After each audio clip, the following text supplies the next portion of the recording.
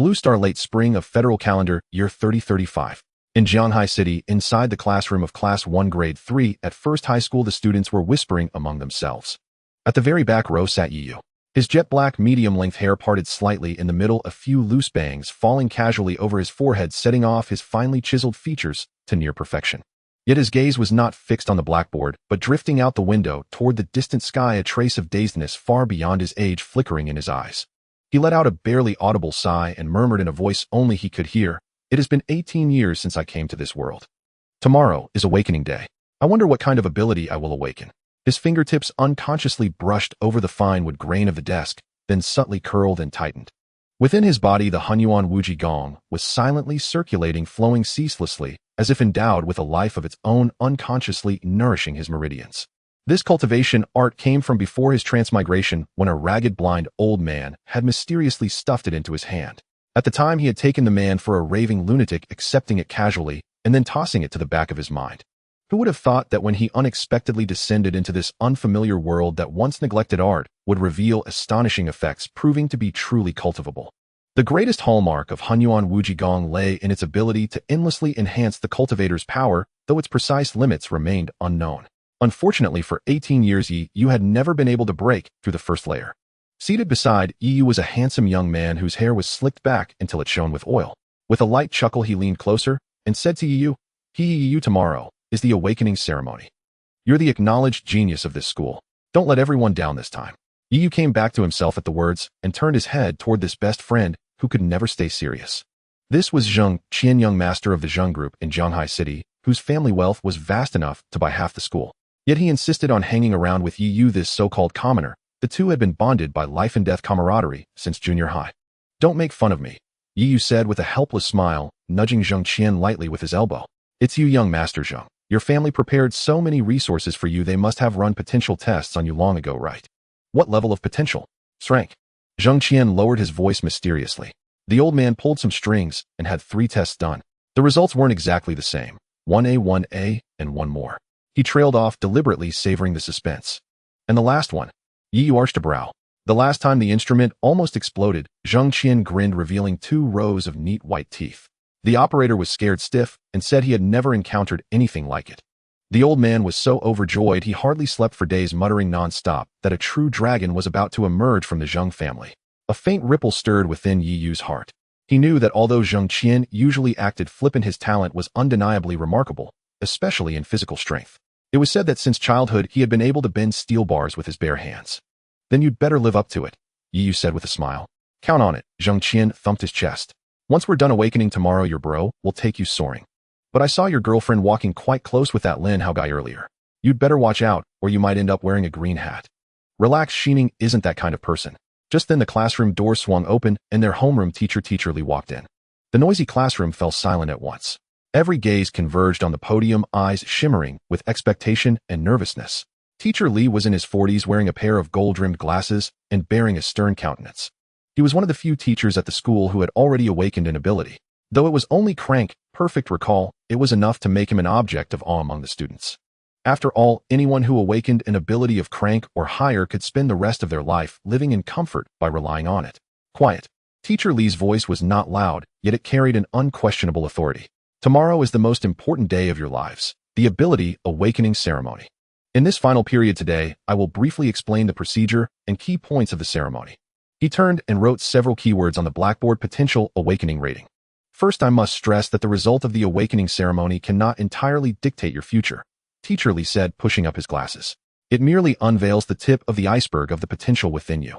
The Federal Ability Users Association divides ability potential into 6 basic tiers from low to high, ED, CB, A, and S. But this is only a foundational rating." The students below held their breath in attentive silence. "During awakening, you will come into contact with a source energy crystal. It will resonate with the latent power within your bodies. The stronger the resonance, the higher the potential rating of the ability you awaken," Teacher Li continued. "But remember, your initial awakening rank does not represent everything. Diligent effort afterward, resource investment, and tempering in actual combat may all allow you to break through the upper limit of your original rating." He paused, sweeping his gaze across the class. "Of course, there is also a very small chance of special cases. For instance, dual ability awakening or ability mutation." A low murmur of astonishment rippled through the classroom. Mutation, a student could not help but ask. Yes, teacher Lee nodded. That is a 1 in 10,000 occurrence. When an individual's potential resonates in a special way with the source energy crystal, the awakened ability may undergo unpredictable change, becoming stronger and more unique, yet it may also become difficult to control. Tomorrow's ceremony will be held at the Awakening Hall in the city center. Awakening mentors specially appointed by the Federation will personally guide you, Teacher Lee said, checking the time. After school today, all of you should rest well and keep your minds calm. Excessive tension or excitement may affect the outcome of your awakening. He went on to explain several concrete details such as assembly time, required documents, and dress code. As the dismissal bell rang, the classroom instantly boiled over. Students clustered in small groups, animatedly discussing the next day's awakening, some excited, some anxious. The air was thick with a blend of expectation and unease. You heading out together? Zheng Qian asked as he packed his bag. Not far away stood a girl with her long hair tied in a high ponytail. She wore a neat school uniform, her figure slender and tall, her features delicate and pure. She stood there quietly, her gaze directed toward Yu. It was Wei Xining. Oh ho, the sister-in-law is here, Zheng Qian quipped, waggling his brows as he nudged Yu's shoulder. I'll get going first. No way I'm playing third wheel. See you tomorrow. He grabbed his bag and strode out of the classroom, humming tunelessly. Yu packed his things and walked toward the door. When Wei Xining saw him approaching, a gentle smile bloomed on her face. Are you nervous? She asked softly. A little. Yu answered truthfully. With this girlfriend he had been dating for over a year, he rarely hid his true feelings. Because this girl looked very much like his first love from his previous life. I'm nervous too, Wei Xining said, lowering her head to look at the tips of her shoes. My parents even called last night just to remind me to keep a calm mindset. They said that no matter what rank of ability I awaken, I'll always be their pride. Looking at her like this, you could not help blurting out, then if I end up awakening some useless ability, what would you do? Wei Xining lifted her eyes, her gaze narrowing slightly as an overly sweet smile unfurled at the corners of her lips. How could you possibly be weak? Everyone in school knows you're a genius. My future is all riding on you. Yu took it as a joke, like she always made, gave a small shake of his head and did not pursue the topic further. The next day at the Awakening Hall of Zhanghai City, beneath an immense dome, thousands of students stood in disciplined formation according to their school zones, their moods solemn and weighty. On an elevated platform, 3 giant crystals, each over 2 meters in diameter and arranged in a triangular formation, floated gracefully, emitting a gentle yet profound glow. This was the Yuaning Shuijing matrix used by the Lianbong for large-scale awakening ceremonies. Dressed in deep blue uniforms, the Lianbong awakening mentors stood beside the crystals, their faces focused as they operated intricate instruments. The low hum of flowing energy resonated throughout the hall, stirring the anxious hearts of the young. In class order, the students stepped forward one by one and placed their hands on the designated guiding crystals. Wang Hao grade E physical enhancement standard type. Zhang Li grade D elemental affinity water support type. Chen Feng grade C enhanced dynamic vision combat support type. Wei Xining grade C mental enhancement combat support type. The announcements rang out clearly and steadily, accompanied by murmurs of both delight and disappointment. Only those rated grade B and above stirred a modest commotion. Lu Mingxuan grade B flame manipulation. Splendid. The mentor's voice lifted with praise. Down below, the boy Lu Mingxian flushed with excitement as he descended the platform amid envious gazes. As the proceedings advanced, the atmosphere grew increasingly tense. It was the turn for the first group. Zheng Qian. Beside him, Yu took a deep breath and patted his friend's shoulder. Zheng Qian grinned broadly and strode purposefully toward the crystal matrix. He pressed his hand upon the central crystal. Buzz. Unlike all before him, the 3 Yuaning crystals began vibrating violently in unison. Their light surged in an instant, transforming from a gentle glow into a dazzling, piercing brilliance. A golden halo, almost tangible, erupted from the crystals, engulfing Zheng Qian entirely. Faint echoes reminiscent of thunder resounded in the air. The guiding mentor's face changed expression as he hurriedly adjusted the instrument settings, his eyes filled with astonishment. The brilliant light persisted for nearly a minute before gradually subsiding. Zheng Qian stood motionless, as though a fleeting ripple of pale golden light danced beneath his skin. Clenching his fist, he even seemed to cause a subtle burst in the air. Zheng Qian rating S. Supernatural ability, indestructible body. Provisionally classified as top-tier corporeal enhancement with mysterious energy traits. The mentor's voice trembled with excitement. Though S was just a hair's breadth from S, it nonetheless marked the threshold of S, affirming him as a true prodigy. S grade. Good heavens. Truly S grade. Young Master Zheng magnificent. Instantly the crowd erupted in uproar. The first area burst into resounding cheers as countless fervent awestruck eyes fixated on Zheng Qian. S grade signified a true paragon, the future top warrior. In fact, Zhanghai City had not seen its grade awakening prodigy in 5 years.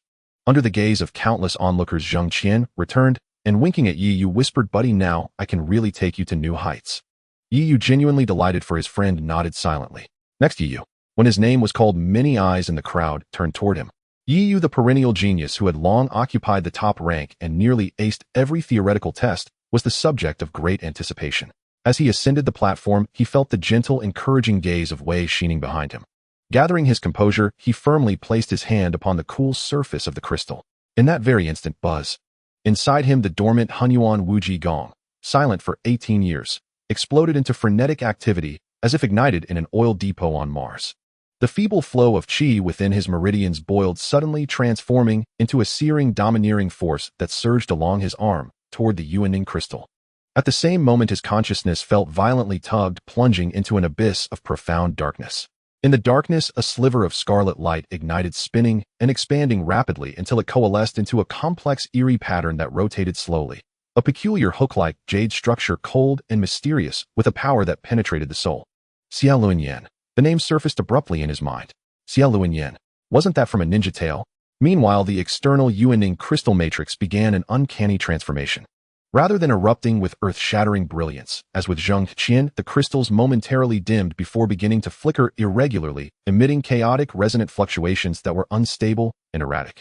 Several mentors' faces etched with perplexity hurriedly examined their instruments. Energy readings are abnormal. Fluctuation frequencies untraceable.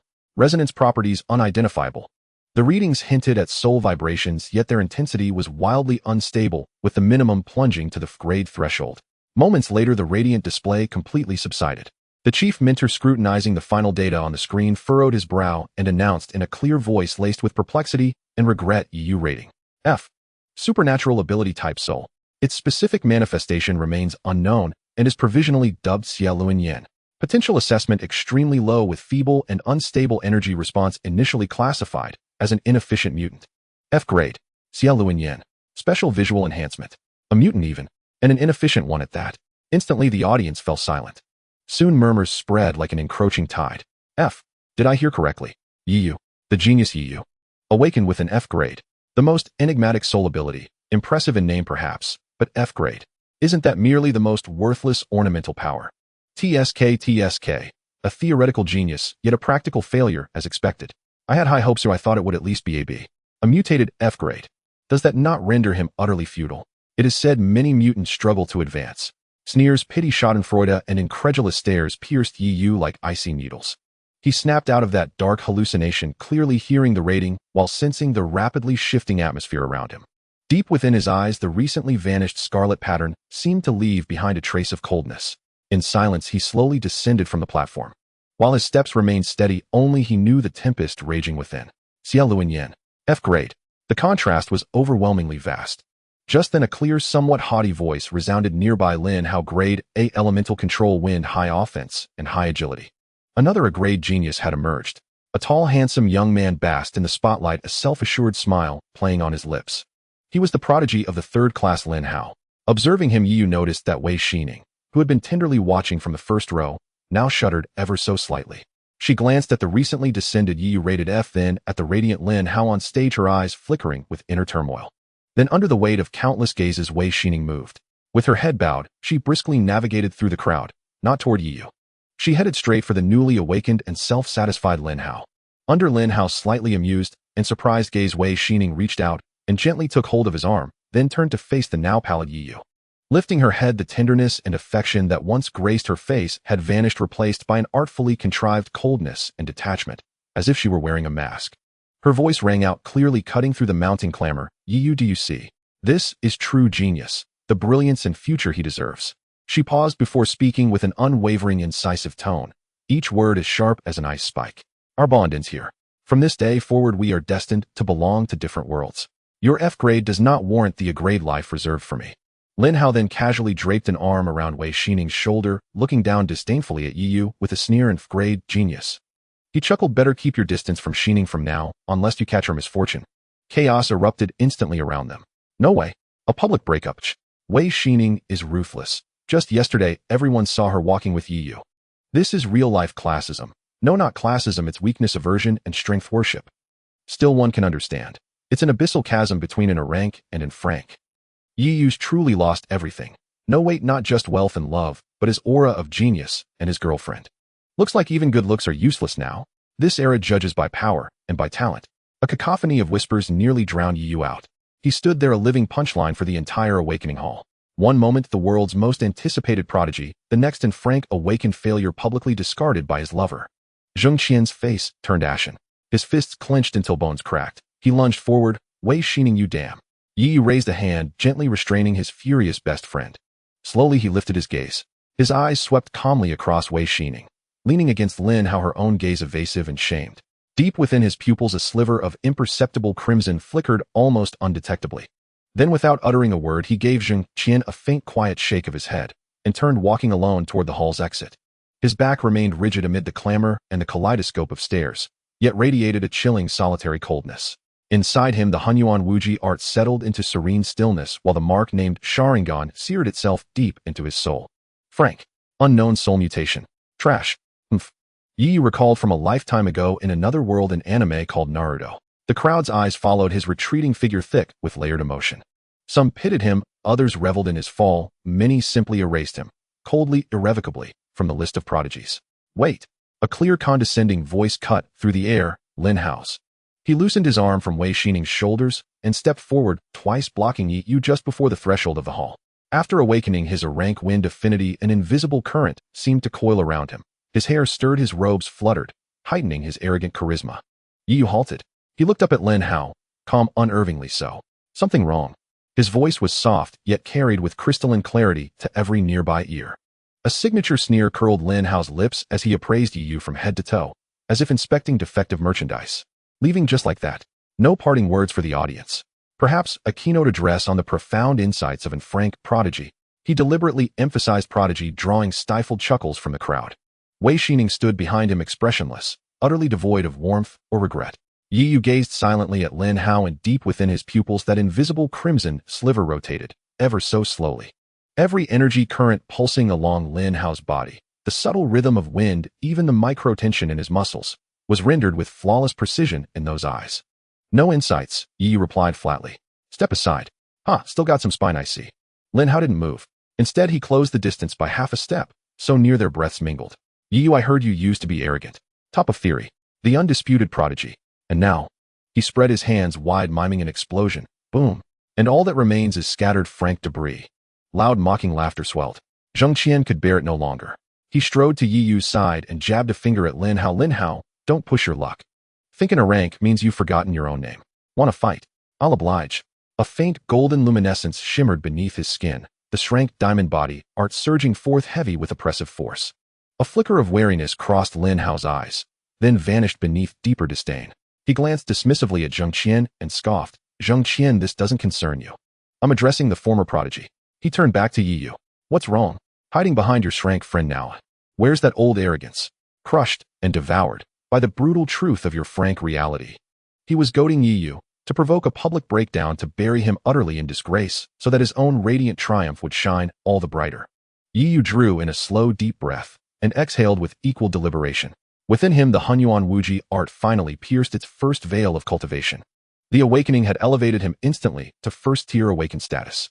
A compact sphere of spiritual energy settled steadily in his dantian, resonating faintly with his newly awakened Sharingan, still adapting and growing. He could silence that insufferable mouth, right then and there. But memories surged, of the Sharingan's true nature, not merely visual perception, but a nexus of spirit, illusion, and replication. Its potential far beyond any crude label like Frank. And his Sharingan differed from the one in that ancient anime. It evolved, not randomly, but in lockstep with his own cultivation realm. Moreover, the Hunyuan Wuji art remained his ultimate unspoken trump card. Once more he raised his hand, gently pressing down Zheng Qian's seething fury. Qianzi, calm down. His voice remained steady, tinged now with a faint weary detachment, as if seeing through every layer of pretense. Zheng Qian stared bewildered. How could his closest friend endure such humiliation? Yi Yu's gaze drifted past Lin Hao, upward toward the vaulted ceiling, then settled again upon Lin Hao's face. That look unsettled Lin Hao inexplicably, as though his meticulously crafted mockery were nothing but a tedious, absurd pantomime. Lin Hao, Yi Yu said, voice low, but cutting through the din like a blade. Do you truly believe Awakening Day marks the end of everything? Lin Hao blinked, then sneered. Is it the beginning? Don't delude yourself, Yu. And Frank isn't Frank. Resources prospect status. All severed from this moment onward. We already inhabit separate worlds. He stepped forward, eyes sharp as honed steel, continuing his taunt. Shining chose me. That is the wisest decision. Before it was only your looks, and your title as top theorist and physical champion. That earned you that hollow crown of genius. But now, everything has changed. You're nothing but in frank awakened failure. What do you have left to challenge us, the true prodigies? It's laughable. A worthless piece of trash, good for nothing but being handsome. Yu shook his head. A faint, almost imperceptible curve touched his lips. Not bitter, but eerily serene, unsettlingly calm. You're right. From today onward, our worlds are separate. He paused, his gaze deep and still as an ancient well locked onto Lin Hao, but who stands at the bottom of the well, and who gazes upon the sky, remains far too early to declare. What do you mean? Lin Hao's brow furrowed. Nothing at all, Yi replied coolly. You blocked my path simply to flaunt your rank, and trample over me in frank to assert your superiority. You've succeeded. Many saw it. Many heard it. His eyes swept the surrounding faces, some mocking, some pitying. Now may I pass? Or, Yi Yu's gaze sharpened, fleeting yet absolute, as his single tomo Sharingan ignited for a heartbeat. Lin Hao felt a sudden icy prickle crawl up his spine. Would you like to test now whether this frank, unknown soul mutation possesses the barest qualification to compel you, this rank prodigy, to step aside? A challenge. An almost blatant challenge. Though the tone was calm, the meaning behind those words made everyone perk up. Lin Hao's pupils constricted. A public duel, especially challenging someone who just humiliated him, was something he had never expected. Where did Yu get his confidence? Just because of that inexplicable F-grade Sharingan. Immediately a surge of anger ignited within him. And F-grade trash dares to speak to me in such a tone. Try, just you. Lin Hao laughed in anger, the air around him swirling violently, causing the nearby people's clothes and hair to fly wildly. Yu's psychological tactics won't work on me. However, since you are so unaware of your own limitations, I shall grant you this. 1 week later at the school's practical training hall, dare to face me in public. Let you clearly recognize that the gap between us is a chasm destined from the moment of awakening, one that can never be crossed. His voice was bold, echoing throughout most of the hall. Countless gazes focused on them, filled with excitement. And a grade genius publicly challenging an F-grade former genius. This was big news. Wei Xining couldn't help but tug at Lin Hao's sleeve, whispering, Lin Hao, let it go. Why stoop to his level? She was not worried about Yu, but felt that a duel with him would diminish Lin Hao's stature regardless of the outcome, which she deemed impossible for him to lose. Lin Hao shrugged off her hand, staring at Yu. What? Afraid? Weren't you quite tough just a moment ago? Everyone's eyes were on Yu. Zheng Qian was anxiously glaring, signaling with his eyes for Yu not to agree. A grade against an F-grade. This was not a contest, but a slaughter. Yu remained silent for about 3 seconds. Those 3 seconds felt incredibly long. Many had already displayed expressions of as expected, he's chickening out. Then Yu gently nodded. All right, just one word. Clear and decisive. 1 week later at the practical training hall, I'll wait for you. After saying this, he no longer glanced at Lin Hao's reaction and walked straight past him. This time Lin Hao did not stop him. Yu's silhouette vanished into the light at the exit of the awakening hall, standing tall and solitary, like a sword, sheathed, its sharpness withdrawn, yet faintly emanating a chilling aura. The hall fell silent for a moment, then erupted with noise. He agreed. He actually agreed. Crazy. He must have lost his mind from the shock. An F-grade against an A-grade. This is not how you seek death. 1 week later, this will be a spectacle. I doubt he can withstand even a single blow. TSK tisk from heaven to hell, his mentality has broken. Trying to struggle at the end will only make it worse. Lin Hao listened to the surrounding discussions, a proud smile resurfaced on his face. He looked in the direction Yu had left, his gaze icy. 1 week. Yu, I will let you know what despair is once the first genius. Now even your woman belongs to me. What do you have left to be arrogant about? He could almost see Yu torn apart by the storm he controlled, a week later defeated and begging for mercy. That image caused a surge of pleasure within him. Not long after, Yu returned to his rented room. Pushing open the peeling iron door, the familiar scent of the room enveloped him. Old, slightly damp, mixed with the faint smell of grease from the fast food restaurant downstairs. In the less than 20 square meters of the single room, there was a bed, an old desk, and a tiny bathroom. This was all. A yellowing world map was pasted on the wall, the only image of the far away he had as a child. Yu locked the door behind him, leaned against the cold door, and slowly slid down to the ground. The clamor of the awakening hall, Lin Hao's mockery, Wei Xianing's cold and resolute face, the countless gazes around. After receding like a tide, what remained was silence and a weariness and something deeper that almost tore him apart. It was not anger nor sadness. It was an absolute clarity. He raised his hand, looking at his open palm, fingers clearly defined. These hands had once held the trophy for being first in his grade, had broken records in physical tests, and had once held another soft hand. Now they were empty. F grade. Sharingan. The duel a week later. Each word swirled and collided in his mind. The memories of his parents' early death had long blurred the kind aunties at the welfare home, the teachers at school, the federal subsidies. He was like a wild grass growing silently and stubbornly to 18 with the bare minimum of sustenance. The Hunyuan Wujigong flowed through his meridians without needing to be consciously activated, like an undercurrent beneath a deep pool, steady and heavy, nourishing his nearly exhausted spirit. The Sharingan imprint, just awakened and etched deep in his soul, emitted a slightly cool, insightful fluctuation. Two powers, one internal and one external, one yin and one yang, one heavy and one elusive, subtly formed a peculiar balance and resonance. In this absolute silence and introspection, a deeper door was quietly touched. Not a door in the physical sense, but in the realm of the soul, a secret realm sealed by layers of fog even he himself had not noticed. His consciousness seemed to be pulled by an invisible gravity, sinking deeper than contemplating his dantian or visualizing the Sharingan imprint. Darkness. Boundless darkness. Then at the end of the darkness, a glimmer of light appeared. Then came the second point, the third point. A total of 9 points of light arranged in order from near to far, sketching a path to the unknown in absolute darkness. No, those were not mere points of light. They were doors. 9 huge, ancient doors radiating completely different auras. They stood silently, each towering several dozen meters high, like colossal pillars supporting a lost temple. The doors were tightly shut, adorned with intricate patterns that dazzled the eye. Those patterns were not static, but flowed and changed like living things, emanating faint, yet fundamentally different energy waves. Yi's consciousness halted before the first door. This door was the closest to him, presenting a dark yellow hue with rough, chaotic patterns that seemed to be naturally drawn by quicksand, radiating a heavy, irritable, yet somewhat lonely aura. Just by approaching, he seemed to hear the wailing of the wind and sand in his consciousness, feeling the pulse and desolation of the earth. Above the doorframe, an ancient and clear number appeared, 1. His gaze shifted to the second door with a deep blue body, its patterns appearing like constant explosions burning with blue flames. The third door was grayish-white, its patterns resembling the cracks of a tortoise shell, heavy, solid, and slow, as if bearing the weight of mountains. The fourth door was a dark red, resembling lava, with patterns depicting raging flames and molten flows, intense, violent, and filled with destruction. The fifth door was pure white, with patterns resembling a mix of steam and high-pressure water flow, simple, rapid, and containing terrifying, penetrating power. The sixth door was emerald green, with patterns of complex plant vines and compound eyes, vibrant, yet carrying a lethal toxin and a sense of mental disturbance. The seventh door was sky blue, with patterns resembling auroras and mist light, agile, embodying the depth and changes of the sea. The eighth door was deep purple, with patterns resembling a bizarre combination of bones and flesh, violent, ferocious, filled with pure power and a sense of rebirth. The ninth door was the farthest and the most magnificent. Its light was the faintest yet the deepest, the door's color shifting between orange, red, and gold, the patterns complex enough to encompass many features of the previous 8 doors, yet transcending them, emanating a near-divine, mixed aura of masculinity, heat, enormity, wisdom, both righteous and wicked. 9 doors. From 1 to 9. 9 numbers, each embodying a completely different, yet powerfully soul-shaking aura.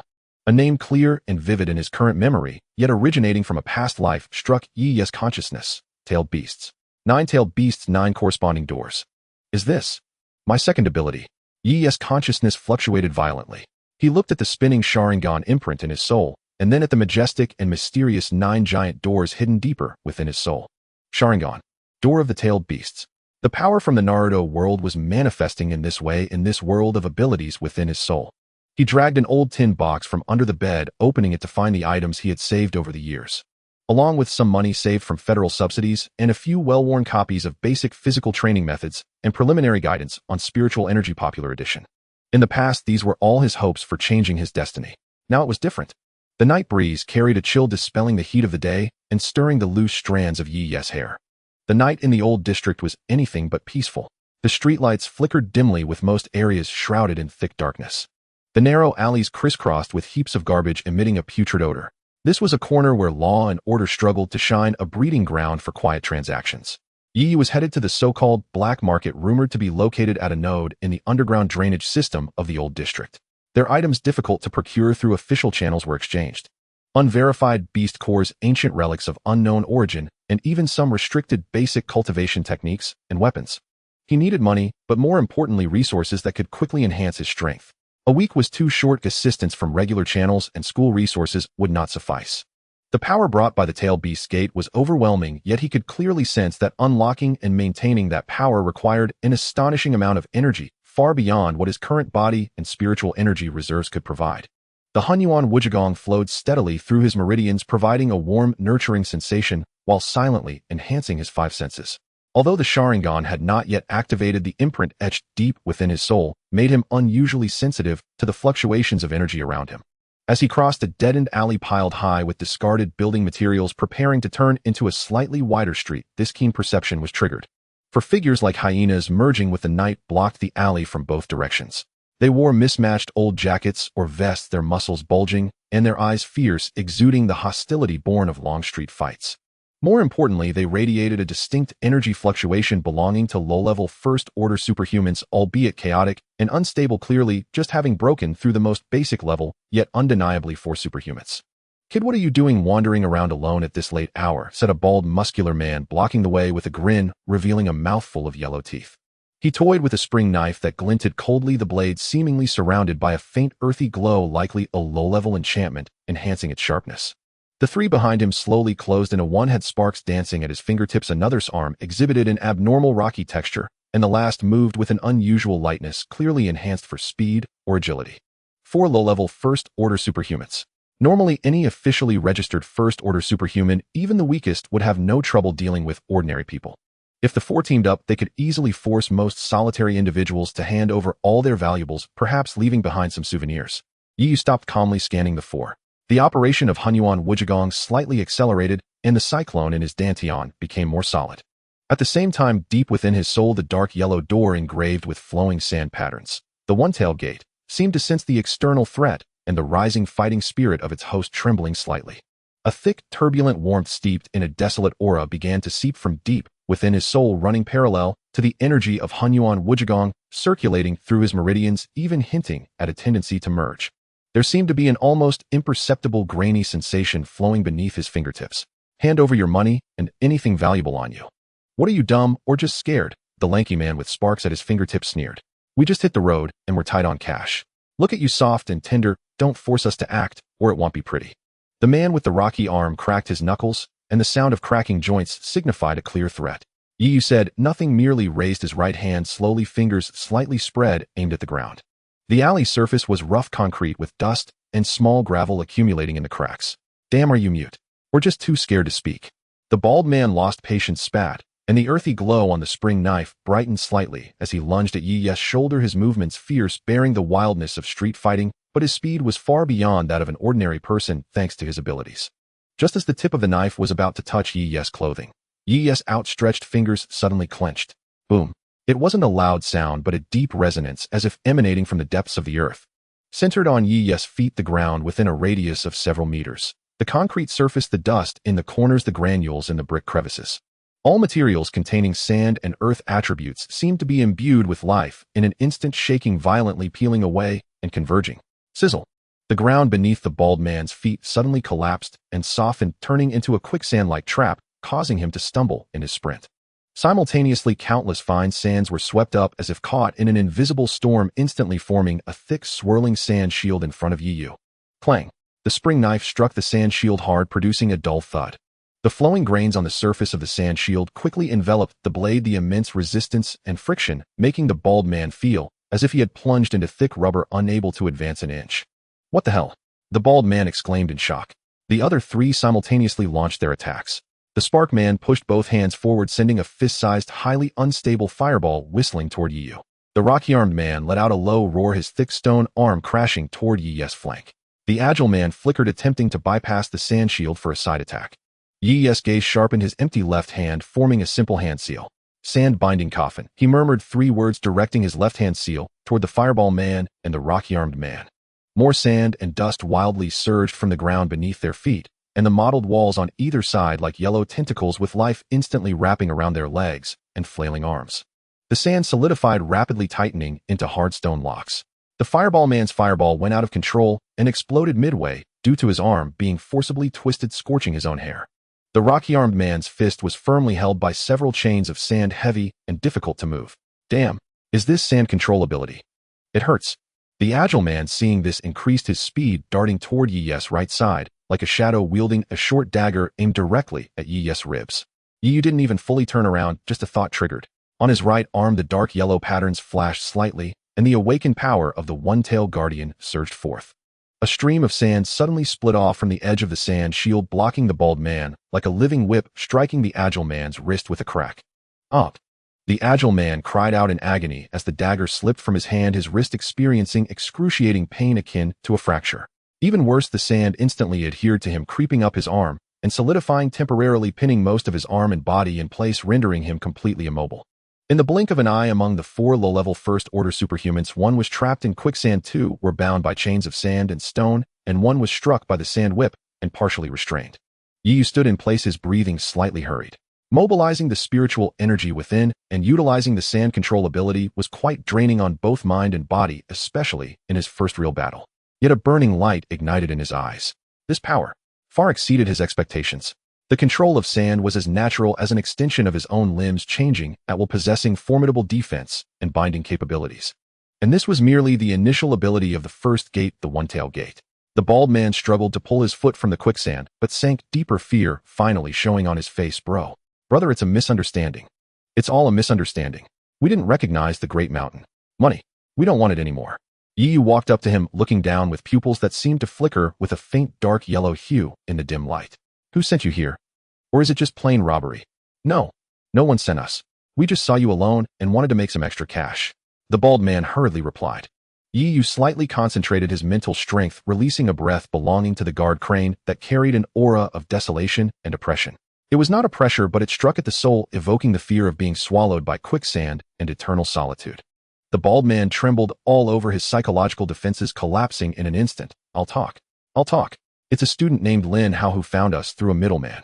He told us to find a student named Yi Yu nearby tonight, teach him a lesson, and preferably break one of his arms so he can't attend the competition next week. Each of us would get 50,000 after the job is done. Lin Hao. Yi Yu's eyes suddenly turned icy. It was indeed him. Not only did he want to publicly humiliate me in the competition, but he also resorted to such despicable means to completely ruin me before it. A level genius. His heart is not as grand as he thinks. Where's the money? The deposit? Yi Yu's tone grew colder. It's in my inner pocket. The bald man stuttered. Yi Yu manipulated the sand flow, pulling out a bulging envelope from his chest. Upon opening it, he found 2 stacks of brand new bills totaling 20,000, clearly the deposit. Get lost. Yi Yu released most of the sand's restraint, leaving just enough to hinder their movements, and said, Tell Lin Hao that I've received his intentions. In a week, I will personally return it to him. The 4 men felt as if they had been granted amnesty, scrambling to escape the alley, not daring to pick up the weapons they dropped. Yi Yu weighed the envelope in his hand, glanced at the remaining traces of sand on the ground, and with a thought, the sand quietly dissipated, transforming back into ordinary dust, as if nothing had happened. 20,000. Along with my own savings, should be enough to buy 1 or 2 of the lowest quality first-tier crystal cores. He looked into the darkness ahead. The black market. Seems I need to pay a visit. He tucked the money away, adjusted his clothes, and stepped forward, his figure quickly disappearing into the deeper night of the old city. Only the wind in the alley continued to blow, stirring up a few specks of dust, as if whispering about the brief encounter that hinted at the impending storm. In the depths of the old city, the smell of sewage mixed with rust from the underground and the scent of some cheap incense wafted through the dim corridor. Following the vague information he had heard from memory, Yi Yu traversed the complex and abandoned drainage pipes, avoiding several corners that exuded obvious danger, finally stopping in front of what appeared to be a deadened concrete wall. On the wall was a crack that almost blended with the shadows, just wide enough for a person to pass sideways. From within, the faint sounds of chatter and flickering yellow lights could be heard. This is it. He tightened his collar, hiding his face in the shadow of his hoodie, and squeezed inside. Before him, the space opened up. It was an area transformed from a large abandoned water reservoir roughly the size of half a football field. A few dim gas lamps hung from above, their flickering light casting the entire market in a haze of yellow and intertwining shadows. Stalls were haphazardly set up at the bottom of the reservoir and around the maintenance platforms, simply constructed with waterproof cloth or old boards. A variety of items were for sale. Weapons stained with suspicious blood and rust, potions of various colors in makeshift vials unknown, ores emitting faint energy fluctuations, and even some small exotic beasts curled up in cages whimpering softly. A diverse crowd weaved through the stalls, most of them covering their faces with hoods, masks, or scarves, speaking in low tones, their eyes wary. The air was thick with the mixed scent of money, desire, and danger. Yi Yu scanned the stalls, searching for signs selling crystal cores. With 20,000 in deposits and his own savings totaling less than 40,000 federal coins, he couldn't even buy the scraps of a low-grade first-tier crystal core through regular channels, but here perhaps he could strike lucky. After walking for a while, he spotted a relatively legitimate stall. The stall owner was a thin old man with a black velvet cloth spread out in front of him, casually displaying 7 or 8 crystal cores the size of pigeon eggs, dull in color with weak and mixed energy fluctuations. You could sense that the energy contained in these crystal cores was not only scarce, but also highly impure, making absorption inefficient and potentially harmful to the body, yet they were indeed genuine exotic beast crystal cores, even if they were the lowest grade. "Boss, how much are they?" Yu asked in a hushed voice. The old man raised his murky eyes and glanced at him, extending 3 fingers, his voice hoarse. "Each one costs 30,000. The energy purity is low, but it's safe. There's nothing weird mixed in. 30,000. Just enough to buy the worst one." Yu frowned. Just as he was about to haggle, his gaze was drawn to an inconspicuous wooden box in the corner of the old man's stall. The wooden box emitted an extremely faint aura that caused a subtle ripple in the gate of the guard crane deep within Yi's soul. "What's in that box?" The old man followed his gaze, a flicker of perceptible brilliance passing through his eyes before returning to murkiness. "That. Hey kid, you have a good eye? But that thing isn't for sale. Oh, it's what I used to stabilize the stall. Inside is a fossil dug from the depths of ruins from the old era. It has some special energy residue, but it can't be absorbed, just something rare to look at." Yi's thoughts stirred slightly. Although the desire from the gate was faint, it was clearly present. This fossil might be useful to him. "Can I take a look?" he asked. The old man hesitated for a moment, but eventually opened the wooden box.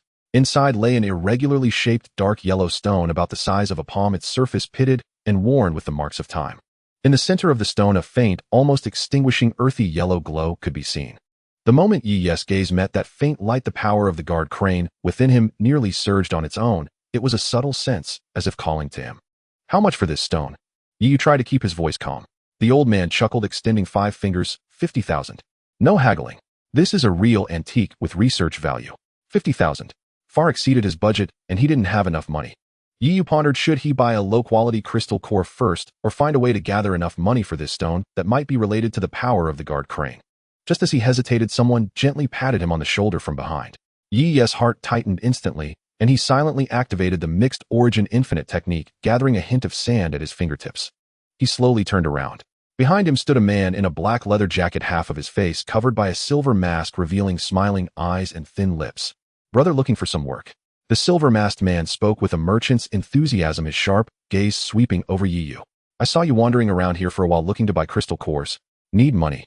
Yi remained silent, watching him warily. The man in the silver mask didn't mind leaning in closer and whispering, "There's a quick way to make money clean, just a bit labor-intensive. I see you have a good physique and a steady gaze. Are you interested in hearing more?" Yi asked, maintaining his composure. "You'd be a sparring partner," the man in the silver mask succinctly stated. "A client needs a high-quality punching bag. Someone who can endure, can fight, cooperate, and most importantly, keep their mouth shut. You understand the rules, right? Don't ask about the background or identity. Once the fight is over, you take the money and walk away as if nothing happened." Yi felt a stir in his heart. "Sparring? That sounds a bit strange. I do need money right now, and I urgently require practical combat to familiarize myself with and hone my newly acquired power. Most importantly, it seems to have manageable risks and quick returns. How much per session?" "For basic sessions, it's around 3 to 5,000. As for today's client, their demands are high, and they're quite generous." The man in the silver mask held up 2 fingers. 20,000 per session for a full 3 hours. If the client is satisfied, there's a bonus on top. 3 hours for 20,000. This was almost equal to the entirety of the deposit he had just obtained from self-defense against a robbery. "If I could do a few more sessions." "What level is the client?" Yi asked, needing to assess the risks. "Don't worry, it won't exceed the 3rd tier, and there are protective measures in place. No one will die, just a bit of bruising at most." The man in the silver mask patted his shoulder. "So what do you say? Are you in?" "The client is waiting." Yi glanced at the low-quality crystal core and the dark yellow fossil on the stall, then felt the faint desire within him for that fossil, and nodded. "I'm in. That's the spirit. Follow me." The man in the silver mask turned and led Yi away from the stall deeper into a dimly lit corner near the reservoir. After passing through several narrower passages piled with clutter, they arrived at a heavy rusted iron door. The man in the silver mask knocked rhythmically, and the door slid open silently. Inside was a space about the size of a basketball court with thick black sound-absorbing and cushioning materials covering the walls and floor. Several cold white lights illuminated the area, casting a stark pallor. A faint scent of disinfectant and a lighter tinge of blood lingered in the air. Several people stood by the sidelines, all dressed in identical black combat uniforms with masks that revealed only their eyes and mouths, exuding a palpable aura of skill. In the center of the area stood a solitary figure. The person wore a well-fitted dark gray combat outfit, and on their face was a clown mask stark white, with an exaggerated crimson smile stretching from ear to ear. The eyes behind the mask, peering through the hollow sockets, calmly regarded Yi Yu as he entered. The clown masked man was of similar height to Yi Yu with a well-proportioned physique. Just standing there, he gave an impeccable impression, as if he merged with the surrounding environment, yet seemed ready to unleash a thunderous strike at any moment. The man in the silver mask quickly walked over to a middle-aged man who seemed to be in charge and whispered a few words. The middle-aged man scrutinized Yi Yu for a moment, nodded, and then raised his voice. Do you understand the rules? Fully cooperate with the client during practice. You may use your abilities, but do not deliberately target vital areas. Endure for a full 3 hours and the payment is 100,000. If you collapse or concede midway, the payment will be halved. Any questions? 100,000. Yi Yu's heart jolted. Not 20,000, but 100,000. 3 hours for 100,000 federal coins. This price is outrageous, indicating that this sparring session will undoubtedly be tough. That clown masked man is likely not an ordinary client, but he desperately needed this money. With 100,000, he could not only buy that fossil, but also afford 1 or 2 better quality crystal cores, increasing his chances for the competition in a week. No problem. Yi Yu suppressed the turmoil in his heart and responded solemnly.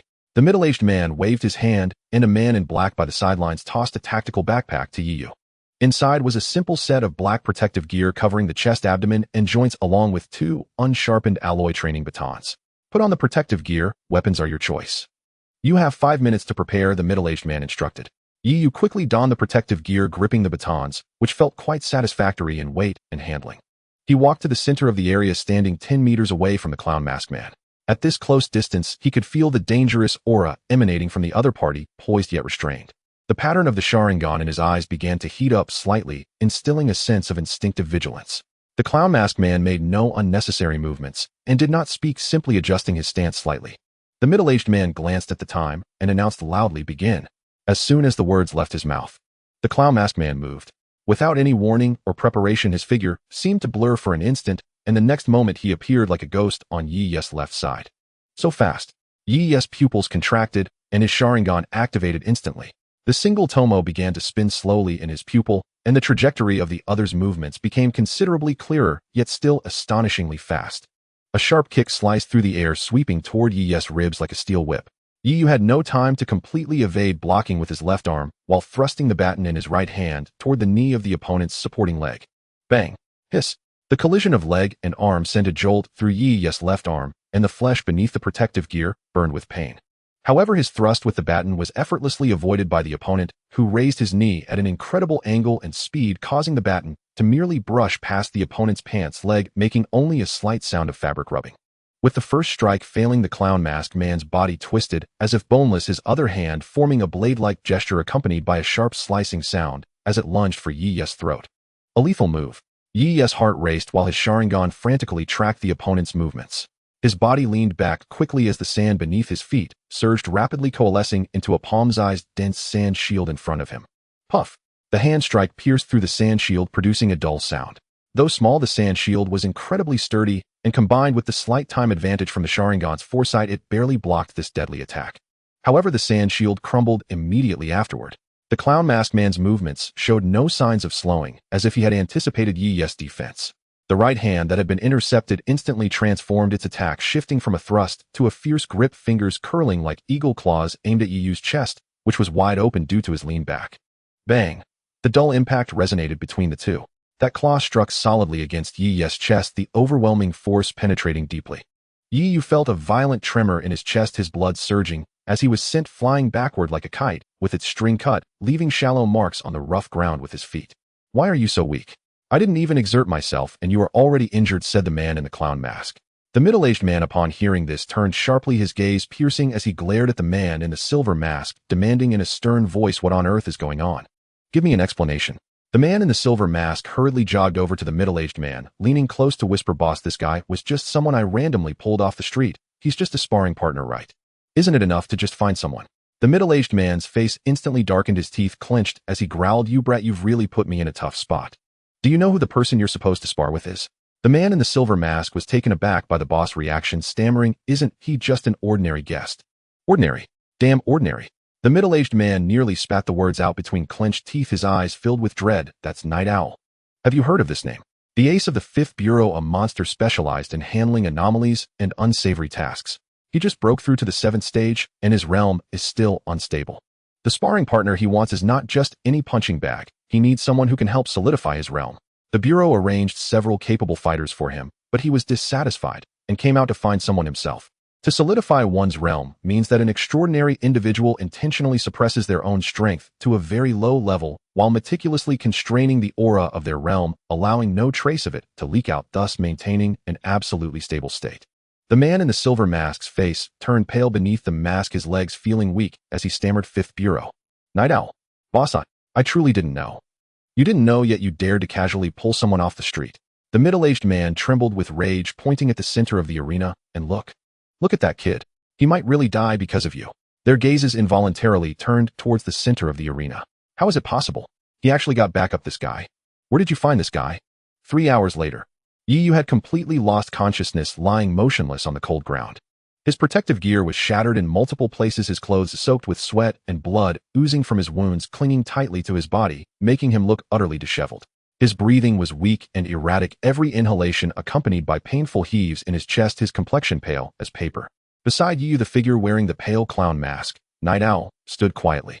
He did not look at the fallen Yu, nor did he pay attention to the two individuals arguing softly at the side. He simply lowered his head slightly, the hollow eye sockets of the mask focused on his right hand. On the fingertips of that hand lingered a trace of faint, almost invisible dark yellow sand. 3 hours. A full 3 hours. This sparring partner, whom he had randomly grabbed from the street, went from barely managing to defend himself at the start to gradually adapting to his rhythm of attack, even occasionally delivering counterattacks that required him to pay some attention. Although his strength, speed, and skills were still laughably immature, that resilience, that fighting spirit that refused to extinguish in the face of overwhelming disparity, along with the increasingly adept and peculiar sand, was noteworthy. What initially began as simple blocks and bindings later evolved into forms resembling sharp thrusts and sticky entanglements, even attempting to disrupt his vision and perception. Although still rudimentary, the finesse and suddenness of that control were far beyond what an ordinary first-level sand manipulation ability could achieve. Especially in the final stages, when this guy was severely exhausted, swaying as if he might fall at any moment for some reason, he was like a cockroach that couldn't be killed, refusing to go down. Moreover, there were those strangely scarlet eyes. Night Owl slowly curled his fingers, grinding the few grains of sand to dust. Interesting. A deep, emotionless voice emanated from behind the mask. This voice was not loud, yet it caused the middle-aged man who was reprimanding his subordinate to fall silent, instantly, cold sweat breaking out in a rush. He immediately changed to a respectful, even obsequious expression, jogging forward. Mr. Night Owl, I sincerely apologize. It was my subordinate's incompetence that led to such a... What is his name? Night Owl interrupted him, his gaze for the first time shifting away from his hand to rest on Yu. Oh, this. The middle-aged man was at a loss for words, glancing at the man in the silver mask. The man in the silver mask quickly answered. He didn't say his real name. I saw him near the fossil stall and thought his build and gaze were decent, so I brought him along. His code name. Right, he didn't mention a code name, so I didn't ask. Damn it. The middle-aged man cursed in his heart. Night Owl seemed unfazed and showed no interest in pursuing the matter further. He walked over to Yi's side, crouched down, and reached out to probe Yi's carotid artery, then lifted his eyelids to take a look. His pupils were somewhat dilated, but deep within that fleeting scarlet remnant, an ordinary person would definitely be unable to perceive it, yet it could not escape Night Owl's eyes. Visual ability. Or something else. Night Owl mused inwardly. It seemed there were no completely matching records in the 5th Bureau's database. He also noticed some old scars on Yi's body that were not inflicted by him, as well as the weak but abnormally pure fluctuations of spiritual energy that continued to operate slowly, instinctively attempting to repair his body even in unconsciousness. This was not any popular foundational technique on the market. It carried an ancient and profound significance. Administer a recovery potion to him. I will cover all expenses. Night Owl stood up and instructed the middle-aged man, find a quiet place for him to rest. Notify me when he wakes up. Yes. I'll take care of it right away. The middle-aged man felt as if he had received a reprieve, nodding repeatedly. Recovery potions are not cheap, but since Night Owl showed interest in this kid, it might help make up for some mistakes. Night Owl did not linger, striding straight towards the exit, his black combat outfit accentuating his tall and lean figure. As he reached the door, he paused slightly, turning his head to the side, the scarlet smile on his mask appearing somewhat eerie against the pale background. 3 hours, 100,000. The bonus doubles to 200,000. I give it to him when he wakes up. With that, the iron door slid open silently, and his figure melted into the darkness outside, disappearing without a trace. The middle-aged man and the man in the silver mask stood rooted to the spot until the iron door closed completely, releasing a long breath, their backs already soaked with cold sweat. What are you still standing there for? Hurry and get the recovery potion. The best one. The middle-aged man kicked the man in the silver mask and then glanced at the unconscious Yu, his expression complex. Damn. This kid really hit the jackpot. The man in the silver mask scrambled to fetch the medicine. Soon a softly glowing green potion was carefully injected into Yi's arm vein.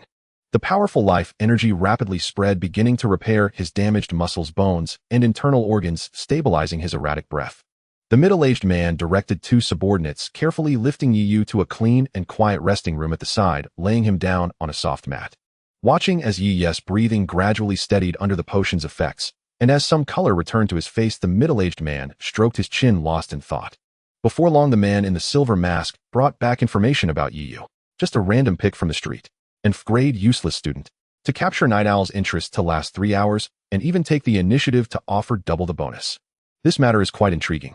A glint of excitement flashed in the middle-aged man's eyes. In the resting room, only the sound of Yi's steady and deep breathing remained. Deep within his consciousness, in the space shrouded in darkness, the door, the dark yellow one-tailed door inscribed with flowing sand patterns, faintly emitted a glow.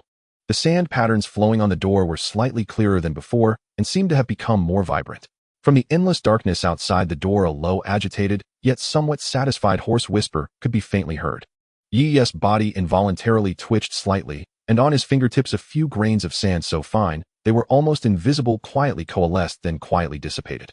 Yi was awakened by a lingering sensation in his lungs, a mix of pain and itchiness. The powerful restorative effects of the recovery potion were still at work, like countless warm little hands smoothing over his wounds, bringing a comforting sensation deep into his bones. Accompanying this was the undeniable soreness and stiffness from overexerted muscles, every inch of his bones seemingly soaked in a thick fatigue. Memories surfaced slowly like fragments from a sunken ship. The pale clown mask. The torrential attacks. The brittle sound of protective gear shattering. The cold metallic touch.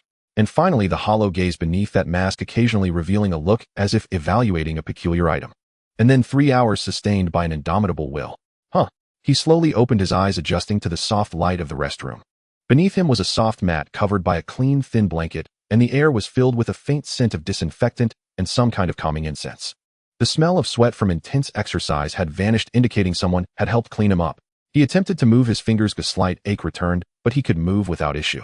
Within his meridians, spiritual energy flowed slowly and steadily, like streams replenishing after a tide recedes, and the cyclone in his dantian, though weak, had solidified more than before. The fatigue on a mental level felt heavier, but his consciousness was clear, with the Sharingan mark deep within his soul, lying quietly, occasionally sending a chill of sensation. And deeper still, that dim yellow door. Yi's thoughts stirred slightly as he delved into introspection. The door still stood in the darkness of his consciousness, but the flowing sand patterns etched on its surface seemed clearer and more dynamic than before, as if it had just undergone a vigorous feast. The thick, desolate, yet subtly restless aura emanating from beyond the door seemed to show a hint of imperceptible fusion with his own spiritual energy. His fingertips unconsciously traced the thin blanket as grains of nearly colorless sand quietly gathered and dispersed, easier to control than before the fight. Creak. The door to the restroom was gently pushed open. The middle-aged man who had been in charge earlier with keen eyes walked in, followed by a subordinate wearing a silver mask who appeared somewhat timid. The middle-aged man saw Yu sitting up and his eyes brightened. He quickly approached with a smile that mixed apology and relief. "Little brother, you're awake. How do you feel? Is the recovery potion effective?" Yu nodded, his voice a bit hoarse. "It's all right. Thank you. We should be the ones thanking you and apologizing." The middle-aged man immediately waved his hand, his expression becoming extremely sincere, even tinged with a hint of fear. "This incident was entirely caused by my subordinate's incompetence." He shot a fierce glare at the man in the silver mask, who immediately lowered his head, not daring to breathe. This guy was supposed to find a suitable sparring partner, but he took the shortcut and just grabbed someone off the street. Of all people, he had to pick you. The middle-aged man's tone was agitated. This almost led to a huge disaster. "You have no idea, this guest." "Son." He paused, observing Yi's expression closely, and seeing him still calm, he continued. "In any case, it was our fault, a significant fault. To have you a student, and moreover."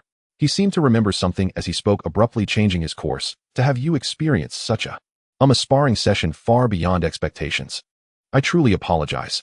Yi remained silent, simply watching him. Though the Sharingan was not activated, his long-term discipline training and recent events had made him exceptionally sensitive to people's emotions and intentions. He could sense that the middle-aged man's apologies were somewhat genuine, but more so a complex mindset eager to absolve himself of responsibility while also testing and courting favor. The middle-aged man felt somewhat unnerved under Yi Yu's gaze, clearing his throat as he took out a thick, unmarked brown paper envelope from his pocket and handed it to Yi Yu with both hands. Here are 200,000 Federation coins in cash. This was specifically instructed by that guest before he left for the 3-hour sparring session. The bonus is doubled. 200,000. The hefty envelope felt weighty in his hands. Yi Yu did not decline, nor did he show excessive joy. He simply accepted it, weighed it lightly, and then set it beside him. This action caused a flicker in the middle-aged man's eyes. A student rated F facing 200,000 in cash, at least for an ordinary student it was a fortune, was surprisingly so calm. That guest. Yi Yu finally spoke, asking the question he cared most about. Who is he? Did he leave any messages? The guest's codename is Night Owl, and beyond that, I'm afraid I can't say more. It's the rules. The middle-aged man lowered his voice, his expression serious. As for the message, he indeed left one. He said that when you wake up and are in a recovered state, if you are willing, you can meet with him. Meeting. Yi's heart skipped a beat. The powerful figure who had brought him immense pressure and a peculiar teaching experience wanted to meet him. Why, he asked. This, Mr. Night Owl didn't say. The middle-aged man shook his head, yet there was a hint of curiosity and envy in his eyes. He only mentioned that if you are willing to meet, he will talk to you personally. Of course, whether or not you meet is entirely up to you. Mr. Night Owl specifically instructed that this incident was our responsibility, and this money is what you deserve. Whether you meet or not does not affect it. Completely voluntary and unrelated to the reward. This made Yi Yu even more vigilant and also more curious. Why would someone with strength far beyond his own and evidently a significant status be interested in sparring with a street-picked freight student? Was it merely because he had endured for 3 hours? Or had he sensed something? The tailed beast gate, the Sharingan, or perhaps the primordial supreme art? Thoughts raced through his mind. The risks were unknown, but the opportunities, perhaps equally uncertain. He could refuse, take the 200,000, and immediately leave, returning to a normal student life, preparing for the competition with Lin Hao a week later.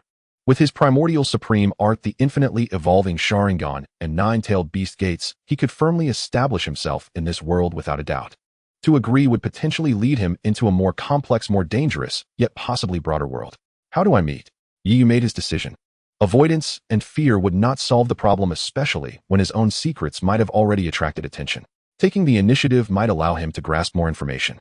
The middle-aged man seemed to breathe a sigh of relief, quickly saying, "If you agree, I will contact Mr. Night Owl right now. He will arrange the time and place, ensuring safety and privacy. When we meet, I will accompany you. Of course, I will only be responsible for leading the way and will not participate in your conversation." Yi Yu nodded. All right. The middle-aged man immediately signaled the silver-masked man to go prepare the communication. Only the two of them remained in the restroom. Little brother, the middle-aged man rubbed his hands, his tone becoming somewhat meaningful. My name is Jin San-O. On the streets, please call me San-Yi. I manage this underground training ground and some miscellaneous businesses. Consider this as a fortuitous encounter. Although you are young, being noticed by Mr. Night Owl indicates you possess exceptional qualities. If in the future you need anything or want to find some special jobs, you can come to me. He handed over a black metal card devoid of any text, just a series of complex dark patterns. Use this when you arrive. Someone will naturally be there to assist you. Now you should rest and recover. I will contact him right away. I expect a response soon. He turned and left, gently closing the door. The restroom fell silent again. Yi Yu picked up the thick envelope containing 200,000, opening it to take a look. The brand new bills emitted the distinct smell of ink and paper. With this money, the dim yellow fossil that attracted the tailed beast gate, as well as at least one higher quality crystal core, were within reach. There might even be some left over. However, Night Owl's invitation loomed like a shadow, like a flickering flame casting over the seemingly clear path he had just planned. He lay back down, closed his eyes, no longer consciously trying to adjust his breathing, but rather allowing his body and consciousness to naturally recuperate in the lingering effects of the recovery potion. Simultaneously, he began to carefully recall every detail of the battle with Night Owl, especially the seemingly violent, yet precisely controlled attacks that subtly carried a guiding intent. It wasn't merely a brutal beating. In hindsight, amidst those attacks that could have broken his bones, Night Owl's occasional pauses, changes in tactics, and even the deliberately exposed minute flaws. It felt more like an observation, a test, or even a coldly efficient form of teaching. Why? As his thoughts churned, he did not know how long had passed when the door was knocked on again. Jin Sen pushed the door open, his face carrying a hint of respect and seriousness. Mr. Night Owl has replied. 1 hour later at the top level of the Eastern District's Jianhai banquet. He will be waiting for you. Yi Yu did not linger too long in the rest room arranged by Jin San. The effect of the recovery potion was still ongoing, although the soreness in his muscles and the fatigue in his spirit remained. His basic mobility and reaction ability had recovered substantially. More importantly, he had 200,000 cash in his pocket weighing heavily. He declined Jin San's kind offer of a vehicle and left the underground training ground alone. After this ordeal, it was already early morning the next day. The streets were empty and cold, the air carrying a hint of night, dew that dispelled the last traces of the sweet and acrid smell of the potion as he breathed it in. He did not head straight to Jianhai banquet. Instead, he changed direction and entered deeper into the alleys of the old town, making his way towards the underground black market converted from an abandoned reservoir. Time was tight, but he needed to get that dark yellow fossil first. The desire emanating from the tail of the door seemed to grow clearer and more urgent with his slight increase in strength, and after a high-intensity battle. That item was very important to him. He skillfully passed through those corners, exuding a dangerous aura, squeezed through a concrete crack, and was once again enveloped by the flickering yellow light and the murmur of low, chaotic voices. He ignored the other stalls and walked straight to the booth of the thin old man. The old man was curled up on a worn-out stool, dozing off with inferior crystal cores still laid out on the velvet cloth in front of him. The wooden box containing the dark yellow fossil was still in its place. "Bossy," you called out. The old man jolted awake, his murky eyes recognizing Yi Yu, a hint of surprise flashing across his face before he returned to his shrewd demeanor. He slowly said, "Kid, you're back again. Have you made up your mind? Want to buy a crystal core? 30,000, no bargaining." Yi Yu pointed at the wooden box. "Fossil, 50,000. He'll take it." The old man's eyes widened slightly as he sized up Yi Yu, seemingly judging how this kid who had complained about the price just last night had become so decisive overnight. He noticed that Yi Yu had changed into a clean outfit, yet there seemed to be a subtle trace of fatigue and a certain sharpness from having experienced something. 50,000 in cash. Yi Yu pulled out 5 bundles of brand new bills from his pocket and placed them on the velvet cloth. The thickness of the 200,000 had noticeably decreased. The old man stared at the stack of money, swallowed hard, then glanced at Yi Yu's calm and unperturbed eyes, suddenly breaking into a grin that revealed his sparse yellow teeth. "Hee, kid, you're interesting. All right, it's yours." He quickly opened the wooden box, confirmed that the dark yellow stone was still inside, then pushed the box towards Yi Yu while swiftly sweeping the 50,000 cash into his own pocket. Yi Yu picked up the wooden box, feeling its slight weight. Upon closer contact, the tremor from the tail of the door within his soul became even more apparent, causing the spiritual energy in his meridians to quicken slightly. At the center of the dark yellow stone in the box, a faint glow seemed to sense something flickering very weakly. He did not investigate it on the spot, stuffing the wooden box into the inner pocket of his sportswear along with the remaining money and metal card. 3 different sensations came through the fabric: the softness of the paper bills, the coldness of the metal, and the hardness and roughness of the stone. "Thanks." Yi Yu nodded at the old man and turned to leave. The old man watched his back merge into the shadows of the market, touched the money in his pocket, and muttered softly, "Strange things happen every year. Night Owl. This kid." The voice was barely audible. In the East District Jianhai banquet. This was one of the few towering buildings in Jiang City that could rise amidst the dilapidated low-rise shantytowns on the outskirts of the old town, shining brightly in contrast. It was nominally a high-end private dining establishment, but it was rumored that its top floor was never open to the public, serving as a meeting place for certain special individuals. Yi Yu arrived 10 minutes before the agreed time. The main structure of Jianhai banquet was a tower over 30 stories high, fully covered in deep blue, one-way glass curtain walls. In the thin morning light and the still flickering neon glow, it reflected a cold, yet luxurious sheen. 2 guards in tailored suits, exuding a heavy aura, stood at the entrance, their sharp eyes scanning every person approaching. Yi Yu presented the special metal card with dark patterns that Jin San had given him. After checking, the guard nodded slightly and stepped aside, one of them leading him through the revolving glass door. The interior of the hall was even more lavish. A huge crystal chandelier hung from the nearly 10-meter-high dome, and the marble floor reflected the warm yellow light and the abstract modern art on the walls. There were almost no guests. Only a few waitresses dressed in kipeos with graceful figures stood silently in the corners. The guard led Yi Yu to a private elevator that required a card to operate. Swiped the card, and the elevator door slid open silently. "Top floor, mister. Night Owl is waiting for you." After the guard finished speaking, he returned to his position, saying no more. The elevator ascended smoothly, the numbers changing rapidly. Yi Yu leaned against the cold metal wall of the elevator, the fossil in his inner pocket, sending a continuous warm, pulsing sensation, resonating increasingly clearly with the tail of the door. Ding! The top floor has arrived. The elevator door slid open, but the scene before him was not the opulent banquet hall or private meeting room he had imagined. What came into view first was an exceptionally spacious sky garden that almost occupied half of the floor's area. Tall tropical plants were arranged beautifully, spreading their thick leaves under the carefully positioned spotlights. At this moment, a few people stood on the platform. Yi's gaze instantly locked onto them. At the edge of the platform, a young man in a white casual suit had his back to the elevator, embracing a girl in a light purple fitted long dress, her makeup exquisite, whispering and laughing. The girl turned her face, slightly a reserved yet proud smile on her lips. It was Wei Xining. And that young man, even just from his back, you would never mistake him. It was Lin Hao. Their laughter sounded somewhat jarring in the quiet garden. Immediately after, Lin Hao seemed to have heard the elevator's movement, leisurely turning around while still embracing Wei Xining's waist. When he saw that the person stepping out of the elevator was Yu, his smile visibly stiffened for a moment, quickly replaced by a mix of surprise, mockery, and unabashed ridicule. "Oh, I thought who it was." Lin Hao released his grip on Wei Xining, took a couple of steps forward, sizing up Yu with exaggerated interest. "Isn't this our former genius Yi? What? You can come to a place like this?"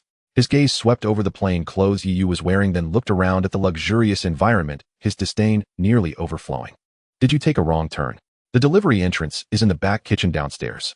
As he spoke, he started laughing at his own joke as if he had told a brilliant one.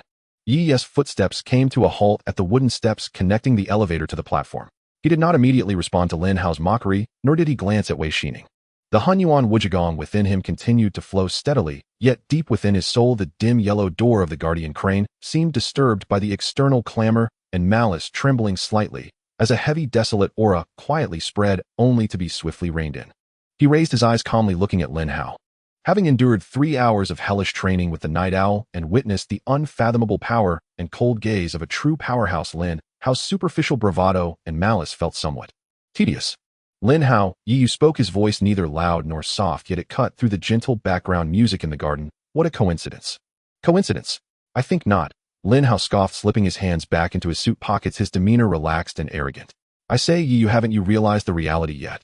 Why come to the Jianghai banquet? To prove what? To show that even though you're in grade waste, you still have some connections to get into such a high-end venue." He tilted his head, a malicious smile on his face. "Or are you aware that I'm on a date with Xining tonight, and you specifically came here to salvage something?" He deliberately emphasized the words date, glancing sideways at Wei Xining. Wei Xining did not rebut, leaning against Lin Hao's shoulder with a look of disdain. Yi's gaze remained unfazed.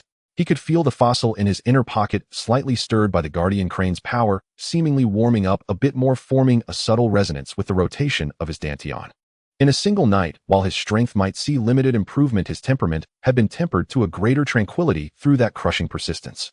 "I'm here for business." Yi's tone was flat, as if Lin Hao's provocation was merely a breeze passing by. "You all continue, I won't disturb." As he spoke, his gaze passed over Lin Hao and Wei Xining, directing towards the deeper part of the garden. There seemed to be a closed, heavy solid wood door, with warm light faintly seeping through the crack. The Night Owl should be inside. Business. Lin Hao, however, seemed to have heard a joke, blocking Yi's path forward. "Here. What business could you possibly have? You don't puff yourself up with false bravado. I know you're unwilling to accept it being rated as grade and publicly challenged by me, even Xining."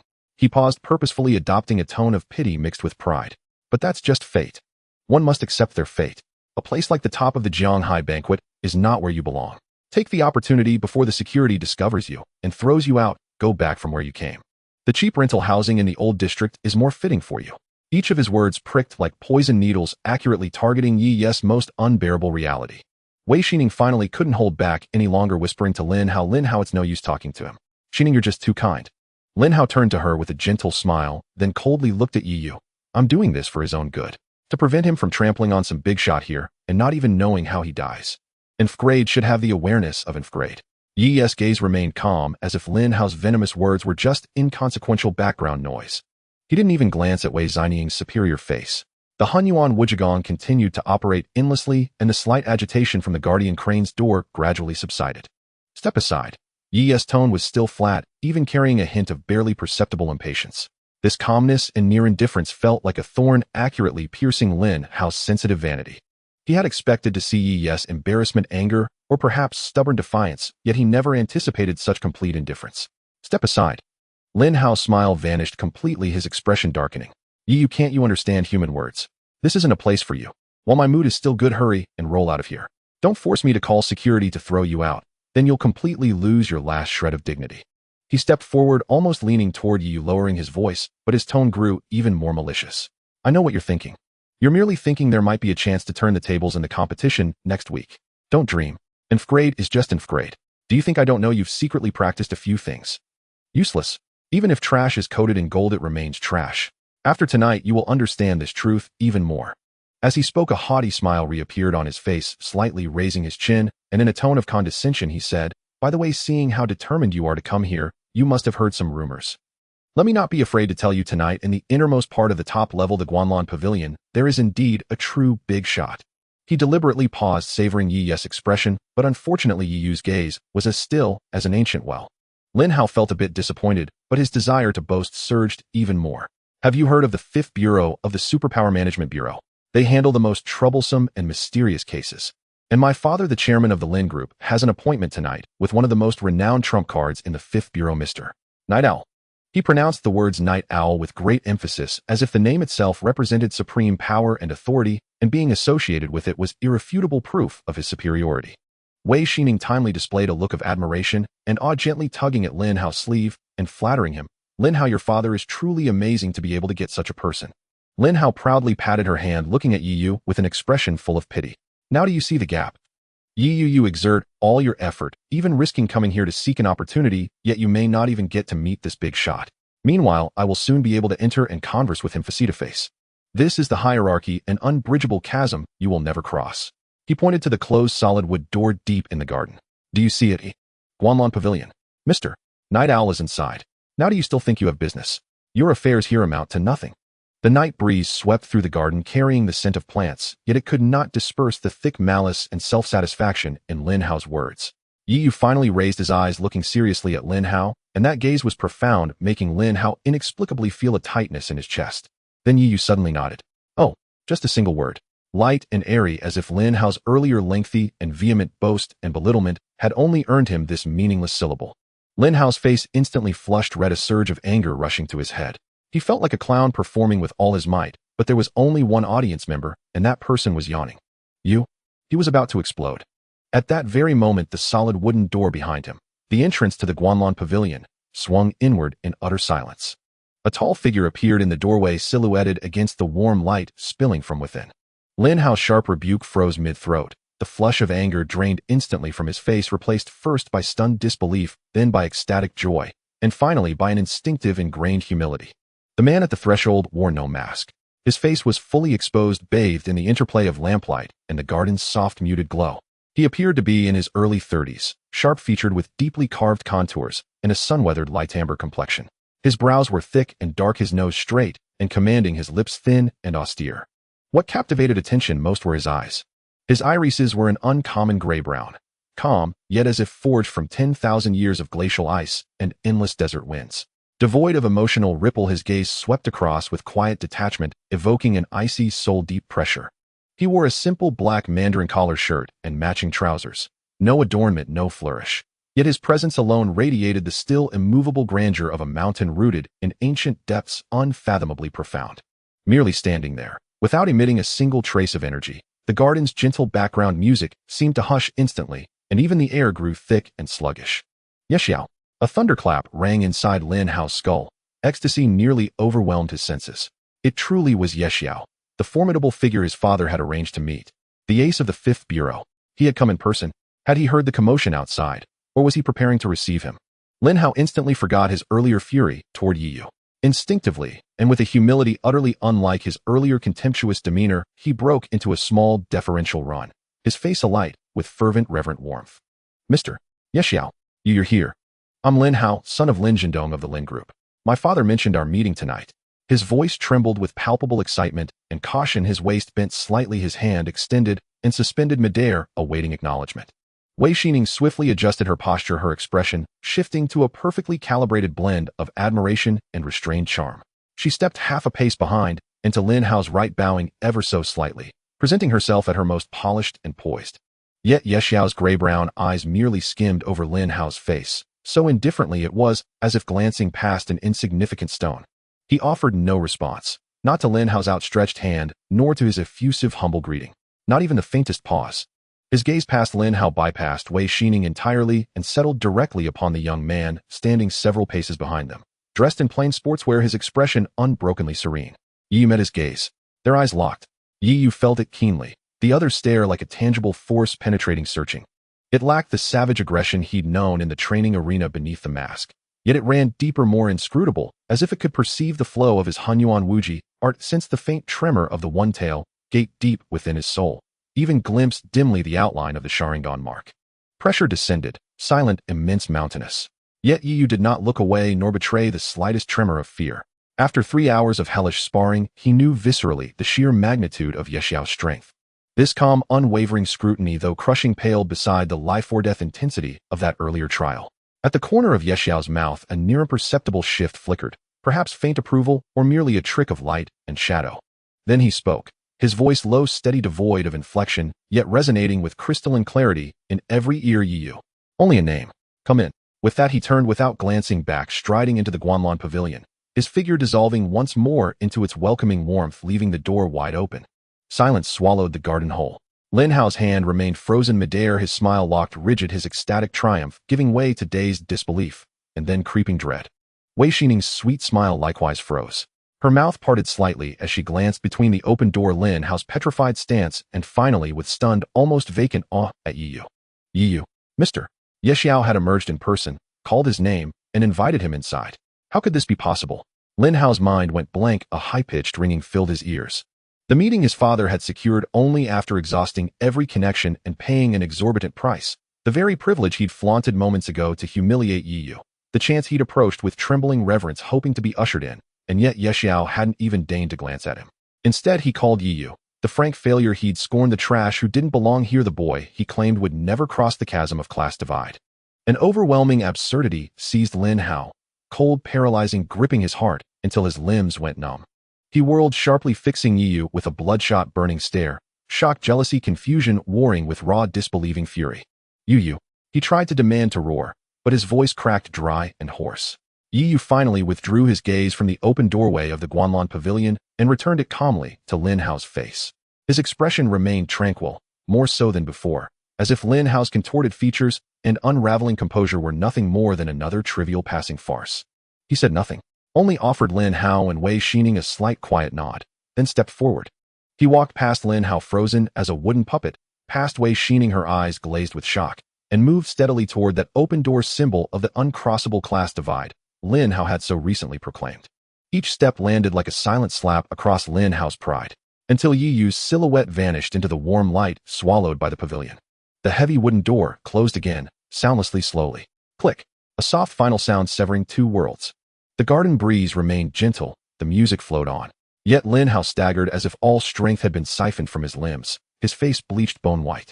Wei Xining instinctively reached to steady him, only to recoil at the hollow, shattered look in his eyes, her own cheeks draining of color.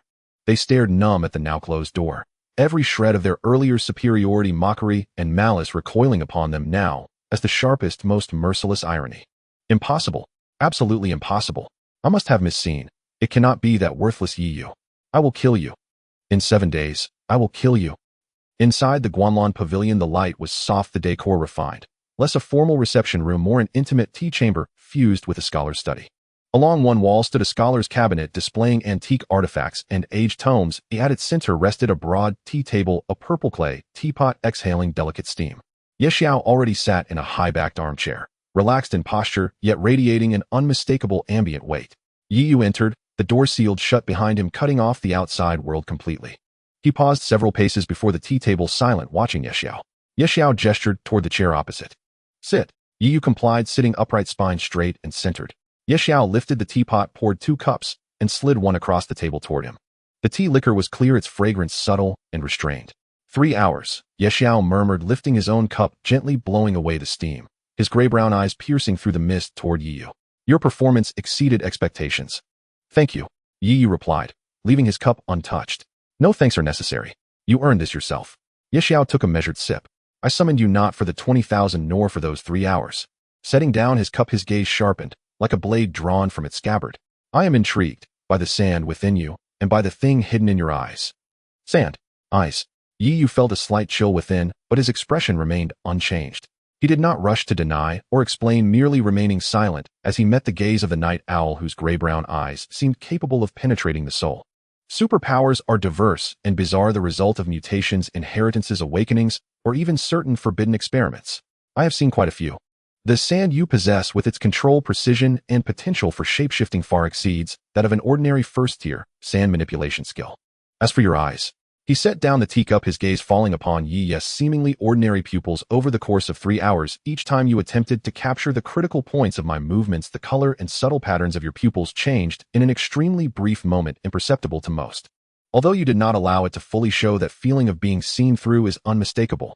It is a nascent form of a higher dimensional visual ability, or perhaps something more dangerous. He paused, his gray-brown eyes devoid of probing pressure, only a calmness that stated the facts. I have limited interest in your origins and your secrets. The anomalous and secret matters handled by the Fifth Bureau are far too numerous. As long as they do not threaten order, we do not care whether the source of individual power is divine or demonic. What I value is your potential, as well as the resilience and fighting spirit you display when faced with overwhelming power. The night owl leaned slightly forward, a subtle pressure enveloping Yi. Let me formally introduce myself. My name is Yi Xiao. I come from the Federal Superpower Administration's Fifth Bureau, and I currently serve as the captain of the Third Action Team. The title of captain in the Fifth Bureau carries a weight far heavier than what Lin Hao boasted earlier. Even if Yi did not have a deep understanding of the power structure of this world, he knew what the Superpower Administration signified. It is an authority agency that surpasses ordinary city management institutions, directly subordinate to the Federal Supreme Council, specifically tasked with addressing extraordinary threats and handling classified incidents. And to become the captain of one of its action teams, Yi Xiao's strength and authority are undoubtedly incomparable to the commercial family of the Lin clan. Yi Xiao looked directly into his eyes, stating his purpose plainly. I have my eye on your potential. I want to befriend you and serve as your sparring partner. Sparring partner. Yi was slightly taken aback. With Yi Xiao's identity and strength, to voluntarily offer to be a sparring partner for a level F student. Not in the sense of a mere punching bag. Yi Xiao seemed to see through his doubts. This will be genuine, systematic guidance and practical sparring. I will create a training plan based on your actual situation, guiding you in exploring your own powers and adapting to higher intensity combat. At the same time, I will be responsible for the resources you need for your cultivation. His speech was steady, yet he threw out a condition that left Yi in shock. Crystals from first tier to third tier will be provided according to your capacity and progress speed, ensuring energy purity and compatibility. Spirit liquid, a common consumable for nurturing meridians, accelerating recovery, and assisting breakthroughs, will be in ample supply. Additionally, suitable techniques, necessary weapon and armor customization, and extreme training grounds under specific conditions, whatever you need that is beneficial for your growth, I can arrange. Crystals. Spirit liquid. These two words held an overwhelming impact on Yi at this moment. Through formal channels, even the most ordinary first-tier inferior crystal costs over 100,000 federal coins and requires corresponding contribution points or permissions.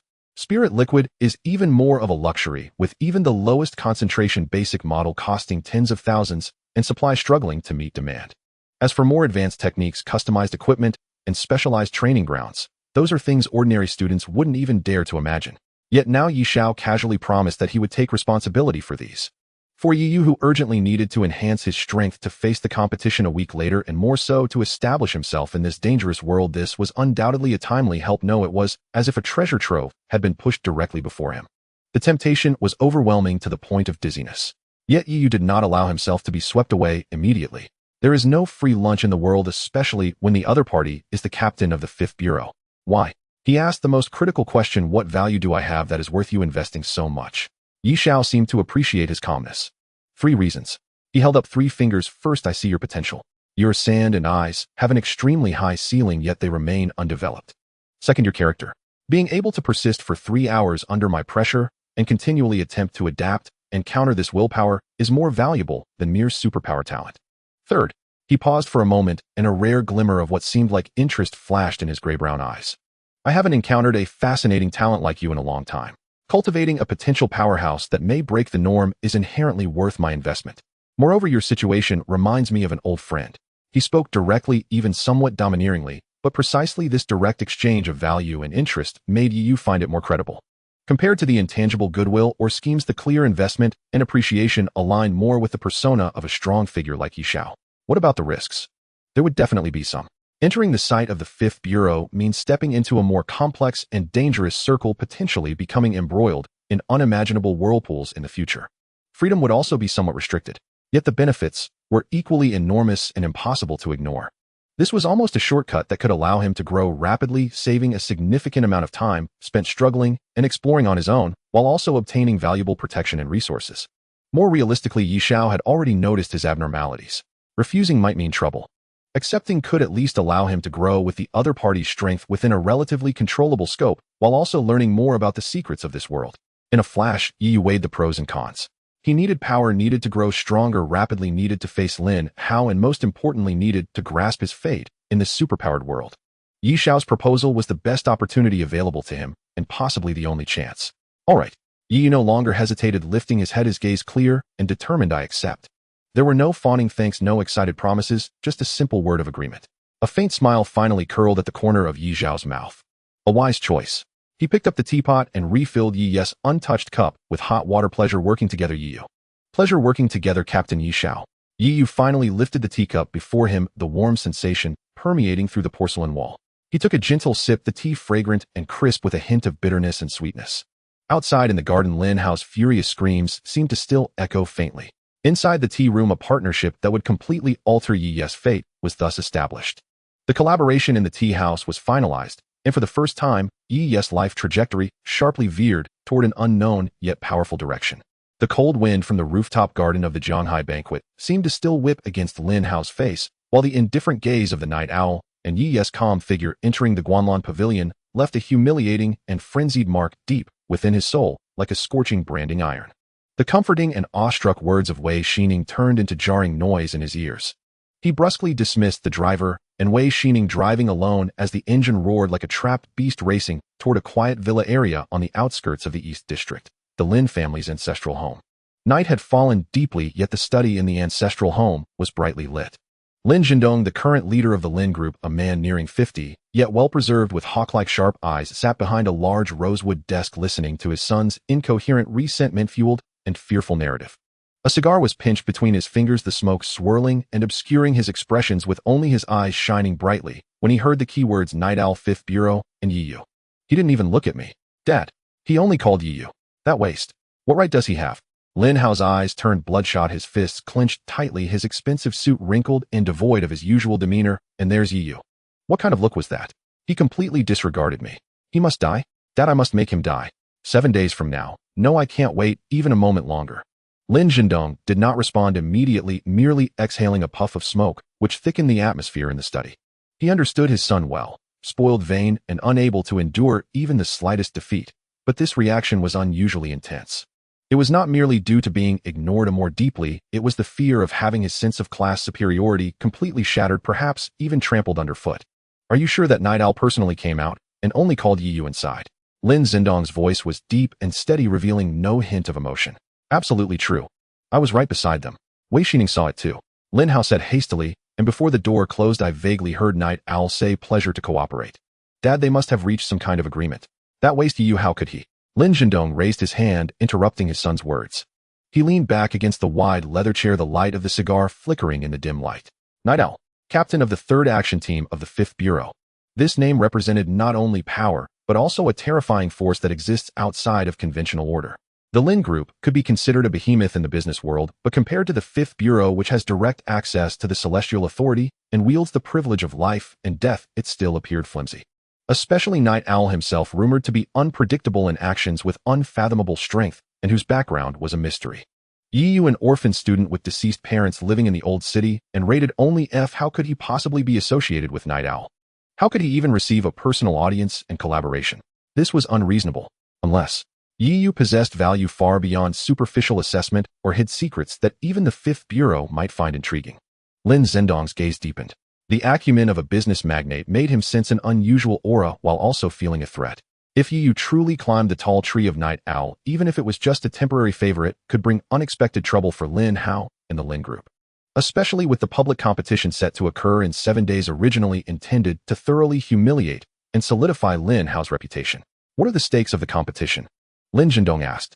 The loser must kneel and bow publicly, slap himself, admit to being a waste, and forever roll out of Zhanghai City, never to step back in. Lin Hao gritted his teeth and then revealed a fierce expression, but now it seems this bet is too light. I want his life. Foolish. Lin Zhendong snapped sharply, his gaze as sharp as a blade. In a public competition under everyone's watch, how do you intend to take his life? Even if you have a way, if things are investigated later, if Night Owl intervenes, how will you explain it? Lin Hao was intimidated by his father's presence, but the madness in his eyes did not fade. What should we do then? Are we just going to watch him climb to great heights and turn around to humiliate us? Dad, I can't accept this. I can't swallow this anger. Lin Zhendong fell silent for a moment, the cigar slowly burning. In the study, only Lin Hao's heavy breathing remained. 7 days from now, the competition will proceed as scheduled. Lin Zhendong finally spoke, his voice laced with a cold calculation. This is not just a matter of your face, it also concerns the group's future layout in the realm of supernatural abilities. If a prodigy noticed by Night Owl is eliminated in advance or unexpectedly falls, it may not necessarily be a bad thing for us. A dead genius, can it still be called a genius? Lin Hao's eyes brightened. Dad, do you mean? In the open competition, you will give it your all. If you can defeat him fairly, that would be best. It would not only maintain your reputation, but also prove to Night Owl that he misjudged his man. Lin Zhendong paused, his gaze particularly cold amid the grayish smoke, but you must prepare for both outcomes. The appearance of Night Owl is a variable. We must ensure that regardless of the competition's outcome, you will not leave that venue, or rather will not be able to leave the path to or from the venue. Lin Hao's heart raced, filled with both excitement and a hint of instinctual chill. What specifically should we do? Lin Zhendong did not answer directly, but picked up the encrypted communicator on the table and pressed a few keys. After a moment, a large landscape painting on the side of the study silently slid open, revealing a hidden door behind it. A man dressed in black, ordinary enough to blend into a crowd, yet whose aura was as cold as a viper, walked in silently and slightly bowed to Lin Zhendong. Shadow, you have heard everything, Lin Zhendong said lightly. The man referred to as Shadow nodded, his voice hoarse and deep. Target, level student, suspected to have contact with the Night Owl of the 5th Bureau. Time limit within 7 days. Create a plausible accident ensuring complete disappearance without leaving a trace. Good. Lin Zhendong looked at Lin Hao. Shadow was someone I took in and trained years ago, skilled in assassination, explosives, toxins, and mental interference. Most importantly, he has never had any public association with the Lin family. Even if he fails, it won't implicate us. Lin Hao looked at Shadow's featureless face and cold, unperturbed eyes, excitement drowning out the chill in his heart. What do you need me to do? Your only task is to focus on preparing for the competition, playing the role of an angry, unwilling, yet still rule-abiding challenger.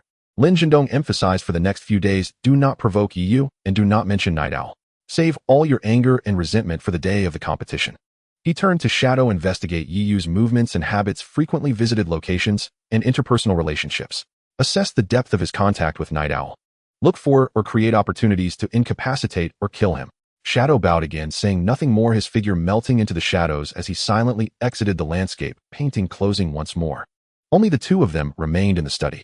Lin Zhendong extinguished the cigar, looking at his still somewhat agitated son, and said solemnly, remember, this matter is known only to you, me, and Shadow. Do not reveal a word to anyone, including your mother and that girlfriend of yours. At this moment, Yu was brought by Yi Xiao to a secret training location in Jianghai City. The dimly lit, cramped elevator continued its rapid descent, creating a slight sensation of weightlessness. Inside, there were no buttons or indicator lights. Only after Yi Xiao inserted a deep black card did the elevator automatically start. Yu stood to the side and slightly behind Yi Xiao, feeling the immense presence emanating from the man beside him, a presence that remained even when intentionally restrained, like a silent snow mountain. The elevator descended for an unknown amount of time before finally stopping with a slight jolt. The doors slid open silently, revealing a scene that made Yi's pupils constrict. Before him lay an extremely vast underground space estimated to cover at least several thousand square meters. The ceiling was a seamless dome made of high-strength alloy, emanating a soft white cold light that illuminated the entire space as if it were daytime. The air was exceptionally clean, carrying a hint of freshness reminiscent of after the rain, along with a faint aura of energy. The space was divided into different areas. To the far left was an almost boundless expanse of a black special material floor marked with scratches and burn marks from energy impacts, clearly a combat area. In the center were various pieces of advanced equipment that Yu had never seen before, exuding a strong sense of technology. There were pressure chambers simulating gravity changes, holographic combat simulation platforms connected to neural sensing helmets displaying complex data streams, and intelligent targets capable of releasing energy attacks of different attributes for reaction training.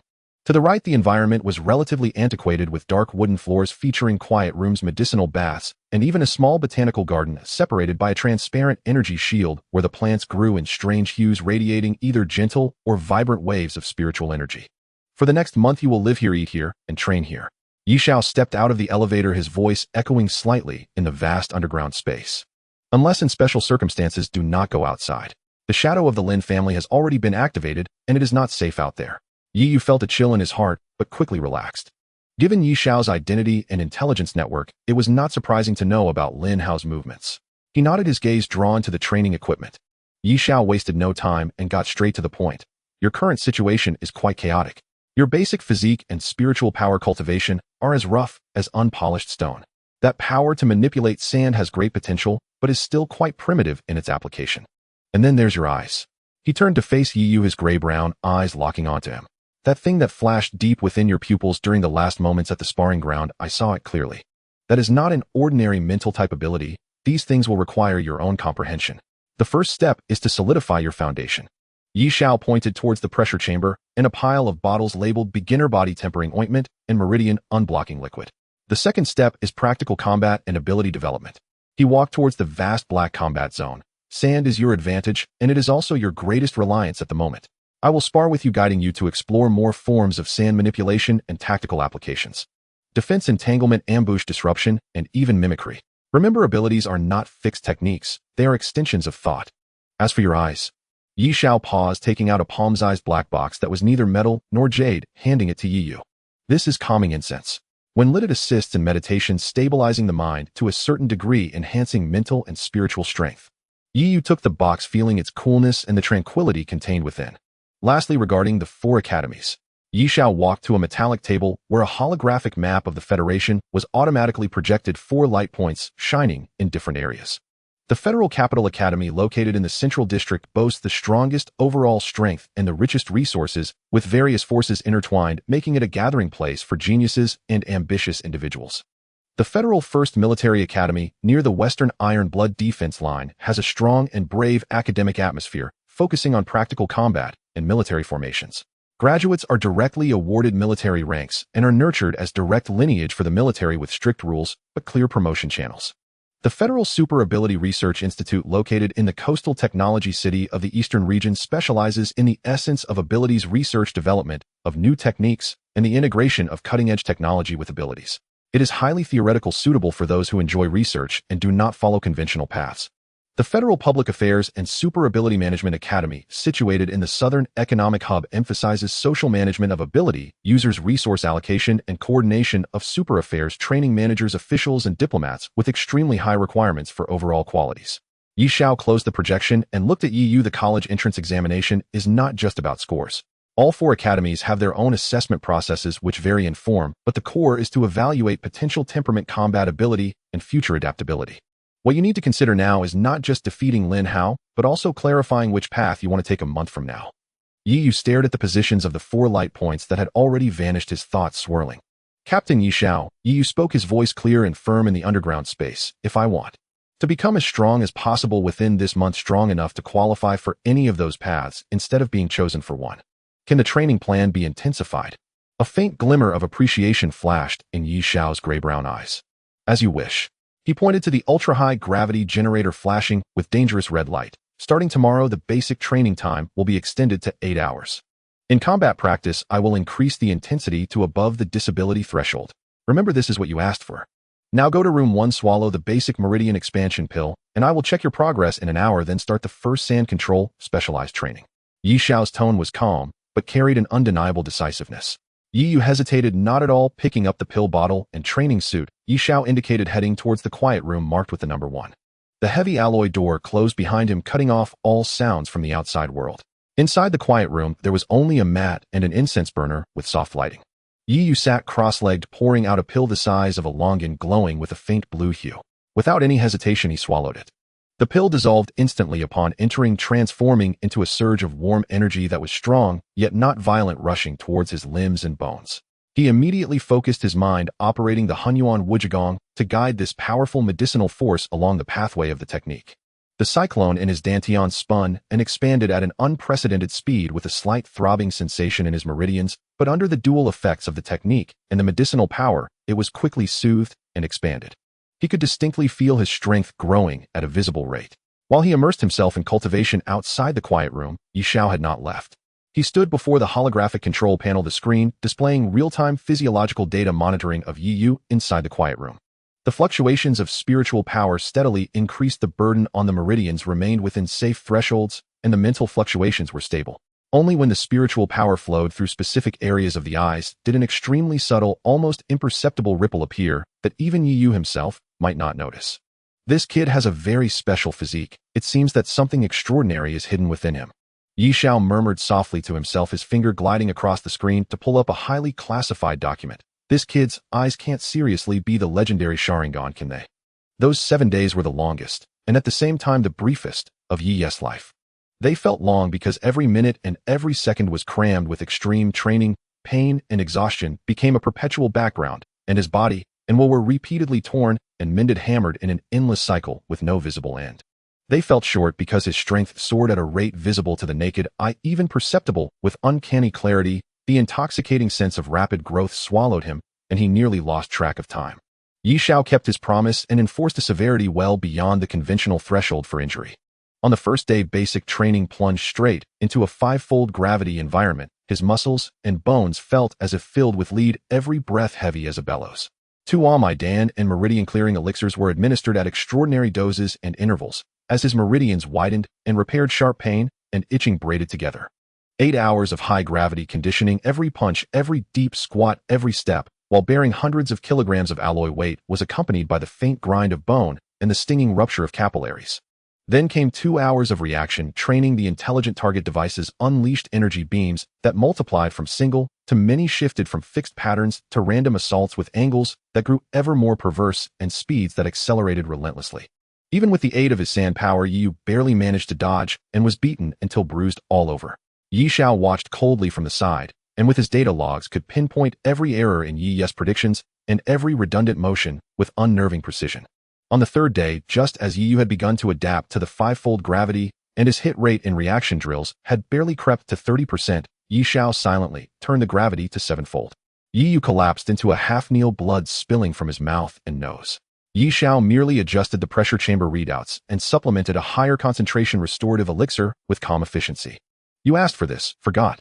Yi Xiao's voice crackled through the calm, icy, and devoid of emotion. Yi gritted his teeth, wiped the blood away, stirred the cyclone in his dantian that now spun more than 3 times faster than before, and drew upon that dark yellow portal deep within his soul, which seemed to have grown firmer. Then he rose once more. On the 5th day, the sand power specialization moved into its 2nd phase. Yi Xiao entered the field himself. In a vast black combat zone, he suppressed his strength to approximate the surface fluctuations of Yi Yu's spiritual energy, wielding a short black blade left deliberately unsharpened. Yet merely the aura of countless battles and his peerless combat craft plunged Yi Yu into an icy void. In Yi Xiao's presence, the sand seemed to lose all its uncanny mystique. Condensed sand shields were shattered in an instant by the blade's strange angles and frequencies. Coiling sand streams were brushed aside with casual ease. Then, by turning the sand's inertia to his advantage, Yi Xiao struck Yi Yu with crushing counterblows. Clumsy. Superfluous. Your thinking is too direct. Bound by habitual patterns.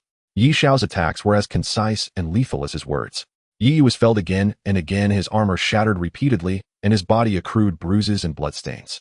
Yet there was no retreat in his eyes. Each time he fell, he rose sooner, rapidly replaying Yi Xiao's moves in his mind and searching for different possibilities in the sand. If defense failed, then make the sand shield thinner and tougher to disperse impact.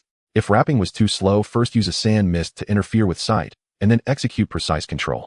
If assaults were too obvious, could a portion of the sand faint while another portion slipped in a stealth strike.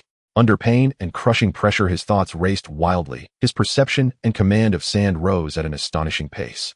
Sand ceased to be merely a medium of shifting shapes. He began to attempt to mimic different material qualities.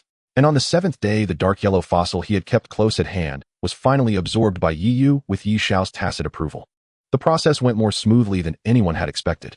As he slowly poured spiritual energy into the fossil and coaxed it to resonate with the power of a lone inner gate in his soul, the faint light within the stone flared brilliantly. The whole fossil crumbled like rock worn by 1,000 years of weathering, silently turning into a handful of fine, warm, dark yellow sand. The grains seemed alive. They rose of their own accord, circling Yi Yes' body before like rivers returning to the sea, pouring into him, merging with his meridians, converging into the dantian, and finally being wholly absorbed by the trembling Shoha gate. A hum ran through him. His body shuddered as if his consciousness had been pulled into an endless desert, scorching sun, sand-strewn skies, where time lost meaning and only eternal weathering and silence remained. A sand power far larger, purer, and tinged with ancient primeval ferocity erupted from his dantian, like a breached flood, instantly surging through every limb and bone. Pain swelled along the meridians once more, but this time supported by Hunyuan Wuji Gong, and the meridians widened, and hammered by days of training it did not spiral out of control. The Dantian cyclone spun wildly, and expanded, its hue faintly tinged with dark yellow. His pores involuntarily opened, and fine dark yellow gleaming grains seeped out, forming a razor-thin, yet extraordinarily solid phantom of sand armor on his skin, only to melt back into him a moment later. The most notable change was his perception and dominion over sand.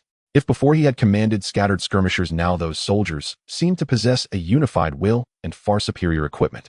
With the slightest stir of thought, the sand's cohesion, speed, hardness, fineness, and rate of transformation leapt by an order of magnitude. He could even dimly sense the tiniest dust motes in the surrounding air, as if he could call them to him. Not bad, Yi Xiao observed with a flicker of unusual color in his eyes. You were lucky to find a treasure. You spent only 50,000 to acquire a mutated attribute sand-type crystal core. This crystal core resonated with him exceptionally well. It saved at least half a year of grinding. Stabilize your aura, adapt to the newfound power. Today is the day to test the results. Go then, make a spectacle of it. Jianghai City No. 1 High School Combat Training Hall.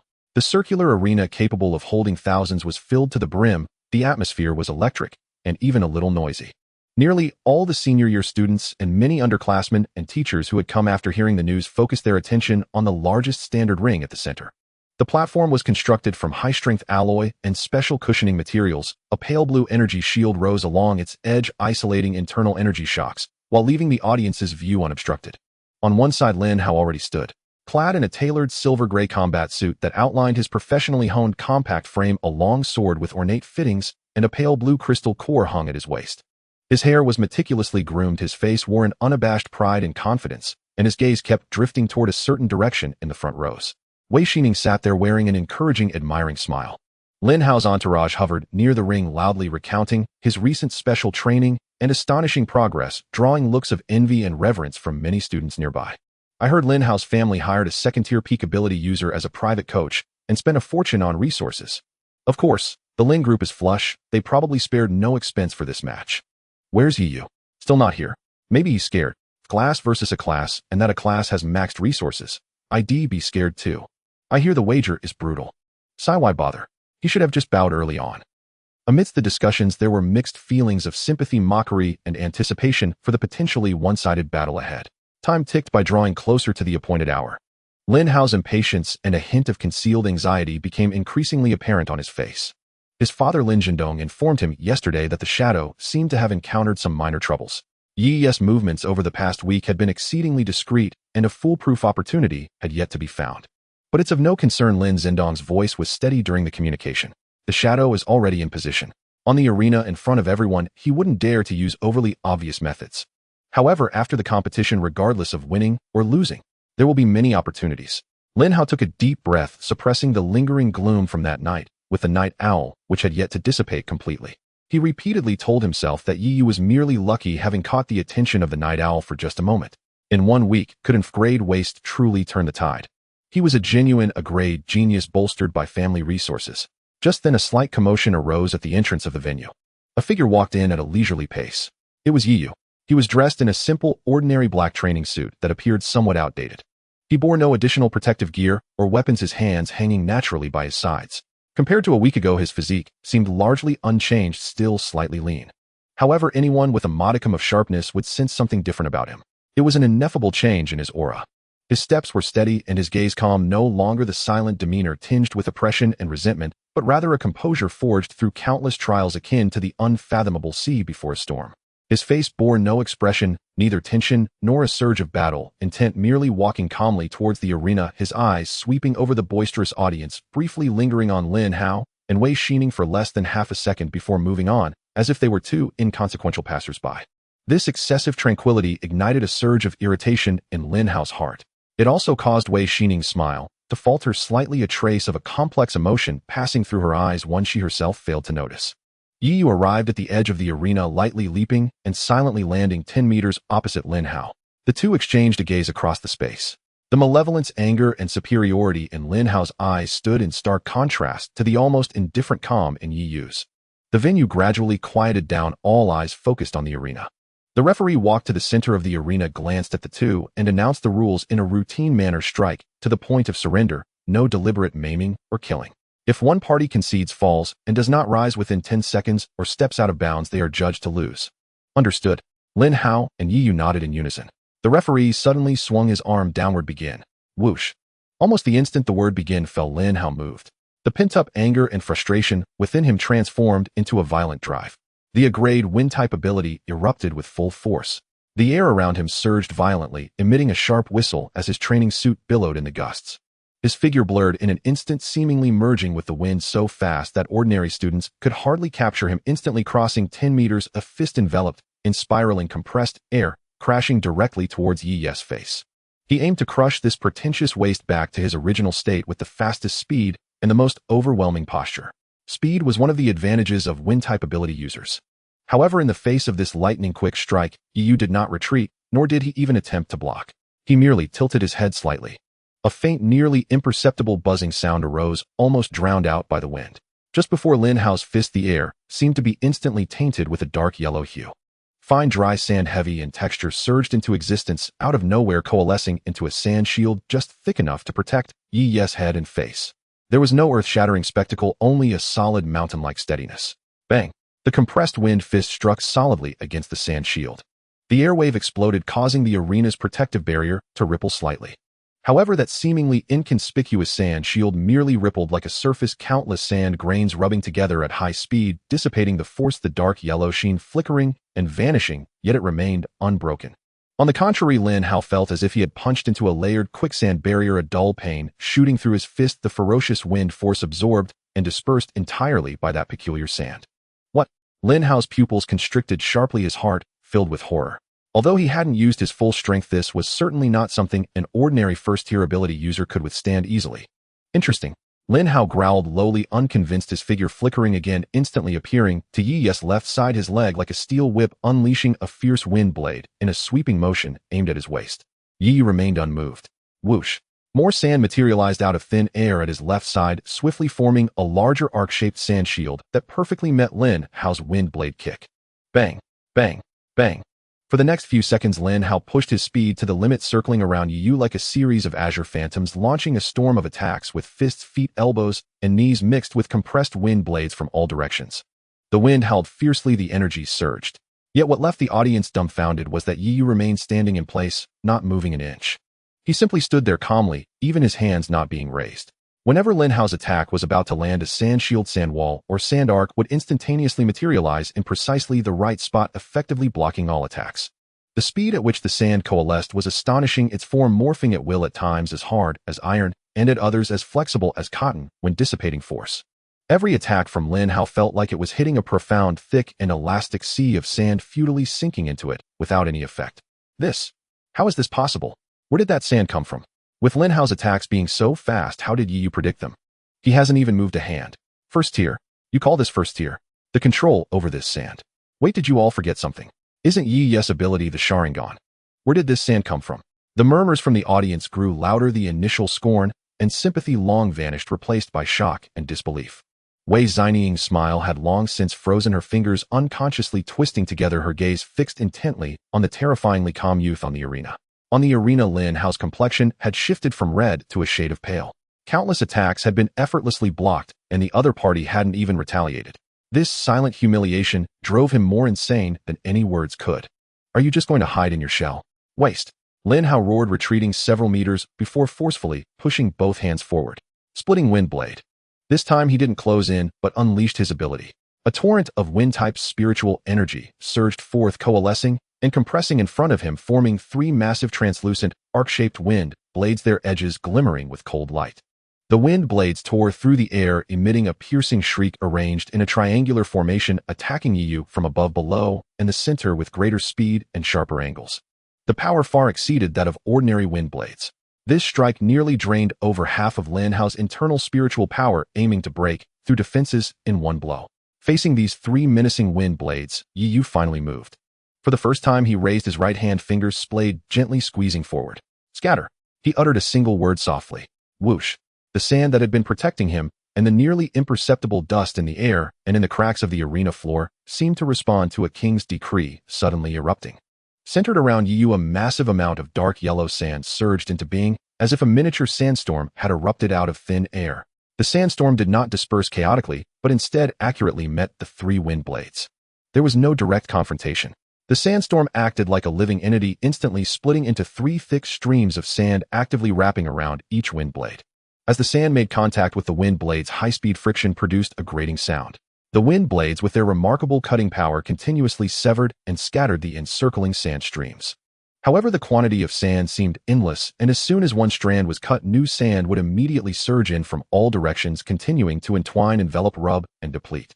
The three formidable wind blades only entered the sandstorm's range by a few meters before their speed visibly slowed, their brilliance rapidly dimming and their size continually shrinking.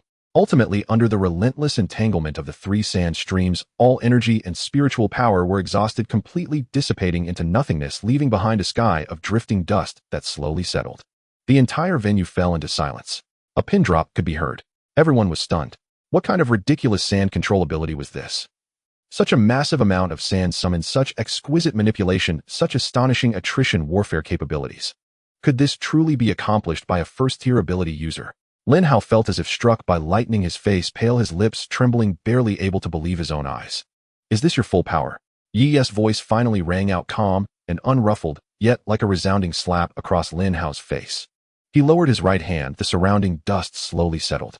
For the first time, a thread of clarity touched his gaze as he looked toward Lin Hao, and he shook his head lightly. Too slow, too soft, too tedious. Each word sank into Lin Hao like a blade through the heart. Aya, I want you dead. The utter humiliation and terror drove Lin Hao beyond reason. He ripped the ornate longsword from his waist. The pale blue crystal core set into the blade flared with sudden light. He poured every remaining drop of spiritual energy into it, reckless of consequence. Gale Burst Thrust, modified. It was a Lin family bespoke killing technique, fusing wind-type anomalous power with swordsmanship. Its power far surpassed that of an ordinary sky-splitting wind blade, and its cost was far greater. With his present chi, forcing it through would harm his meridians, but there was no time to care. The long sword hummed, its tip condensed into a pinpoint of azure light, carrying a slicing, everything-rending keenness. Lin Hao and his sword became one, transforming into an intensely focused azure streak that tore the air and lunged straight for Yi's heart. Speed, force, and penetration. This strike reached the pinnacle of Lin Hao's current ability, even faintly brushing against the limit of the first tier. The referee's pupils pinched. He was poised to intervene at any instant. Yet before this deathly blow, a faint, serious hue finally crossed Yi's eyes. He did not retreat. Instead, deep within his usually placid black eyes, a sudden change occurred. An uncanny wash of scarlet instantly stained his irises. A jet-black magatama rotated slowly within them. Sharingan, activate. To Lin Hao, the deadly thrust had been lightning fast and erratic, but beneath the Sharingan's dynamic vision and piercing insight, its trajectory became crystalline and its flaw laid bare as if read from a page. Yi did not move his feet, yet at the decisive instant his body executed a marvelously subtle sidestep with the most exquisite of fine degrees. The azure streak hissed past his chest, the fierce wind pressure shredding his training jacket but sparing the skin. At that same moment, the fingers of Yi's raised right hand formed an offensive gesture for the first time. It was not a condensed sand spear. Instead, he pressed lightly on the ground beside Lin Hao. Sha Fu Jiu Sand Binding Coffin. Boom. Lin Hao's thrust went wide, his old force spent, and new energy, not yet gathered, his body involuntarily froze. The arena floor beside him erupted with a thunderous blow. Not a sand shield nor a flowing tide, but countless grains that moved like living tendrils shot up at speeds several times faster than before, instantly coiling around his legs, waist, and sword-bearing arm. The sand tightened and crushed with frenzied pressure. A faint crack of breaking bone sounded. Ah! Lin Hao gave a piercing, wretched scream. The sword flew from his hand. He hung bound in the sand tendrils, utterly immobile, his face contorted by agony and absolute terror. Surrender or be crushed. Yi's voice remained calm, yet carried an unmistakable chill.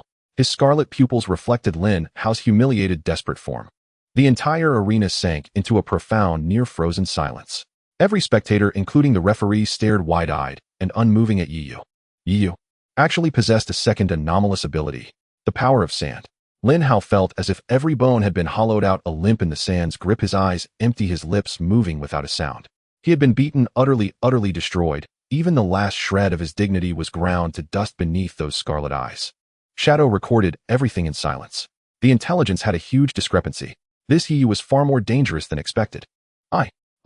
Lin Hao's voice came like a torn bellows, horribly harsh in the deathly arena. He hung suspended, the crushing pain in his legs and arms like splinters through bone. Yet what terrified him most was Yi's cold, scarlet gaze fixed upon him. The jet-black Magatama rotated slowly as if drawing every cowardice, fear, and humiliation from the depths of his soul to be exposed in the harsh light of everyone's eyes. I give up. He finally forced out through clenched teeth, pouring out his last strength and dignity. He closed his eyes, unable to face those eyes or the faces in the stands. In an instant, the countless sand grains, once as hard and coiling as iron, lost cohesion and reverted to ordinary yellow dust pouring off Lin Hao like water and pattering onto the arena floor. Deprived of support, Lin Hao slammed onto the hard floor with a thud, curling inward and clutching his wounded arm. Pain racked his body, yet no cry escaped, only suppressed humiliating sobs. His expensive combat suit was streaked with dust, his carefully styled hair lay in disarray. There was not a trace left of the proud bearing of an A-grade prodigy. The referee snapped out of his stunned state, looked at the two figures on the stage now worlds apart, drew a long breath, and announced loudly, "Winner, Yi Yu." There were no cheers, no applause. The venue remained shrouded in an oppressive silence. Everyone, even those who had mocked Yi Yu before, seemed to have been strangled. Their gazes were fixed on Yi Yu, especially on his still-open, unervingly potent scarlet eyes. A dual ability wielder, and at least an A-grade command of sand, coupled with that inscrutable, evidently high-tier ocular art. He was no grade waste, he was a hidden dragon in the deep. A genius, even more monstrous than Lin Hao. Countless eyes brimmed with shock, reverence, disbelief, and a deep, abiding fear. Wei Xining had already risen to her feet, hands clasped over her mouth. Her lovely eyes were wide, filled with horror and bewilderment. She looked at Lin Hao, humiliated and broken, then at Yi Yu, who stood calm, as if having only performed some trifling deed. A crushing sense of absurdity and regret gnawed at her like a venomous serpent. What kind of existence had she abandoned? The one she had deemed destined for mediocrity, unworthy of her, had been hiding such terrifying talent and strength. If only she had not chosen Lin Hao. My heavens. Dual abilities. One offense, one defense, plus an ocular art. This is absurd. Lin Hao's loss is not undeserved. That sand defense is effectively unanswerable in those eyes. Just one look makes my chest race. Yi Yu. How did he pull this off? He was grade only a week ago. No wonder. Before awakening, he was recognized as the foremost prodigy. He hid himself far too well. Amid the murmurs, Lin Hao's few followers finally scrambled onto the arena in panic, flustered as they supported the dazed, pain-twisted Lin Hao. Lin Hao's eyes were vacant as he kept muttering, "Impossible. Impossible. Hallucination. It's all a hallucination." He was clearly shaken and wounded in spirit. The referee shook his head and gestured for the medical team to come forward, turmoil churning within him. He had seen Yi Yu's dossier. It truly bore in great evaluation. This match must be reported immediately. A suspected dual attribute super genius had nearly been buried. In the end, news is like fire that cannot be concealed by mere paper. Or rather, it is propelled by Lin Hao's deliberate embellishment and Wei Xining's indescribably complex emotions. The explosive rumor of the dual ability spread through Jianghai one high school like a virus within just half a day, even alarming the principal and several senior mentors responsible for ability affairs who were in a meeting. In the evening, the atmosphere in the principal's office was heavy. Principal Zhou Zhenghong, a spirited man in his 60s and a class enhancement ability user, furrowed his brows as he looked at a freshly printed warm report in his hands. The report detailed everything that happened in the arena today, accompanied by first-hand descriptions and preliminary assessments from the judging teachers. The power of sand is preliminarily assessed to be a class or higher with exquisite form control and astonishing defensive and transformative capabilities.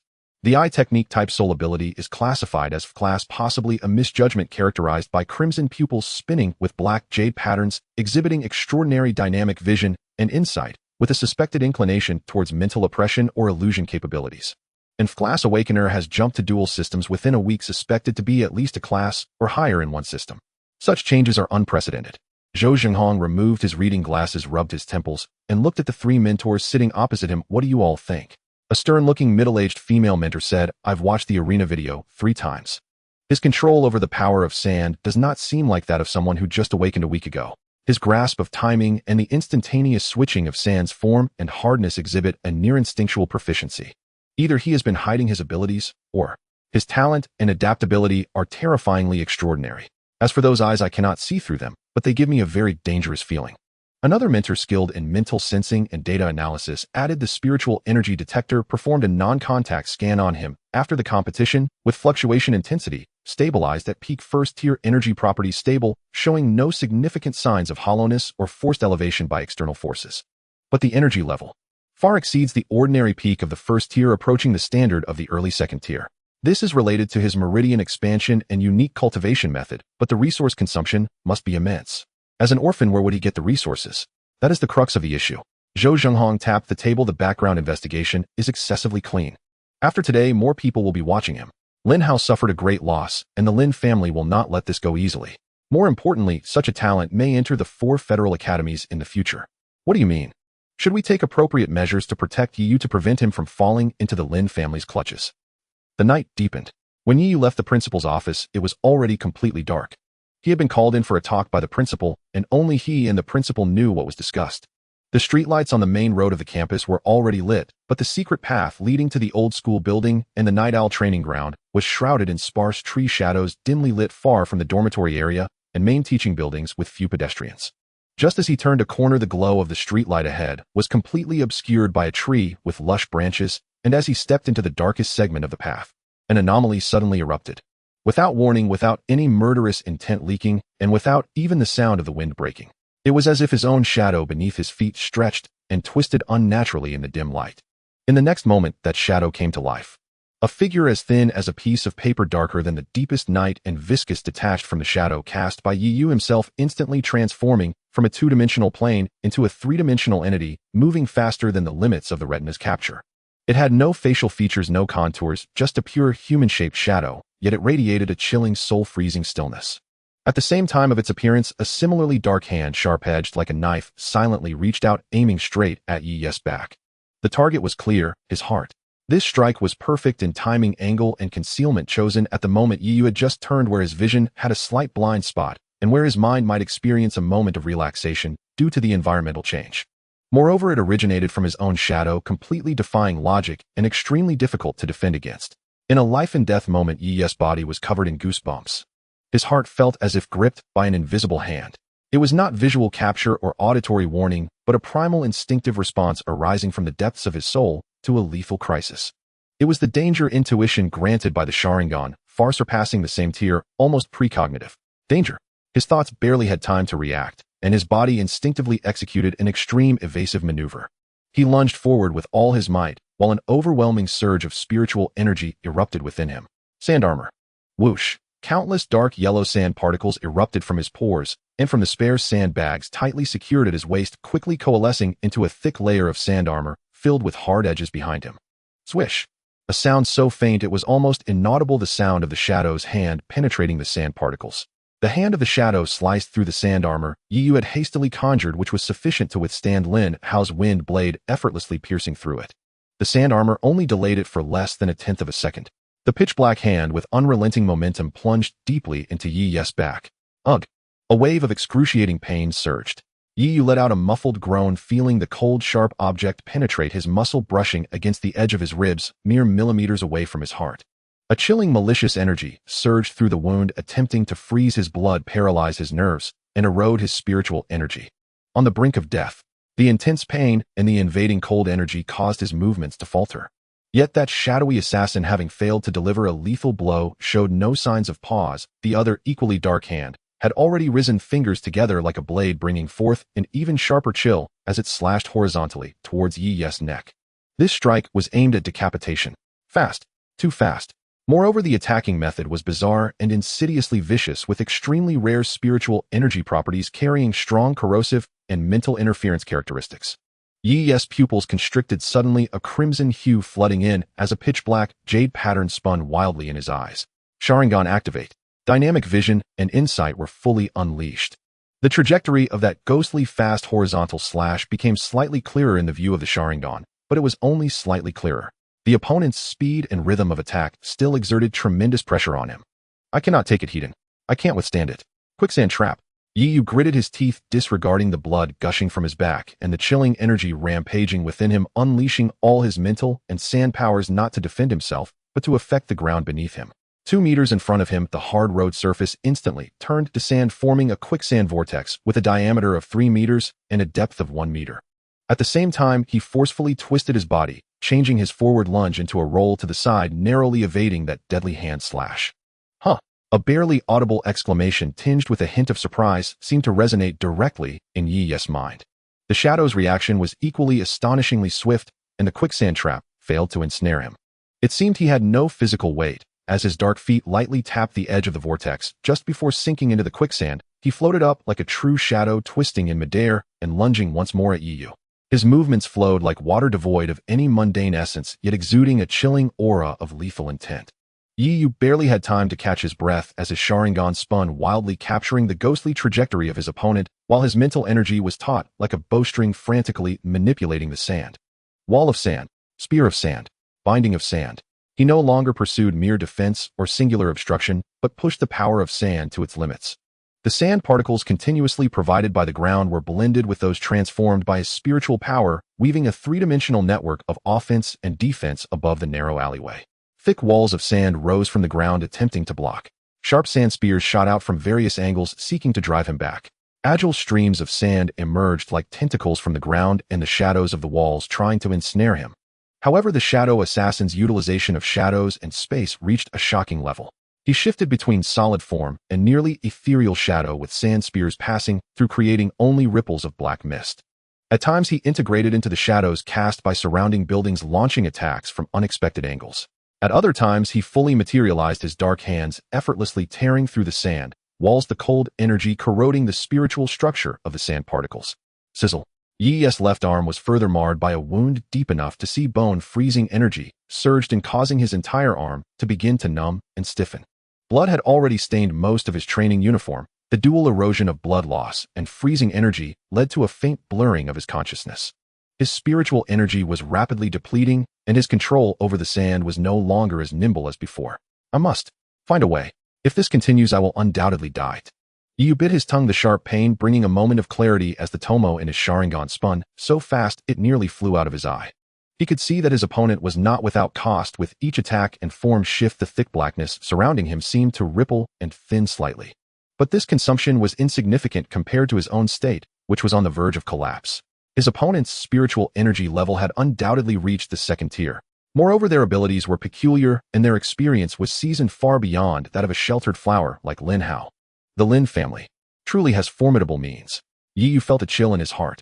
The shadow assassin seemed to have grown weary of this game of chase. He once again melded into the shadow of the nearby wall, vanishing from sight. In the next instant, the shadow beneath Yi's feet suddenly expanded and twisted, transforming into countless pitch-black spikes that erupted upwards to pierce him.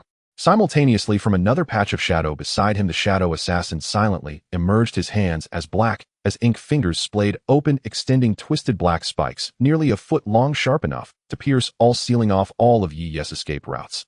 A pincer attack from above and below. A deadly trap. It is over. A hoarse, deep voice seemed to imprint itself directly into Yi's mind. The shadow of death had never felt as dense and real as at this moment. Life and death hung in the balance. A glimmer of despair flashed in Yi's eyes, soon replaced by an even more violent primal rage. I cannot die. I must not die here. There is still too much I have yet to do. I have not reached the pinnacle. I have not made those who belittled and harmed me pay the price. Ah! A roar erupted from Yi's throat, not sounding human, but a mix of pain, anger, and pure madness. Along with this roar, an indescribable, ancient, savage power filled with endless wind and sand and a brutal aura erupted, like a sleeping volcano from the depths of his dantian, from behind a closed dark yellow portal embossed with mysterious runes. Buzz! The dark yellow light burst forth from Yi's body, as if it were substantial. The wound on his back, pierced by the shadow, instantly stopped bleeding, and the muscles began to bizarrely writhe and heal. The freezing energy that had invaded his body was instantaneously dispersed and devoured by this even more domineering and violent power. For the first time, the shadow assassin's typically calm mind experienced intense shock and horror. He saw Yi's eyes, those originally crimson pupils with a tomo now filled with an even more violent dark yellow light. The tomo had vanished, replaced by a beast-like vertical pupil. Strange dark yellow patterns began to emerge on the surface of Yi's skin, reminiscent of a parched earth, spreading and deepening vaguely, forming the outline of some ancient beast. His nails became sharp and hard, glistening with a dark yellow sheen. A terrifying pressure enough to make even the soul of the shadow assassin tremble radiated from Yi. The surrounding air became incredibly dry. Dust began to coalesce into sand particles, and the ground and walls started to visibly sand and peel away. This was not the pressure of the second tier. This feeling. You are not human. You are a beast. A bewildered thought flashed through the shadow assassin's mind, quickly replaced by an even stronger killing intent. No matter what this is, it must be killed immediately. He disregarded everything, pushing his speed to the limit, the black spikes aimed at Yi's heart and head. However, at this moment, Yi, who was being gradually eroded by that violent will and losing his reason, suddenly lifted his head. Those dark yellow vertical pupils, cold, fierce, devoid of any human emotion, locked onto the shadow assassin. Roar! Once again a deep roar erupted as if from the ancient desert. Yi moved. His speed was several times faster than before. He seemed to completely disregard the shadow spikes descending from above, and below his dark yellow claw violently swiped forward. Splat! The claw collided with the shadow. There was no metallic clang, only a peculiar sound resembling the tearing of fabric or the crushing of sand and stone. The shadow assassin's dark spikes, which had been infused with cold spiritual power, melted and shattered like ice under sunlight the moment they made contact with the dark yellow claw. Immediately after, that claw, covered in dark yellow patterns and with sharp nails ruthlessly pierced through the shadow shield, hastily formed in front of the shadow assassin, fiercely clawing into his chest. Ugh! For the first time, the shadow assassin let out a substantial, pained and incredulous groan. He felt his core of spiritual power, that mass of shadow which contained all his strength and essence, firmly gripped by that claw. An irresistible power filled with destruction and assimilation surged wildly along the claw. His body began to tremble and twist uncontrollably, the shadow energy constituting his body rapidly corroded and turned to sand. No! Impossible! You are not human. The shadow assassin's thoughts were fragmented, filled with fear and despair. Die! Yi, or rather the violent, will taking control, uttered a cold word. The dark yellow light erupted violently from the claw gripping his opponent's chest. Boom! The shadow assassin's body, like a bag filled with yellow sand, suddenly swelled and twisted, then exploded completely. There was no flesh and blood flying, only countless black shadow fragments, and the same viscous black liquid mixed with large amounts of dark yellow sand particles splattering in all directions. These fragments and liquids fell to the ground and walls, emitting sizzling sounds as they corroded small pits, but soon were covered and assimilated by the sand and dust filling the air. The shadow assassin's presence was utterly extinguished. However, after killing his enemy, the dark yellow light on Yi's body did not diminish, but instead grew even more intense. He threw his head back and let out an even longer, more violent roar. Sand and dust swirled around him, forming a small sandstorm, and the walls on either side of the alley groaned under the strain, rapidly peeling away and turning to sand. His rationality was being swiftly devoured by the brutal power sourced from the tailed beast, and in his dark yellow vertical pupils only the madness of destruction remained. Tailed beast transformation rampage. Just as he was about to completely lose control and the scale of the sandstorm was about to expand further, potentially affecting the distant dormitory area, a figure like a ghost silently appeared at the alley's mouth. He gazed at the figure wrapped in a dark yellow sandstorm at the center of the alley, a faint frown appearing on his brow. As expected, it was triggered early. He murmured softly, his tone revealing no trace of joy or anger. In the next moment, the night owl moved. Without any earth-shattering momentum, he simply took a step forward. This step seemed to transcend space, instantly appearing before the rampaging Yiyu. A terrifying pressure, deeper and more solid than the sandstorm surrounding Yiyu, emanated from the night owl, like an invisible barrier, instantly suppressing the raging sandstorm to a confined space. The night owl raised his right hand, and at the tip of his index finger a pitch-black light, profoundly dark and seemingly capable of swallowing all light, quietly gathered. He gently touched the center of Yi's brow. Silence. The black light sank into Yi's brow. The violent, seemingly world-destroying dark yellow light and sandstorm suddenly froze, as if a pause button had been pressed. The dark yellow vertical pupils in Yi's eyes fluctuated violently, struggling. Eventually, the furious, beastly nature slowly faded away, replaced by crimson and a dark black hooked jade, which quickly dissipated, returning to ordinary black. The dark yellow patterns on his body receded like a tide, and his sharp nails returned to their original state. Yi's gaze regained clarity, but soon came the extreme weakness and pain, as if his soul had been drained. Darkness enveloped him, and he staggered forward, about to fall. The night owl reached out and caught him. Looking at the blood-stained, unconscious boy whose brow was tightly furrowed, the night owl's gaze swept over the wreckage of the alley, filled with traces of sand and corrosion, as well as the remnants of the shadow assassin that had long since disappeared. The Lin family has gone too far, he coldly uttered, a glint of cold light flashing in his eyes. Without lingering, the night owl picked up the unconscious Yiyu. His figure swayed, as if merging into the night, vanishing into the alley that had just experienced a life-and-death struggle and terrifying rampage. The night was deep, and a black car silently slid into an inconspicuous courtyard on the outskirts of the city. It appeared to be an abandoned small warehouse on the outside, but inside it was quite different. It was one of the night owl's several safe houses in Zhanghai City. The night owl placed the unconscious Yiyu on a medical bed and connected him to a life sign monitor. The data fluctuated, showing that Yiyu was severely exhausted with multiple internal and external injuries, but his vital signs were slowly and steadily recovering. The night owl pulled out a portable terminal, his fingers swiftly gliding across the screen as he checked something, his brow slightly furrowed. The Lin family's actions were faster and more ruthless than he had anticipated. Not only did they want to physically eliminate him, but they also aimed to completely destroy Yi Ye's public identity and future, cutting off all his avenues of escape. For commoners, being expelled from a prestigious high school with a blemish left on their records was almost equivalent to cutting off the possibility of entering a higher institution through normal means and obtaining federal resources for training. Want to play this game? The night owl closed the terminal, looking at the boy on the bed whose brow was furrowed, even in unconsciousness, exuding a sense of unyielding strength. He stepped aside and dialed a secret communication. "It's me." The night owl's voice was calm and unperturbed. "Code Owl requesting Level 2 intervention permissions. Target Jianghai, First High School. Event code potential seed protection." There was silence on the other end for a few seconds before a slightly aged yet robust voice replied, "Reason and target value assessment. Suspected dual system abilities, at least one system being in a level special elemental system, and the other being an unknown high-level technique, suspected to be the legendary Sharingan. Potential assessments: grade seed backup. 18 years old, of clean origin, commoner, orphan with a resolute character. Currently experiencing malicious suppression and threats from local commercial families, triggering self-defense retaliation. The other party is currently trying to use administrative means to cut off his normal promotion channels." The night owl's report was concise and accurate. "Grade backup. Has the data been verified?" The aged voice became serious. "Eyewitness. His control over sand power is exquisite with immense potential.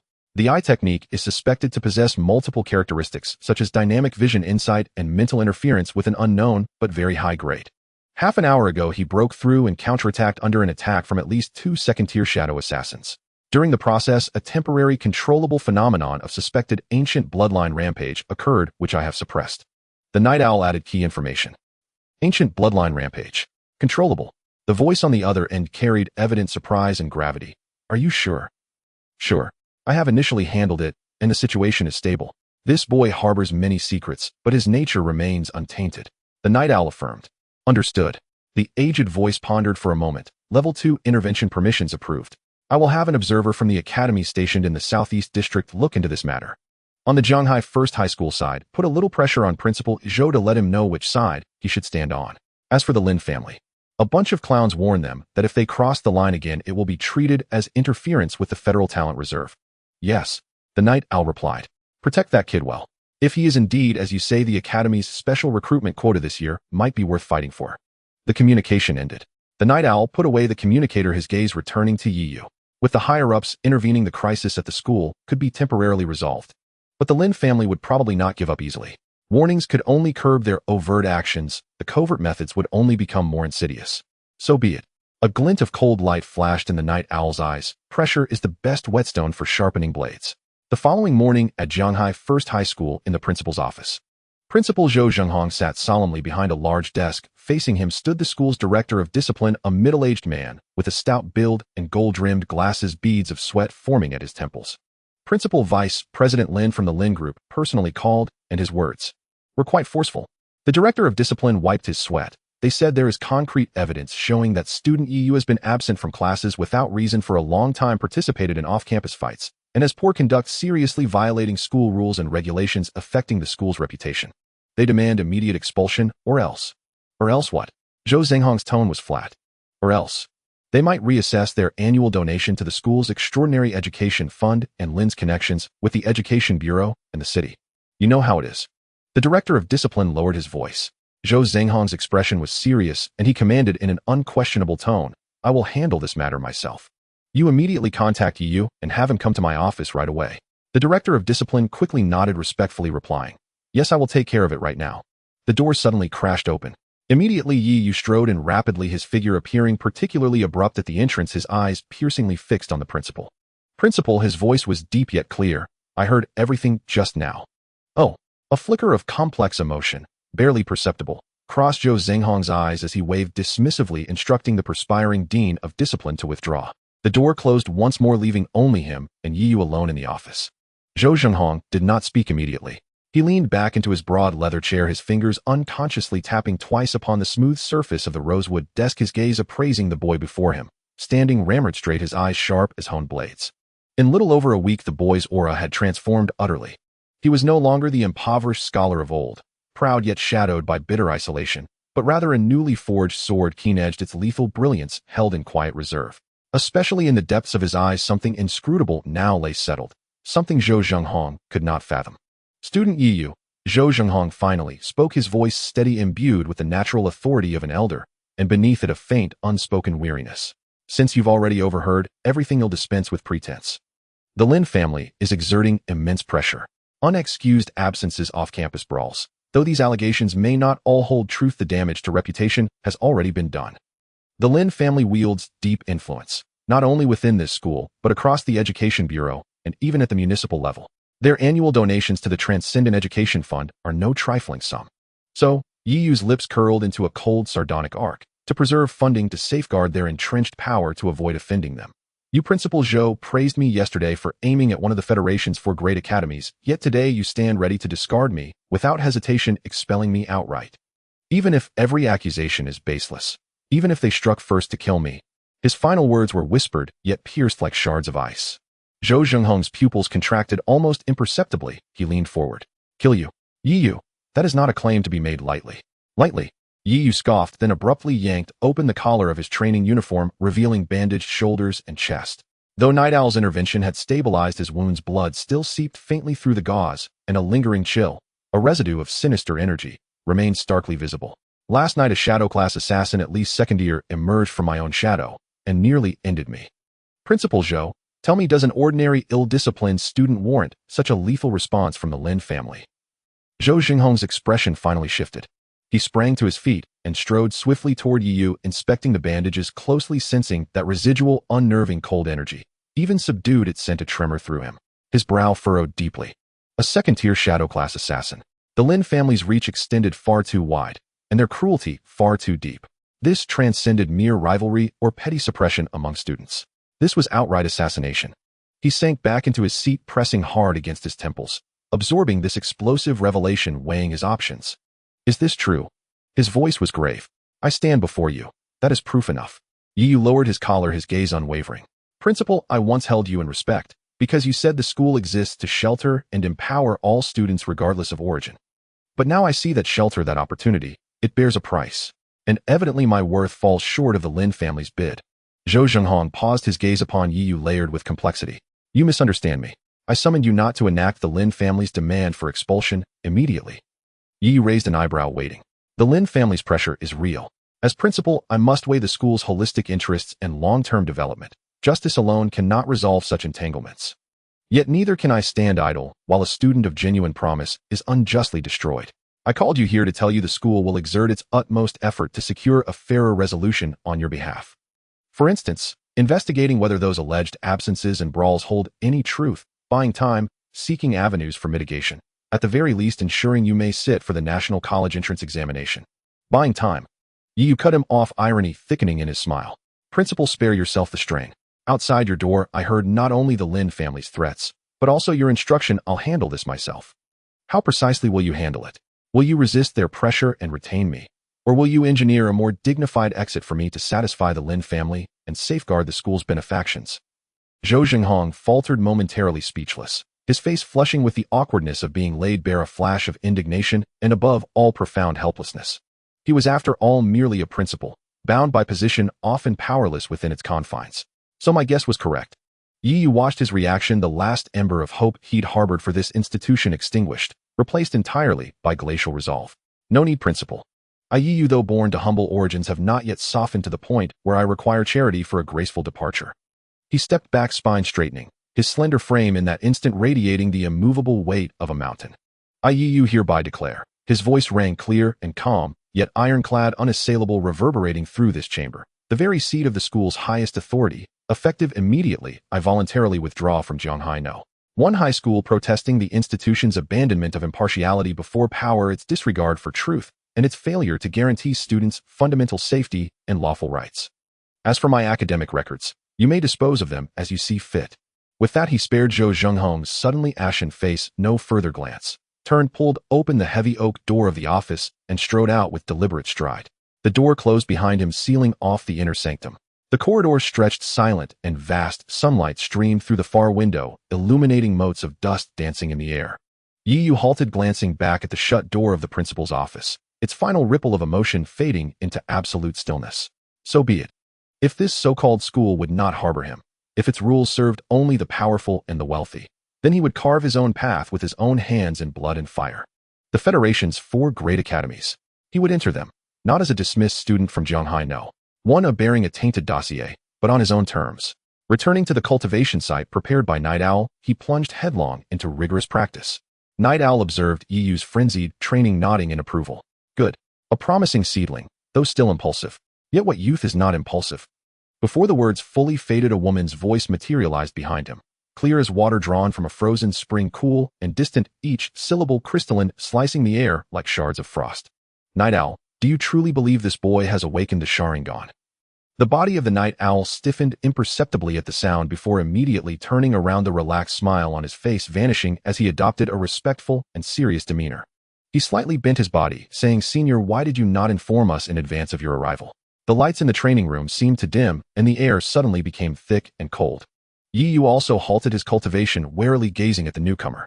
He sensed an invisible, yet vast, and icy aura, terrifying as ancient ice, spreading from the entrance and firmly locking onto the area he occupied. Before this aura, he couldn't even muster the thought of resistance, his body instinctively tensed to its limit. A tall figure silently appeared at the door of the training room, as if she had always been standing there, merely outlined by the light. The first thing that caught the eye was her breathtaking, almost defying the constraints of conventional training attire, fiery figure. The fullness in front pushed the uniform out into a stunning curve, her waist slender, leading down to suddenly expanding hips perfectly shaped like a ripe peach, and a pair of long, powerful legs encased in fitted pants.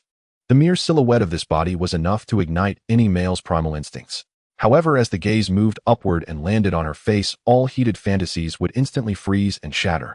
A face covered in dense, uneven brown spots. Her skin wasn't exactly dark, even somewhat pale, but those spots marred all imaginings of beauty. The original contours of her features were vaguely exquisite, with a high nose and nicely curved lips, but all radiance was robbed by those spots, leaving only an unsettling and somewhat grim ugliness. Yet her eyes were clear and cold, like 2 unfathomable icy pools, reflecting no emotional fluctuations, only absolute rationality and detachment. Her gaze swept over the Night Owl and finally landed on Yiyu, as if her eyes could penetrate flesh and gaze deep into the soul. The Federal Ability Administration, the superior of the Night Owl, Feng Qingyan. Informing in advance. Feng Qingyan's voice remained as crisp as an ice spring, carrying a condescending indifference. I came to see the most authentic situation. Night Owl, I have read your report.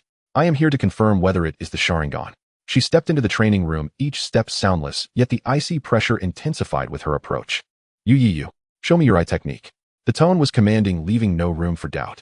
Yiyu suppressed the flutter in his heart and a hint of offended displeasure. He knew this woman before him was not someone he could contend with. He took a deep breath, his mind shifting.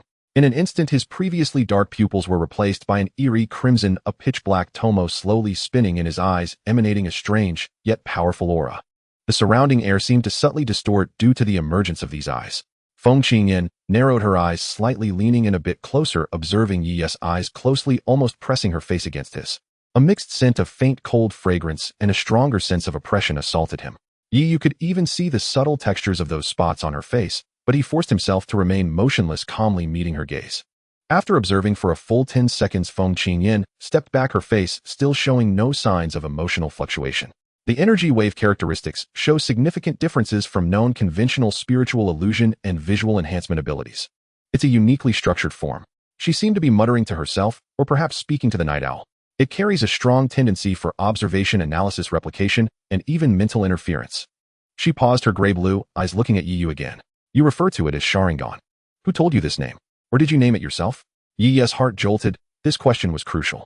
He couldn't expose the memories of the soul from another world. It was the name that appeared in my consciousness when I awakened. It feels quite fitting. Fitting. Feng Qingyan's lips seemed to twitch slightly. All right, let's just say I asked in vain. A brief silence followed. Yiyu closed the Sharingan, restoring his normal black pupils, and the eerie feeling brought by the tomo faded away. However, the thick, heavy pressure in the training room did not dissipate. Rather, it became more solid due to Feng Qingyan's brief silence. The Night Owl slightly lowered his head, maintaining a respectful posture, not daring to make any unnecessary movements, even deliberately slowing his breathing. He knew that when this senior began to think, it was most undesirable to be disturbed.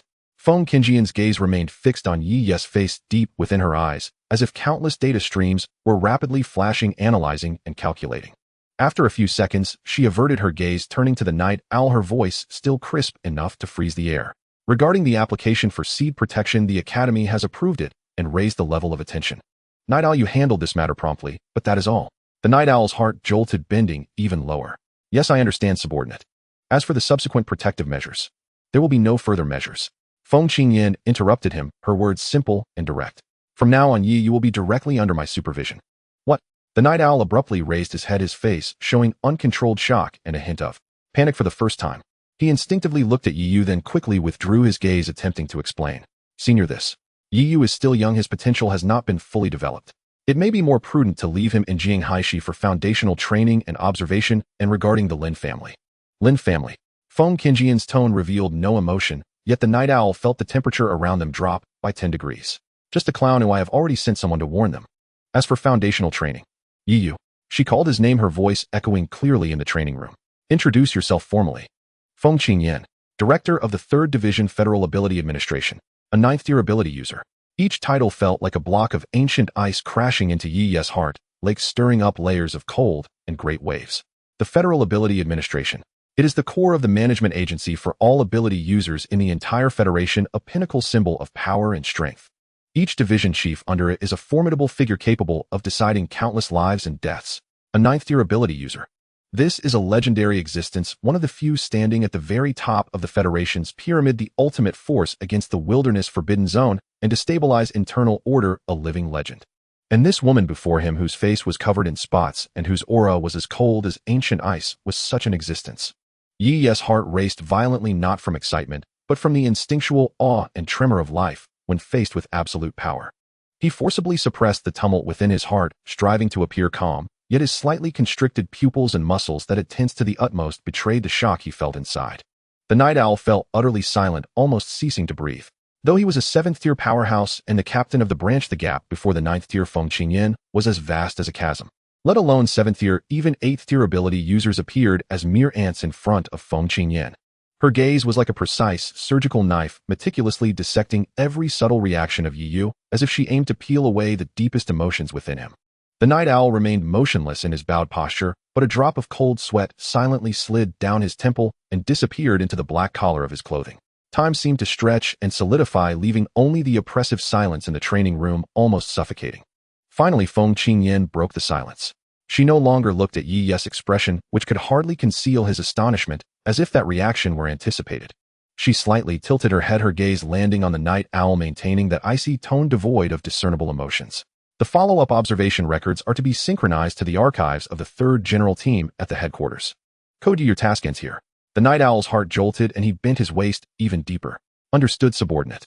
He understood that this meant the headquarters was officially taking over, and the Jianghai City branch's authority to protect and observe Yu had been completely rescinded. This senior appeared indifferent, yet her actions were decisive and unyielding. Feng Qingyan's gaze returned to Yi's face, as if she had just dealt with a trivial matter. She extended her right hand, her fingers long with distinct joints, and her skin somewhat pale, her movements simple and efficient. At some point, a palm-sized card, deep starry blue, with dark golden federal insignia and intricate energy patterns along the edges, had been pinched between her index and middle fingers. The card's material was neither metal nor jade, its touch icy, and the patterns on it shimmered with a faint nebulous glow in the indoor light, exuding an indescribable aura of nobility and mystery. Yu. She called his name and handed over the card. Federal Capital Academy Special Admission Card. Her tone was flat, as if stating an established fact. No qualification tests required, no college entrance exams, no background checks or recommendations needed. The holder of this card is a special admission student of the Federal Capital Academy for this year, enjoying the highest level of resource allocation and permissions. It represents the Academy's recognition and the federal investment in your future. Yi's gaze was firmly locked onto the starry blue card. His heartbeat, after a brief pause, suddenly thundered like a drum, blood rushing to his head, a buzzing in his ears. Federal Capital Academy. Not only was it the foremost among the 4 major academies of the Federation, but also the ultimate cradle recognized throughout the Federation and the human realm for nurturing top-tier powerhouses. A holy land where countless geniuses dream of breaking through and entering. He had fantasized countless times in the dead of night, staring at the ceiling of his shabby rental apartment, imagining himself getting into a decent academy and climbing step by step. Even after awakening the Sharingan and the power of the tailed beasts, even after being assessed as an steer seed backup by the night owl, the path he subconsciously envisioned remained a thorny, arduous journey. But now, this thin card appeared so casually before him, handed over by a ninth-tier team leader. It bypassed all rules, all thresholds, all potential obstacles and suppressions. It represented but one outcome, a shortcut to the peak, opening the door for him. Power. Is this the convenience that power brings? No need for you to struggle to prove yourself, no need for you to fight in the mud, no need for you to carefully navigate through various rules and hidden rules. True upper echelons can simply give a gentle push and send you to a platform that ordinary people could never hope to reach in their lifetimes. He forcibly suppressed the surge of excitement threatening to burst from his chest and slowly raised his hand. The moment his fingers touched the card, he felt its icy texture and the faint energy pulsation within, as if it contained a boundless sea of stars. Light, yet heavier than 1,000 pounds. He took the card. Pop. A sound so faint it was almost inaudible. The card landed steadily in the palm of his hand. The starry blue hue reflected off his slightly trembling fingers. This was the first time he had felt power so intuitively and profoundly. Or rather, the unreasonable and rule-defying convenience brought by absolute power. Not through bullying the weak, nor through cunning theft, but through a higher-level establishment of rules. Feng Qingyan watched as Yu gripped the card tightly, a trace of almost imperceptible understanding flickering in her eyes. She had seen too many geniuses show various reactions: ecstasy, loss of composure, doubt, and flattery, upon suddenly receiving great opportunities. Yi's response was calmer than she had anticipated, yet more perilous. Beneath that calm surged undercurrents of ambition, clarity, and an urgent desire to seize his own fate. The card has been bound to your life signs and spiritual power characteristics, and it cannot be transferred or replicated. If lost, you may report to the headquarters or academy for replacement, but it will be recorded. I will give you 3 days to handle your personal affairs in Jianhai City. Yes, Senior. Yi took a deep breath, striving to make his voice sound steady. Thank you for your guidance, Senior. Feng Qingyan nodded slightly, her attitude noncommittal. Her gaze swept over Yi again, lingering for an extra half-second on his dantian, then shifted to the night owl. For these 3 days, his safety will still be your responsibility. I do not wish for any further incidents. Understood. The night owl straightened his body and replied solemnly. I am leaving. With that, Feng Qingyan's figure faded silently, just as she had arrived. There were no spatial fluctuations, no lingering shadows, as if she had simply melded into the air, or perhaps had been an illusion from the start. The suffocating pressure in the training room receded like the tide. The air began to flow again, and the light seemed to brighten slightly. The night owl let out a long, silent breath, his tense body relaxing slightly, the fabric of his back soaked with cold sweat. Facing Feng Qingyan, even though she had not intentionally targeted him, the absolute disparity in life levels brought about a sense of oppression that could exhaust both body and mind. He looked at Yu, who still stood in place, staring down at the starry blue card in his hand, and walked over to pat his shoulder, his tone complex. Kid, this time, you really leaped over the dragon gate. No, it's more like a loach that has dropped directly into the dragon transformation pool. Yu slowly raised his head, the shock in his eyes gradually settling. He traced his fingers over the raised patterns on the card, feeling its cold hardness, and quietly asked Captain Night Owl, how heavy is this card exactly? The Night Owl chuckled bitterly. Heavy. Let me put it this way, the regular admission slots for the Federal Capital Academy each year are only in a trillion chance for the countless eligible youths across the Federation. And this special admission card, it might not even be issued a few times in 10 years. Each one represents the personal guarantee and recommendation of at least one general team leader from the headquarters, symbolizing the highest council's recognition within the academy. Cardholders enjoy course student treatment upon admission, with permissions equivalent to some instructors able to access almost all non-classified information, prioritize the use of the best training facilities, receive intermittent guidance from at least 8th-tier powerhouses, and even apply to participate in some dangerous, yet highly rewarding secret missions. More importantly, the Night Owl's tone became serious. It is a pass that allows you to truly enter that top circle of the Federation. There, the people, events, and things you encounter will be beyond what you can imagine in Jianhai City, or even the entire southeastern region. Of course, opportunities come with risks. The competition and brutality in that circle far exceed your current understanding.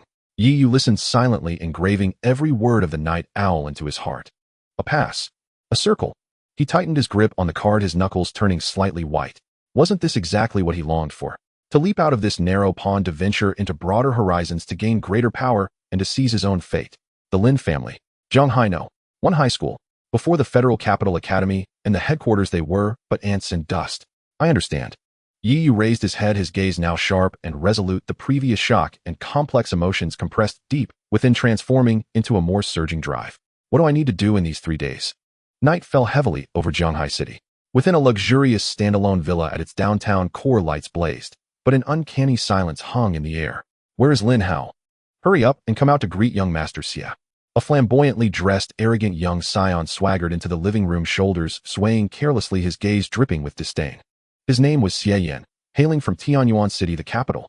Upon hearing the voice, Lin family's elderly steward rushed out from the side hall, beads of sweat glistening on his brow, forcing a strained smile. Young Master Xie, what an unexpected honor. We failed utterly in welcoming you properly. Spare me the flattery. The young scion cut him off impatiently, his eyes sweeping across the empty expanse of the hall. What's going on? Where's that boy Lin Hao hiding? Has the Lin family truly sunk so low that no one dares show their face? Amid his sharp accusatory tone, hurried footsteps echoed down the inner corridor. Lin Zhendong nearly stumbled into the room, hair disheveled, face ashen. He gripped the doorframe for support, whispering hoarsely, "It's over. This time it's truly over. Lin Zhendong, I'll grant you. You've long been a prominent figure in Jianghai City, basking in glory and influence. Yet today, what on earth has reduced you to such a wretched state? Your suit is rumpled beyond recognition, hardly befitting your usual composure." At those words, Lin Zhendong's face paled further. He managed a bitter, hollow smile, fingers unconsciously tracing the edge of the table as his voice dropped low and gravelly. "Young Master Xie, you wouldn't know. Our Lin family has suffered a catastrophic reversal. We've drawn the scrutiny of the Paranormal Affairs Bureau. Now we dare not even step outside our own gates." "Oh, the Paranormal Affairs Bureau has taken notice. That's no trivial matter. Pray tell me, what exactly transpired?"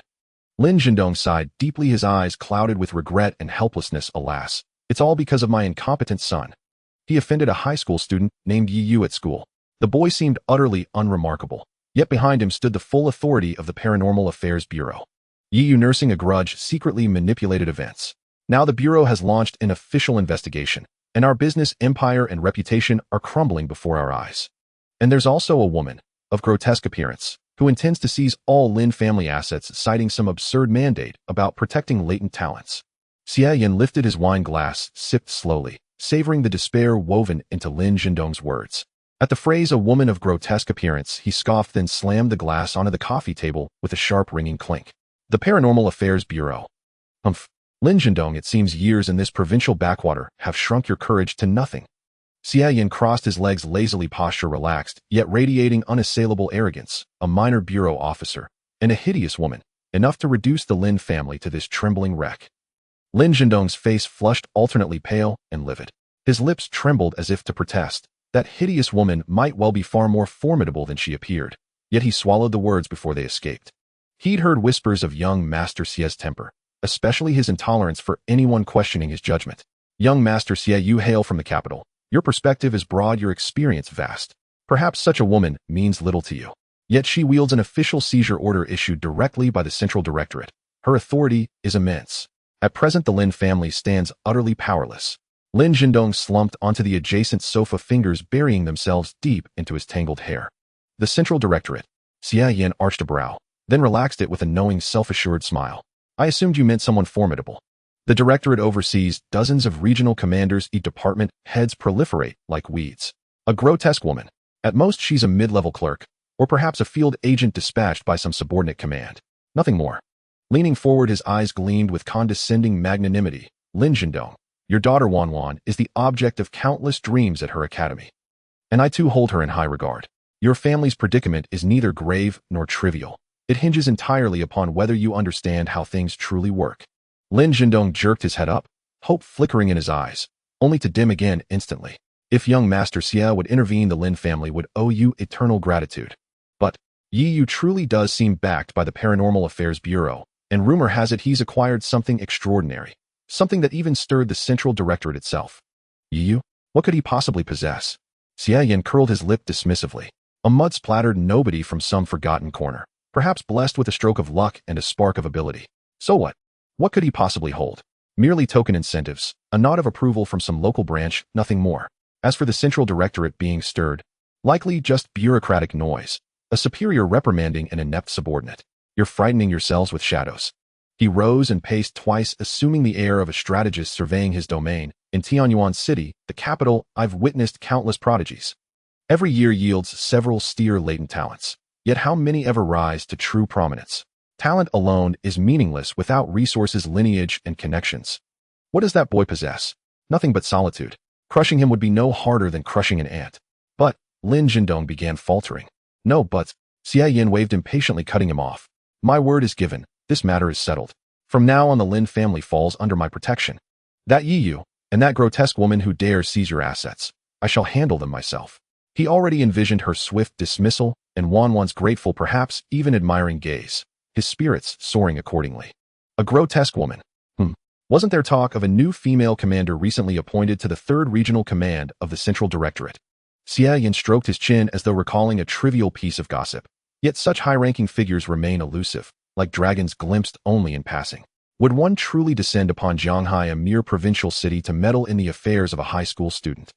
99 times out of 100 it's some petty official misusing authority, waving a chicken feather like an imperial edict. The more he spoke, the more certain he grew of his own brilliance, confidence swelling to its zenith. Very well, Lin Jindong. Compile every detail about that grotesque woman, her precise appearance, the exact time she arrived, every action she took, and deliver it to me without delay. I'll make a single call, and she'll wish she'd never been born. As for Yiyu, a cold, contemptuous glint flashed in Xie Yan's eyes, arranged for his accidental disappearance. A rootless, backgroundless brat, dead or alive makes no difference. How many so-called latent talents perish daily within the Bureau's ranks? Who would even notice? Lin Jindong shuddered inwardly. Yet in his desperation, Xie Yan's reckless arrogance had become his sole lifeline. He nodded fervently, yes, yes. Young Master Xie speaks absolute truth. I'll gather the intelligence immediately. Everything, absolutely everything, rests upon your benevolence. As for Wanwan, I'll speak with her at once.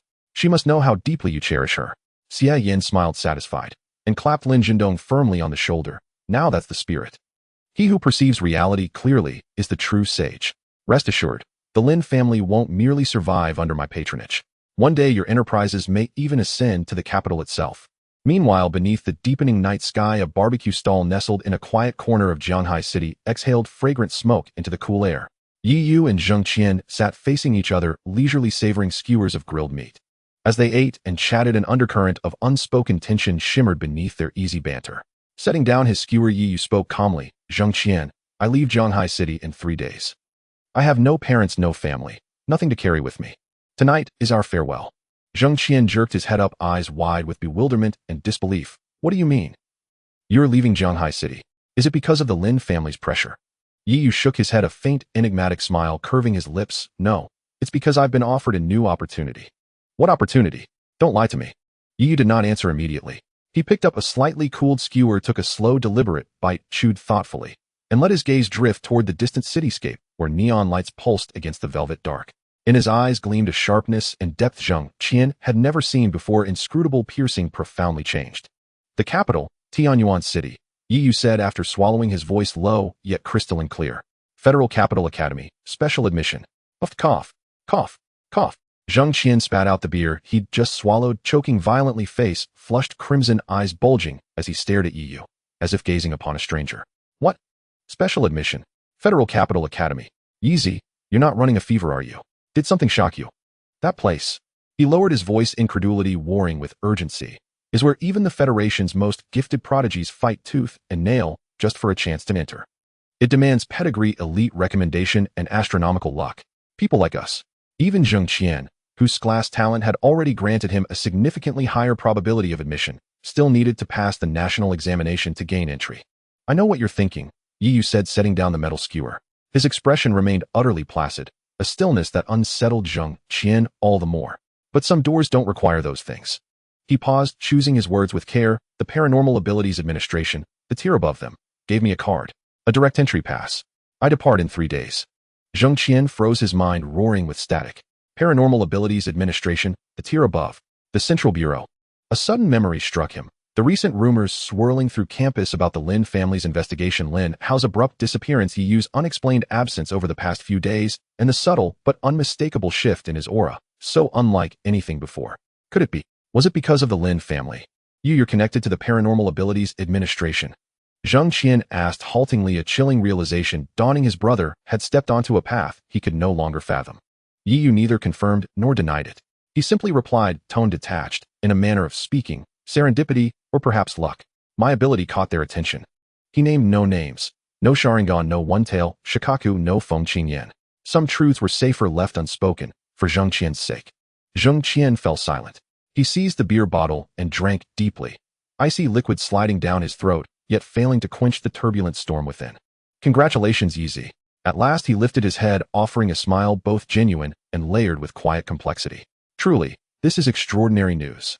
When you rise, don't forget your brother. Yi looked at Zheng Qian and felt a quiet pang.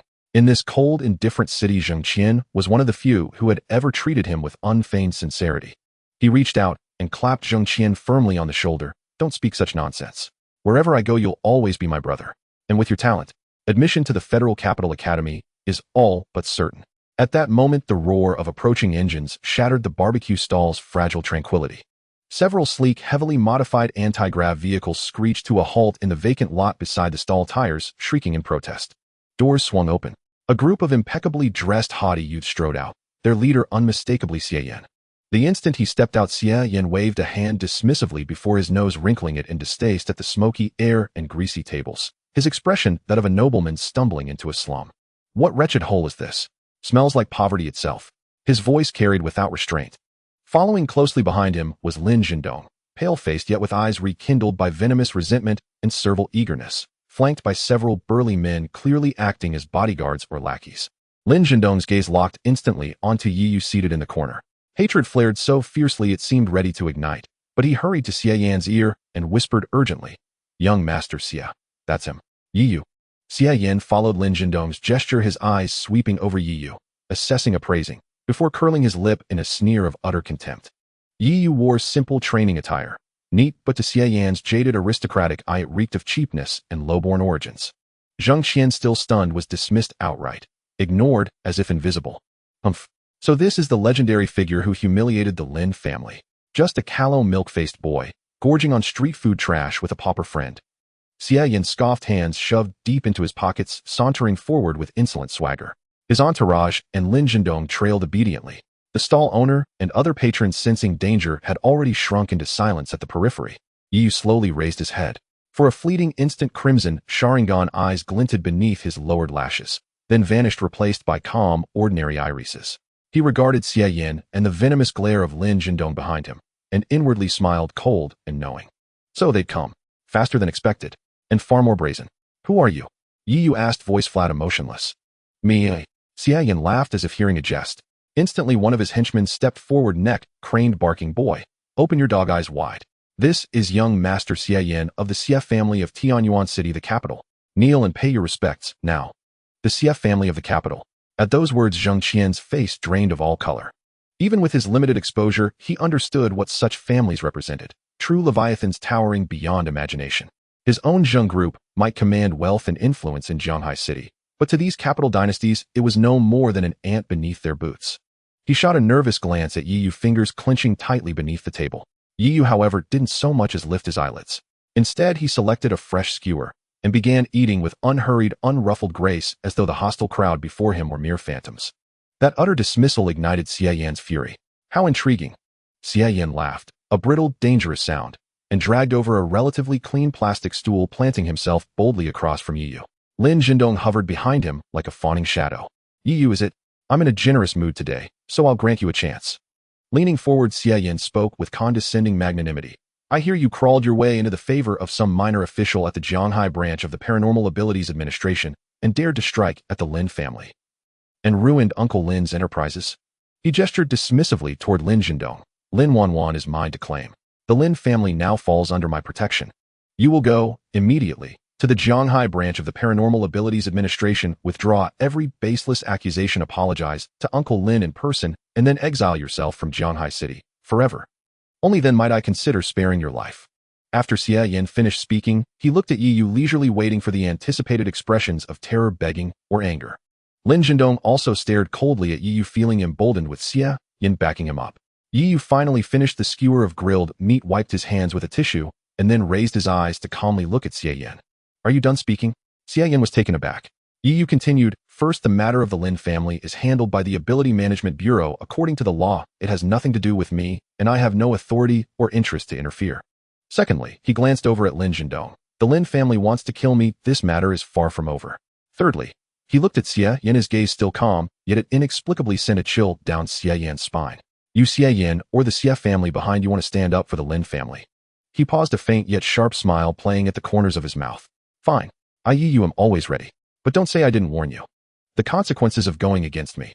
Yi's voice suddenly turned cold, carrying a chilling calmness. You may not be able to bear. As his words fell, the small barbecue stall fell into utter silence. Only the charcoal on the grill occasionally crackled softly.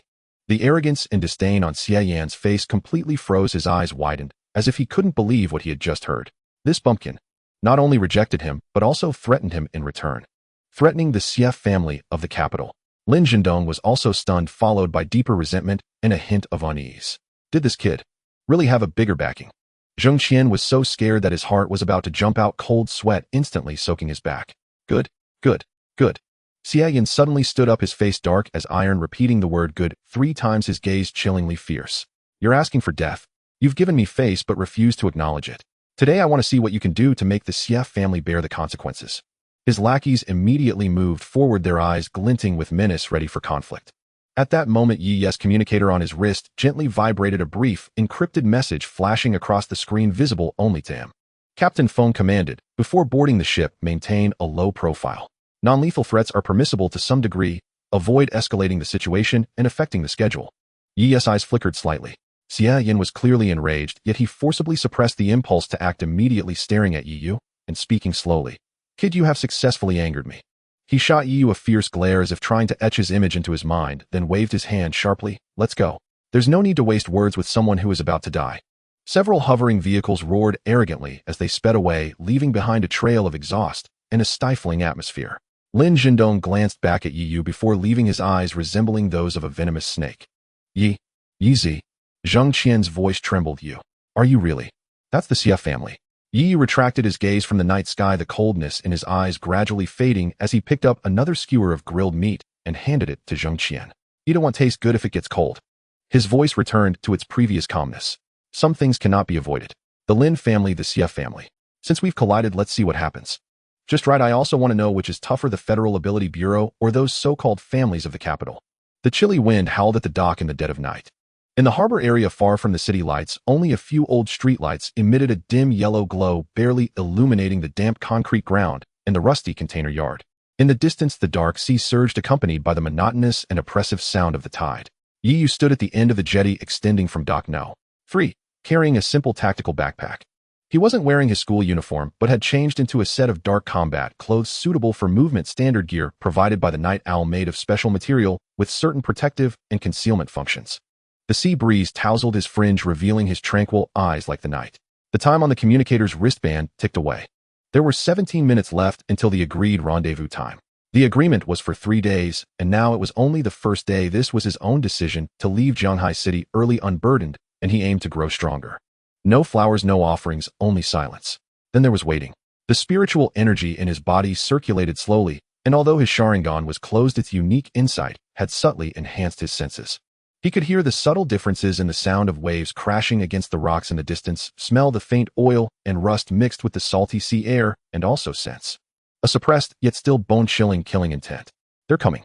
Yi did not turn around, his gaze still fixed on the dark sea, as if intently waiting for something. Footsteps approached slowly from the shadows of the container yard, more than one person. Soon Xie Yan's familiar figure emerged under the glow of a streetlight, still carrying that arrogant and casual demeanor. He was followed by 6 individuals. They were no longer the same spoiled lackeys as last time, but 6 individuals dressed in black, exuding steady auras, sharp eyes, and a sense of discipline and coordination in their movements. They spread out subtly, forming a siege, cutting off the retreat from the jetty to the shore, as well as the possibility of fleeing to the side container areas. Each of them radiated a strong energy fluctuation. At least all were fully awakened ability users, and 2 of them felt even more dangerous to Yi than the previous shadow assassin. What a coincidence, classmate Yi. Xie Yan stepped forward, stopping at the entrance of the jetty about 20 meters away from Yi. Out here in the middle of the night, all alone, are you planning to follow in the footsteps of those desperate fools and jump into the sea? Yi slowly turned to face them. The lights on the jetty cast a long shadow of him, standing alone. Xie Yan. He spoke, his tone calm and undisturbed. You are more impatient than I imagined. Impatient? Xie Yan scoffed, spreading his hands. What patience do I need for an ant like you? He scanned the combat gear and backpack on Yi, his gaze icy. You cleaned up quite well. So you think that by latching onto some small character from the Ability Management Bureau, you can really run to the capital and turn from a sparrow into a phoenix? Why, I'll tell you, Yi. Xie Yan's voice suddenly turned harsh, filled with undisguised killing intent. Offending me, Xie Yan, you won't go anywhere. Want to go to the Federal Capital Academy? Dream on. Tonight this place is your burial ground. This pitch-black sea is perfect for turning you, this ignorant bumpkin, into a coffin. He suddenly waved his hand. Go. Don't make too much noise, make it quick. Clean up the bodies. Yes. The 6 black-clad individuals moved in unison, like leopards pouncing from the darkness, their speed leaving only faint shadows in their wake. They were evidently well-trained, not rushing in recklessly, but rather 2 charged directly at the front, while 2 others flanked from the sides, and 2 remained by Xie Yan's side, serving as both guards and subtly sealing off high-altitude and long-range attack angles. The 2 at the front, one of them suddenly enveloped his arms in a gray-white rock-like shell, his fist striking towards Yi's face with a dull sound of breaking air. The other conjured 2 shadowy blue energy daggers in his hands, cutting through the air at precise angles towards Yi's ribs and knees. The 2 flanking attackers, one became a blur, while the other pressed his hands against the ground, causing the cement surface of the bridge to tremble slightly, and several sharp stone spikes suddenly erupted from beneath Yi's feet. Their coordination was seamless, the offensive fierce, sealing off nearly all avenues for evasion, embodying a military combined assault technique aimed at delivering a lethal blow. Deep within Yi's pupils, a flash of scarlet suddenly ignited. Single hook, jade wheel eyes activated. The world around him instantaneously slowed down, the trajectories of his opponent's movements, the flow of spiritual energy, and the subtle signs of muscle exertion all transformed into clear and discernible lines and data flooding into his mind. Yi's body slid backward at an unimaginable angle, flawlessly evading the tips of the spikes that erupted from the ground, while his upper body tilted back, as if broken, the rocky fist grazing past the tip of his nose, the force of the wind lifting his hair. The shadowy blue energy blades nearly grazed his side, but only tore through the outer fibers of his combat suit. Under the inside of the wheel eyes, these seemingly swift and lethal attacks revealed their weaknesses clearly. The 2 attackers at the front found their strike missed, shock flashing in their eyes. Their confident combined attack had been so effortlessly evaded. Yi did not give them a chance to adjust. His backward-leaning body snapped back like a taut bowstring, his right hand's fingers gathered spiritual energy, highly condensed, forming a knife hand, delivering a clean, swift, and lightning-fast slash. Bang! His knife hand struck fiercely against the arm covered in the rocky shell, not in a hard collision, but precisely cutting at the weakest and most awkward joint where the shell connected. Crack! The rocky shell shattered with a light sound. The attacker let out a grunt, his arm experiencing intense pain and numbness, causing his offensive to dissipate. At the same time, Yi's left leg swept out like a silent whip, kicking towards the ankle of the black-clad attacker wielding the energy blade. That person reacted extremely quickly, retracting the blade to block, but Yi's kick suddenly changed direction, mid-strike, the tip of his foot aiming for the attacker's chin. The black-clad man hurriedly retreated and tilted his head back, narrowly evading the strike, breaking into a cold sweat. On the flank, the black-clad figure that had become blurry and was attempting to ambush from the visual blind spot was rendered visible under the dynamic vision of the wheel eyes. Yi seemed to have eyes in the back of his head. In the instant he repelled the 2 in front, he threw back 3 poison needles, without looking, which he had taken from the Night Owl's training room. The poison needles formed a pinwheel shape, sealing off the man's escape route. Slish! The blurred figure was forced into solidity, hurriedly swinging his weapon to deflect 2 of the needles, while the 3rd grazed past his shoulder, leaving a trail of blood. The Earth-type ability user, seeing this, immediately manipulated more stone spikes to surge towards Yi from different angles, attempting to disrupt and restrict him. Yi's movements shifted like a specter on the narrow bridge, each step perfectly avoiding the stone spikes, even using them as footholds to make his form even more elusive.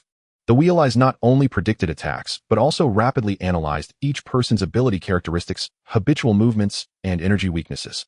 In just a few breaths of combat, 6 at least mid-level 2 abilities coordinated seamlessly were actually being held at bay by Yi alone, relying on his exceptional insight and physical skills, even subtly gaining the upper hand. The mockery on Xie Yan's face had long vanished, replaced by deep shock and a hint of ferocity. Indeed a bit sinister, he gritted his teeth. No wonder Lin Zhendong, that waste, couldn't handle you. But this ends here. Just as Xie Yan's sharp voice called out, a guard beside him, also the one with the most obscure aura among the 6, suddenly pulled out a palm-sized dark red crystal covered in bizarre twisted runes. That person's complexion instantly turned pale, clearly indicating that activating this item required a tremendous price. The crystal was quickly activated, unleashing a terrifying wave of violent chaotic energy, filled with destructive meaning, as if a sleeping beast had suddenly awakened, erupting with a roar. This level of energy astonishingly reached the peak of the 3rd tier, far surpassing anyone present. The dark red light instantaneously stained a small portion of the night sky. Even the air emitted a burdened hum. Yi's pupils constricted sharply, his hair standing on end. A deadly sense of crisis washed over him like ice water. With his current strength, he could not withstand this strike no matter what. even evading it seemed exceedingly difficult, as that violent energy appeared to have locked onto him. A cruel and triumphant grin appeared on Xie Yan's face. Die trash. To die beneath the Qi Yin crystal is also your honor. The dark red crystal's glow intensified, clearly about to transform into a beam of destructive light shooting forth. Just at this critical moment. Buzz. A pressure beyond description, greater, colder, and more indifferent than anything before, descended without warning. Time seemed to freeze in that instant. The sea water beneath the bridge ceased its rippling waves, the dust floating in the air solidified, and the violently surging energy of the dark red crystal seemed to be grasped by an invisible giant hand, abruptly stifling its fury. The glow dimmed, and the guard who activated it appeared, as if frozen in ice, remaining in place with a mix of pain and resolution on his face, but his eyes were filled with endless terror. The wind stopped, sound vanished. The entire world was left with an absolute, soul-shaking silence. A tall, fiery figure, unknown when she had arrived, stood quietly in midair at the end of the bridge, the sea breeze fluttering her dark combat suit, outlining a breathtaking silhouette. Yet on her face, dotted with brown spots, there was a chill colder than eternal ice, more indifferent than the abyss. Feng Qingyan. She didn't even glance at the dangerous Qi Yin crystal, nor at the statue-like black-clad guard and Xie Yan. Her gaze calmly swept over Yi Yu, who maintained a combat stance on the bridge, as well as the few black-clad figures rendered somewhat disheveled by Yi Yes maneuvers, now similarly paralyzed by the terrifying pressure. Finally, her eyes fell on Xie Yan. In that moment, as her gaze passed over him, he felt as if his heart had frozen, blood ceased to flow, and his thoughts almost solidified. He recognized that face. Lin Zhendong had shown him the footage. That ugly woman. You? Who are you? How dare you interfere in Xie Yan's affairs? He growled lowly, his voice hoarse and trembling with hollow bravado. I am of the Xie family of the capital. Feng Qingyan finally spoke, her voice crystalline, utterly unruffled. Yet her words severed Xie Yan's next breath mid-throat. She took a single step forward. That single step pressed down upon him like an advancing glacier, his knees buckled, nearly collapsing him to the ground, saved only by the two motionless guards bracing him from behind. For the first time, Feng Qingyan truly fixed her gaze upon Xie Yan, not with revulsion, not with fury, but with the detached, clinical scrutiny of a scholar observing an anomalous specimen. And beneath it, a faint, almost imperceptible trace of indifference, as though regarding something unclean. Just now, she said, her voice quiet yet piercing every ear, you called her ugly. Xie Yan shuddered violently, his face drained of all color, turning ashen white. When he'd first glimpsed Feng Qingyan, shock had involuntarily resurrected that crude remark he'd made earlier about Lin Zhendong. Could she possibly have sensed even that? And what else did you say? That her figure was not bad, and the lights off, it's all the same. Feng Qingyan continued, her tone as placid as reciting a dinner menu. I. Xie Yan's teeth chattered, denial rose instinctively, yet beneath those eyes that saw through every lie, any protest would be laughably feeble. Extreme terror bred extreme folly. Perhaps arrogance had long been his armor, perhaps the prestige of the Xie family lent him one final fatal delusion. In this utter extremity, a twisted courage, or rather self-destructive madness, flared within him.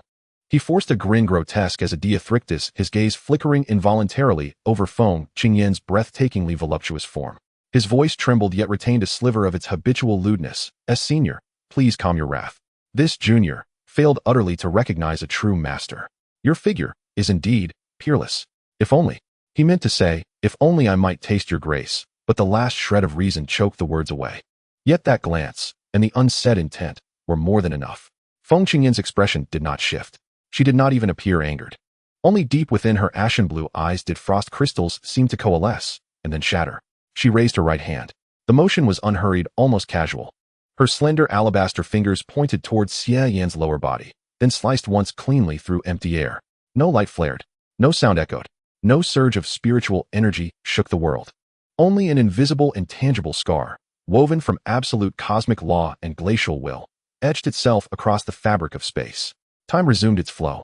Ah! A shriek raw and inhuman tore through the night's silence. Xie Yan's eyes bulged, the blood vanished from his face, replaced by the sickly gray pallor of imminent death. His hands clamped desperately over his groin, his entire frame crumpled inward like a puppet with severed strings writhing and convulsing uncontrollably on the ground. No blood sprayed forth. Yet where a man's essence resided, gone, utterly excised. Blinding agony and the soul-deep exhaustion of a life force grievously wounded flooded his senses. After a few ragged screams, he collapsed into unconsciousness, a dark stain of involuntary voidance spreading beneath him. The entire sequence unfolded too swiftly for thought. Only after Xie Yan lay insensate did the 6 black-clad figures, including the one holding the Qi Yin crystal, feel their bodies thaw from frozen paralysis. Yet not one dared move, not even to breathe. Terror vast and bottomless contorted every face. Their stares at Feng Qingyan were those of mortals gazing upon a demon god walking among men. Feng Qingyan did not spare Xie in a second glance. No more than one would notice dust brushed from a sleeve. She turned instead toward Yiyu. Yiyu had already lowered his combat stance and deactivated his Sharingan. He stood still, his complexion slightly pale, but his composure steady, though his eyes held profound reverence as they met hers. That instant of erasure, he had witnessed it more clearly than anyone. His Sharingan had captured the infinitesimal ripple of fundamental law. It was power beyond his current comprehension, beyond even the reach of his perception. Finished? Feng Qingyan asked, her tone unchanged. Yes, senior, Yi replied respectfully. Thank you for your intervention. A tedious farce, Feng Qingyan remarked tersely. We must depart. Her gaze swept over the 6 petrified figures. Carry your useless master back to Tianyuan City. Tell the Xie family. The one who crippled him is Feng Qingyan. Should they dare reach again, cut off whichever limb they extend. Wise? Yes. As if granted divine reprieve, the 6 men scrambled to lift Xie Yan's unconscious form and fled the pier without looking back, vanishing into the shadows of the container yard, abandoning even the dimmed Qiyan crystal. Silence settled once more upon the pier, leaving only Yiyu and Feng Qingyan. Let us go, she said, turning toward the ink-black sea. Her voice drifted softly on the wind. Your vessel has arrived. Far out in the abyssal night, a sleek, featureless black vessel, silent as a phantom, cut smoothly through the waves, gliding steadily toward the pier. The vessel drew alongside the pier's edge with uncanny silence. No impact, no tremor. Its hull was not merely black. Up close it revealed a deep, light-devouring matte texture veined with impossibly fine, organic-looking ridges, like the exoskeleton of some deep-sea leviathan. There were no railings, no deck. Only seamless aerodynamic contours flowing downward from the vessel's central apex into the obsidian water. At the pier's edge, a section of hull, roughly 1 meter wide and 2 meters tall, slid inward without sound, revealing an entrance bathed in soft white light. No steps descended, the threshold aligned perfectly with the pier's concrete surface. Inside, gentle illumination outlined a stark, minimalist corridor. Follow me, Feng Qingyan said, and stepped forward first. Yiyu cast one final glance behind, over the hushed dock past the distant scattered lights of Zhanghai City, then inhaled deeply the salt-laced, rusting night air before turning and stepping after her. The moment he crossed the threshold, his feet met a peculiar, subtly resilient firmness, not the cold rigidity of metal. Behind him the hatch sealed soundlessly, sealing out wind and night alike. The corridor was brief, only 3 or 4 meters, ending in another smooth, seamless door that parted silently to either side as Feng Qingyan approached. Beyond lay a compact, unadorned chamber. Yiyu's first impression was one of austere simplicity, bordering on austerity. No opulent trappings, no complex instrumentation. The space was ovoid, approximately 10 meters long, 5 meters at its widest, and just tall enough for an adult to stand upright. Walls, floor, and ceiling shared the same cool, matte, silver-gray material. Directly ahead stretched a vast, curved, transparent viewport, dominating the entire forward arc, currently reflecting the black ocean and the faint, shimmering crests of waves. Beneath the viewport sat a minimal, recessed control panel, its surface glowing with several soft, cerulean holographic icons. No physical buttons, no joysticks. Near the rear center stood 2 ergonomically sculpted seats, likewise matte finished, their lines severe and functional. Nothing else occupied the space. No living amenities, no storage compartments, no visible signs of propulsion systems or power cores. The entire chamber was immaculate, frigid, ruthlessly efficient, a testament to military-grade design stripped of all superfluity. Where are we going, senior? Yiyu asked the first question after they boarded. Feng Qingyan stood by the viewport with her back to him, staring out at the deep, boundless darkness of the sea. Her sultry silhouette formed a strange and stark contrast with a side profile mottled with brown speckling and utterly devoid of expression. Her answer was short and direct. To the other side of the continent, the Isho Wilderness. Her tone was cold, echoing through the cavernous cabin. Isho Wilderness. Those 4 words struck Yiyu like a cold stone thrown into the still lake of his heart, sending out ripples. Reputed as the other side of the continent, the far end of the world, it was a place filled with unknowns and danger. And now he sat aboard a vessel clearly beyond conventional technological systems, beside a 9th-rank captain, being told that this was their destination. Isho Wilderness. Yiyu repeated softly, his gaze drifting toward the black sea that devoured all light. Senior, what kind of place is it there? Feng Qingyan did not answer immediately. The black craft began to accelerate with an unnerving smoothness, the sensation of inertia almost absent.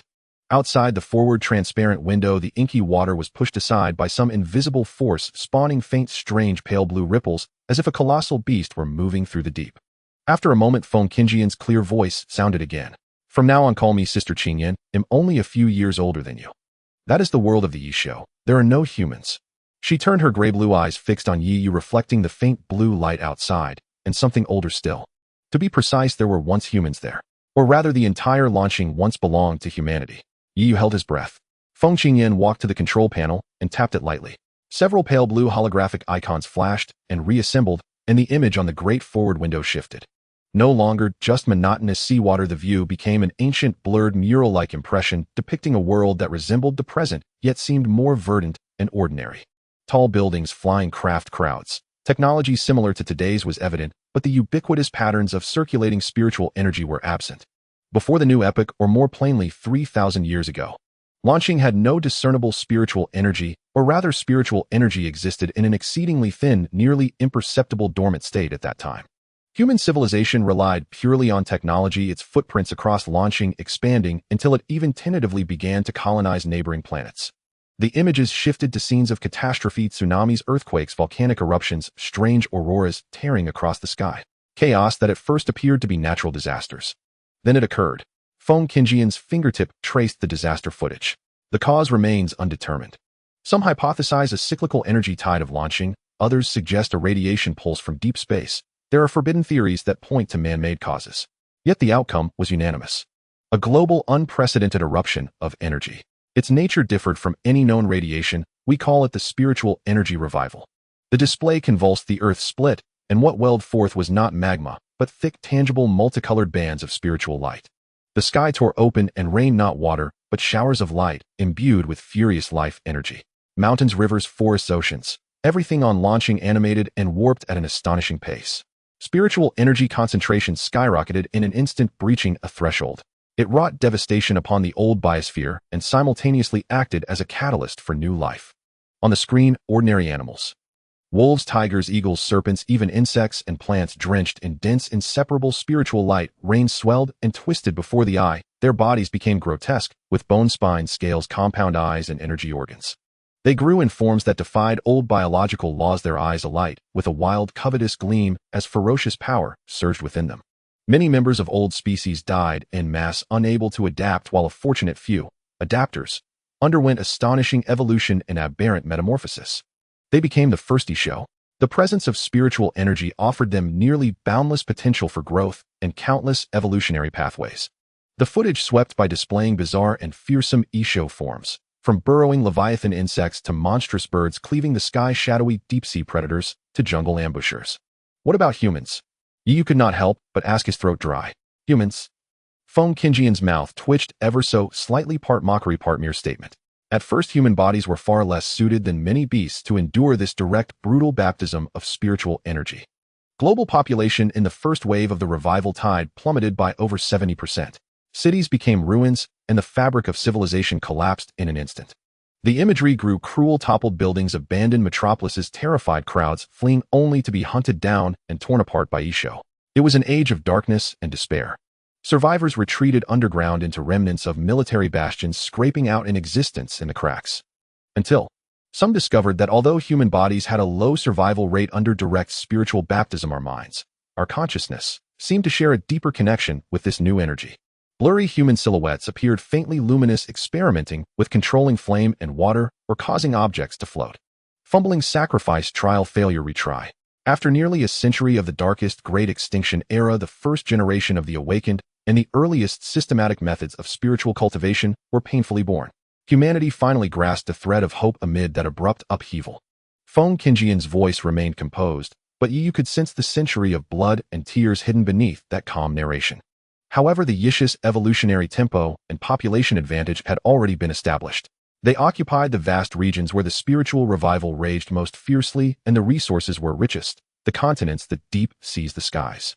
Humanity's wars to reclaim lost lands dragged on for centuries, a brutal tug of war filled with sacrifice, until we barely recaptured about 10% of the territory regions where spiritual energy was comparatively milder, forming a human federation centered on 4 great cities and guarded by numerous smaller base cities and citadels. The window image froze on a vast holographic map of Langsing. Over 90% of the surface was painted in menacing shades, varying dark red, deep brown, inky green, and somber blue, marked with names like Jiyuan Black, Si Kangming, Ancient Forest, Rongyan Scorched Lands, Fongbao Rift, Yongdong Tundra. This was the Isho Wilderness. Clinging to the fringes of those terrifying swaths, occupying roughly 10%, were softer gray whites and pale greens outlining the human form metropolises, Tianyuan Dongji, Zawang Baiming, and scattered base cities. Like fragile solitary boats amid roaring waves, what you see now is the world we inhabit. Feng Qingyan closed the hologram, and the window returned to the profound darkness outside, and the pale blue ripples left by the ship as it cleaved the water. Human territories. And surrounding us, ready at any moment to unleash another wave, the Isho Wilderness. Yi Yu stared long at the small pale area that represented human land, speechless. 3,000 years ago, the spiritual energy revival overtook, launching the Isho surged. 90% of the territory was lost. The textbook's casual summary before Feng Qingyan's coldly ruthless account, and that stark map crystallized into a heavy, blood-tinged reality. Humanity had been living within such a cage and on such a front line all along. So we are going there. Yi's voice was hoarse. For special training. Yes. Feng Qingyan returned to the seat, but did not sit, one hand resting on the cold chair back. The Federation Capital Academy's top Qianlong class has an enrollment trial tradition. Penetrate the fringes of the Isho Wilderness to undergo a 3-month ordeal of extreme survival and hunted combat. No supplies, no rescue. Only a few prearranged, extremely concealed supply coordinates that open at intervals. What you will face is the truest, cruelest aspect of the wilderness and the genuinely bloodthirsty Isho that roam its borderlands. Her gaze fixed on Yi's face, those gray-blue eyes seemed to pierce flesh and reach the soul. There is no law there, no rules. Only survival and the hunt. Or to be hunted. This will be the first lesson in shedding the shell of student and truly understanding this world and the smallness of your own power. A chill crept up Yi's spine, yet at the same time a hotter flame kindled in his chest, a mingling of nervousness, anticipation, and the hunger for challenge. Isho Wilderness. 3 months of life and death training. I understand, Sister Qingyan. He straightened slowly, his eyes sharpening and settling into resolve. Not long after they arrived at the outskirts of the beast wilderness, the wind filled with the scents of grass and earth, and a certain indescribable wild energy rushed in immediately, stirring his hair and the edges of his clothing. Towering trees reached for the sky, vines coiling like pythons, and bizarre plants thrived under the rich spiritual energy, displaying vibrant colors that hinted at danger. In the distance, the undulating outline of mountains could be seen, along with the deeper, heart-stopping darkness that seemed to devour even light. This is the edge of the beast wilderness. There were no bridges, no roads, only the most primitive nature along with the lurking predators within. We've arrived, came Feng Qingyan's voice from behind, still calm and unruffled. 3 months. Survive, grow stronger. Or die here. She said no more, offering no further instructions or encouragement. The trial of extreme survival had already begun the moment they stepped out of the cabin. Yi took a deep breath, tightening his backpack straps. Inside were only the most basic supplies: 3 days' worth of compressed food, clean water, an alloy dagger, a simple medical kit, a rough map, and a locator that would only display safe point coordinates at specific times. Without hesitation, he leaped. His body plummeted briefly through the air, the wind howling in his ears. When he was still 10 meters from the ground, he adjusted his posture, circulating his spiritual energy to slow his descent, ultimately landing lightly on a thick patch of moss that had a damp and decayed smell, making almost no sound. Almost simultaneously as he landed, a faint buzzing sound came from above. He looked up to see the black spacecraft silently changing direction, its surface shimmering before it became indistinct and transparent, vanishing into the vast sky in the blink of an eye, as if it had never existed. He was left alone, standing at the edge of this land forgotten by humanity for 3,000 years. It was quiet, yet the sounds were omnipresent. It was not the clamor of the city, but the wailing of the wind through the massive leaves and vines, and the strange calls from unknown insects or creatures in the distance. It was the rustling of tiny creatures crawling through the soil beneath his feet. It was the faint pressure sensation brought about by the natural flow of spiritual energy amidst the lush vegetation. There was also a feeling of being watched. Yi's pupils constricted slightly, a crimson hue quietly surfacing. The single Tomo Sharingan activated. The details of the world were instantly magnified and analyzed. He slowly and cautiously turned his neck, scanning his surroundings. 30 meters to his left, a cluster of brightly colored plants resembling enormous pitcher plants trembled slightly, their inner leaves covered in barbs and digestive fluid, emitting a sweet scent that lured insects while subtly pointing towards him as the larger prey. In the shadow of a moss-covered rock to his right front, several vines, nearly blending into the environment, were moving with extreme slowness, their tips raised like venomous snakes. From the dense canopy above, several cold, greedy gazes locked onto his position, accompanied by the faint sound of feathers brushing and claws gripping the branches. These were the lowest tier of exotic beasts, or rather plants and animals, that had transformed into exotic life forms. They possessed low intelligence, but were highly aggressive, full of hostility towards any living beings intruding into their territory. Yi remained still, quietly observing, sensing the subtle resonance and repulsion between the spiritual energy within him and the rich spiritual energy outside. The spiritual energy here was more active and wilder, much harder to absorb than the energy that had been directed and purified within human territories. Then, he murmured to himself, drawing out the standard alloy dagger. The cold touch focused his mind even further. Let's start from here. As soon as he finished speaking, he moved, not retreating, but advancing. His target was the writhing pitcher plant. His movements were as swift as a cheetah. Under the inside of the Sharingan, the subtle signs of the pitcher plant's leaf retracting and the predatory pouch swelling were captured clearly. In the moment when several vine-like appendages, sticky and barbed, lashed out like whips, Yi's figure twisted unnaturally, narrowly avoiding the attack, while the dagger glinted coldly, accurately, severing the weakest connection between the vine and its main stem. Splat! The stench of the juice splattered out as the severed vine writhed violently. The main body of the pitcher plant emitted a silent scream, and more vines along with the wide-open predatory pouch lunged towards Yi. Yi did not pause, using the surrounding terrain, protruding tree roots and slanted rocks, to continually change his position. The Sharingan not only predicted attacks, but also rapidly calculated the attack patterns of this exotic plant, its weak points, and the movements of other potential threats nearby. He was like a butterfly flitting through flowers, weaving between the vines. With each strike, the dagger accurately landed on critical areas.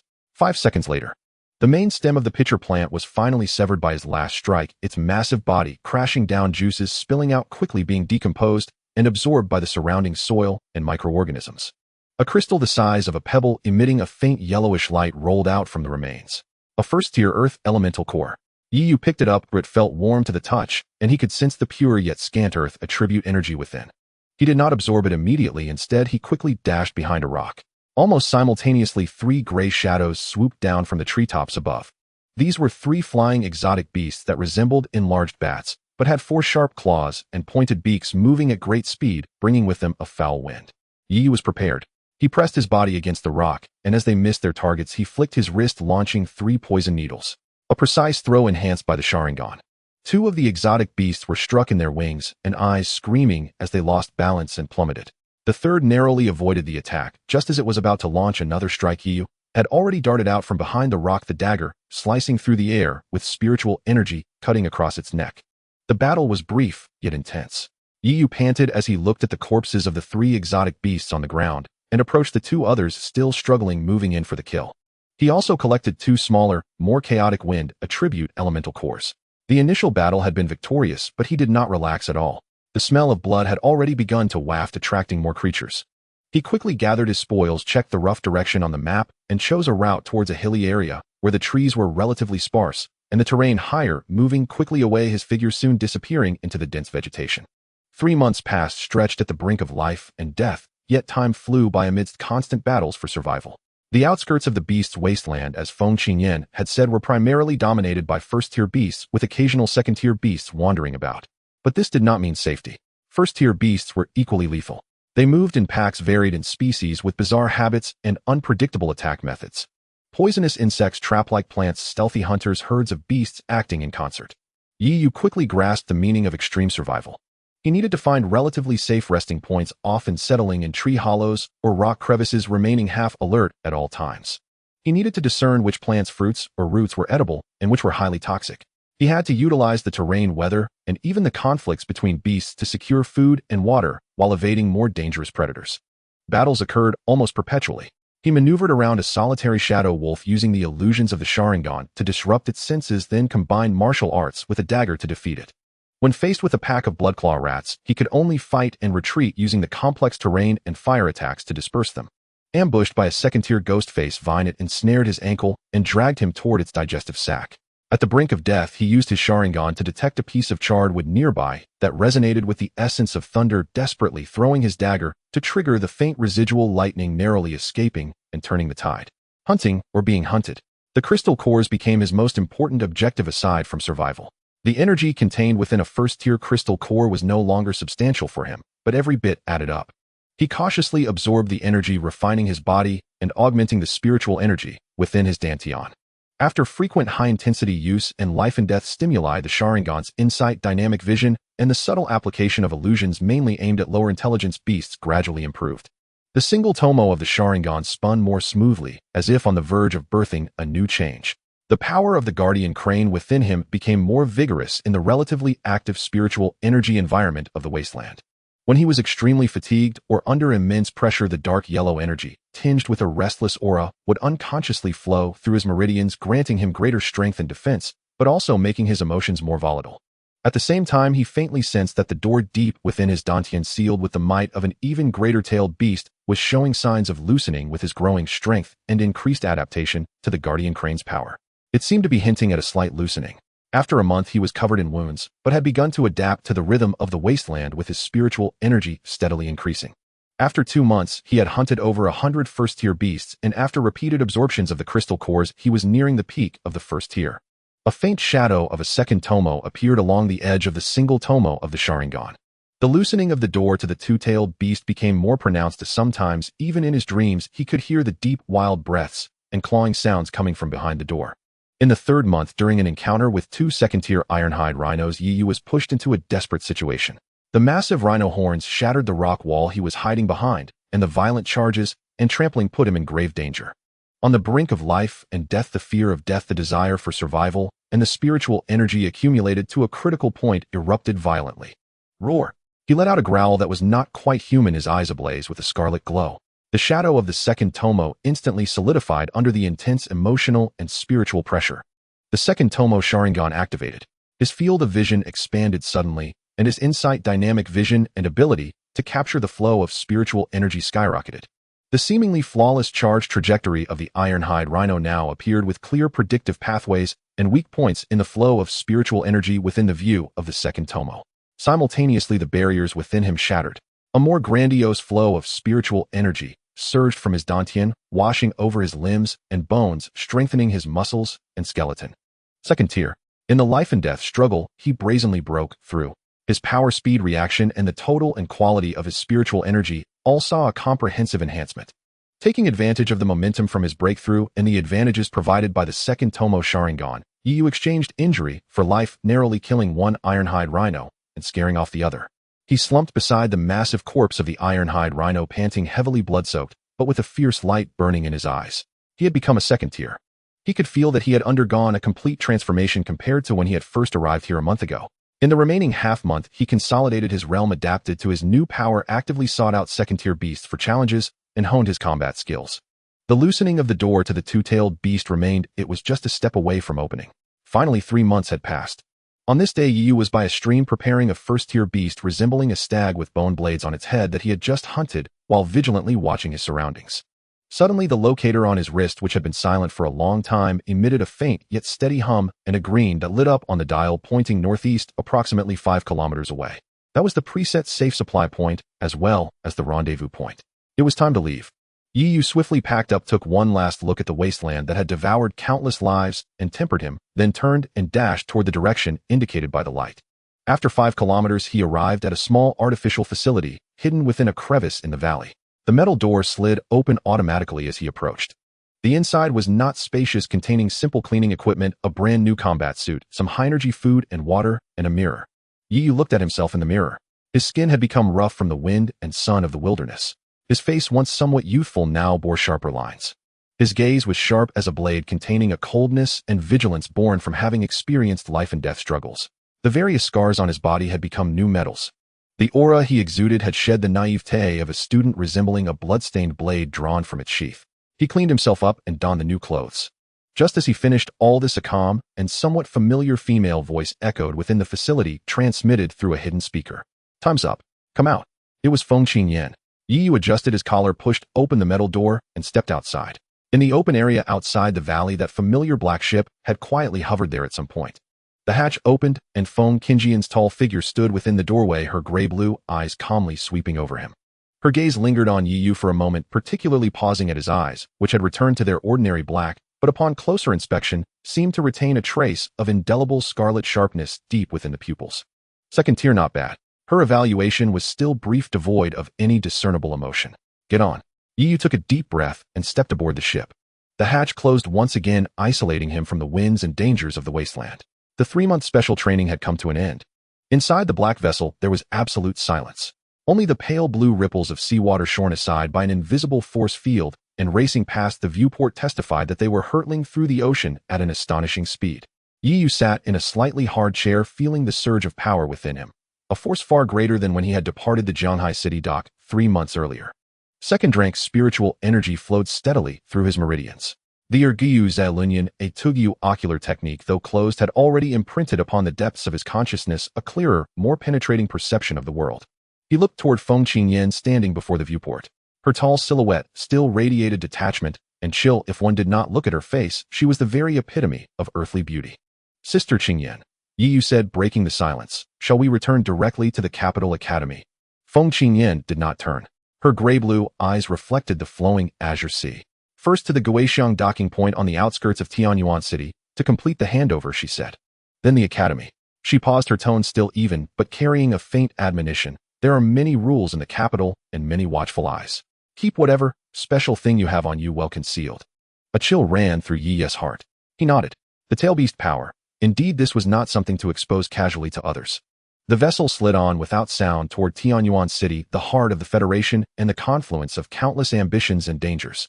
And now at the core of that heart, the Federation capital Tianyuan City. At the city center, skyscrapers pierced the clouds like a cold metallic forest, reflecting the steady, merciless radiance of an artificial sun.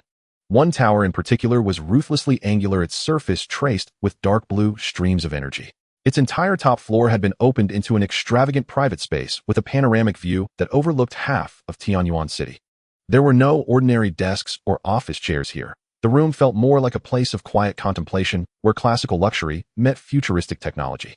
The floor was paved with costly warm jade quarried from some desperate corner of the beast wastes, exuding a faint spiritual energy that steadied the mind. The walls were floor-to-ceiling one-way crystal panels. On the outside, a data-like waterfall of pale blue light cascaded. On the inside, the panels mirrored the interior. A middle-aged man in an ink-blue vintage long robe stood with his hands behind his back before the crystal wall. He looked to be around 40. He was not handsomely featured, but his lines were hard, as if hewn by axe and chisel. His eyes were so deep they seemed to pull the light inward. Now they watched with tranquil intensity the ceaseless flow of hover traffic and the ant-like crowds below. Xietian, the current head of the Xie family, he lacked neither power, wealth, nor influence. Under his stewardship, the family had made steady gains, its tentacles stretching into the military, political, and commercial spheres of the Federation. He ought to be complacent. Yet the aura emanating from him now was so cold that several trusted aides standing a few meters behind him, their hands at their sides, and their breathing deliberately slowed, felt their very bones tremble. It was not the roar of fury nor the heat of murderous intent. It was a stillness condensed to its utmost, suppressed to a freezing point, a calm like the Dead Sea before a storm. This kind of calm was more terrifying than any howl. Everyone knew that the family's sole son Xie Yin, the legitimate heir of the Xie household, had been carried back from Jianhai City 3 months ago. Not merely injured, utterly ruined. His virility had been erased by some inexplicable force. Even the most advanced medical bays and cell regeneration technologies were powerless. Physical wounds coupled with psychological annihilation had reduced Xie Yin to a cycle of hysteria and despair. He woke broken, half a man. An intolerable disgrace. A wound to the line that severs heirs forever. For a great house like the Xie family, this was not only a personal disability, but a naked trampling of the family's honor and its future legacy, a provocation. Xietian had not once gone to see his son.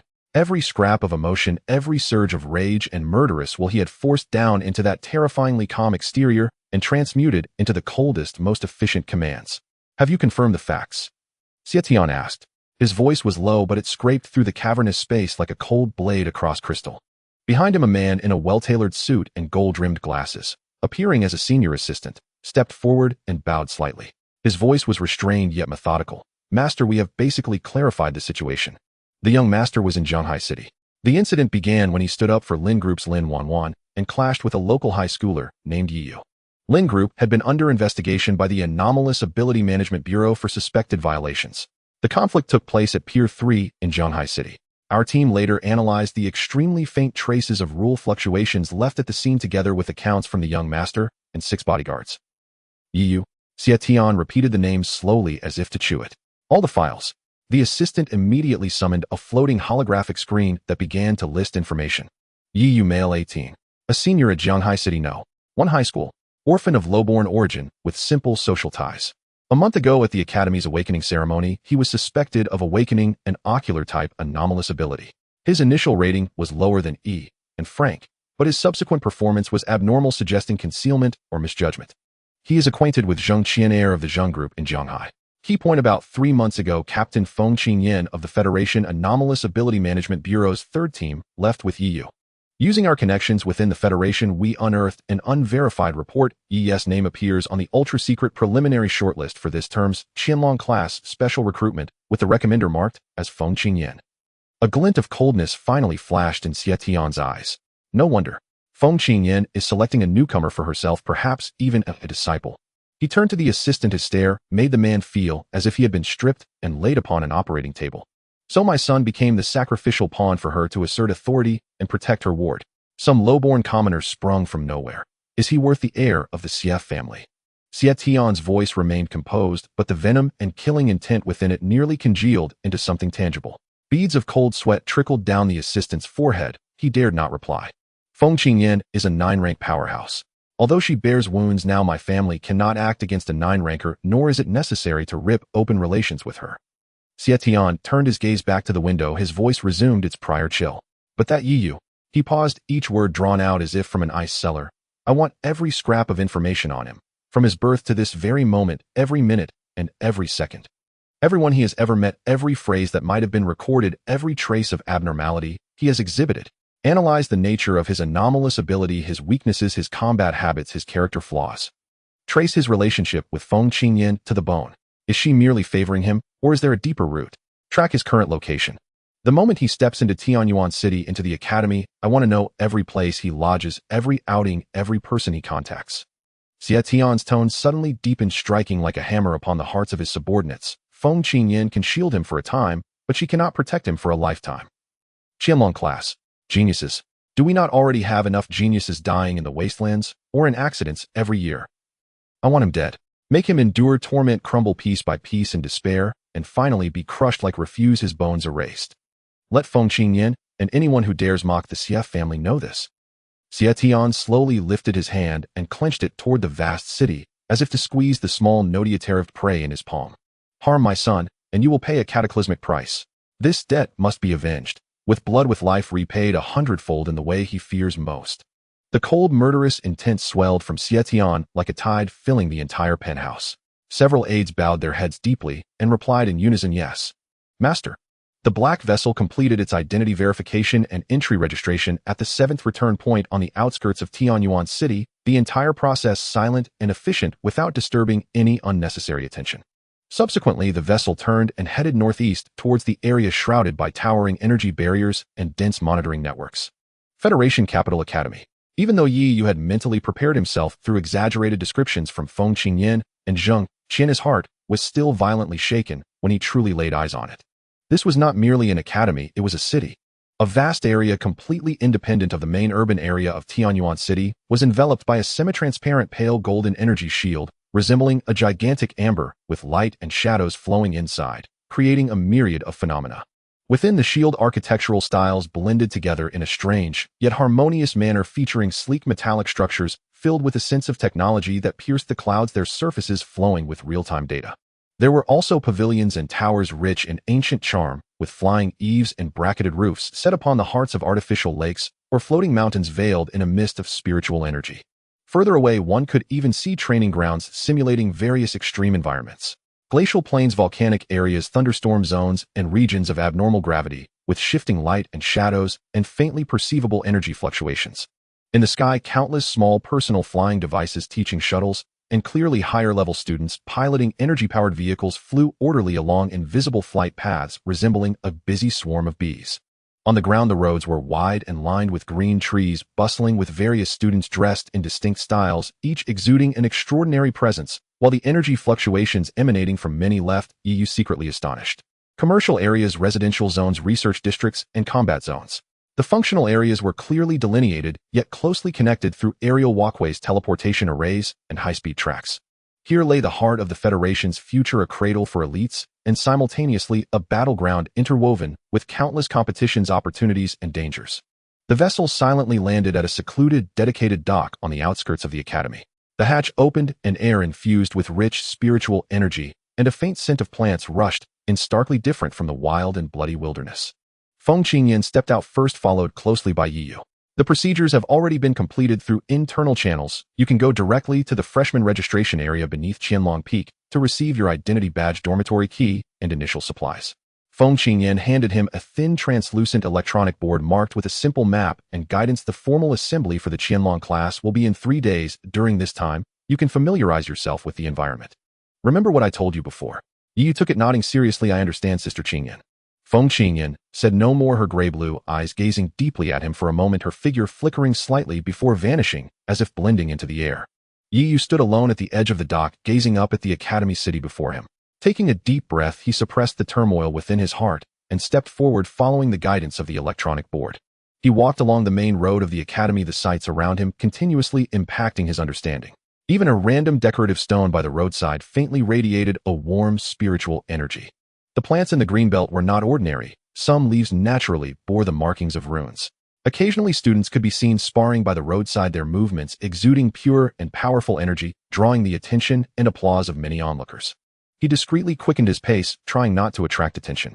Yet even so, his ordinary dark combat uniform, marked by the scars of the wilderness and contrasting starkly with the refined academy style or specially tailored combat gear around him, along with the lingering aura of life and death battles that had yet to be fully suppressed, still drew curious or scrutinizing glances from some perceptive students. Following the map, he arrived at a vast area known as the New Student Square. Here voices clamored, with new students from all parts of the Federation having entered the Capital Academy through various channels, gathering together, most wearing expressions of excitement, curiosity, or anxiety. Surrounding the square were dozens of registration points for different departments and different special recruitment channels, with light screens flickering and crowds bustling. The Qianlong Peak registration area was located towards the rear of the square, inconspicuous, with only a subtle silver light screen displaying the ancient characters for Qianlong. 2 senior students exuding a solemn aura and dressed in the Academy's law enforcement uniforms stood by to verify identities, creating a noticeably more serious atmosphere than the other lively registration points. There were not many people in line, only a handful, but each one possessed a unique demeanor. Some aloof, others composed, or radiating sharp energy. Clearly all true elites, filtered through layers of selection. Yi Yu quietly walked to the back of the line to wait. At that moment, a somewhat familiar, but now particularly jarring female voice, laced with unabashed exaggerated laughter and an intentionally heightened tone, came from a nearby lively registration point marked with elemental and energy signs. Hey, Shingo, look quickly. Am I seeing things? That's not the famous Yi Yu from our Jianghai city. Yi's brow furrowed slightly as he turned to look. There stood Wei Xining, dressed in a brand new, well-tailored light pink academy gown that made her originally 7-point appearance shine even brighter. She affectionately linked arms with a young man dressed in a white ornate robe whose brows carried a hint of arrogance.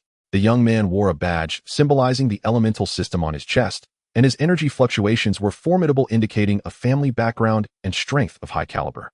At that moment, Wei Xining was pointing in Yi's direction, her face displaying a mix of surprise, mockery, and deliberate disassociation, her voice perfectly modulated to be heard by a nearby area.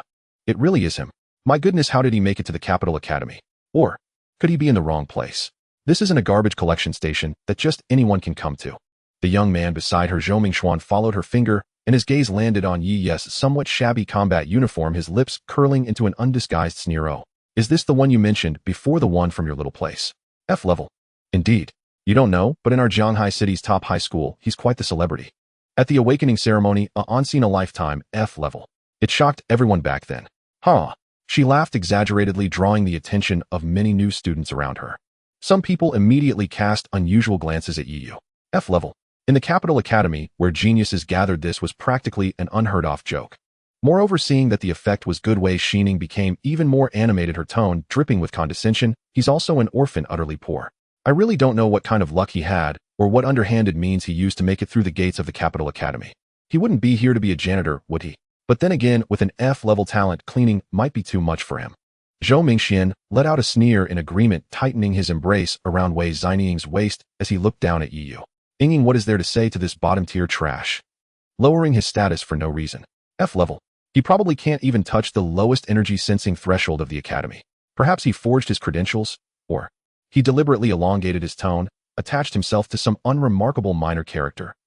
"Ah, come on, Xianga, don't say that." Wei Xining feigned a push against him, yet her gaze grew ever more smug as she glanced at Yu. Maybe he really has some special talent.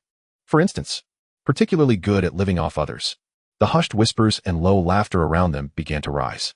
Many new students gathered around, eager to watch, their eyes darting between the well-dressed Wei Xining Zhou Mingxuan and the disheveled Yu. The implications clear.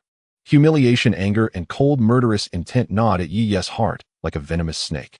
His fists quietly clenched at his sides, his nails nearly embedding into his palms.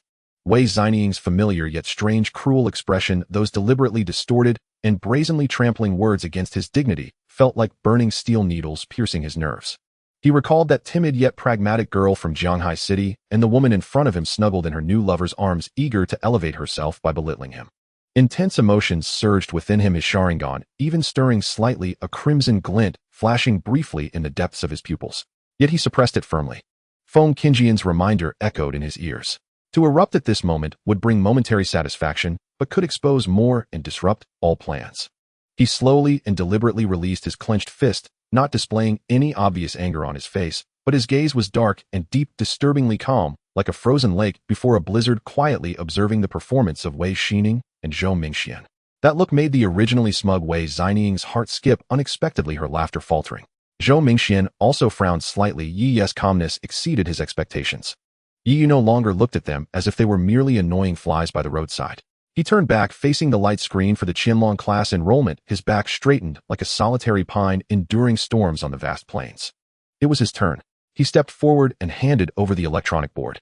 The senior enforcement officer responsible for verification was a stern-faced young man with a buzz cut.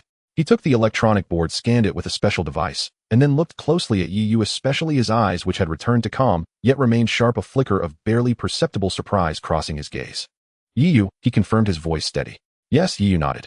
"Qianlong class, special recruitment sequence, initial review passed." The buzzcut youth did not ask further. He decisively retrieved an old-fashioned non-metallic black nameplate, a dormitory key card that glimmered faintly, and a compressed storage ring from a secure box behind him. "The nameplate is your identity proof at the academy, and also a communicator within the Qianlong class.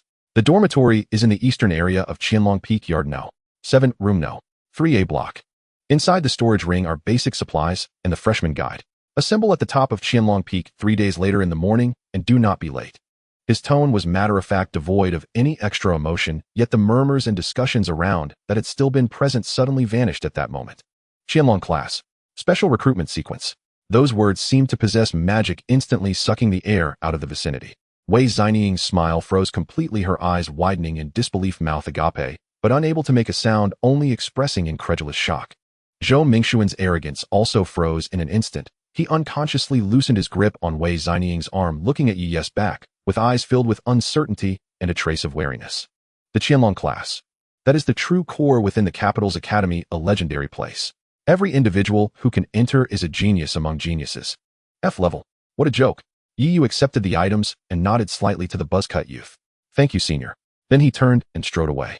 As he passed by Wei Xining and Zhou Mingxuan, his steps did not falter in the slightest, and his gaze did not stray for even a second, as if they did not exist at all. Until his figure disappeared into the crowd flowing towards the inner area from the square. Wei Xining seemed to be drained of all strength, her face alternating between red and pale, her chest heaving violently. Zhou Mingxuan's expression darkened as he whispered, "Ying, are you sure he is really F level?" I saw it with my own eyes at that time." Wei Xianing's voice was somewhat shaky, but then she seemed to grasp at a lifeline. "But maybe he used some method to fool the review.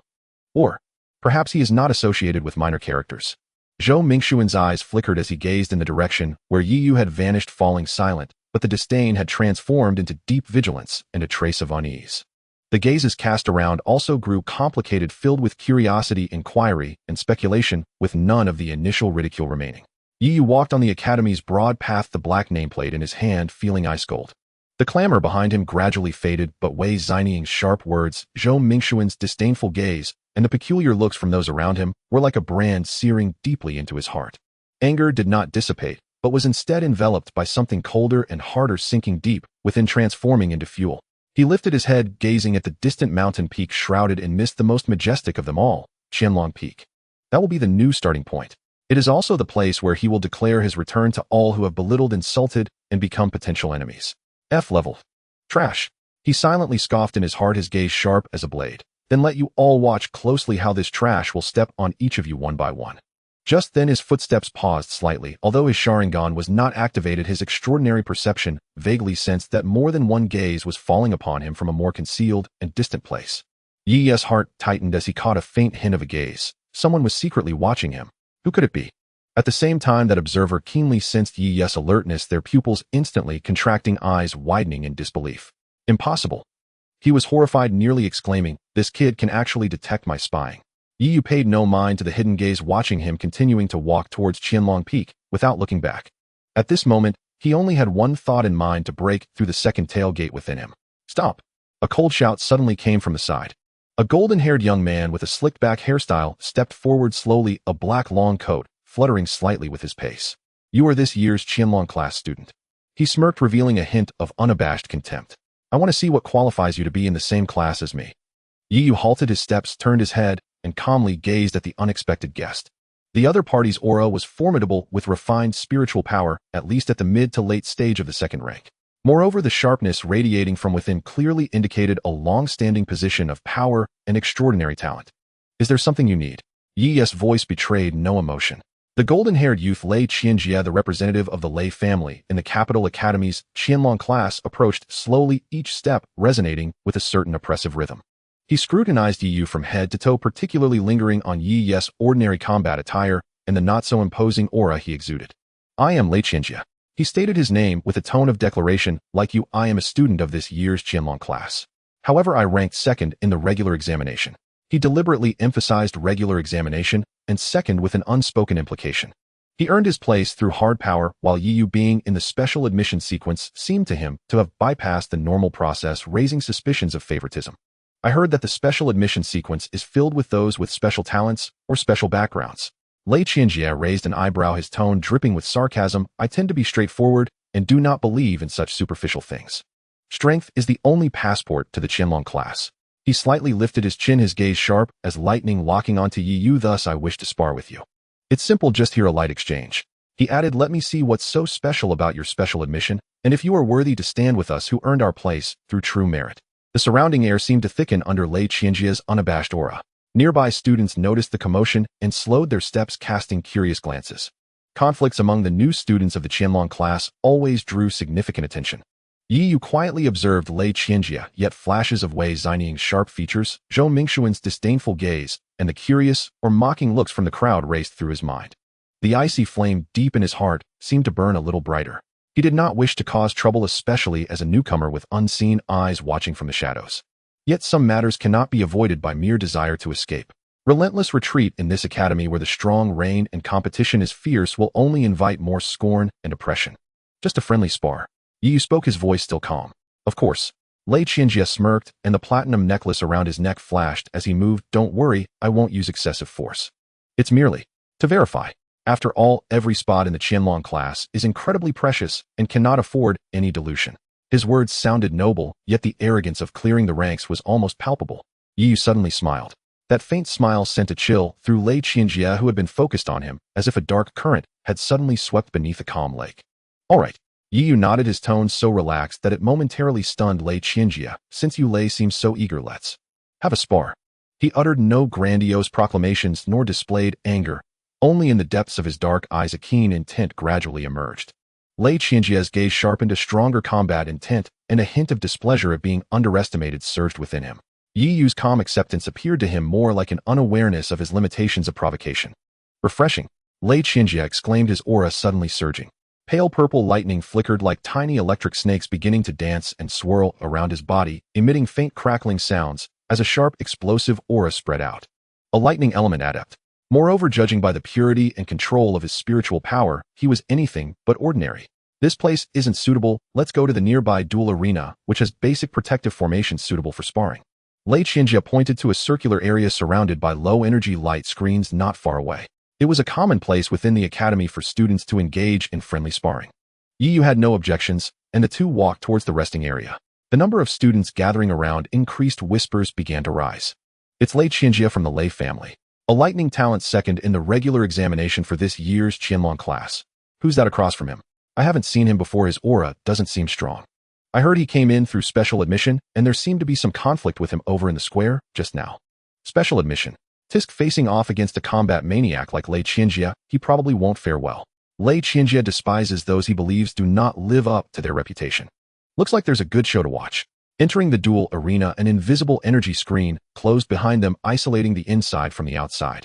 The arena had a diameter of about 50 meters with a ground made of a flexible alloy material that could absorb most impact. The two stood 20 meters apart. Lei Qianjie no longer concealed himself, his body radiating fierce lightning, and a low rumbling of thunder echoed within him. He formed a single hand into a fist, and a long spear made entirely of pure purple lightning rapidly took shape in his hand, its tip aimed directly at Yu. The electric light, flickering, exuding a pressure that tingled the skin. I specialize in lightning magic. My offense is the strongest. Be careful, special admission student. Before he finished speaking, his figure blurred into a streak of purple lightning and shot forward. The speed was astonishing. The lightning element is known for its speed and explosiveness, and Lei Qianjie was among the best. Almost simultaneously with his movement, a point of crimson suddenly ignited deep within Yu's pupils, transforming into two spinning tomo. Two tomo Sharingan activate. The world in his eyes instantaneously slowed and became clearer. Lei Qianjie's incredibly rapid advanced trajectory, the flow of spiritual power through his meridians, the nodes where the energy of the lightning spear was most concentrated and dispersed, even the hint of arrogance and sharpness in his gaze were all perceived and analyzed. Yu remained still, and at the instant the lightning spear was about to reach him, his body shifted half a step to the side with a precision that was almost imperceptible, as light as a willow in the wind. Swish! The lightning spear, carrying a searing electric glow, grazed the edge of Yu's clothing, piercing the air. The violent lightning energy blasted a small patch of charred earth. A flash of surprise flickered in Lei Qianjie's eyes. How did he react so quickly? But he did not relent, sweeping the lightning spear sideways, changing the thrust into a sweep, covering a wider area, the electric light, swirling, sealing off Yu's retreat. However, within the view of the Sharingan, this seemingly swift sweep was clear and discernible. Yu did not retreat, but advanced instead, crouching low to penetrate the inner circle of the spear's swing, while his right hand pointed like a blade, the spiritual energy concealed, yet precise, aiming at the inner side of Lei Qianjie's wrist, holding the spear, where his spiritual power was experiencing a slight delay. Using skill to overcome brute force, attacking a critical point. Lei Qianjie's alarm bells blared within. He did not expect Yu to not only dodge, but also dare to retaliate up close, and with such a cunning attack point. In haste, he twitched his wrist, and the lightning spear instantly shattered, transforming into a mass of lightning to shield himself, while the lightning beneath his feet exploded, retreating rapidly. Hiss! Yu's fingers grazed the protective lightning, emitting a faint burning sound, a slight tingling sensation at his fingertips, but nothing serious. Even though Lei Qianjie retreated in time, his wrist was still grazed by that fierce finger wind, causing a wave of soreness and a momentary disruption in the flow of his spiritual power. In the first round, amidst the flash of lightning and thunder, the seemingly grand Lei Qianjie suffered a slight setback. Gasps of surprise erupted from the onlookers. Lei Qianjie steadied himself, gazing into Yu's odd spinning tomo red eyes, the disdain on his face finally replaced by gravity, his gaze sharp as a blade.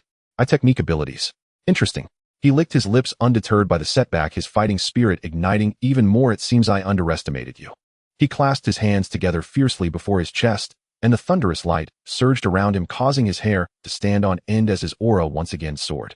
Countless strands of purple electric threads, finer than hair, yet incredibly condensed, centered around him, like a blooming flower of lightning, instantly enveloped Yu. The coverage area was vast, and the speed was as swift as lightning, with each electric thread containing penetrating paralysis and destructive power. This was truly one of his ultimate moves. The earlier lightning spear attack was merely a test.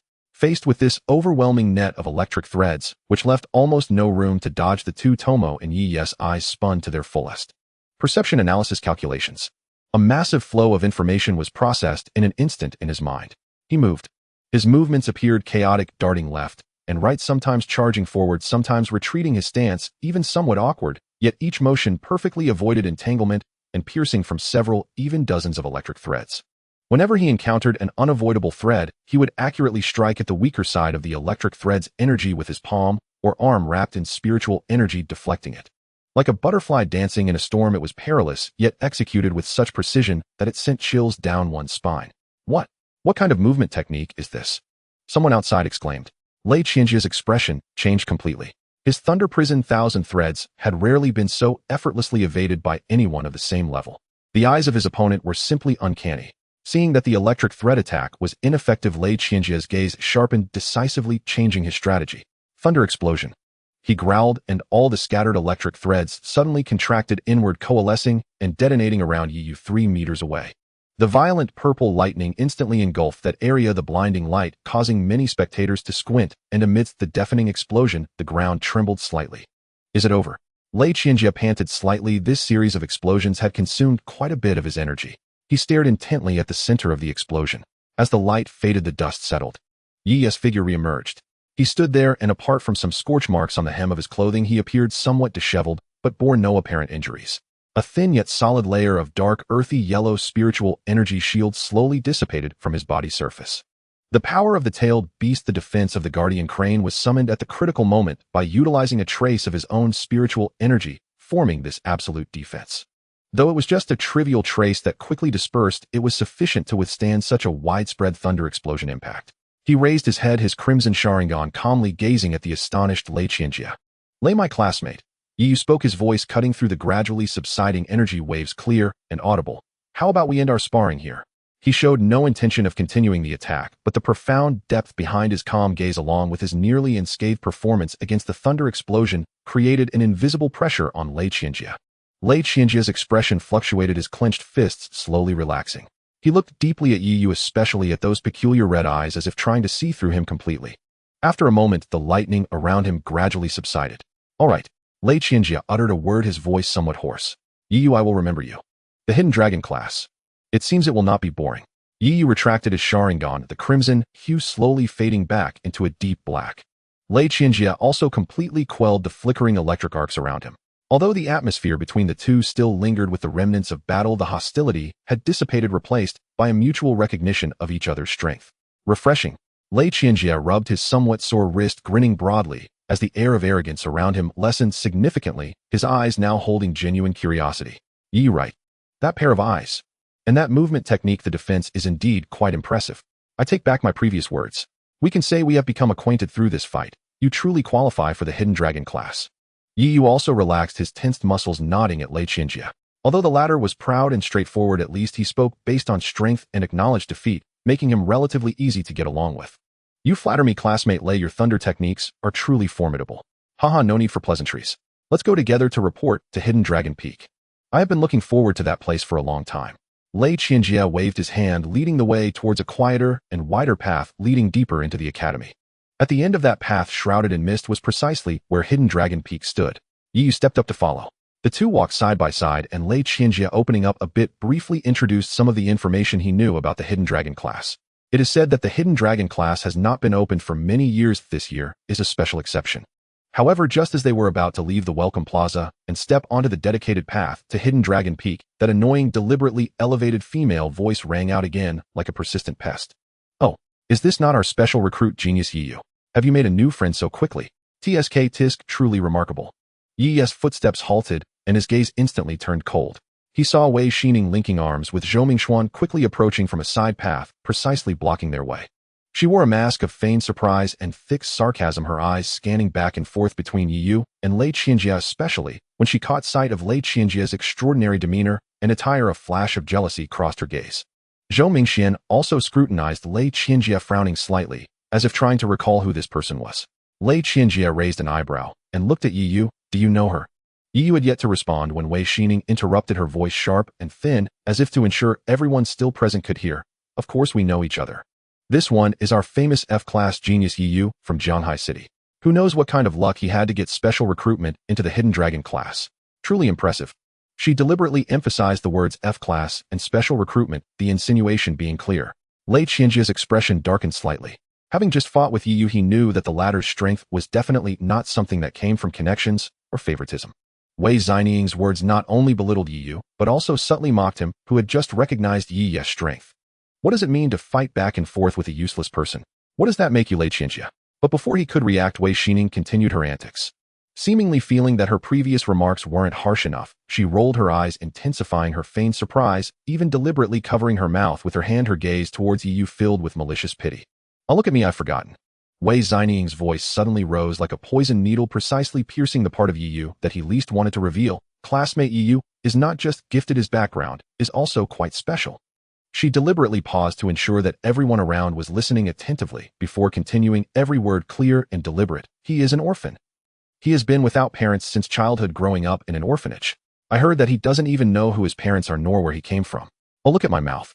She pretended to misspeak, but the mocking smile on her face and the delight in her eyes betrayed her. How pitiful, lacking parental guidance since childhood, no upbringing, no wonder his temperament is so strange and he lacks social awareness. But it's understandable no one taught him. Suddenly hitting the jackpot by entering the Qianlong class, he must cherish it well. After all, for someone like you, a rootless drifter, this may be your only chance to turn your life around. Every word struck Yi's heart like a burning iron brand, searing deeply into the softest, yet most solid scar. Orphan. Without parents. Bastard. These words he had heard countless times, from childhood to adulthood, from the ignorant taunts of children to the deliberate derogation of others. He thought he had long since grown numb, encased himself in a cold shell. But at this moment, from Wei Xinying, the woman who once had a fleeting connection with him, but now wished nothing more than to trample him into the mud in such a public setting using such a venomous tone. The anger that nearly burst from his chest, the bone-chilling killing intent, and the deep-seated loneliness and pain intertwined and exploded in an instant. Buzz. Yiyu felt as if his brain had been struck by a heavy hammer, and the edges of his vision were instantly covered in a shade of crimson. The spiritual energy within him surged uncontrollably, emitting a faint howl. Deep in his dantian, the door sealing the two-tailed beast trembled violently, as a trace of violent, frenzied energy, filled with a sense of destruction, seemed to be stirred by this extreme negative emotion and began to surge, trying to break free from its constraints. His hands clenched tightly at his sides, the knuckles cracking from the excessive force. The Sharingan was about to activate on its own. Zhou Mingxian also sensed the suddenly dangerous aura emanating from Yiyu. His gaze sharpened instinctively, pulling Wei Xinying half a step back, his internal spiritual power quietly circulating, taking a defensive posture. Wei Xinying. The three words were squeezed out as if from the cold depths of the abyss, each syllable carrying bone-chilling coldness and an anger suppressed to the extreme. Yiyu slowly raised his head, his gaze like solid ice picks pinning Wei Xinying's face. In that gaze there was no longer the previous indifference nor the rage of a roar, only a kind of heart-stopping calmness beneath which lay a chilling and murderous intent capable of freezing souls. Wei Xinying felt a chill in her heart from that gaze, but under the watchful eyes of everyone, especially leaning against Zhou Mingxian, she refused to show weakness, forcing a cold laugh. What? Did I say something wrong? Aren't you an orphan? Don't you have parents? If you can call them out so everyone can see. Xinying. Zhou Mingxian scolded in a low voice, his brow furrowed. Although he looked down on Wei Xinying's public revelation of someone's parental scars, and her harsh, venomous words were indeed a bit too much, it would do no good for his own reputation. Moreover, Yi's current state made him feel a hint of unease. Did I say something wrong, Xiangua? Wei Xinying instead became more vigorous, as if trying to prove something. He is just an uncultured bastard. Enough. A cold shout like thunder interrupted Wei Xinying's even more venomous words. The one who spoke was Lei Qianjie. He had originally been watching with arms crossed, his face showing unmasked disgust. Wei Xinying's previous sarcastic remarks had already displeased him, and now this vicious attack, targeting someone's background, had crossed his bottom line. Although the Lei family was a large clan with strict rules, they also had their own pride and principles. Bullying the weak, especially using such a despicable method to humiliate an opponent, was something he despised. Lei Qianjie stepped forward, positioning himself half a step in front of Yiyu, not completely blocking him, but clearly indicating his stance. He was tall and broad, and at that moment his face darkened, naturally exuding a fierce aura cultivated from long-standing authority, far beyond what Zhou Mingxian, a side branch of the family, could compare to. It was a quality born from witnessing bloodshed and enduring brutal competition. You are Wei Xinying, right? Lei Qianjie's gaze fell on Wei Xinying's face, as if looking at something filthy and disgusting. Is the matter of the Qianlong class something someone like you, who can't even touch the door, can comment on? Do you need to point fingers? His gaze shifted to Zhou Mingxian, his eyes sharp. Someone from the Zhou family. Take care of your woman. This academy is not a place for shameless brawling. If you dare to spew filth here again, I won't hesitate to teach your Zhou family what rules are. Zhou Mingxian's face immediately turned an ugly shade. Lei Qianjie. He had felt that this golden-haired youth looked somewhat familiar, and now that the other party stood up to speak, he immediately remembered. The outstanding figure of the current Lei family, Lei Qianjie. A true prodigy, his status was far beyond what Zhou Mingxian could compare to.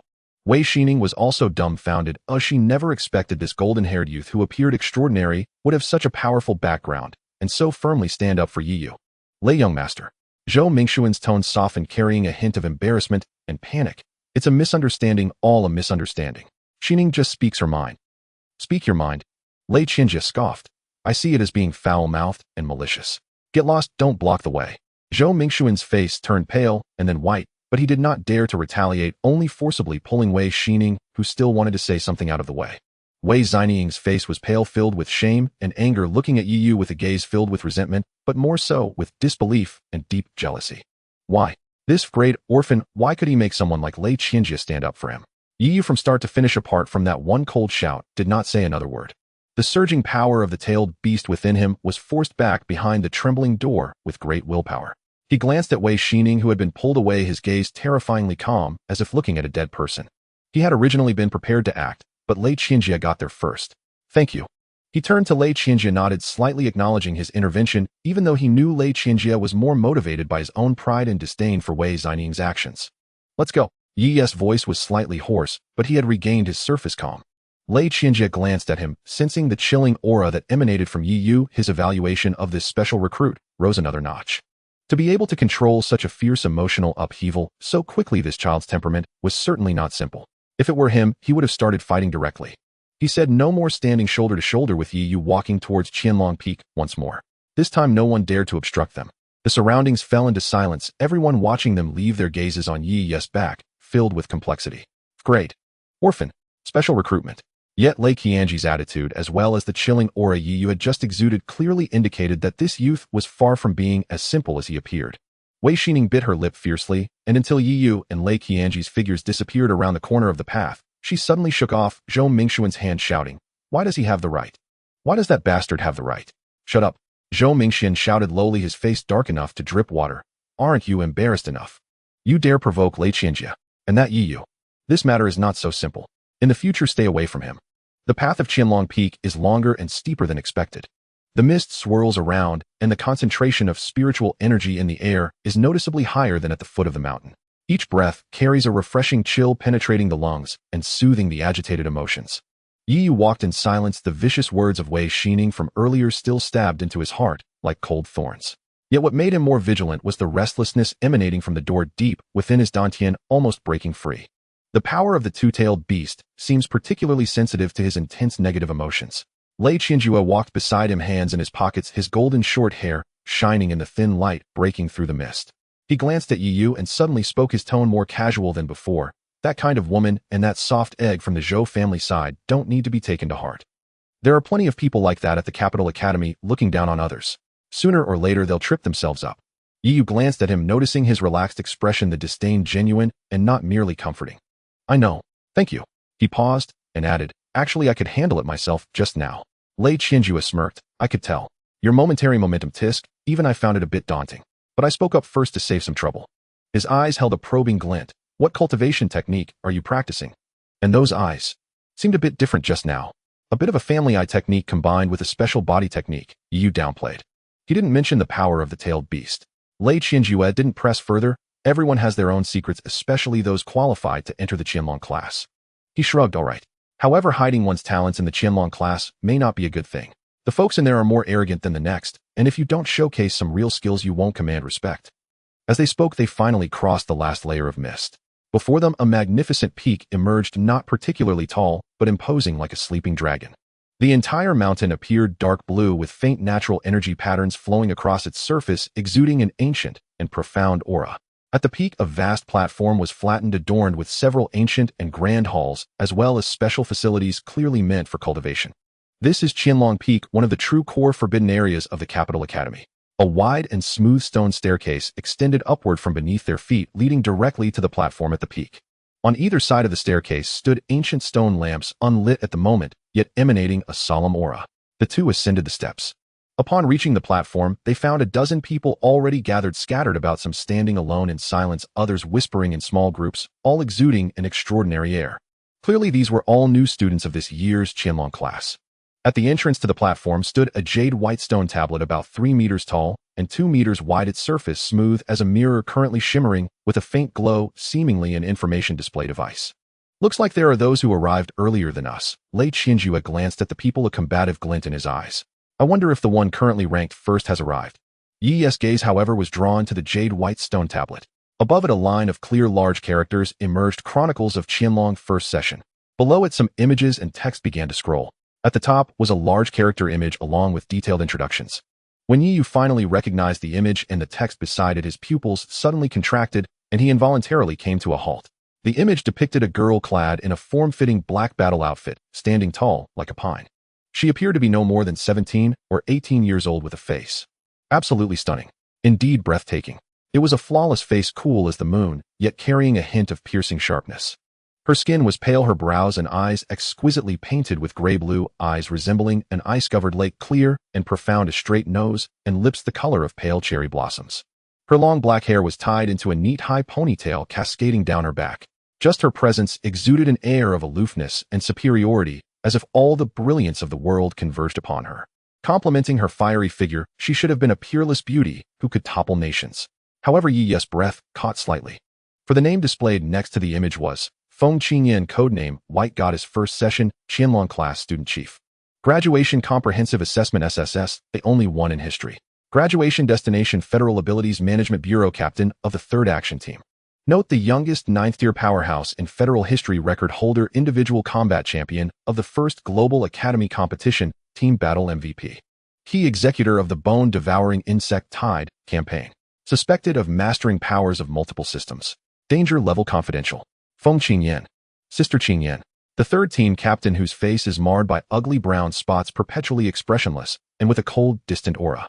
Yi's heart felt as if something had gripped it tightly. He stared intently at the breathtakingly beautiful face in the image, his mind racing with countless thoughts and questions bubbling up like boiling water. Why? Why did Sister Qingyan's appearance change like that? It could not be a natural birthmark or skin disease. It seemed more like erosion, injury, curse, or perhaps some aftereffect of a power backlash. With her strength and status, couldn't even the most advanced medical technology in the Federation restore her? Or is it that the marks themselves carry a special meaning or cost? He recalled the indifferent gaze Qingyan occasionally showed during the wilderness training, as if she had seen through the vicissitudes of life. He remembered the heaviness that might be hidden beneath her calm surface when she mentioned the beast wilderness and human history. Could it be related to her rapid rise in power, those legendary achievements, or even the powers of multiple systems she mastered? Lei Qianjue also noticed Yi's strangeness and followed his gaze to the stone tablet, immediately whistling. Whoa! The White Goddess Feng Qingyan. The chief of the First Session, a legendary figure. Tisk tisk, no wonder it was said that suitors could line up from the capital to Dongji City back then. Unfortunately, something seems to have happened later. He stroked his chin, recalling the rumors he had heard. My brother's generation mentioned that Captain Feng Qingyan returned from a highly classified mission, and her appearance, well, let's just say it was different from before. No one dares to spread the specifics. It's one of the taboo topics at the Bureau. He turned to look at Yu. So are you also interested in this legendary senior? Of course, she's the strongest benchmark that has come out of our Qianlong class. However, he lowered his voice. It's best not to mention her change in appearance now. It reportedly involves high-level secrets, and she herself is extremely averse to others discussing it. Yu forced himself to look away, suppressing the tumultuous waves in his heart, and nodded. I just didn't expect the chief of the First Session to be her. He exerted some effort to make his voice sound calm, but internally he couldn't find peace. The woman who saved him at the dock in Jianghaishi took him away, secured him a spot in the Qianlong class, and then threw him into the wilderness for brutal training. The one who appeared cold but would remind him to call me Sister Qingyan, and would softly say, not bad, after his breakthroughs. She had once been like this. Unmatched grace, radiating brilliance. What on earth happened to turn such a proud daughter of heaven into what she is today? And does her current focus and nurturing of him relate to her past? Yu felt as if he had inadvertently brushed against the edge of a vast enigma. And the core of this enigma turned out to be the only person he could currently call a mentor. The information on the stone tablet continued to scroll, showcasing details of other outstanding students from the first session, but Yu could hardly process it anymore. The image of Feng Qingyan, breathtakingly beautiful, and her now spotty face flashed repeatedly in his mind. He suddenly remembered that Feng Qingyan's gray-blue eyes, whether in the image or in reality, were the same. Clear, cold, seemingly able to see through everything, yet bearing an unspoken weight. Sister Qingyan. He silently chanted in his heart, a complex and indescribable emotion quietly blossoming. It was not just gratitude or reverence, but seemed to also contain a hint of an impulse to seek the truth even he himself had not noticed. Just then a gentle yet authoritative voice echoed above the platform, clearly reaching everyone's ears. All new students of the Qianlong class gather here. On the platform along with Yu and Lei Qianjia, a total of 15 new students quickly gathered in one place. Though all were proud and ambitious, none dared to be lax under the gentle yet commanding voice that enveloped them. Soon a somewhat loose formation was established. Yu stood firm, his gaze sweeping over the young, confident, and somewhat arrogant faces around him. Among the 14, both male and female, their attire and demeanor varied. Some were luxurious, others rustic, some radiated brilliance, while others were calm and reserved. Yet without exception, the spiritual energy surging around them was solid and pure, carrying the traits of their respective attributes, clearly marking them as true top-tier talents. An S-level talent seemed to have become the standard here. At that moment, the air above the empty ground in the center of the platform began to slightly distort, light and shadow coalescing as a figure manifested from the void, silently appearing before everyone. It was an elder, appearing to be in his 50s, with graying hair meticulously arranged. He had a lean face, kind and calm eyes, and wore a simple gray robe typical of an academy mentor, holding an unremarkable dark wooden staff. He stood there as if merging with the very aura of Qianlong Peak. Though he released no oppressive pressure, all the new students instinctively held their breath, calming their demeanor as their gazes focused on him. Welcome to Qianlong Peak, and welcome to this year's Qianlong class. The elder's voice, the very one that had just resonated, remained gentle, yet clearly reached every ear. I am Qin Chuan, the affairs director of Qianlong Peak, and one of your chief mentors for the coming year. Qin Chuan's gaze gently swept over each young face, as if committing them to memory. First of all, congratulations. You have distinguished yourselves among countless talents in the Federation standing here, proving that in terms of talent, disposition, and potential, you are at the pinnacle among your peers. You are the true pride of heaven. This statement caused many new students to instinctively puff out their chests, displaying expressions of deserved self-assurance. However, with a shift in tone, Qin Chuan's voice remained calm, but the content felt like a cold splash of water. Yet there are some realities that must be communicated to you in advance. This year, the Qianlong class has only 15 spots available. This might be the largest enrollment in nearly 20 years for the Qianlong class. However, according to the highest resolutions of the Academy and the long-standing rules of Qianlong Peak, resources are limited and true dragons require the most extreme refinement and selection. 1 year later, only 5 spots will be retained for official students of the Qianlong class. The remaining 10 will be eliminated and transferred to other core departments of the Academy for continued study. Of course, even if eliminated, the resources and guidance you receive will far exceed that of ordinary students. But the label of the Qianlong class will no longer belong to you. As his words fell, the platform fell into dead silence. One could hear a pin drop.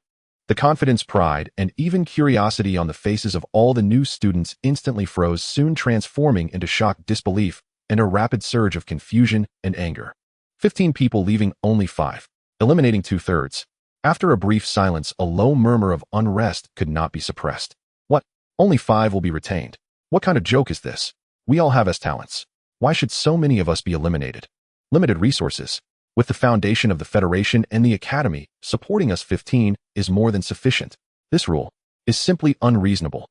Why should that be? Voices of dissent surged even among the most composed students, brows furrowed tightly as their sharp gazes turned toward Qin Chuan. They were all the most dazzling figures in their respective regions, families and academies, accustomed to being the center of attention and to resources being tilted in their favor. Now suddenly being told that even upon entering this highest hall, they still faced a high probability of being eliminated, the immense gap and sense of injustice overwhelmed them instantly. Yi was also shaken within. Only 5 would remain. This elimination rate was far more brutal than he had anticipated. No wonder Feng Qingyan had said that the spots in the Qianlong class were merely the beginning. It turned out that the real competition only began after obtaining the ticket. He instinctively clenched his fist, feeling the faint agitation coming from the door deep within his dantian. Standing beside him, Lei Qianjia frowned under his golden hair, muttering under his breath, "Damn, this is serious." Yet what erupted in his eyes was not retreat, but a more intense, almost boiling battle intent. Eliminated?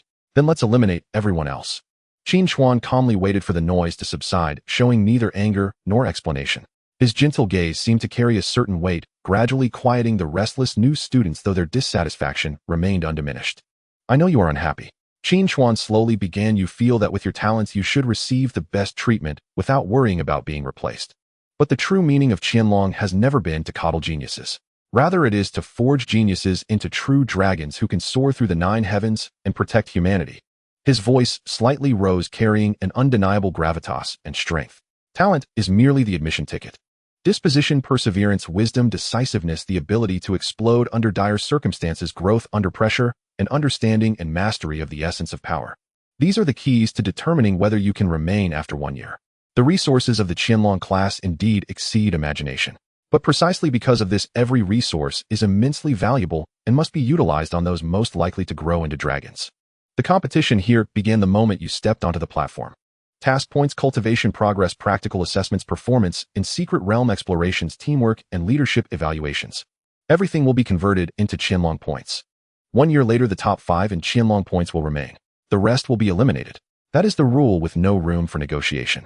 If anyone cannot accept this now, you may choose to withdraw and transfer to other core departments. It is not too late.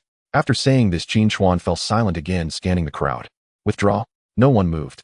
Who among those who could reach this point lacked pride? Who would be willing to admit their inferiority, retreating before the battle had even begun? Despite their dissatisfaction, despite feeling the rules were harsh, no one was willing to withdraw at this moment. That would not only mean admitting defeat, but would also deny all their past efforts and pride. Yu took a deep breath, suppressing the turmoil in his heart. Eliminating 2/3. The pressure was like a mountain.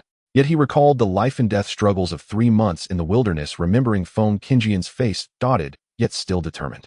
If such a person had endured unimaginable hardships, what was his own pressure worth? To stay, to grow stronger, to seek the truth, to not let down that expectation. There was only one path.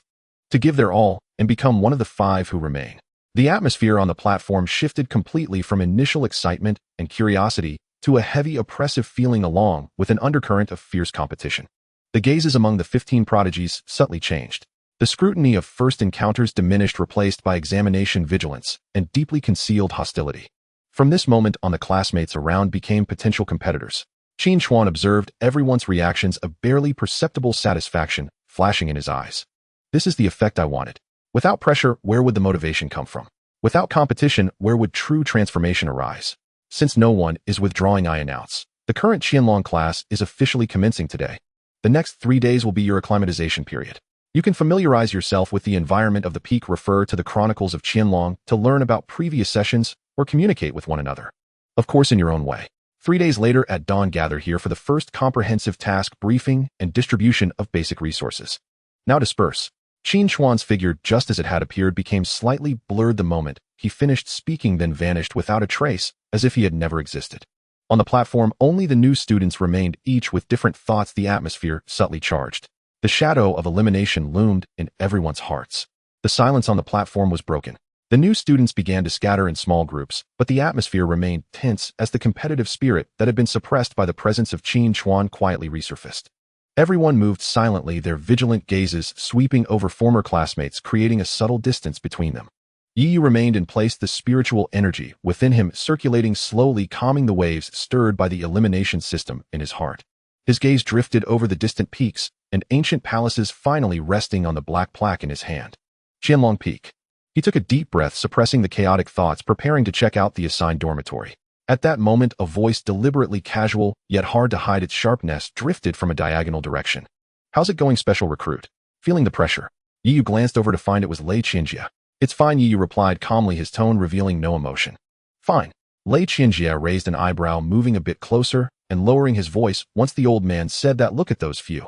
Their eyes are about to pop out, wishing they could kick the person next to them off the cliff right now. 15 will be reduced to 5. That's ruthless." But he shifted his tone, a fierce light igniting in his eyes. "That's how it should be, isn't it? What's the point of a step-by-step cultivation?" He looked at Yu, the probing in his gaze deepening. "To be honest, I'm even more curious. What exactly got you specially recruited? Is it your peculiar eye technique and movement skill?" The special recruitment sequence of the Qianlong class has historically not been filled with simple individuals. "You don't seem worried at all." Yu shot him a glance, not directly answering, but instead asking. "Worried?" Lei Qinjie scoffed, filled with absolute confidence. "It's them who should be worried. My goal has never been to stave its to." He paused, a sharp glint flashing in his eyes. "Become the chief." His words were not intentionally lowered, and the nearby new students still within earshot changed their expressions slightly, looking at Lei Qinjie with a mixture of apprehension and indignation, but no one spoke up to refute him. His strength ranking second in the exam and his earlier display of holding his ground against Yu on the square gave him the confidence to say such things. Lei Qinjie seemed pleased with this effect, patting Yu on the shoulder, applying just the right amount of pressure. "Let's go, let's get to know our nest first. You're in the know. 7 courtyard, right? I'm in the know. 9 courtyard. Oh, let's have a spar when we have time. By the way," he suddenly seemed to remember something, a smirk of anticipation curling at the corners of his mouth. "Let me remind you, the one who ranked first in the exam is probably arriving soon. That guy, he might be stronger than me." As he finished speaking, he didn't wait for Yi Yu to react, turning to leave his steps leisurely, his golden hair fluttering slightly in the wind, quickly disappearing down a stone path leading to the accommodation area. The first in the exam. Yi Yu's gaze sharpened. To be mentioned in such a tone by the proud Lei Qianjia clearly meant he was not an ordinary individual. The number of people on the platform dwindled, leaving only a few, including Yi Yu, who remained in place, gazing into the distance, lost in thought, or like Yi Yu, processing information and observing the environment. At that moment, an extremely subtle, yet exceptionally clear wave of energy, like a stone thrown into a still lake, emanated from somewhere at the edge of the platform. The fluctuation was not grand or overwhelming, on the contrary, it was pure, distilled to the utmost degree, carrying a unique sharpness, as if it could slice through space, along with a hint of coldness that was barely perceptible. Yi Yu instantly heightened his vigilance. Although his Sharingan was not activated, his perception had reached its peak as he looked towards the source of the wave. He saw that at the edge of the platform, the previously empty space, which only had a faint flow of clouds, suddenly rippled like water. There was no brilliant light, no grandiose spectacle. A tall and slender figure, as if stepping out of an ink wash painting, emerged silently, appearing from faint to solid. It was a young man who looked about 18 or 19 years old, dressed in a long robe, as white as snow, untainted by dust, simple and ancient in style, without any embellishments, yet exuding an otherworldly aura. His hair was a rare silver white, not the gray of age, but a silvery hue that glimmered faintly with cold light, tied back with a simple ribbon of the same color, with a few strands falling over his forehead. His features were extraordinarily handsome, even to the point of being overly beautiful, his skin a cold white as if he had never seen the sun, with a high nose and pale lips forming an almost perfect outline. But the most striking feature was his eyes. They were a pair of ice blue eyes, deep within which seemed to be frozen with eternal ice, clear and cold, showing no emotional fluctuations. When they gazed over, it was like two solid ice cones that could easily pierce through all disguises, reaching the essence. He appeared without a sound, not looking at the few people left on the platform, merely raising his ice blue gaze to glance at the highest and most magnificent black main hall atop Qianlong Peak. Then, as if confirming something, he casually turned his gaze over. His eyes swept across, pausing slightly on Yi Yu for less than a tenth of a second before moving away. It was as if in his eyes, whether it was Yi Yu, Qianlong Peak, or even all things in this world, were no different from the dust and stones by the roadside, stirring not a ripple in his emotions. Then he moved. He did not walk towards any path leading to the accommodation area or show any intent to communicate with anyone. He simply lifted his foot and took a step forward. Although there was nothing underfoot, it felt as if he was stepping on an invisible staircase. Then came the second step, the third step. He continued this way, stepping on invisible steps floating in the air, advancing towards the higher areas of Qianlong Peak, where the spiritual energy was denser and the buildings more sparse and ancient. Dressed in white as snow with silver hair like frost, his silhouette was solitary. The entire process was silent, until his figure disappeared into the clouds above. The few remaining on the platform seemed to be released from some binding spell, collectively exhaling a long breath, a hint of chill creeping up their backs. Floating, traversing in the air, at least a fourth-level mastery of spiritual energy, or perhaps a special spatial talent. A boy wearing glasses, looking quite studious, adjusted his frames, his voice trembling with suppressed astonishment. He is the one who ranked first in the exam. Another petite girl murmured, a hint of fear on her face. The Ice Emperor Bai Yi. Bai Yi. Yi Yu silently repeated the name in his heart. Compared to Lei Qianji's outward aggressive arrogance, Bai Yi was reclusive, a deep-seated indifference to the world that was etched into his very being. One is as loud as thunder, the other as reserved as ice. They are indeed both posturing. Yi Yu withdrew his gaze. He soon arrived at House A3 in Courtyard 7. It was less a room than a small, independent compound, quietly embedded within the surrounding formation, as if it formed its own world. The moment he stepped inside, a crisp, penetrating chill greeted him, seeping into his lungs. He halted, drew a deep breath, and a flash of surprise crossed his eyes. "Is this spiritual energy?" he murmured, inhaling again to confirm it was no illusion. The spirit was so rich, its density must be many times that of the outside. Beneath the corridor, someone sat cross-legged, and beyond the windows the formation's halo circulated, orderly, gathering and refining the courtyard's spiritual energy before channeling it into this small, isolated space.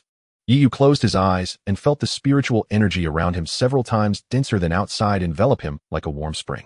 He slowly began to practice Hunyuan Wuji Gong, sinking his spirit into the dantian. Deep within his dantian, the ancient heavy stone door still stood silently. A faint blue aura curled about its surface, signifying the power of Erwei Yulv. Compared with before, the aura on that door seemed more active, its carved patterns faintly glowing, as though something within was accumulating force, waiting for the moment to break free. According to the seal, and the time spent tempering it, the second door should open within these few days. Understanding settled in Yi Yu. He focused Drew on his inner spiritual power and cautiously guided the surrounding spiritual energy at a specific frequency, washing it toward the tail beast gate. Spiritual power and spiritual energy braided together like a gentle tide, persistently cleansing and battering the door. Just as Yi Yu's mind sank, fully guiding the surge and preparing for the next maximal impact, an almost imperceptible, yet unmistakably cold, sharp ring echoed within his sea of consciousness, shattering his delicate control. The formation's halo in the courtyard showed no disturbance, and the seals at the gate remained intact. But by the courtyard's center, beside a strange potted bonsai whose leaves seemed crystallized like ice, a lanky white figure had materialized silently, like frost condensed from the air. Silver hair like driven snow, robes untouched by dust, ice blue eyes placid and unmoving like an eternal glacier. Bai stood there as if he had been there a very long time, or had just stepped in. The cold about him was not loudly exhaled, yet it lent a cutting edge to the courtyard's formerly gentle spiritual energy. The air even began to congeal into tiny twinkling ice crystals. Yi Yu's circulation of spiritual power halted abruptly, and the agitation behind the tail beast gate seemed to quiet under the sudden invasion of cold. He opened his eyes slowly. His Xiaolunian did not awaken, but his gaze sharpened like a blade, locking onto that solitary silhouette. Any business? Yi Yu's voice was calm, the same measured tone he had used when replying to Lei Qianjie, but beneath it his vigilance rose to the utmost. Bai Yu's eyes settled on him. Those ice blue irises seemed to lack focus, yet perceived everything. He did not answer at once, he merely raised his right hand slowly. 5 fingers long and elegant, skin coldly pale, like fine jade. There was no ostentatious aura, no overwhelming momentum. Still as his fingers lifted, the temperature in the courtyard plummeted again. A thin, exceptionally tenacious layer of frost-white crystals spread across the ground, the columns, even the edge of Yi Yu's meditation mat. I heard you are a special recruit. I came to spar, Bai Yi said. His voice matched his presence. Icy, concise, devoid of emotion, as if stating an inevitable fact. It was neither a request nor a challenge, more a unilateral notification. Yi Yu's eyes tightened. Top scorer of the formal exam. Ice Emperor Bai Yi. Clearly, Bai Yi had not come merely to verify qualifications. Lei Qianjie's fights had been flamboyant probes of pride. Bai Yi's approach felt more like a procedural confirmation performed according to some standard or judgment. Perhaps in his view, everyone in the Qianlong Ban must pass through his confirmation. Yi Yu rose slowly, circulating spiritual power to dispel the frost creeping about him. The thin ice crystals shattered under his spiritual force with faint clicks. Here, Yi Yu glanced at the modest courtyard, which was equipped with a spirit-gathering formation. A fight here would be ill-advised and risk exposing too much. Bai Yi seemed to read his unspoken thought, or perhaps he had other intentions all along. He did not lower his hand. In Bai Yi's ice blue eyes, a barely visible rune flickered. The next moment, Yi Yu felt a subtle distortion ripple through the surrounding space. It was not true teleportation, but an overlaying of a domain. Centered on Bai Yi, the courtyard's features altered in slight, uncanny ways. The light grew colder and clearer, the air thickened, and the spiritual energy was driven aside by a purer ice force. The courtyard scale seemed stretched, though the physical space remained unchanged. It felt as if they stood upon a boundless frozen plain. An embryonic ice domain. Yi Yu felt a chill in his heart. Sufficient, Bai Yi said, tersely, indicating that the temporary ice domain would suffice for a duel without harming the outside. He spoke no more, drawing his raised right hand inward, fingers curling slightly. Countless hair-thin ice needles, each gleaming with a faint blue chill, crystallized from the air and filled every inch of space around Yi Yu, sealing off every escape. Then, like bolts loosed from an invisible crossbow, they raced forward with bone-numbing cold and a sharpness that could pierce iron. Their speed was absolute, and their coverage flawless. There was no probing. This first strike sought to kill. Yi Yu's pupils snapped tight. At the instant the ice needles formed, his eyes flooded with crimson, and the Goyu spun with furious speed. Insight and analysis surged, trajectories, energy distribution, the paths of cold erosion. An avalanche of information poured into his mind. Still, the sheer number and density of the needles far exceeded Lei Qianjie's thunder prison filaments. Each needle carried an exceptionally condensed chill capable of piercing a common second-rank protective aura with ease. There was nowhere to flee. Yi Yu bellowed and forced his spiritual power to surge at unprecedented speed, forming a compact sand shield across his body's surface in an instant. At the same time, he stamped the ground and advanced rather than retreating, hurtling into the densest cloud of needles with a bizarre contorted posture. A hail of impacts rang out like rain upon leaves. Most needles were repelled or deflected by the shield, but the sand barrier visibly thinned under the onslaught. Even so, several needles found weak points in the sand shield and drove toward his vitals. Xiaolunian's dynamic vision tracked those lethal courses. Yi Yu made incredibly precise adjustments in his high-speed advance. Stinging pain and numb cold seized his shoulder, ribs, and outer thigh as needles grazed or shallowly pierced the flesh, drawing thin beads of blood while missing heart and throat. He endured the storm of needles and in an instant closed the distance to Bai Yi. For the first time, a faint ripple passed through Bai Yi's ice-blue eyes, as if he had taken a sliver of interest in Yi's reckless damage-trading assault and the perceiving power of those uncanny red eyes. Yet Bai Yi did not pause. When Yi came within 5 meters, the fingers Bai Yi had curled suddenly snapped open as he pressed an invisible point forward. Condense. That simple syllable left his lips, and Yi's forward momentum abruptly halted. All the dispersed cold in the air and the moisture around him condensed and solidified, forming upon his body, and within a half-meter radius a layer of crystalline, impenetrably hard, heavy ice armor. Instantly frozen bone-deep cold poured in, not merely icing his skin, but invading meridians and organs. Yi gave a muffled groan.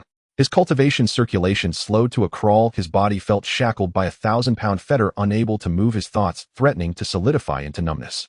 Bai Yi remained where he stood, expression unchanged, his phantom-pressed palms, fingers beginning to close slowly. As his fingers tightened, the heavy ice plate covering Yi emitted a teeth-grinding cracking and began to constrict and compress inward. It was not meant merely to imprison him, but to crush body and ice together. Life balanced on a knife's edge.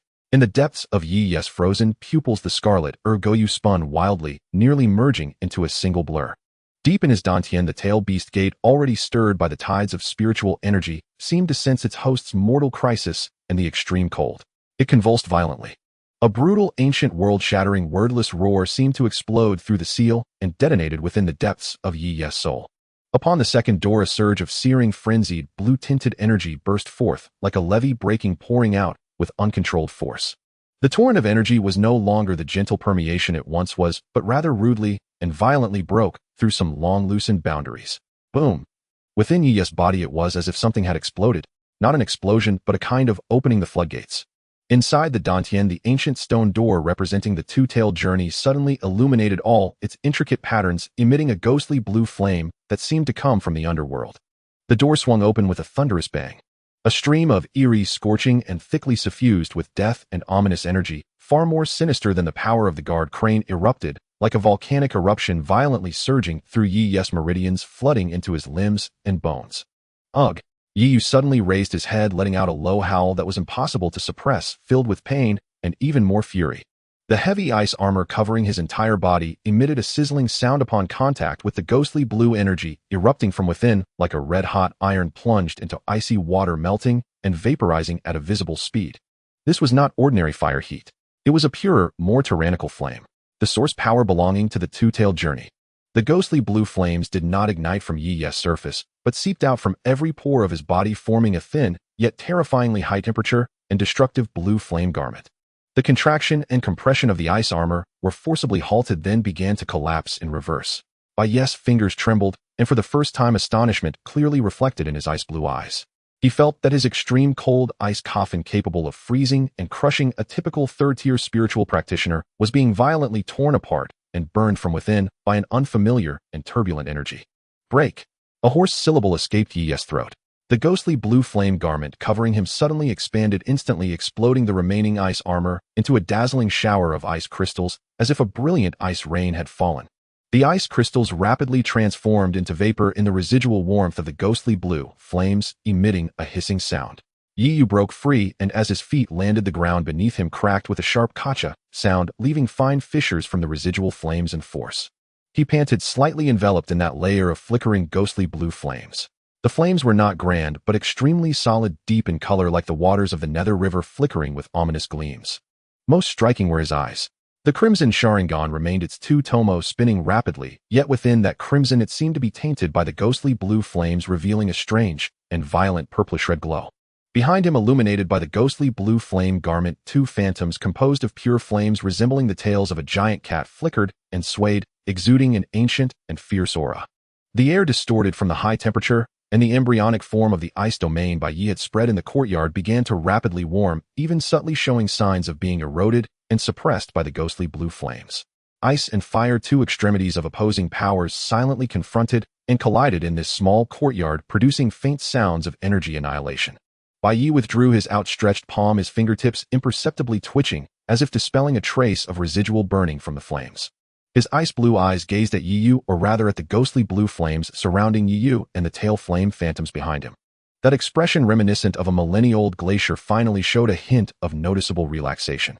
It was not fear but a cold, investigative gravity, as if discovering a new species. So that's it, Bai Yi slowly spoke, his voice still cold, but with less of the previous absolute disdain and more seriousness when facing an equally powerful force. This is your uniqueness, your second ability. His gaze fell on Yi's Sharingan. Interesting and ocular technique ability, since to be soul-related. Your second ability is fire-based, and it seems there are more secrets within you. Yi did not respond immediately. Within him, the power of the two tails surged like a rampaging wild horse, bringing an unparalleled sense of strength and heat, while also impacting his meridians and consciousness. A brutal and destructive impulse arose alongside the surge of power, wanting to burn everything in front of him, including that cold white figure. He gritted his teeth, the two-tomo Sharingan spinning wildly, combining his powerful spiritual energy with the foundational heart method of the Hunyuan Wujigong, desperately suppressing and guiding this violent power, striving to maintain the last shred of clarity in his mind. Roar! A low inhuman shriek, as if coming from deep within his throat, escaped from his clenched jaws. He knew this was merely the initial opening of the two-tail gate, a portion of its leaked power. The true two-tailed journey, its consciousness and complete power, remained sealed deeper within. Yet even so, this power was unimaginably strong and extremely hard to control. It seems you cannot fully control it. Bai Yi keenly sensed Yi's condition, a flicker of understanding crossing his ice-blue eyes. Just awakened power. Forced to activate in battle. Commendable courage, but also foolish. Before his words fell, Bai Yi moved. This time he did not use large-scale ice techniques. He merely raised his right index finger. At the fingertip, a point of extreme ice-blue cold light gathered, small as a bean, yet emanating a terrifyingly lower temperature and sharpness than the previous ice needles and ice coffins. Around that point of cold light, the air froze into fine diamond-like ice crystal dust. Ice Soul Finger. Bai Yi bent his finger and lightly flicked. That point of ice-blue cold light shot out silently, seemingly slow, yet as if locking onto the ghostly blue flame garment surrounding Yi, disregarding the high temperature's obstruction, aiming directly for his forehead. This was not a wide area attack, but concentrated all the cold and penetrating power into a single point. An extreme point kill. Yi's pupils contracted sharply, his Sharingan locked tightly onto the trajectory of that ice-blue cold light. Fast, accurate, fierce. There was no way to dodge. Then he would take it heat in. The ghostly blue flames suddenly concentrated on his right arm, as if covering him with a layer of burning blue armament, the flames solidifying to the point of nearly becoming liquid. He let out a low roar, not flinching or avoiding his right fist burning, with ghostly blue flames struck fiercely against that point of ice-blue cold light. Ice and fire, 2 points of energy condensed to the extreme, collided together in midair without any embellishment. There was no earth-shattering explosion. Time seemed to freeze for a moment. Then hiss! The piercing sound of energy annihilation erupted. Ice blue and ghostly blue intertwined, entangled, and devoured each other. The ghostly blue flames on Yi's fist flickered wildly, dimming as if they would extinguish at any moment. That point of ice-blue cold light also visibly shrank and melted at a rapid pace. Ultimately, both were annihilated into nothingness simultaneously. Yi let out a muffled grunt. The ghostly blue flame garment on his right arm completely disintegrated, and his entire arm was instantly coated with a layer of white frost, the bone-chilling cold coursing through his meridians, numbing half of his body as he staggered back half a step before forcing himself to stand firm. His right fist bore fine bloodlines like cracked porcelain, but had not been completely frozen or pierced through. Bai Yi remained standing in place, but the fingertip that had flicked out showed a slight abnormal red hue, as if burned by flames, yet quickly covered by a thin layer of ice, returning to its cold white state. He glanced at his fingertip, then at Yi, who was barely standing, yet had a fierce gaze like a wounded beast. The exploratory color in his ice-blue eyes slowly settled, returning to an unruffled calm. "This is where it ends. I do not wish to kill you." Bai Yi's words were calm and unperturbed, as if simply stating an undeniable fact. There was no insult, no mockery, yet it made Yi feel a sense of utter disdain and almost condescending indifference. "Don't want to kill me." Yi slowly stood upright, the frost on his right arm crackling under the residual ethereal blue flames, quickly transforming into vapor. He raised his head, the scarlet hue of his Sharingan tinged with violet, fixating intently on Bai Yi as he enunciated each word deliberately. The pain within, the suppressed rage, and the humiliation of being so casually spared ignited within him like a spark on oil, explosively triggering his already taut nerves. "You thought you could kill me at any moment. What a joke." Roar! A roar filled with suppressed fury, and the primal cry of a beast erupted from the depths of Yi's throat. The ethereal blue flames surrounding him surged, dramatically transforming from a thin layer into a nearly tangible wave of fire roaring outward. But this time it wasn't just the ethereal blue flames. Almost simultaneously with the explosion of flames, the ground beneath Yi Ye's feet, ravaged by frost and extreme heat, cracked and exploded without warning. Yellow sand. Not ordinary dust, but dark yellow grains imbued with a heavy solid presence erupted from the ground, like a fountain, instantly forming a rapidly rotating sandstorm vortex around him. The sand power of a guardian crane. The ethereal blue flames and dark yellow sandstorm, two entirely different beast powers, manifested simultaneously under Yi Ye's forced command. The flames darted through the sandstorm, each grain of sand seemingly wrapped in a layer of ethereal blue fire, creating an eerie and terrifying blue flame sandstorm. High temperatures distorted the air. The sandstorm rent the fabric of space, and the embryonic form of the ice domain groaned under the strain of this violent mixed force, instantly being eroded and compressed.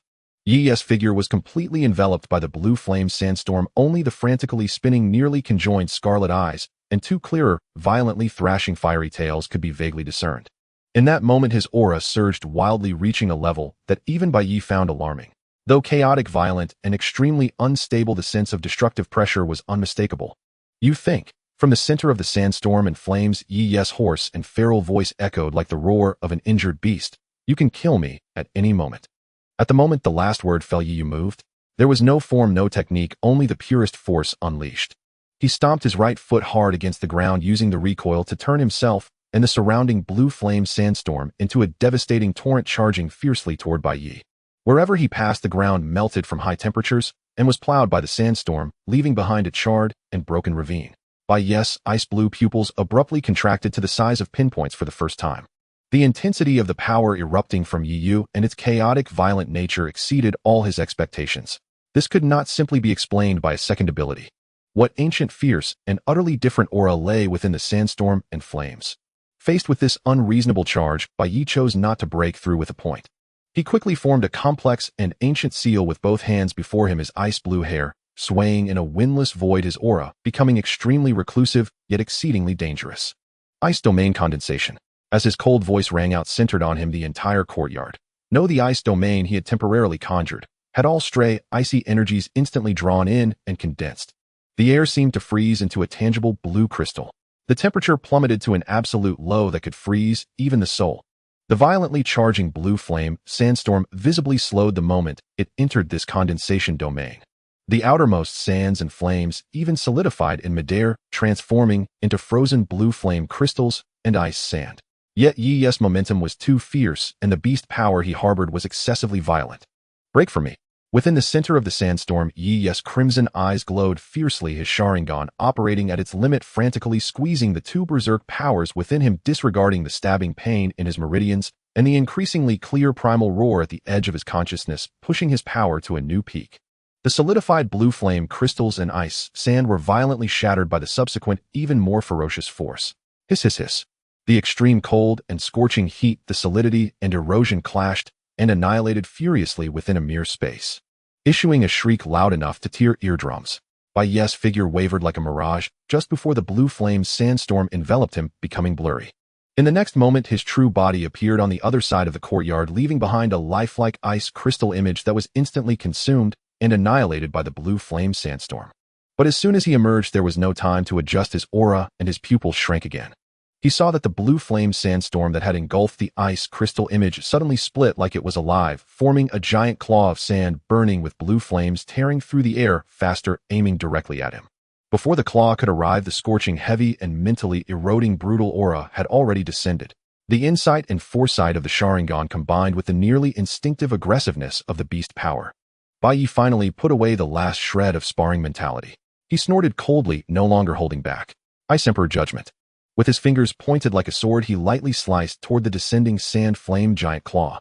There was no grandiose display. A fine, hair-thin, exquisitely condensed blue line appeared from thin air, slicing through the void. Time seemed to be sliced apart by that blue line in that instant.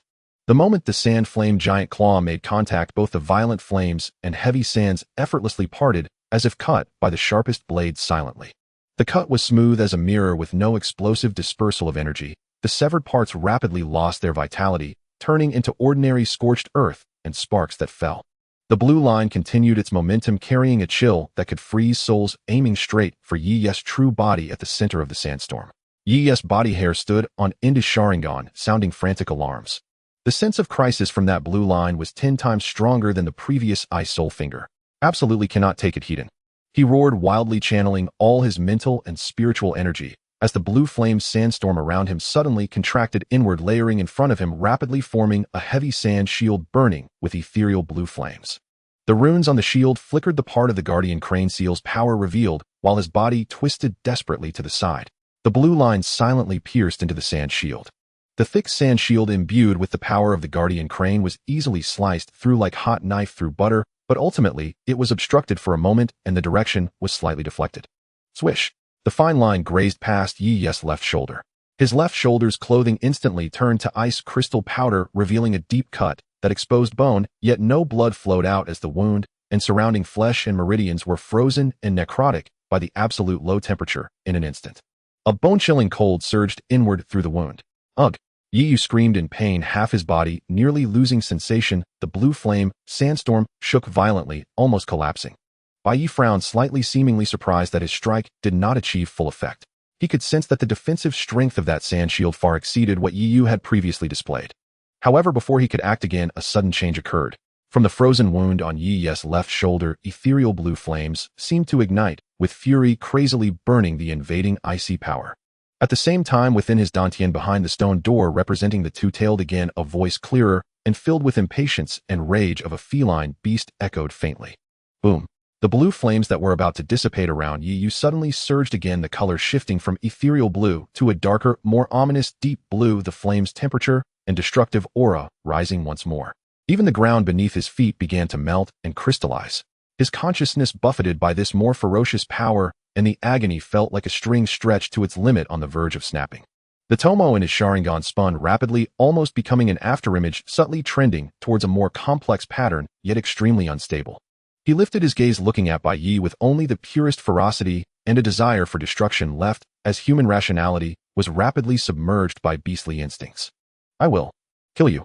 His voice was hoarse and deep, as if two voices overlapped. Bai Yi's expression turned completely grave.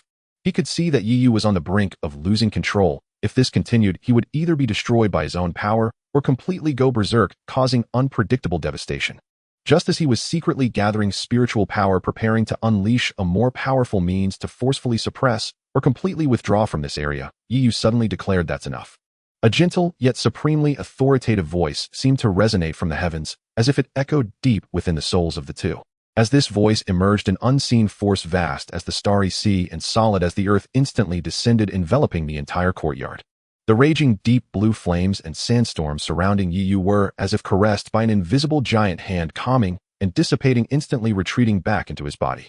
The tail beast, which was on the verge of breaking free from its seal, was also forcibly soothed and suppressed. The icy spiritual power condensed by Bai Yi also quietly disintegrated at the same time. The embryonic form of the ice domain shattered like bubbles under the sun, and the courtyard returned to its original state, though it was a wreck bearing witness to the short yet breathtaking battle that had just occurred. The crimson and madness in Yi Ye's eyes faded like a receding tide, as excruciating pain, weakness, and the overwhelming fatigue from having his power forcefully drained surged through him. He groaned and knelt on one knee, gasping heavily, his left shoulder still bearing a gruesome wound.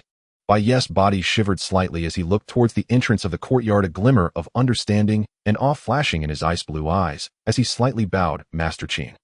Unbeknownst to them, Qin Chuan, the head of the Qianlong Peak affairs, had quietly stood outside the moon gate of the courtyard.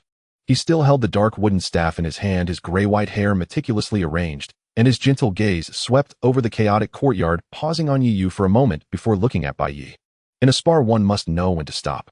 Qin Chuan's voice revealed no discernible emotion. Bai Yi, you were too harsh.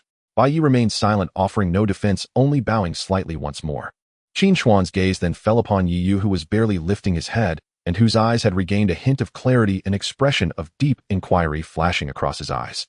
"Yi Yu," he called out, "power is not meant for self-destruction or to harm your peers. In 3 days we will gather at the peak. In these 3 days, focus on healing and reflect on how to master your power. The Qianlong class does not need beasts controlled by power, it needs dragons that can control power." After speaking, he said no more, his figure fading away quietly as if he had never been there. In the courtyard, only the remnants of destruction remained, along with 2 silent youths. The night breeze brushed past, carrying the lingering sense of charred remains and icy coldness. Bai Yi took one last look at Yi Yu, whose face was pale and whose expression was complex, said nothing, turned, and stepped onto an invisible staircase rising into the air, disappearing into the deeper night. Yi Yu knelt alone amidst the ruins, the excruciating pain in his shoulder and the emptiness within his body crashing over him in waves. He slowly clenched his intact right fist, his nails digging into his palm once more. Don't want to kill me. Do you think you can kill me anytime? He slowly raised his head, gazing towards the direction Bai Yi had vanished, then towards the deep night sky above Qianlong Peak, a flash of crimson light flickering deep within his eyes. The night breeze grew cooler, carrying the remnants of ice and scorching heat as it swept through the courtyard ruins. Yi Yu slowly relaxed his tightly clenched right fist, his palm pierced by his nails, blood mingling with cold sweat, creating a sticky mess. What came from his left shoulder was not only the stinging frostbite left by the ice finger, but also a chilling spiritual power that continuously eroded his meridians like maggots, gnawing at his vitality and will.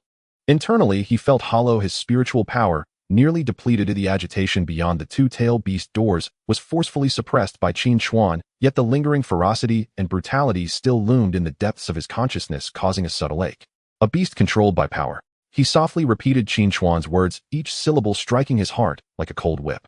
Shame, reluctance, and a deeper sense of powerlessness arising from weakness and loss of control. He struggled to stand, but his body swayed, almost falling again.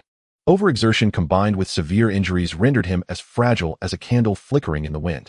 Gritting his teeth, he used his right hand to prop himself against a half-jarred rock, slowly and painstakingly rising to his feet. Surveying his surroundings, the once elegant courtyard had been utterly transformed, pockmarked with craters, charred stains, ice crystal shards, and cracked ground, silently narrating the fierce and uncontrolled battle that had just transpired. The last glance Bai Yi had given him upon leaving, calm and unruffled, stung Yi Yu more than any contempt could. It was a complete disregard, as if he were merely a nuisance unworthy of any significant attention, easily erased. Don't want to kill me. Do you think you can kill me anytime? Yi Yu murmured to himself, his voice hoarse. But this time, alongside the anger, a cold rationality began to struggle free from the mire of emotions. Qin Chuan was right. Losing control of power, distinguishing friend from foe, was meaningless other than self-destruction and creating unnecessary enemies. Bai Yi perhaps really did not intend to kill him, at least not now, but that was because the other party possessed absolute control and could calmly handle his rampage. If today he had faced a slightly weaker opponent, or one with a ruthless disposition, Yi Yu might have already been a corpse or turned into a completely irrational monster. He stumbled step by step toward his room. With each step, the icy coldness in his shoulder intensified, and the empty meridians within him twitched. The short distance of just a few dozen meters was exceptionally arduous, sweat mingling with blood soaking his tattered clothes. Returning to the serene room filled with spiritual energy, the barriers closed on their own, isolating him from the chaos and coldness outside. Yi Yu leaned against the cold door, slowly sliding down to the ground, breathing heavily. He did not immediately tend to his wounds, nor did he attempt to adjust his breathing. He merely sat quietly, allowing the excruciating pain and weakness to wash over his body, letting the events of earlier replay in his mind like a revolving lantern. By yes, cold, precise, and ruthless attacks, that unfathomable power, that chill capable of freezing the soul. Qin Chuan's overwhelming strength that could suppress everything with a mere gesture, and that resounding phrase, the dragon that controls power. And the ugly visage of himself on the verge of losing rationality under the impact of power, left with only brutality and a desire for destruction. Beast. Yi Yu closed his eyes, his teeth clenched tightly. No, absolutely not. He would never become a beast driven by power, muddled and confused. He must grow stronger, must gain control. He wanted those who looked down on him and trampled him to pay the price. He would show everyone on the peak in 3 days that Yi Yu was not a soft persimmon that could be easily squeezed. At that moment, perhaps due to a certain sedimentation after the emotional upheaval, or perhaps a realization born from struggling at the edge of life and death. Or perhaps it was the natural reaction of the Hunyuan Wujigong under pressure. In his dantian, the chaotic-colored vortex, which had nearly stagnated due to the depletion of spiritual power, began to slowly rotate on its own, without any external guidance. Initially, it was extremely slow, like rusted gears. However, as it turned, the abundant spiritual energy of heaven and earth in the quiet room began to seep into his dry meridians in a gentle yet unwavering manner. Unlike the active absorption of spiritual energy during previous cultivations, the influx of qi at this moment felt more like a primal instinct of his body yearning for healing, resonating with the underlying operational principles of the Nine Heavens mystic art. The spiritual energy entered his body, not immediately converging into a cyclone, but first flowing towards his severely injured left shoulder. The cold and stubborn icy energy did not violently clash with his own spiritual power. Instead, it seemed to encounter a higher level of force, gradually being dissolved and transformed.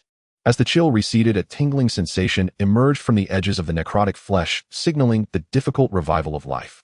At the same time, the spiritual energy nourished his nearly cracked meridians, smoothing out the subtle damages left by the brutal impact of the tailed beast's power. Yi's mind shook slightly, instantly realizing that this was an opportunity. He gritted his teeth against the excruciating pain and fatigue, casting aside all distractions, and forced himself into the cultivation state of the Nine Heavens mystic art. His consciousness sank into the dantian, attempting to control and guide the swirling chaos cyclone. However, this time the cultivation felt entirely different. In past cultivations, he actively absorbed the qi, leading it with his will. Although the process was smooth, it always felt like there was a thin veil separating him from truly grasping the core essence of the art.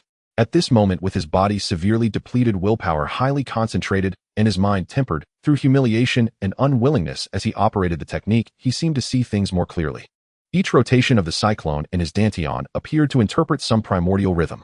It moved neither hastily nor slowly, embracing everything, whether it was the gentle spiritual energy of heaven and earth or the icy foreign force being gradually dissolved at his left shoulder, even the faintly violent aura occasionally leaking from the tailed beast's door deep within his dantian.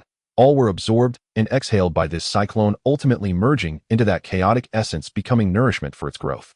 The sea accommodates all rivers, and its greatness lies in its tolerance. A wall stands tall, unyielding in desire. Some initially obscure phrases from the essence of the technique flowed through his heart, like a clear spring leading to newfound insights. The Nine Heavens mystic art is not merely about cultivating spiritual power, but about embodying a state of chaos and a foundation of infinity. It does not exclude any attribute of energy, rather it takes its own chaos as the foundation, transforming all powers into its own use. It requires practitioners to have a mind as firm as a rock, unperturbed by external influences, in order to harness this all-encompassing power. Before, he was overly fixated on the overwhelming power of the tailed beast, too eager to control it, which led to a disadvantage, his spirit tainted by the violent aura of that power, almost losing control. True mastery may not lie in forceful suppression, but in understanding and embracing, using a stronger will and a more solid foundation to guide and direct. With a moment of clarity, Yu felt his mind suddenly clear. The cyclone in his dantian began to spin faster, significantly increasing the efficiency of absorbing and transforming spiritual energy. The gathered spiritual energy in the quiet room formed a faint white cyclone visible to the naked eye, surging in towards him. Not only absorbing from the external world, but also deep within his body, the residual spiritual power that had settled in his flesh and bones during previous cultivations, and even a trace of deeply hidden life essence were drawn forth by the accelerating chaos cyclone, gradually steaming out and merging into it. The cyclone expanded and solidified at a visible speed. Its color transitioned from initially imperceptible to a deep hue, with faint glimmers emerging at its core, as if something was being nurtured within. Yi was completely immersed in this marvelous state, forgetting time and pain. He did not know how long had passed. Buzz. Within the dantian, that chaos cyclone, having expanded to a certain limit, suddenly contracted inward. It was not a collapse, but an extreme refinement. In the next moment, the cyclone exploded with a roar, not as a rupture, but as an ascension. A layer of clear, deeper, and more profound chaotic halo rippled outward from the condensed cyclone, at its core instantly engulfing Yi's limbs and every part of his body, penetrating into each cell. The Nine Heavens mystic art, second layer, accomplished effortlessly. At the moment of breakthrough, Yi's entire body trembled. The stubborn icy erosion power at his left shoulder was swept away by this newly born, purer and stronger chaos spiritual power, and the wound visibly stopped bleeding and scabbed. Over, though still some distance from complete healing, it was no longer a serious issue. The dried-up meridians were filled and widened by the surging new spiritual power, becoming more resilient, with the total amount and quality of spiritual power they could accommodate and operate having increased by several times compared to the first layer. More importantly, he felt his foundation had become incredibly solid. His body seemed to have been cleansed, eliminating some subtle impurities, making his vitality more vigorous and his mental perception sharper and clearer. His control over his own spiritual power reached an unprecedented level of dexterity. He could even clearly see that the violent aura swirling around the two-tailed beast doors upon contact with the halo of the new spiritual power had faintly become more docile. Though it was merely an extremely subtle change, it allowed him to glimpse the possibility of gradually penetrating and harmonizing with the tailed beast's power through spiritual energy. His strength had indeed increased. Although his realm was still at the second stage, he could feel that his foundational combat power, including total spiritual power, quality, recovery, speed, physical strength, and control precision, had undergone a qualitative leap. Now, if he were to face Yi's icy soul finger again, he would not be as embarrassed as before, at least having more room to maneuver or even directly counter. Yu slowly opened his eyes. Deep within his gaze, a fleeting depth of chaotic color flashed by quickly returning to its original dark hue. Gone was the crimson ferocity from battle, replaced by a tranquility as deep as a chasm and a solidity as firm as a rock. He stood up and moved his left shoulder. Though still slightly painful, it was no longer a significant issue. Walking to the window, he saw that dawn was approaching. Outside, the deepest darkness receding. The courtyard still lay in disarray, but in his eyes it was no longer just a witness to humiliation, but the starting point of a tempering and transformation. The hidden dragon class does not require wild beasts, but rather dragons. Yu stared at the brightening horizon, murmuring to himself. He spread his palm, a strand of pure and condensed spiritual power, exuding a powerful aura swirled around his fingertips, dexterous and gentle. At times it transformed into wisps of flowing sand, at times into streams of water. Now he was already able to basically control the power of one or two tails. 3 days from now, gather at the peak. I will show you what true mastery is.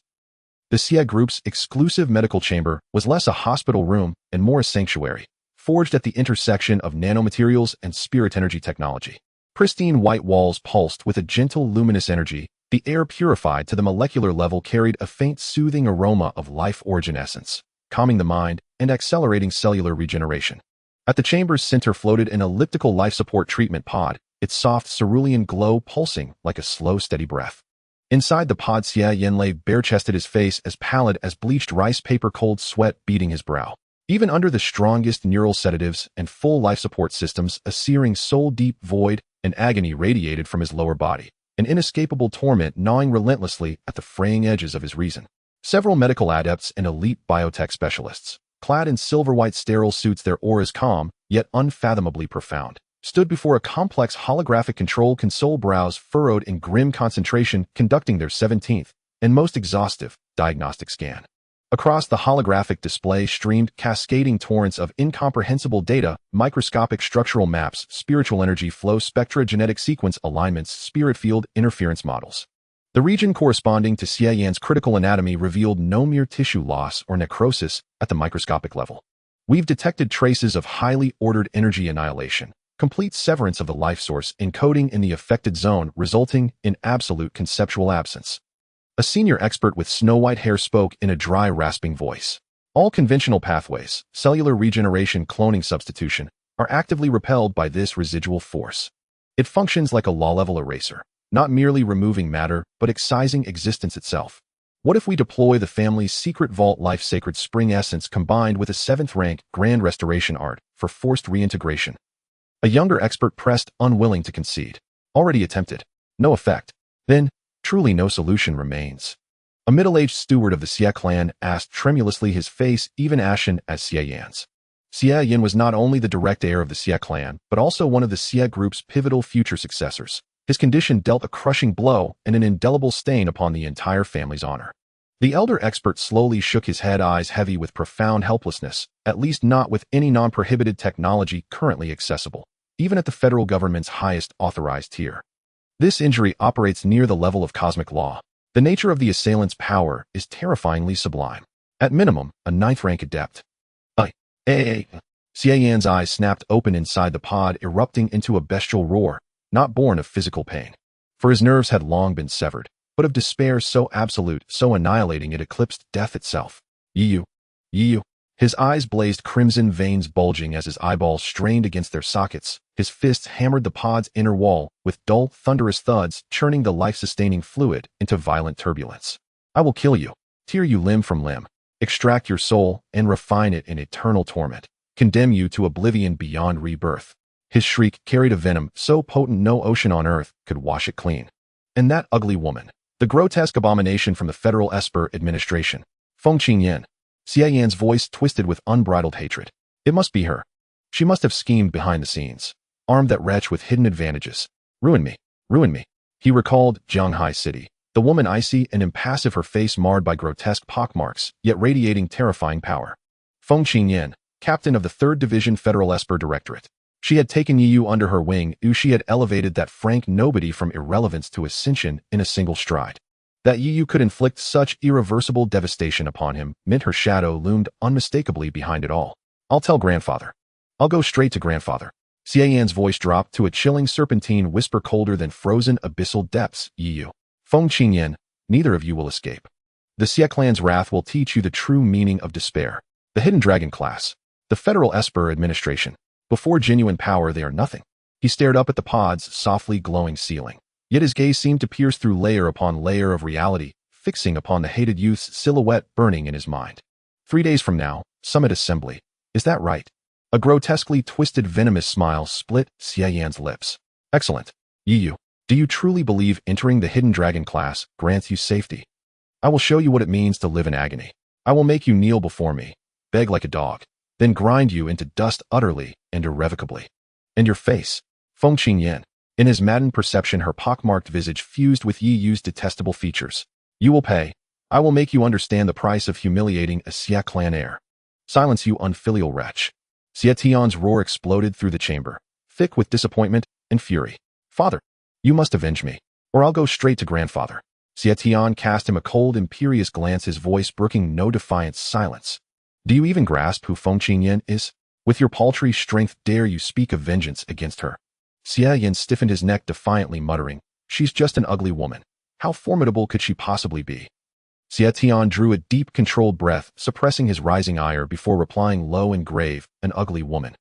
Feng Qingyan is the youngest 9th-rank adept in federal history. Her talent unparalleled, her ascent to the Federation's innermost echelons inevitable. Moreover, she commands the 3rd Division of the Federal Esper Directorate, wielding both supreme authority and peerless strength.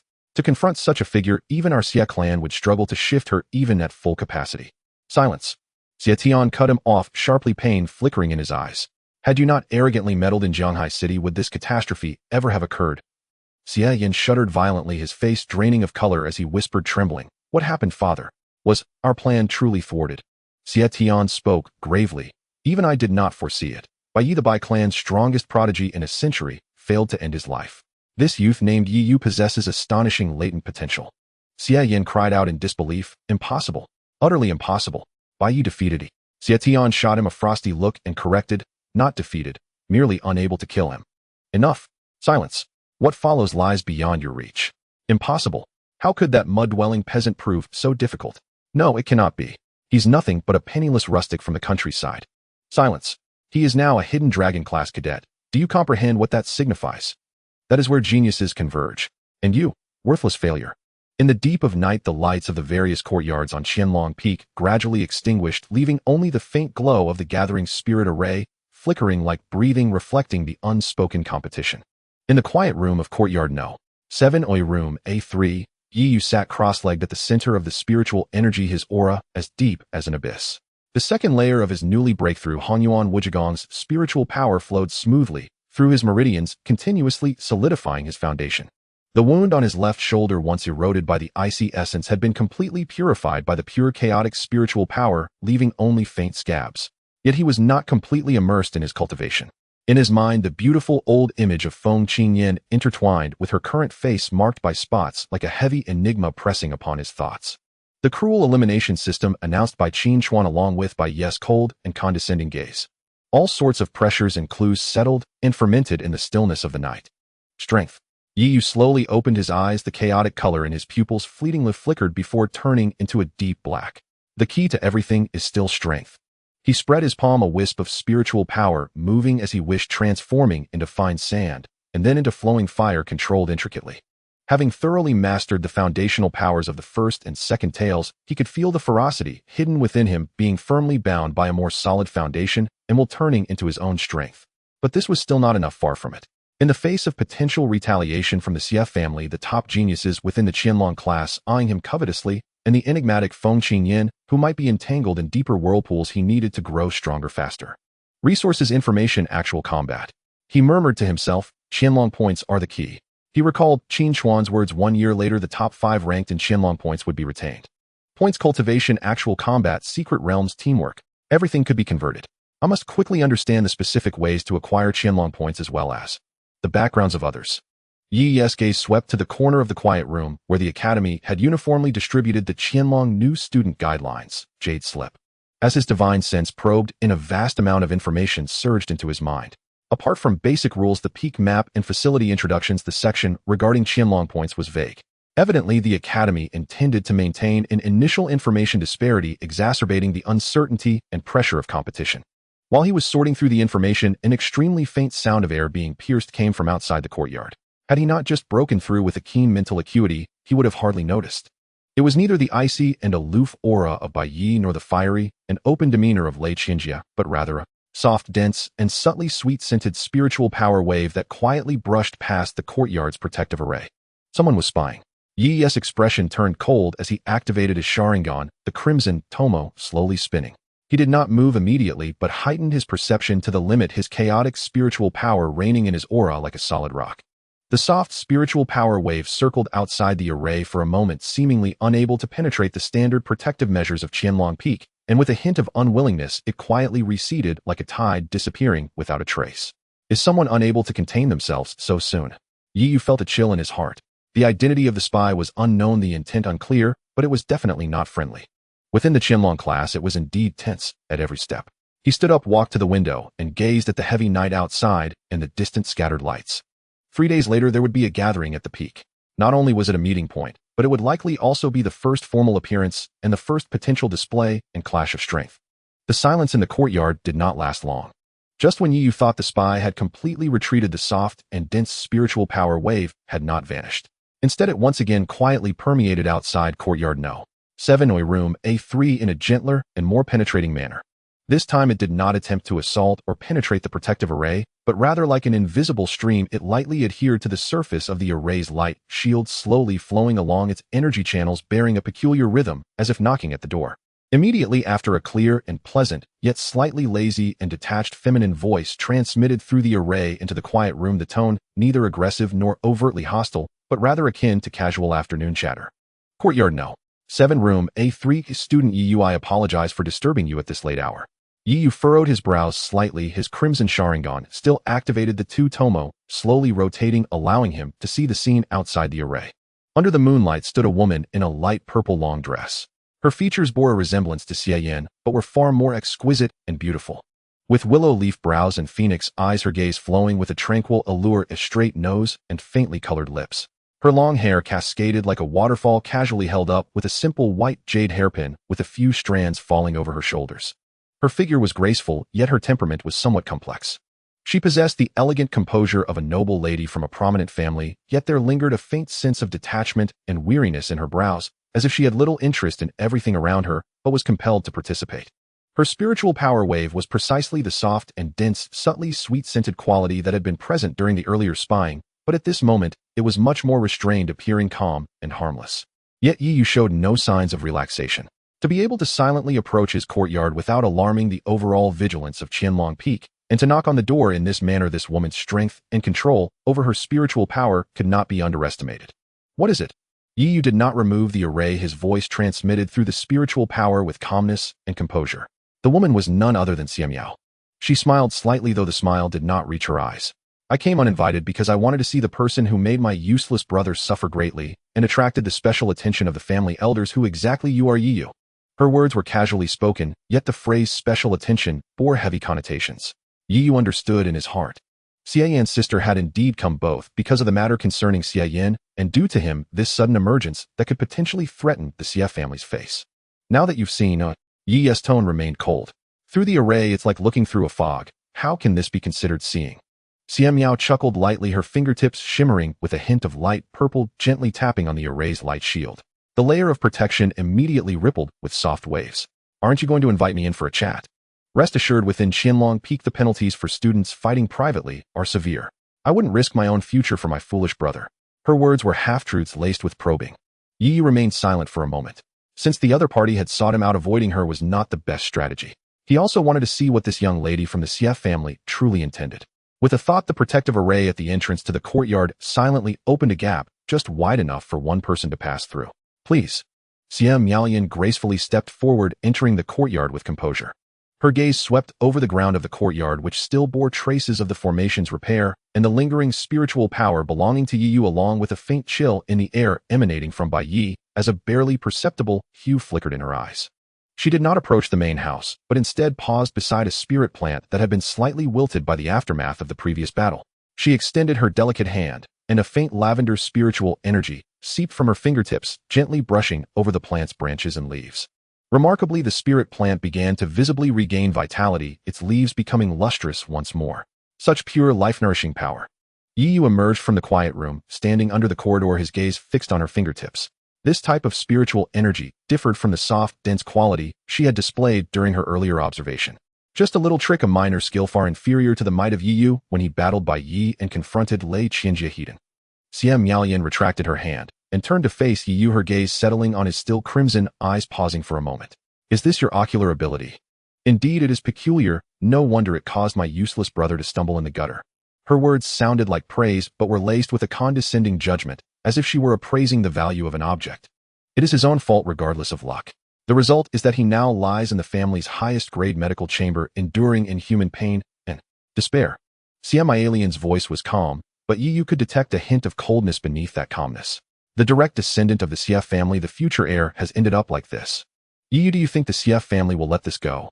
I will meet force with force. Yu replied succinctly, his expression unmoved. A fine response to meet force with force. Xie Miaolian clapped lightly, her smile deepening yet growing colder. You have courage.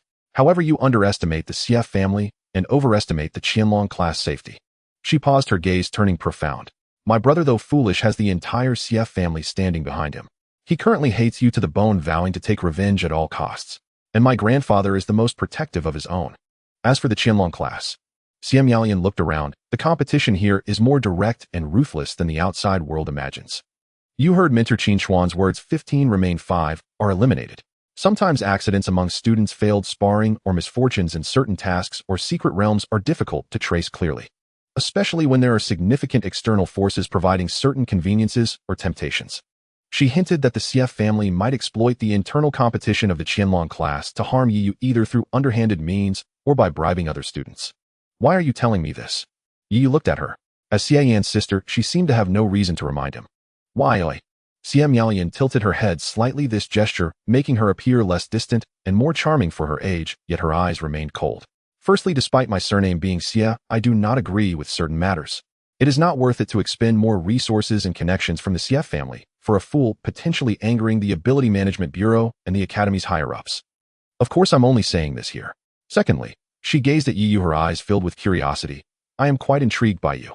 A person from an ordinary background and frank has reached this point in such a short time, drawing the attention of someone like Feng Qingyan facing by Yi and Lei Qianjie without showing fear, even causing my brother to pay such a price. You must have a special secret. Thirdly, she let out a light sigh, the weariness resurfacing. As a woman, inheriting rights are not in my favor within a family like the Xie clan. My value lies more in marriage alliances or serving as a tool to assist my brother. But I am not willing to be just a tool. Meeting you might also present a different path.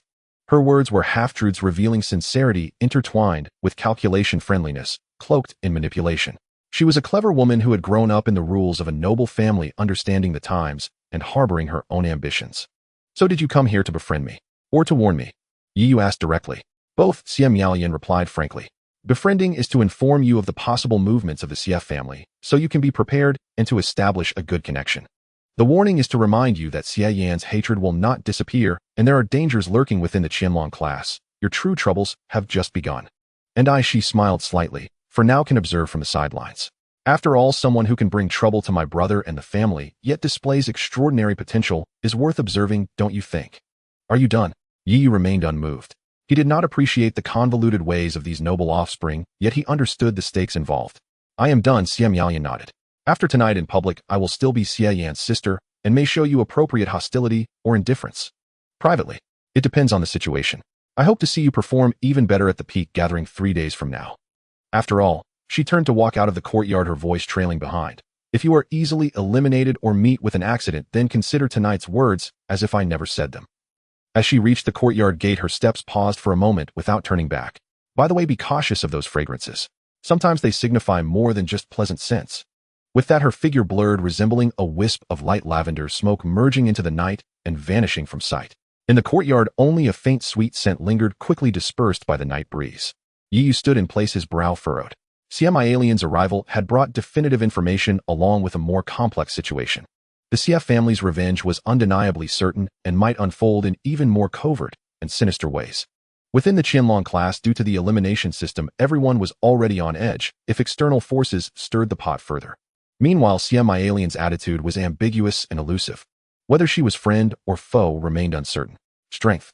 Still not enough strength. Yu clenched his fists, feeling the turbulent, mixed primordial spiritual energy within him. If he possessed overwhelming strength, why would he need to care about these schemes and machinations? The Xie family. The competition in the Qianlong class. All could be crushed by sheer force. But the reality was that he was still growing, still struggling for survival. He sat cross-legged, but did not immediately begin cultivating. Instead, he carefully replayed Xie Alien's words in his mind. Be cautious of the fragrance. He recalled the soft, dense, and sweet-scented spiritual energy of Xie Alien. That fragrance likely held more than just a characteristic. It might contain some subtle means that were hard to detect, such as tracking, marking, or something even more concealed. He immediately turned inward, activating the Sharingan to perceive carefully his spiritual energy circulating throughout his body, especially in the areas previously brushed by that probing spiritual energy. After a moment under the extreme inside of the Sharingan, he indeed found several almost imperceptible faint lavender spiritual energy marks on the surface of his skin and at certain subtle nodes of spiritual energy circulation. These marks were exceedingly concealed. Had he not specifically searched for them with the Sharingan, they would have been nearly impossible to detect. At that moment, the marks were in a dormant state, posing no harm, but clearly represented a form of marking, perhaps allowing Xie Miaolian to sense his general location or condition within a certain range. Yi's expression turned cold. Indeed, children of noble families seldom have genuine goodwill. He mobilized his mixed primordial spiritual energy, the special spiritual energy of the mixed primordial ultimate art, cautiously enveloping those few marks. His spiritual energy slowly eroded and wore down those faint lavender marks. The process was slow but undeniably effective. After about a stick of incense's time, the marks were completely obliterated, leaving no trace behind. 3 days passed in the blink of an eye. The peak of Qianlong was not the ethereal sacred ground of swirling clouds and dancing cranes that Yu had imagined, but rather an expansive, smooth black rock platform. The edge of the platform was a sheer cliff with fierce gales howling endlessly, whipping at people's clothes and scattering any extraneous thoughts. When Yu arrived, punctually as indicated by the plaque, there were already more than 10 people on the platform. His gaze swept calmly across the scene. His crimson Sharingan was not activated, yet through his heightened perception following his breakthrough, he could still clearly sense the pure and refined aura pressure emanating from the dozen or so figures. 15 people were present. Lei Qianjie stood near the center of the platform, dressed in a sharp black outfit, his golden hair untouched by the gales, standing with arms crossed, his gaze burning as he surveyed each arriving individual. Upon seeing Yu, a bold grin spread across his face, his battle intent unmasked in his eyes. Slightly farther away, in a light purple long dress accompanied by a matching sheer garment, Xie Miao was softly conversing with a girl beside her, whose gentle aura and spiritual fluctuations resembled a babbling brook, exuding an air of elegance and composure. Noticing Yi's gaze, she merely shifted her eyes slightly, casting a fleeting glance before nonchalantly turning away, as if their private meeting that night had never occurred, perfectly playing the role of indifference. The most striking figure was undoubtedly the solitary white silhouette standing at the edge of the platform closest to the cliff. Bai Yi. With silver hair and white attire, he seemed to blend into the howling gales and the cold black rocks around him. He gazed quietly at the surging sea of clouds beyond the cliff, his ice-blue eyes reflecting the sky's light, yet devoid of any focus, paying no attention to the arriving crowd, including Yu. That profound sense of detachment and coldness sent a chill deeper than the howling winds. Qin Chuan had not yet arrived, but the atmosphere on the platform had already solidified. The cruel rule of leaving 5 out of 15 weighed heavily on everyone's minds. As their gazes met, the initial curiosity and scrutiny towards their fellow prodigies from when they first entered the Qianlong class had diminished, replaced by vigilance, assessment, and even a hint of barely concealed hostility. The air seemed to thicken. Lei Qianjie appeared quite dissatisfied with the oppressive silence. He looked around and suddenly scoffed, his voice clearly audible over the gales. What's wrong? Gone mute. 15 to leave 5. Are you scared? It's not too late to back out now. No one responded, but several unfriendly gazes fell upon him. Unfazed, Lei Qianjie turned his attention to the figure at the edge by Yi and called out, "Hey, Ice Face, I heard you ranked first in the exam. So are you planning to continue playing it cool and not communicate with everyone?" Bai Yi showed no reaction, not even turning his head, as if Lei Qianjie's words were merely the sound of the wind brushing against the cliff. Lei Qianjie raised an eyebrow, a glimmer of gold flashing in his eyes, and faint electric arcs crackled around him. Just as the tension in the atmosphere thickened, another voice, warm and calming, yet instantly commanding everyone's attention, rang out. "It seems that in the past 3 days you all have not wasted your time."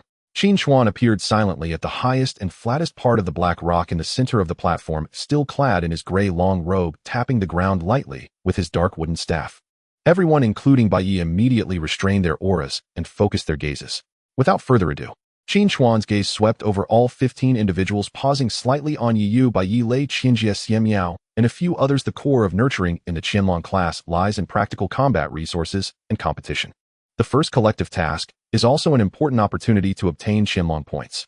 Here, he waved his sleeve and 15 streams of light shot towards each person, precisely hovering in front of them, taking the form of 15 light golden jade talismans, each about half the size of a palm and resembling feathers. This is a directional teleportation talisman, serving as both a proof and a record of this task. The task details have been imprinted within. Explore it yourself. Target location: the Lesser 5 Elements Remnant Realm at the outer perimeter of the northern domain, the Withered Bone Forest. Lesser 5 Elements Remnant Realm. Many people revealed astonishment in their eyes.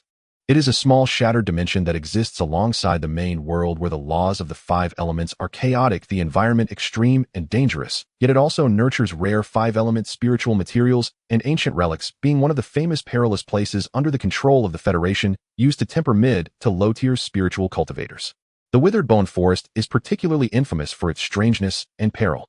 Task objective: within 3 days obtain at least one piece of Yinming wood heart from deep within the Withered Bone Forest. The quantity and quality of the Yinming wood hearts will directly affect the task evaluation and the acquisition of Qianlong points. You may act individually or form teams, but the final evaluation will be based on personal gains. Qin Chuan's tone was flat, but carried an undeniable authority. Fighting is not prohibited within the Withered Bone Forest. However, deliberately causing death is strictly forbidden. Violators will have their cultivation abolished, be expelled from Qianlong, and those with severe offenses will be handed over to the Ability Management Bureau for judgment. If you encounter unavoidable dangers, you may crush the teleportation talisman to instantly escape the Remnant Realm and return here, which will also count as a failure of the task. Now, if there are any questions, feel free to ask. If not, we will proceed with the collective teleportation in a stick of incense. A handsome boy with a somewhat delicate demeanor raised his hand, speaking softly. Excuse me, if we form a team to obtain the Yinming wood heart, how will it be distributed? If the distribution is uneven and conflicts arise. Qin Chuan glanced at him. Resolve it yourselves. The Qianlong class does not cultivate sheltered flowers, nor does it mediate personal grudges. Remember, in the end, only your submissions count. The boy's gaze flickered and he ceased speaking, but his eyes quietly swept over the others, pausing for a moment on Yi Yu, the special recruit. Several others asked questions regarding the Remnant Realm's environment and possible encounters with demonic beasts, to which Qin Chuan provided brief answers. A stick of incense as time quickly passed. Time's up. Qin Chuan gently tapped his wooden staff. Buzz. A massive and intricate silver array suddenly illuminated at the center of the platform, instantly covering the entire area. The space began to violently ripple and distort. Teleportation initiated. I wish you all fruitful gains. Qin Chuan's figure became blurry in the array's bright light. The light golden jade talismans beneath the 15 people's feet simultaneously erupted, with dazzling brilliance resonating with the grand formation on the ground. Yi Yu felt a powerful force of spatial tearing envelop him, and he was completely submerged in silver-white light. In the next moment, the world spun violently, and a strong sensation of weightlessness and spatial compression hit him. When his vision cleared again, and he felt solid ground beneath him, he found himself in a completely unfamiliar realm. The sky was a suffocating lead gray with no sight of the sun or moon. A faint scent of decaying matter and some cold energy lingered in the air. As he looked around, he saw an endless expanse of twisted and bizarre gray-black woods, the vast majority of which had no leaves, their bare branches clawing at the dim sky, like countless skeletons standing on the ground. The other 14 figures who were teleported with him were scattered within a radius of 100 meters, each standing on a rapidly fading pale golden symbol. After a brief silence, almost everyone reacted immediately. The two closest to Yi Yu were a delicate-looking boy who had asked a question earlier and a stout young man with bronze skin. The two almost simultaneously retreated, quickly distancing themselves from Yi Yu by over 50 meters, their eyes warily scanning him, before they unhesitatingly turned and chose different directions, disappearing into the twisted dark gray woods. After Lei Qianjie landed, a flash of thunderlight enveloped him, dispelling the discomfort brought by the teleportation. He grinned, casting his gaze towards Yi Yu and Bai Yi. However, he did not approach anyone immediately. Instead, he swayed, and like a streak of lightning charged deeper into the bone forest, his loud voice echoing, Yinming Mushin, I'll go find it first. Don't let me take it all. Xian Miao stood with the gentle girl, and they quickly exchanged a few hushed words. The gentle girl nodded, and the two then flew off in a direction slightly different from Lei Qianjie's. As for Bai Yi, Yi Yu turned to look in that direction, but found that the solitary white figure had vanished completely, as if it had blended into the shadows the moment the teleportation light dissipated. Where he had originally stood, only a quickly fading golden symbol remained, along with a faint chill that was about to disperse. In just a few breaths, the 15 people on the platform had scattered, each fighting for themselves, some going solo, others forming temporary teams, disappearing into the vast bone forest. The competition had begun the moment they landed. Yi remained in place, not rushing into action. He took a deep breath, quietly channeling his Hongyuan Wuji Gong to adapt to the slightly cold and chaotic spiritual energy of this realm. His Sharingan activated, the crimson tomo slowly spinning, granting him exceptional insight into the details of his surroundings. Decaying leaves, slippery moss, the twisted patterns of tree trunks, and the faint flow of energy particles in the air. He chose a direction different from Lei Qianjia and Xiamiao, a relatively blank area marked on the map, known for the convergence of Yin cold and death energy, where Yinming Muxin was said to be found. The trees in that direction seemed even more twisted and the death energy was denser. He expanded his form, slipping into the dark, gray bone forest like a wisp of smoke. The woods grew denser, and the light became increasingly dim. Silence ruled here, with even the wind's whisper becoming eerie.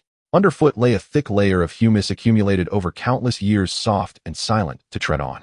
After advancing for about half an hour, the environment became increasingly sinister, but he had yet to encounter any living creature or catch sight of Yinming Muxin. Yet Yi's vigilance was rising. It was too quiet, unnaturally so. Just as he passed a particularly thick, dead tree with a massive hollow in its trunk, suddenly an abnormality occurred. From a seemingly ordinary twisted thicket several dozen meters away, 3 fierce, killing intents erupted without warning. 3 figures sprang forth like phantoms, charging at him in a pincer formation. Their spiritual energy fluctuations clearly reached the mid to late stage of the second tier. Their attacks were ruthless, aimed directly at his vital points, clearly a premeditated ambush. At the same time, from the shadow of the massive dead tree behind Yu, a dim blade of light, nearly merging with the shadows, silently stabbed toward his back. Caught between the front and back, he was in a deadly situation. Yi's pupils constricted, the crimson Sharingan spinning wildly as the trajectories, speeds, and energy intensities of the 4 attacks were instantly analyzed. The ambushers wore simple black masks, yet their eyes betrayed their unhidden greed and murderous intent. Additionally, the mixed aura they emitted, subtly different from the death energy of the bone forest, made Yu instantly realize that these were definitely not fellow students from Qianlong Academy. Were they outsiders? Or something else? As his thoughts raced, Yi's mixed spiritual power erupted violently, his body twisting oddly, like a boneless fish, slipping through the gaps between the 4 incoming attacks, just in time. Swish! The blade grazed his side, taking a piece of his clothing as a spear-like spiritual energy zipped past his scalp. Huh! One of the ambushers exclaimed in surprise, seemingly not expecting Yu to evade this lethal blow. Yu pushed off the side of a nearby tree trunk, using the momentum to flip backward, landing several meters away, his Sharingan coldly locking onto the 4. Who are you? His voice was hoarse-laced with a chilling, murderous intent. The 4 men in black remained silent, exchanging glances before they swiftly closed in again, their coordination seamless, their spiritual energy varying in attributes. Some icy, some sharp, some heavy. Clearly adept at working together. Yi's heart sank. Just as the task had begun, he encountered an unidentified ambush. Qin Chuan had warned against killing intentionally, but evidently this rule held no sway over these hunters lurking in the bone forest. Moreover, how had they managed to ambush him, so precisely waiting for him? Was it a coincidence? Or did he still carry some kind of mark on him? As his thoughts swirled, the crimson intensity in Yi's eyes surged. No matter who it was, if they sought his life, they must be prepared to face the consequences. With mixed spiritual power and tailed beast strength surging within him, he no longer held back and charged toward the 4 men in black, shouting, "Who the hell are you?" While Yu deftly dodged to the side, he questioned them sternly. However, the 4 black-clad figures acted as if they were mute, ignoring his inquiries, their blades glinting coldly as they lunged at him once more. Since you refused to speak, Yi's gaze sharpened, his tone turning icy. Then don't blame me for being merciless. As his words fell, a gust of wind suddenly surged around him, the sand and dirt from all directions seemingly summoned by an invisible force rushing towards him. The grains of sand spiraled and coalesced in midair like limbs extending from him, quickly transforming into 4 thick streams of sand, tightly wrapping around the 4 men in black, rendering them immobile. Yu stood amidst the swirling sand, his robe fluttering slightly, his face devoid of any emotion. He gazed at the struggling figures within the sand cocoon and spoke, "Tell me who sent you." Despite Yi's questioning being as sharp as a blade, the 4 men remained unresponsive, showing no intention of speaking. Yi's eyes glimmered coldly as he said, "Do you think pretending to be deaf will let you escape? Tell me, were you sent by the Xie family?" As his words ended, a ball of ghostly blue flame erupted in his palm, flickering eerily, illuminating his stern face and exuding a pressing aura as it slowly approached the 4. However, at that moment, an unexpected change occurred. Violent shock waves swept through the surroundings like an invisible giant hammer, twisting the skeletal forest trees into disarray. The ground was blasted into a charred pit several meters wide with sand and stone mixed with indistinguishable blackened debris cascading down. The air was thick with the acrid smell of gunpowder char and an extremely pure, yet fleeting remnant of strange spiritual power. At the moment, the dual protections of the ghostly blue flames and sand wall shattered. Yu, relying on the insight of his Sharingan and battle instincts, forcibly twisted his body to retreat, while gathering the remaining power of the guardian crane before him, forming a thick curved sand shield. Even so, the power generated by the simultaneous self-detonation of 4 mid to late stage second-tier cultivators was still beyond imagination. Boom. The sand shield was torn apart by the violent energy in less than half a breath, and the force of the explosion slammed into his chest. Puff. A mouthful of fresh blood spewed forth, and Yu felt as if his internal organs had shifted positions, his sternum groaning under the unbearable burden. His whole body was thrown back like a kite, with its string cut crashing through 2 skeletal trees before finally rolling onto the ground and sliding several meters, carving a path through the thick layer of humus. A buzzing filled his ears, his vision blurred for a moment, and every part of him ached, especially his chest, where each breath brought a sharp, searing pain. But he was still alive. The Sharingan stubbornly maintained its operation despite the excruciating pain, and his crimson vision scanned the center of the explosion. There, apart from scorched earth and scattered bits of tattered cloth, there was nothing. The 4 figures draped in black had completely vanished, leaving not even a trace for pursuit. Yu struggled to sit up, coughing up several mouthfuls of blood, mixed with internal organ fragments. He quickly examined his own condition. The injuries were severe, with his internal organs shaken and several meridians damaged. His spiritual power was nearly exhausted due to the forced activation of the two-tailed beast's power to fend off the attack and the hurried defense at the end. Fortunately, nothing fundamental was damaged. His bones were unbroken, and most injuries were internal and related to shock, falling within the scope of recoverable injuries. The solid foundation brought by the second layer of the Hunyuan Wujigong and its enhanced physical recovery abilities revealed their advantages at this moment. Self-detonation. Death warriors. Yu wiped the blood from the corner of his mouth, his gaze icy as a blade. This was not a force that ordinary powers could cultivate. Well-trained, coordinated, ruthless in their methods, and willing to self-detonate without hesitation to eliminate any possibility of information leaks once captured. This was not a competition among the students of the Qianlong class. It was a naked, meticulously planned assassination. Moreover, the timing of their self-detonation. Yi recalled that final moment when he pressed them about the involvement of the Xie family. When the ghostly blue flames approached, the 4 did not show fear or hesitation, but rather a kind of indifferent resolution, followed by the abrupt reversal, collapse, and explosion of their spiritual power. They had long been prepared for self-destruction, having never intended to leave alive or reveal a single word. Interrogation was futile from the very start. The Xie family, it must be the Xie family. Yi's murderous intent surged within him. But there was no evidence. Everything had turned to ashes. Even if Mentor Qin Xuan investigated, it could only be classified as desperate individuals lurking in the skeletal forest, attacking students to seize resources, or perhaps some strange existence birthed by the remnants of the realm itself. Clever tactics. Yu chuckled, coldly suppressing the turmoil of blood and murderous intent within him. The urgent matter was to recover his injuries and strength. He forced himself to stand, scanning the surroundings. The explosion had been loud, and it might attract other entities. He chose a particularly thick, hollowed out, and relatively concealed, twisted dead tree, clearing away the webs and rot at the entrance before slipping inside. The internal space of the tree hole was larger than expected, enough to shelter him, and its aura blended with that of the skeletal forest outside, making it a temporary hideout. Yu sat cross-legged, gathering all his focus and fully activating the Hunyuan Wujigong. Fortunately, the spiritual energy in this small 5-element residual realm was exceptionally rich, greatly aiding his recovery. Within his dantian, the chaotic vortex, which appeared somewhat dim due to the exhaustion of spiritual power, began to rotate slowly and laboriously under the impetus of the technique. Like a dry riverbed welcoming a trickling stream, the cold, chaotic, yet abundant spiritual energy of the skeletal forest began to be attracted by the unique, inclusive nature of the Hunyuan Wujigong, seeping into Yi's body in fine strands. This time, the experience of cultivation felt different from usual. The pain from his injuries acted as an alternative whetstone, sharpening his mind as he fought against the suffering, rendering him more refined and focused. As the Hunyuan spiritual power flowed through the damaged meridians, it brought a refreshing sense of repair, allowing him to gain deeper control over his own spiritual power and a more profound understanding of the expansive essence of the technique. While absorbing external spiritual energy, the chaotic vortex was also quietly transforming the medicinal properties of the healing pills. Yi Yu even keenly sensed that the vortex was extremely slowly dissolving and transforming the faint chaotic energy left behind by the explosion of the four black-clad figures. Hunyuan Wujigong turns all powers to his own use. Even the residual energy from the enemy's self-detonation is not spared. Time flowed silently. Outside the tree hole, the skeletal forest returned to a deathly silence, with only the occasional distant wails of unknown entities breaking the stillness. Yi Yu's breath gradually steadied, a hint of color returning to his pale face, and the fiery pain in his chest had also lessened significantly. About an hour later, he slowly opened his eyes, the crimson Sharingan glowing faintly in the dimness of the tree hole. His injuries had healed about 70 to 80%, and his spiritual power had recovered somewhat. Although he was still far from his peak state, he had regained basic self-defense and mobility.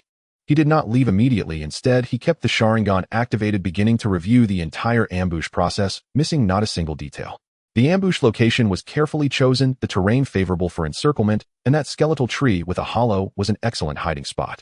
The four acted in perfect coordination, clearly the result of long-term training with a clear objective: to achieve a one-hit kill. When he revealed strength beyond their expectations, especially after using the power of the tailed beast to suppress them, they did not panic, but attempted to continue the assault until they were completely bound by the sand flow, and only then did they resolutely self-detonate. The most critical question was how they confirmed his location and set up an ambush in advance. Yi Yu's gaze narrowed slightly, his divine sense sinking within as he began to scan himself inch by inch with the aid of the Sharingan. Clothing, skin, hair, even the subtle workings of spiritual power. Suddenly, he noticed a tiny, almost imperceptible shard of transparent crystal debris within a concealed seam inside his left sleeve. Had it not been for the Sharingan's extraordinary insight, it would have been impossible to detect. The aura of this shard was slightly different from the cold, dead energy of the skeletal forest, closer to Xian Yao's sweet-scented spiritual power, but processed to become extremely faint and concealed, resembling a special marker. So that's where it is. A cold light flashed in Yi Yu's eyes. Was it left behind when Xian Yao visited that night? Or was it later contaminated in a more concealed manner at some location on the Qianlong Peak? This marker itself posed no harm, even difficult to detect, but it resembled a miniature beacon, perhaps capable of tracking and locating him within a certain range or in conjunction with a specific artifact. So it was not a coincidence, but a precise hunt. Yi Yu enveloped the shard completely with Hunyuan's spiritual power, dissolving and obliterating it without leaving a trace. Removing the marker meant that for a short time the enemy might lose precise tracking of him. However, the skeletal forest was not too large or too small. Since the enemy could send the first wave of death warriors, there was no guarantee there wouldn't be a second wave or other more troublesome methods. I cannot simply hide. Yi Yu stood up, moving his body, which had recovered considerably, his gaze sharp as a knife, ready to be drawn. 15 Leave 5. Competition is inherently brutal. The Xie family wants to use others' blades to kill or to take matters into their own hands. He looked deeper into the increasingly dark and profound skeletal forest outside the tree hole. Then let's see in this jungle who is the hunter and who is the prey. Meanwhile, in a certain part of the withered bone forest, two figures walked side by side. The slender young man Lu Suifeng lived up to his name, moving gracefully without making a sound. He held a palm-sized pale purple device that resembled a compass with a small transparent crystal embedded at its center, identical in origin to the fragments previously found by Yi Yu in his sleeve. At this moment, the delicate purple light that was supposed to indicate direction on the device flickered violently a few times before extinguishing abruptly, like a candle in the wind, leaving only a faint spiritual light aimlessly swirling within the compass.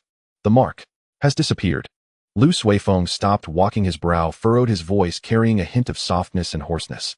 It could be either that the distance is too far exceeding the sensing range, or a look of gravity flashed in his eyes. He has discovered it and erased it. The bronze-skinned stout boy beside him, named Sharingan, replied gruffly, "Discovered it. That kid is that clever." Did Miss Xie not say that the mark was extremely concealed, detectable only by a divine sense above the third tier? Lu Suifeng dismissed him. Don't underestimate him. Lu Suifeng put away the compass, his fingertips gently stroking the hilt of a slender, soft sword at his waist. To take down 4 trained second-tier assassins in one go, even if there was an element of surprise and the opponent's carelessness, he is by no means an easy opponent to deal with. Let's not forget he is a special recruit, and he was personally sent in by the legendary Feng Qingyan.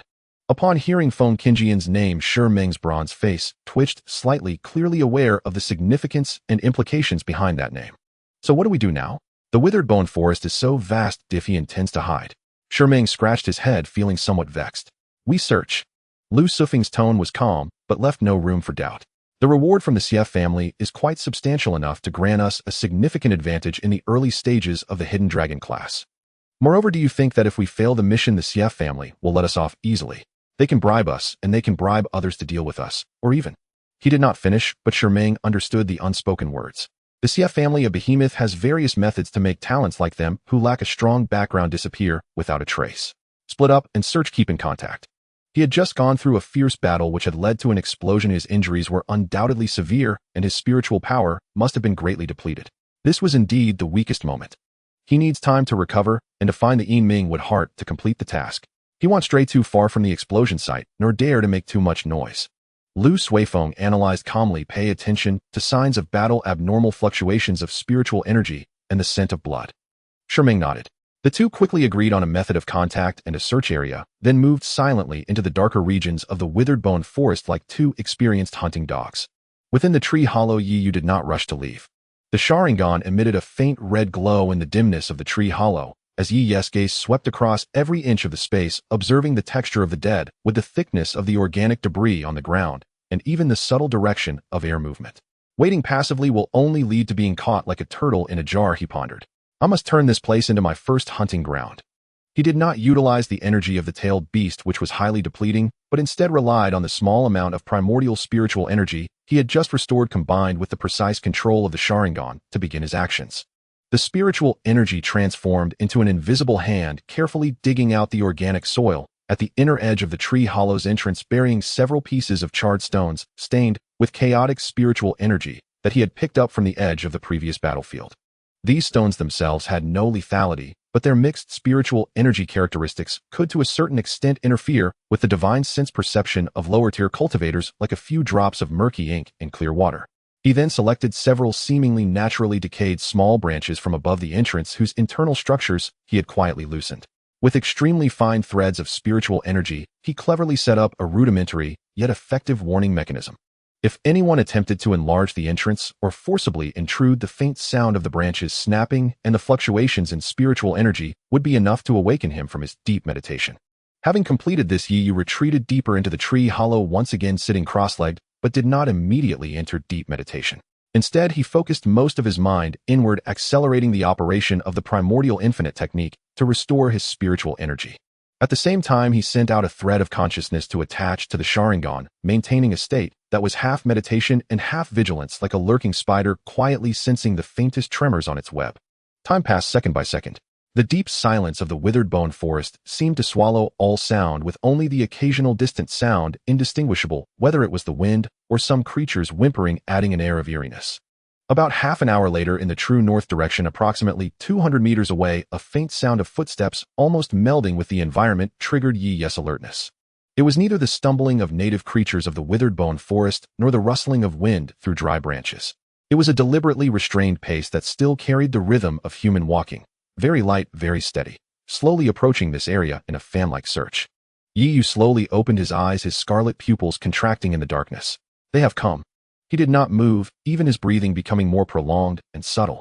The nature of the primordial infinite technique allowed his aura to blend almost completely with the dead wood and organic soil around him. The extraordinary vision of the Sharingan penetrated the limited observation hole of the tree hollow, locking onto the direction of the sound. Through the gaps of the twisted trees, he saw a blurred figure. The person was not tall, moved lightly, and leaned slightly forward, while walking, their gaze sweeping the ground and tree trunks like a probe, missing no unnatural traces. It's Lu Suifeng, Yi silently thought.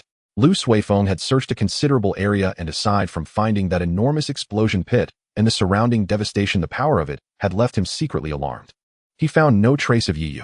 Blood traces, yes, but very few and intermittent, quickly disappearing into the organic layer with unclear direction. Most importantly, the tracking device had completely failed. This meant that Yi had either escaped several miles away or was hiding in some corner that completely isolated or confused the marks, sensing having erased all obvious traces of himself. Cunning fellow. Lu Suifeng's gaze grew colder. He stopped about 100 meters away from the massive tree, where Yi was hiding in a relatively open area that allowed observation of most of the explosion pit. He looked up, his gaze sweeping over several particularly tall or oddly shaped dead trees around, especially those with holes. His gaze passed over the giant tree where Yi was hiding several times. Inside the tree hollow, Yi's heartbeat was steady, his expression cold. He saw the scrutinizing gaze of the other party and also the occasionally glowing compass device in their hand. Indeed, it was relying on that tracker. Between the two there lay 100 meters of desolate forest and countless clawing shadows. Lu Suifeng did not rashly check every possible hiding spot, as that would be foolish and easily alert the prey or fall into a trap. After pondering for a moment, he suddenly turned his wrist, revealing a silver bead the size of a pigeon egg in his palm. He infused a thread of spiritual energy into his fingertip and lightly flicked it. The silver bead flew silently into the air, hovering about 10 meters above the ground. The surface of the bead rippled like water, and an invisible, intangible, yet highly unique weak fluctuation spread out like a gentle breeze. This was neither an attack nor a direct detection of spiritual energy. It was a more unconventional resonance method specifically used to probe whether there were cavities, layers, or abnormal spiritual energy convergence points within a certain range. It was particularly effective for tree hollows within deadwood, shallow underground caves, or simple concealment formations set up by cultivators. The fluctuation swept across the giant tree where Yi Yu was hiding like ripples on water. Inside the tree hollow, Yi Yu's pupils constricted slightly. The Sharingan clearly saw that unique fluctuation sweep past the tree trunk, penetrating the knots of thick wood, touching the air inside the tree hollow, and him. Buzz. The primordial spiritual energy operating autonomously within him, along with the yet-obefully converged power of the Sharingan, created an extremely weak interference with this foreign fluctuation. In midair, the silver bead trembled imperceptibly and slightly tilted towards the direction of the giant tree, its brightness seemingly increasing by an almost indiscernible degree. It was this exceedingly subtle change that made Lu Suifeng, who had been fully focused on sensing, suddenly sharpen his gaze like a needle. He abruptly looked up, his eyes lightning sharp, locking onto the thick, seemingly unremarkable, twisted dead tree. Found it. Inside the tree hollow, Yi Yu's heart sank. Discovered. Almost the instant Lu Suifeng's gaze locked onto him, Yi Yu moved. He abandoned all pretense of concealment. His figure erupted from the hollow of a tree like a leopard coiled to spring, yet he did not charge toward Lu Suifeng. Instead, he shot headlong into the dense thicket opposite the direction where Sharingan might be hiding. His speed was extraordinary, but his gait carried a faint unsteadiness, and his left shoulder moved with a subtle, unnatural stiffness. This was a deliberate feint, the lingering semblance of an unhealed wound. Trying to flee, Lu Suifeng sneered, utterly unwilling to grant him that reprieve. He had anticipated Yi Yu's breakout attempt. Shadow bind. With a low command, the shadows beneath his feet surged forward like living things, elongating, spreading with impossible swiftness. Though cast later, they arrived first. In an instant, they lashed across the ground ahead of Yi Yu, coalescing into dozens of jet-black, serpentine shadow tendrils that burst forth from the earth to ensnare his ankles. Simultaneously, his slender, flexible sword sprang from its sheath with a sharp ching, its blade vibrating with a sinister silken hum. As man and weapon became one, he blurred into a faint violet afterimage, striking straight for Yi Yu's heart. His opening move was pure lethality, no probing, no mercy. In that single searing exchange of glances, hunter and prey had already reversed roles. Yet only death itself would decide who endured within the gnarled shadows of the withered bone grove. Midair, Yi Yu twisted his body at an impossible angle. His crimson Sharingan spun furiously, tracking every sinuous trajectory of the shadow tendrils and the infinitesimal shift in angle of the descending sword. At the very moment his left ankle was about to be seized, the tip of his left foot brushed the spearhead of the foremost tendril, using it as a fulcrum to launch himself upward once more. His body whirled like a top, slipping through the lethal interstice of converging shadows by a hair's breadth. At the same time, his right hand formed a blade-like strike, its palm enveloped in a swirling, chaotic film of primordial spiritual energy shimmering with fine sand-like motes. He neither dodged nor retreated. Instead, he slammed his palm squarely against the flat side of Lu Suifeng's sword blade. Clang! A sharp, strangely muffled metallic clang reverberated through the air. The flexible sword veered slightly under the impact, its sinuous momentum faltering for the briefest instant. Yi Yu harnessed the recoil to drift backward, landing lightly on a moss-covered slate-gray boulder 3 zhang away. His left shoulder's unnatural stiffness seemed even more pronounced now, his breathing slightly ragged. Lu Suifeng's strike had missed, and astonishment flared deeper in his eyes, swiftly hardening into colder, darker malice. With a flick of his wrist, the flexible sword coiled serpent-like around his forearm, while the shadow tendrils retracted silently into the ground, vanishing as if they had never existed. Not slow to react, so that self-detonation didn't leave you utterly broken. Lu Suifeng's voice remained smooth, yet laced with glacial venom. But this ends now. Yi Yu steadied himself, his scarlet Sharingan fixed unblinkingly upon Lu Suifeng. His voice was ice cold. The examination rules strictly forbid intentional homicide. Lu Suifeng, do you dare kill me here? Rules. Lu Suifeng laughed, a dry, mocking sound, as if he'd heard something absurd. A curl of contempt twisted his lips, brimming with disdain and a warped, chilling indifference. Yu, tell me you haven't truly believed survival in the hidden dragon class hinges on memorizing regulations. He advanced slowly. With each step, the shadows beneath his feet rippled faintly, resonating subtly with the pervasive darkness of the withered bone grove. Rules have always been chains for the weak and tools for the strong. Here, strength alone is law. He halted less than 10 meters from Yu, a distance that for cultivators of their caliber constituted absolute striking range. And as for you, Lu Suifeng's gaze slithered over Yu like a venomous serpent, a special admission novice who slipped in by chance, a dead man already marked by the Sief family. Do you truly think you're entitled to speak of rules to me? So it is the Sief family. Yu's pupils contracted sharply. You're not entirely foolish, Lu Suifeng admitted without hesitation, confident as though Yu were already trapped in a jar. Miss Xie Miao's incense trace, though you scrubbed it clean, was merely her first silent mark. If she could place it once unseen, she can place many more you'll never detect. That unhealed injury on your left shoulder, a convincing act. Pity, it remains nothing more than farce before the chasm of absolute power disparity. Before the final syllable left his lips, Lu Suifeng's form blurred. He did not charge straight ahead. Instead, he dissolved like smoke into the dappled shadows around him. The next instant, he emerged soundlessly from the silhouette of a dead tree 3 meters behind and to Yu's side. His flexible sword struck like a viper's tongue, aimed straight at Yu's nape. Faster, more treacherous, more venomously precise than before. And the moment Lu Suifeng vanished, Yu's Sharingan had already captured every minute shift in light and shadow around him. Anticipation, instinctive, flawless. Yu threw himself forward in apparent desperation, barely evading the killing thrust. Simultaneously, his right palm slammed into the earth, channeling primordial spiritual energy downward, shattering the ground, and sending up a roiling cloud of rotting leaves and brittle twigs to obscure vision. Shadow assault. Indeed troublesome. A chill ran through Yu's thoughts. Lu Suifeng's mastery over shadows surpassed that of ordinary dark affinity adepts. He nearly fused with the environment of the withered bone grove itself. But not unsolvable. His Sharingan's dynamic perception and penetrating insight reached their zenith. The density, flow, and resonance of every shadow in the vicinity began coalescing into a precise mental model.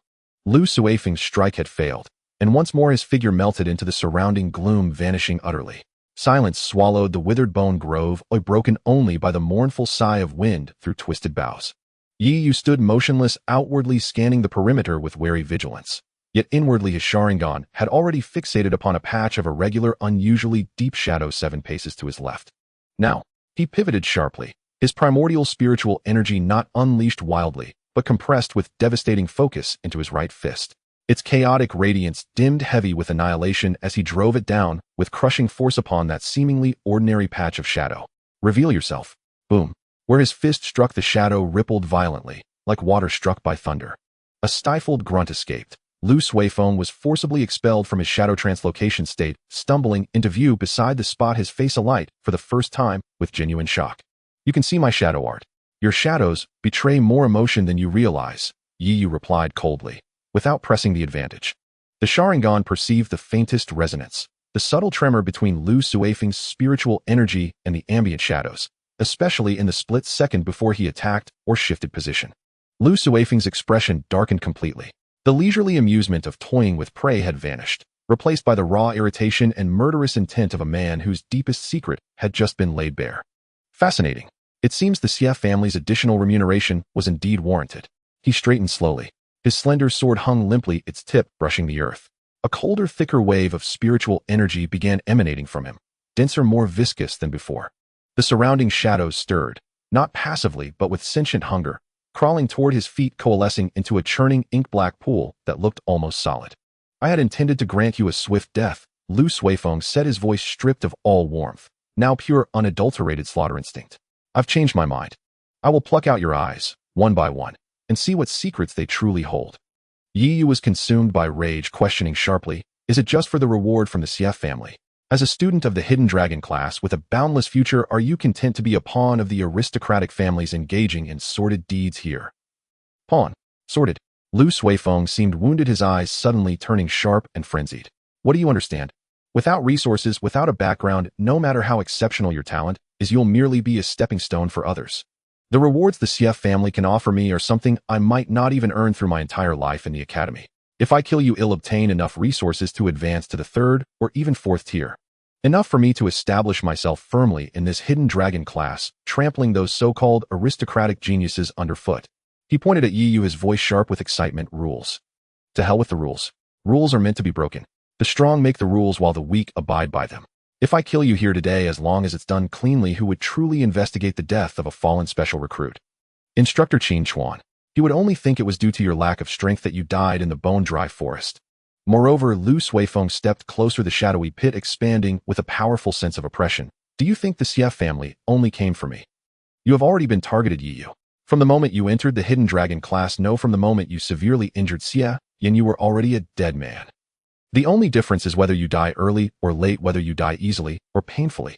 Today I, Lu Suifeng, will collect your ignorant life for the Xie family. Shadow devouring 100 serpents chaos.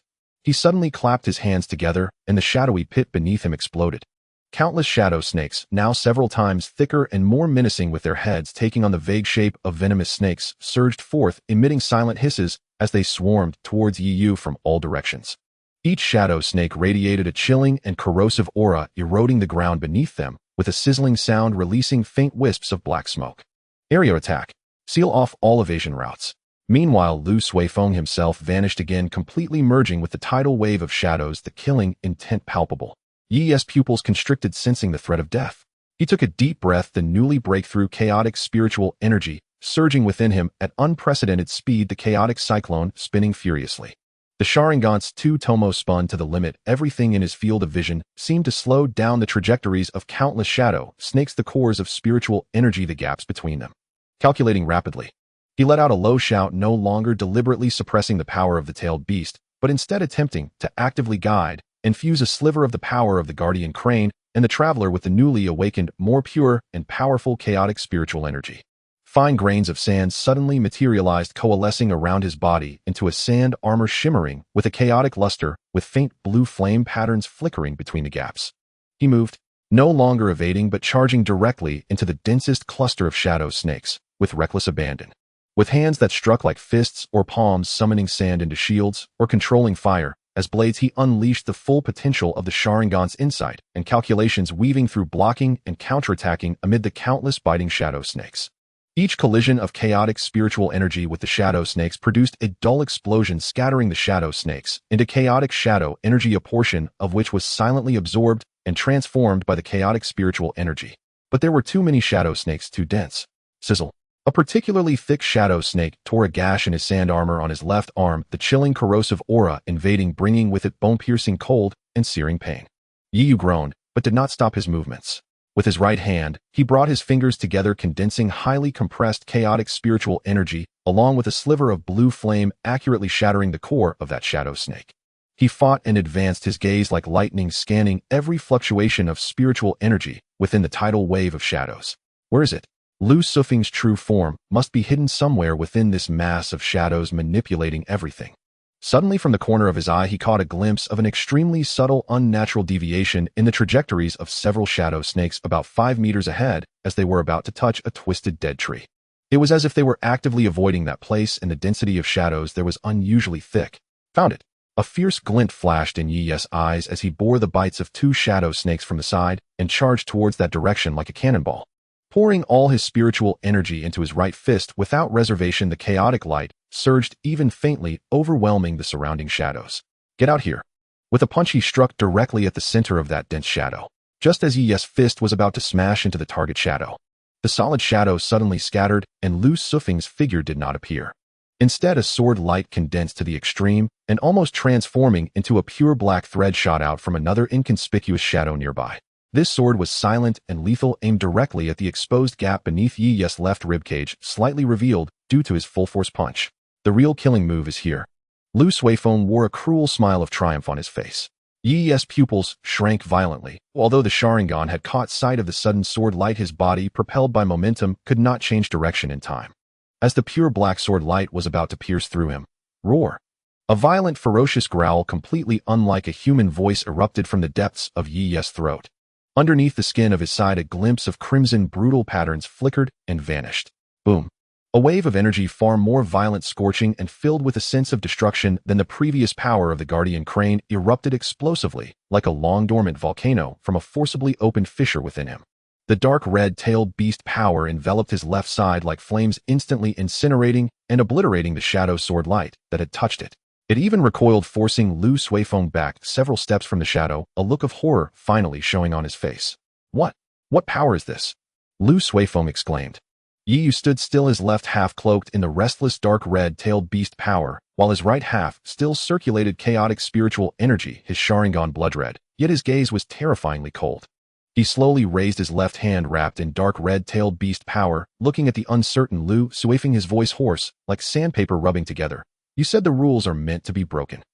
Then now, his left hand's dark red-tailed beast power suddenly condensed and stretched, transforming into a violent, unstable claw-shaped energy that burned with intensity. Let me show you what I look like after breaking the limits. Lu Suifeng's expression changed dramatically, sensing a deadly threat from that dark red claw blade. And at that moment, Lu Suifeng, over here, I sense a violent energy fluctuation. Shiming's deep voice, filled with urgency accompanied by heavy footsteps, quickly approached from another direction. A trace of ruthlessness and determination flashed in Lu Suifeng's eyes as he suddenly retreated towards Shiming's direction, shouting fiercely, Shiming, surround him. Use that move. This kid is suspicious. Shiming's footsteps struck the earth like heavy war drums, sending faint tremors through the ground. Emerging from the shadows, even his weathered bronze face betrayed astonishment at the scene before him. The restless dark red energy surging across Yi Yu's left side exuded an aura that instinctively chilled his very soul, yet he hesitated not. Lu Suifeng's command was the signal. Earth vein petrified rib cage. Shiming slammed both fists into the ground with crushing force. Boom! The earth convulsed. In an instant, the humus layer beneath and around Yi Yu, within a 10-meter radius, exploded upward. Thick gray-white stone pillars shaped like colossal ribs erupted from the soil, interlocking front to back, ceiling top to bottom. They coalesced into an airtight ossified prison, ensnaring Yi Yu at its heart. A dense ochre-hued spiritual light shimmered across the pillars' surfaces, unyielding in strength and pulsing with potent spirit force suppression, severing all connection between inside and out. This was no mere containment. Almost the moment the cage solidified, Lu Suifeng materialized 3 zhang above its apex. His slender, flexible sword vanished, replaced by a short obsidian black dagger etched with eerie, writhing sigils. He bit down on his tongue, spitting a jet of refined blood onto the blade. Its glyphs stirred as if alive, undulating, emitting a grating, teeth-rattling hum, as they voraciously devoured both his shadow-infused spiritual energy and the vital essence within his blood. Lu Suifeng's complexion paled by a third, yet his eyes blazed with a near-maniacal ferocity. Shadow erosion, soul-devouring burial. Clutching the dagger in both hands, he plummeted headfirst, like a nocturnal owl seizing prey, carrying with him an aura of decay and chilling desolation, driving straight downward toward the cage's apex, and Yi Yu's exact center. Where the dagger passed, the air sizzled with corrosion, leaving behind a warped blackened trail. This was their meticulously rehearsed killing combination.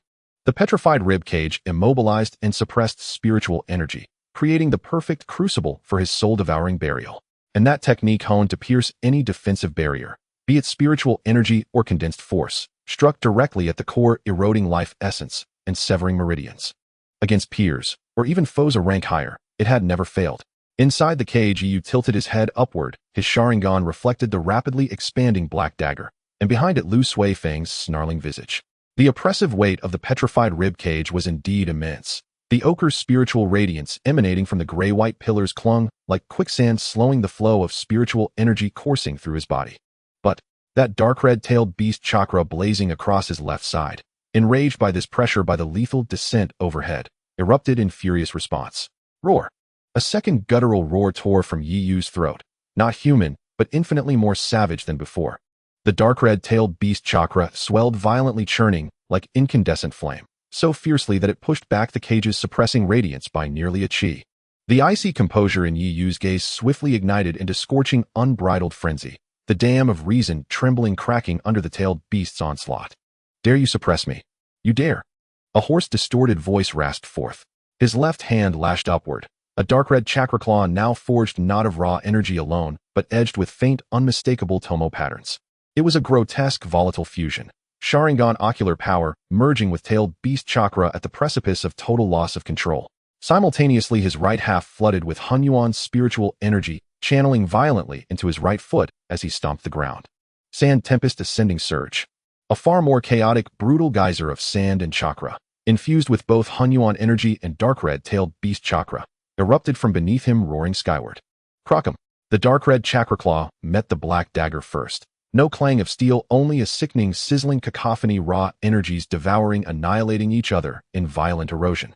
Lu Sui Feng stared in horror.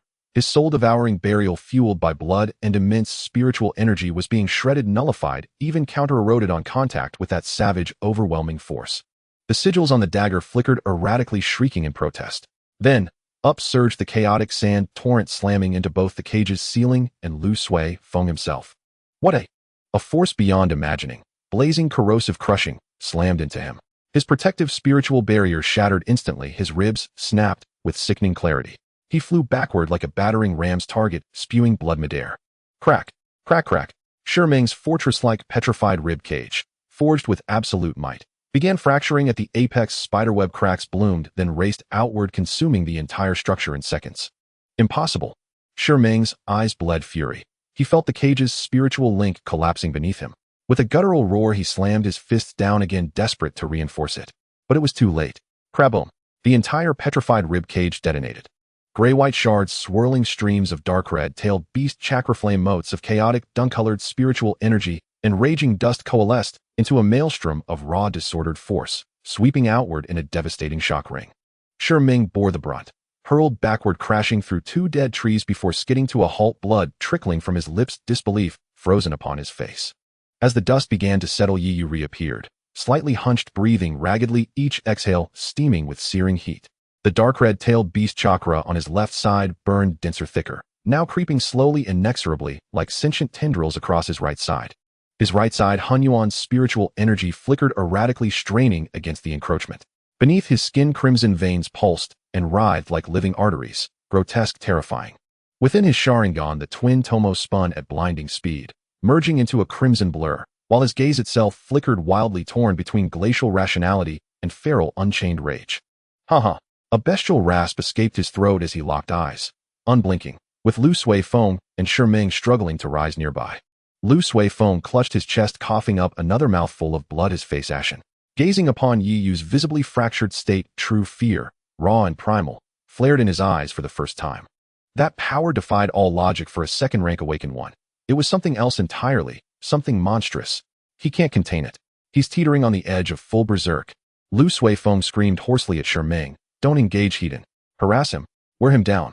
When he finally loses himself completely, that's when we kill him, or let that power consume him from within. Sharingan wiped blood from his lip, nodded grimly, his expression hardening into utter resolve. They swiftly widened the distance, flanking Yi left and right, holding position, not attacking, but circling like hyenas awaiting their prey's last drop of blood. Yi's consciousness waged a desperate, titanic struggle against the howling-tailed beast chakra within. Shikaku's frenzy, Matatabi's scorching wrath, and deeper still the primordial merciless will embedded in that dark red chakra, crashed against his mind like a ravenous tide. Murderous impulses, urges to obliterate surged relentlessly in his thoughts. Kill them, tear them apart, drown this fire in blood. No, must not, lose control. He bit down hard on his tongue, the sharp pain bringing a moment of clarity. The Hunyuan Wujigong was pushed to its limits, and the chaotic cyclone in his Dantian spun wildly, attempting to gather and soothe the rampaging power of the tailed beast. But the power of the tailed beast was too strong, especially in this state stirred by life-and-death crises and fierce battles.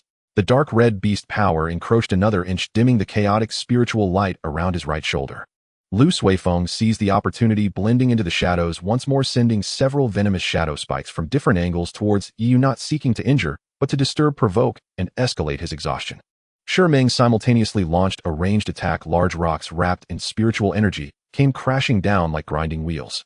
Yi let out a low growl, sweeping his left arm across. The dark red claw blades surged, shattering the shadow spikes and flying stones, though his movements were noticeably slower than before and his breath became more disordered. Effective. Continue. Lu Sufing's voice echoed from the shadows, tinged with a hint of suppressed excitement. The crimson light in Yi's eyes flickered violently. This cannot go on. Either they would exhaust him to death, or he would completely go berserk, losing his sanity and becoming a monster that only knew destruction. He must resolve this battle before losing control. A dangerously reckless, almost insane thought flashed through his struggling mind. That thought was to abandon the suppression, actively accept, and even guide this rampaging tailed beast power, shifting its target from within himself to the enemy before him. Rather than being consumed by power, why not use this power to consume the enemy? Since I can't suppress it, then let's go crazy together. The last trace of clarity in Yi Yes' eyes was replaced by a determined madness. He not only ceased his efforts to contain the rampaging tailed beast power, but actively released the suppression on the chaotic spiritual energy of his right half, even using the Hunyuan spiritual energy as a guide, forcibly drawing more of the encroaching dark red-tailed beast power into his limbs and bones. Roar! A more violent, inhuman roar erupted from deep within his throat, filled with a pain and ecstasy that tore at the soul. The dark red energy on his body suddenly boiled and expanded. The dark red flames which initially covered only his left half now surged towards his right half, like a flood breaking a dam, violently colliding, intertwining, and distorting with the chaotic spiritual energy pushed to its limits. Yi Yu was enveloped in a continuously twisting energy cocoon, its colors mixed dark red chaotic and deep blue sparks, his aura instantly becoming chaotic, violent, and extremely unstable, yet filled with a suffocating sense of danger. Not good. He's going completely berserk. Lu Sufing's face changed dramatically, shouting, "Retreat! Create distance immediately!" His figure swiftly retreated, while forming hand seals a large area of shadows rose from the ground, like a curtain attempting to block and delay.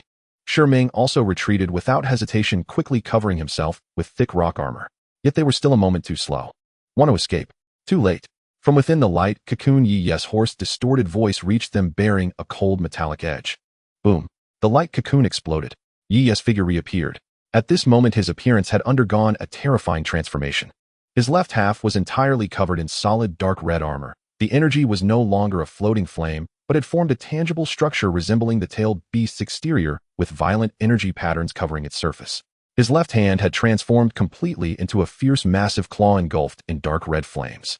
His right half was wrapped in dense, chaotic, mixed spiritual energy, where hints of gravel-like phantoms and deep blue sparks flickered, appearing heavy and restrained. The most frightening feature was his face.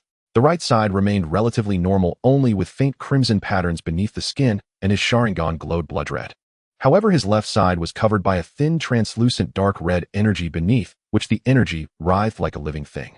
The whites of his left eye were filled with blood vessels, the pupil nearly reduced to a pinprick, exuding pure, unmasked, murderous intent. He appeared as though he had crawled out of hell, radiating an aura of destruction and chaos. Kill. A vague syllable tumbled from Yi Yes' throat. In the next moment he moved, not with the previous swift, agile movements, but like a cannonball charging straight towards Sharingan with an unstoppable, violent momentum. His speed was so fast that he left behind a blurred shadow of mixed colors in his wake. Thousand-layer wall. Sharingan was horrified, his fists smashing the ground, madly thick rock walls bursting forth from the earth in layers, each one shimmering with heavy golden spiritual light. However, break. Yi Yu didn't even use any techniques. He merely raised that dark red giant claw and tore forward with brute force. Rip! With a piercing sound of tearing energy, the multiple rock walls capable of withstanding an ordinary third-tier attack were easily ripped apart and shattered like paper.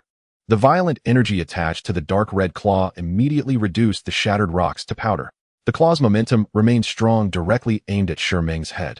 Sharingan's soul nearly fled as he roared, pouring all his spiritual energy into his arms, crossing them to block the rock armor, instantly thickening several times, gleaming with a metallic sheen.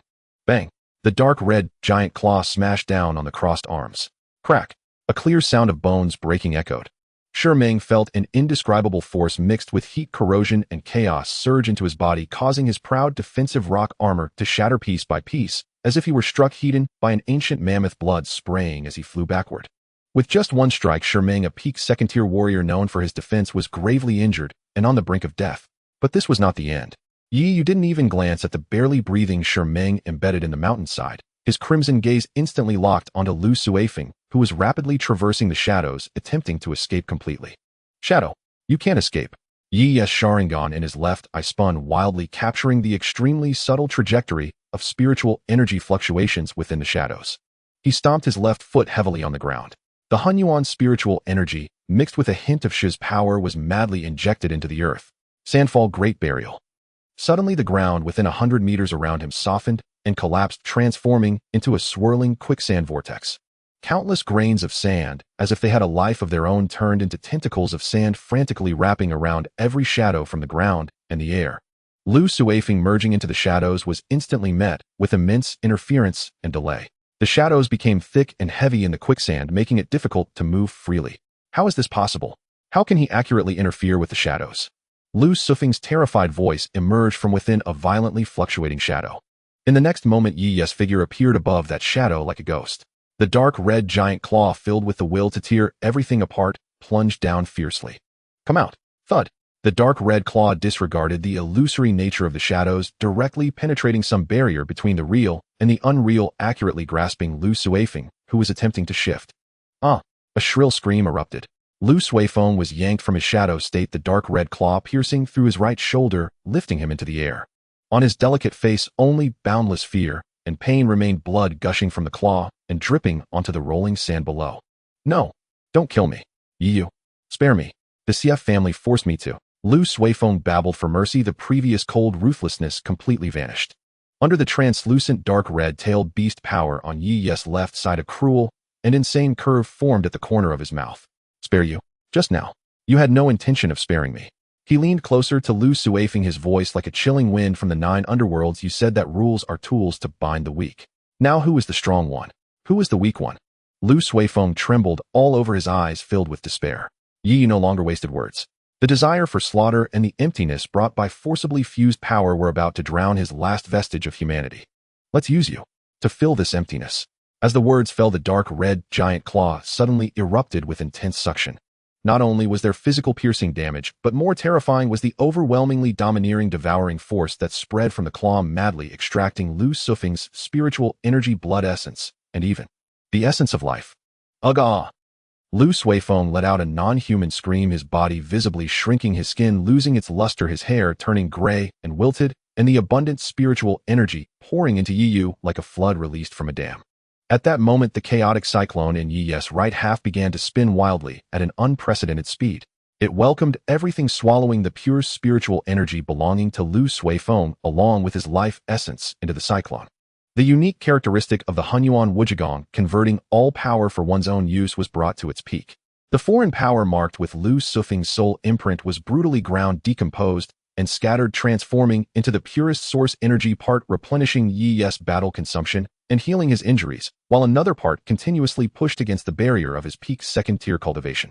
Almost there, just a bit more, and he would break through to the third tier. Crack! Crack! It felt as if something within him was shattering and reorganizing. The devouring lasted less than 10 breaths. Lu Suifeng was completely reduced to a dried corpse wrapped in a large robe, his eye sockets sunken, his face frozen in utmost pain and fear, devoid of any trace of life. Yu casually tossed aside the corpse as if discarding trash. He closed his eyes and took a deep breath. Inside, the scale of the chaotic cyclone had expanded nearly by half.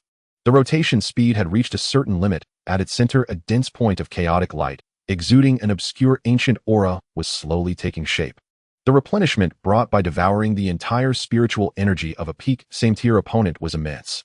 His injuries were nearly healed, and the consumed spiritual energy not only replenished, but overflowed to the point of causing a dull pain in his meridians. Most importantly, the barrier that had blocked his advancement to the third tier was now as thin as a cicada's wing, ready to break with a single touch. Just a bit more. Just a bit more. Yu suddenly opened his eyes, his scarlet gaze fixed upon the faintly breathing Sharingan in the crevice of the mountain wall, like the most famished beast. Sharingan met that pair of eyes, despair washing over him like a bucket of icy water. Yu stepped forward, arriving before Sharingan in an instant. Without a word, his dark red claw lunged out again, piercing Sharingan's chest. Devouring commenced once more. Sharingan's rich and pure earth-type spiritual power, along with his vigorous life essence, acted as the final fuel, frantically pouring into Yi's body into the furnace ready to boil. Boom! As Sharingan turned into a dried corpse, the energy accumulated within Yu finally reached a critical point. The speck of chaotic light at the center of the chaotic vortex suddenly erupted with dazzling brilliance. The entire vortex violently collapsed inward, condensing. Then it erupted, not in destruction, but in rebirth. A more solid, stable, chaotic vortex, drawing in the surrounding spiritual energy, firmly settled within Yi's dantian. Third tier achieved. A colossal sense of power filled his entire being, with a transformation in both the quality and quantity of his spiritual energy. However, just as Yu had broken through a moment of relaxation in his mind, his left half, draped in the dark red cloak of the beast, surged violently, as if nourished and stimulated by his breakthrough. A will filled with tenfold resentment, slaughter, and destruction awoke like a slumbering beast, violently crashing into Yi's consciousness along the connection of spiritual energy. Oh no! Yi's face changed drastically, the joy of his recent breakthrough instantly drowned in an overwhelming cold. The world before him began to be covered in a pure, blood-red hue. Meanwhile, his Sharingan spun wildly. The pattern of the two tomo became two indistinct crimson halos trying to resist the invasion of blood, attempting to preserve the last bastion of clarity for Yi Yes' original will. Two forces clashed fiercely on the battlefield of his consciousness. One was the endless hatred and desire for destruction, while the other was Yi Yes' indomitable will to survive and the inherent power of the Sharingan. But the gap was too vast. The violent will of the beast surged forth, seizing the moment of Yi Yes' breakthrough, sweeping in with overwhelming force. That will of destruction washed over his rationality like a cold tide, as if countless souls wailed, roared, and incited him in his ears. Kill. Destroy everything. Blood. How beautiful. Why resist? Release me. Only then can you gain true power. Various twisted thoughts surged madly, attempting to alter his perception and completely assimilate him. The chaotic spiritual power on the right side of Yi instinctively contracted for defense, protecting his heart veins and the Dantian vortex, yet it could not stop the dark red beast power from spreading throughout his body along the meridians. The beast cloak on his surface became more solid, the dark red patterns spreading and writhing like a living thing, even beginning to invade towards his head. Beneath the translucent energy covering his left cheek, the dark red patterns spread like a web beneath his skin.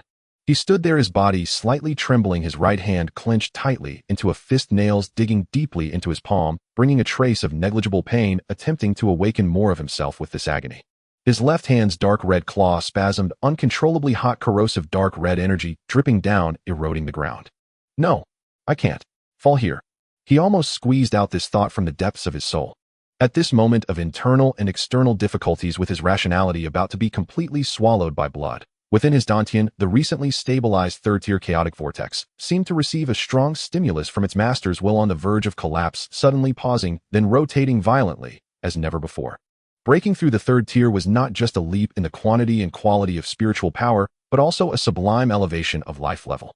The new magnificent third-tier chaotic spiritual power resonated more closely with the spiritual energy of heaven and earth, and its dominion and inclusiveness over all power within Yi reached a new height.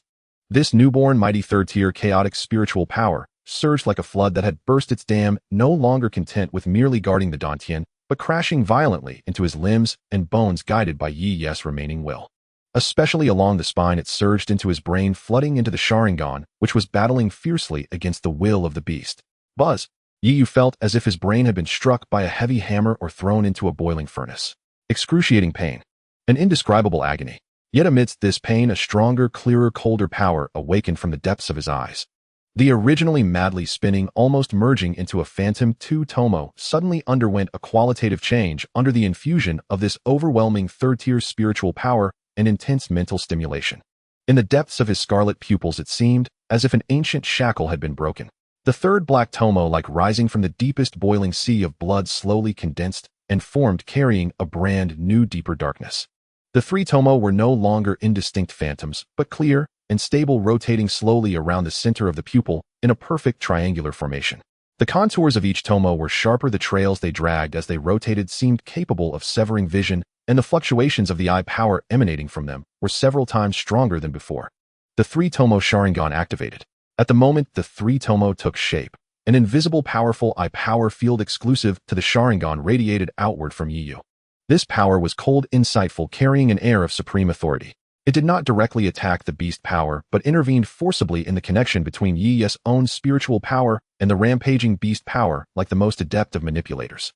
The Sharingan, especially the evolved three-tomo Sharingan, possesses one of its core abilities, unparalleled control over the beast power. At this moment, through the vision of the three-tomo, the originally chaotic and violent dark red beast power that eroded his body and consciousness became clearer than ever. The internal structure, flow patterns, and nodes mixing with his own spiritual power were now unprecedentedly vivid. The will of destruction from the beast was no longer an indescribable chaos, but transformed into a mass of impurities resembling a collection of grievances adhering to specific paths of spiritual energy flow. I see you. Yi almost unconsciously whispered, coldly following the instinct brought by the three-tomo. His will, bolstered by the eye power of the three-tomo, became incomparably focused and sharp. No longer was it the passive resistance and struggle of before, but an active control and suppression. My body, my power, is not for you to run amok. Boom. The three-tomo spun wildly, immense ocular power merging with newly awakened third-tier Hunyuan spiritual energy, coalescing into countless invisible yet unbreakable filaments that precisely entangled, bound, and severed the encroaching crimson chakra of the beast, especially the annihilating will embedded within it. Hiss, hiss, hiss. Like ice water poured into scalding oil, a silent cataclysm of energy annihilation and collision reverberated deep within Yiyu's body. 3 minutes later, he succeeded, completely suppressing the rampaging beast chakra. At that very moment, Xiamiao appeared. She seemed to have blossomed from the eternal gloom of the bone-dry forest, a delicate flower in a pale violet gown starkly incongruous against the surrounding ashen desolation, her face still adorned with that same gentle, serene expression. She landed lightly on an open patch 10 meters from Yiyu. Her gaze first lingered on the two grotesque corpses of Lu Suifeng and Shiming, faces unrecognizable life essence utterly drained, her pupils contracting almost imperceptibly before swiftly shifting to Yiyu. Yiyu stood amidst the wreckage. The turbulent crimson beast armor on his left side had just subsided, retreating beneath his skin as intricate dormant patterns, chaotic spiritual energy, pulsed erratically across his right. His three-tomo Sharingan remained active, its blood-red light locking onto her with glacial intensity. The air hung thick with the coppery stench of blood, the acrid reek of charred flesh, and the lingering dissonance of clashing energies. Yiyu, classmate. Xiamiao's voice trembled just so, perfectly calibrated to convey shock. Are you all right? I sensed violent energy fluctuations from afar, and these Lu Suifeng and Shiming. How could they possibly? Yiyu did not answer. He simply watched her in silence, the three-tomo rotating slowly, his frigid gaze piercing through her flawless mask, as if seeking the truth buried deep within her soul. Within him, the chaotic vortex turned steadily, drawing in the bone-dry forest's chilling spiritual energy to rapidly replenish the exhaustion and trauma inflicted by subduing the beast chakra and successive absorptions, all while maintaining absolute vigilance. Xiamiao's arrival was far too convenient. Just as the battle ended, and the beast chakra was barely contained, she appeared. Moreover, she bore no trace of combat. Her breath remained steady and profound, clearly indicating she had encountered no resistance or danger along the way. In this perilous, fiercely competitive realm, the bone-dry forest, where cultivators vied for the Yinming heartwood, such ease was inherently unnatural. Seeing Yiyu remain silent, Xiamiao took a small step forward, her concern deepening, her voice softening further. Yiyu, classmate, have you been injured? Your aura seems unstable. This place is too dangerous. The commotion may draw other entities, or worse, other students. She bit her lower lip as though steeling herself for resolve, her eyes hardening with newfound determination. Yiyu, I know you hold grievances, not only against me, but against the Xie clan. But the situation has changed. You killed Lu Suifeng and Shiming. They are registered members of the Qianlong class. She emphasized each word with deliberate gravity. Rule 1 of the trial: intentional homicide of a fellow student is strictly forbidden. Violators shall suffer either the severing of their cultivation base and expulsion, or immediate execution. Evidence is irrefutable. She gestured toward the corpses. Their condition clearly bears no resemblance to wounds inflicted by native bone-dry forest creatures. It is the hallmark of a ruthless heretical art that devoured their entire vitality and spiritual energy. Master Qin Chuan, and even the Academy's enforcement squad, will discover this soon. There is no escape for you. Her tone shifted to urgent solicitude. But I can help you. The Xie clan holds influence within the Academy. I can persuade my family to intervene, to frame this incident as an ambush by an anomalous entity of the bone-dry forest. Lu Suifeng and Shiming perished tragically. Yiyu fought valiantly and escaped. It will demand considerable sacrifice, but at least it preserves your enrollment and your life. She gazed at Yiyu, her expression sincere. Yiyu, I know your talent is extraordinary, your pride unyielding.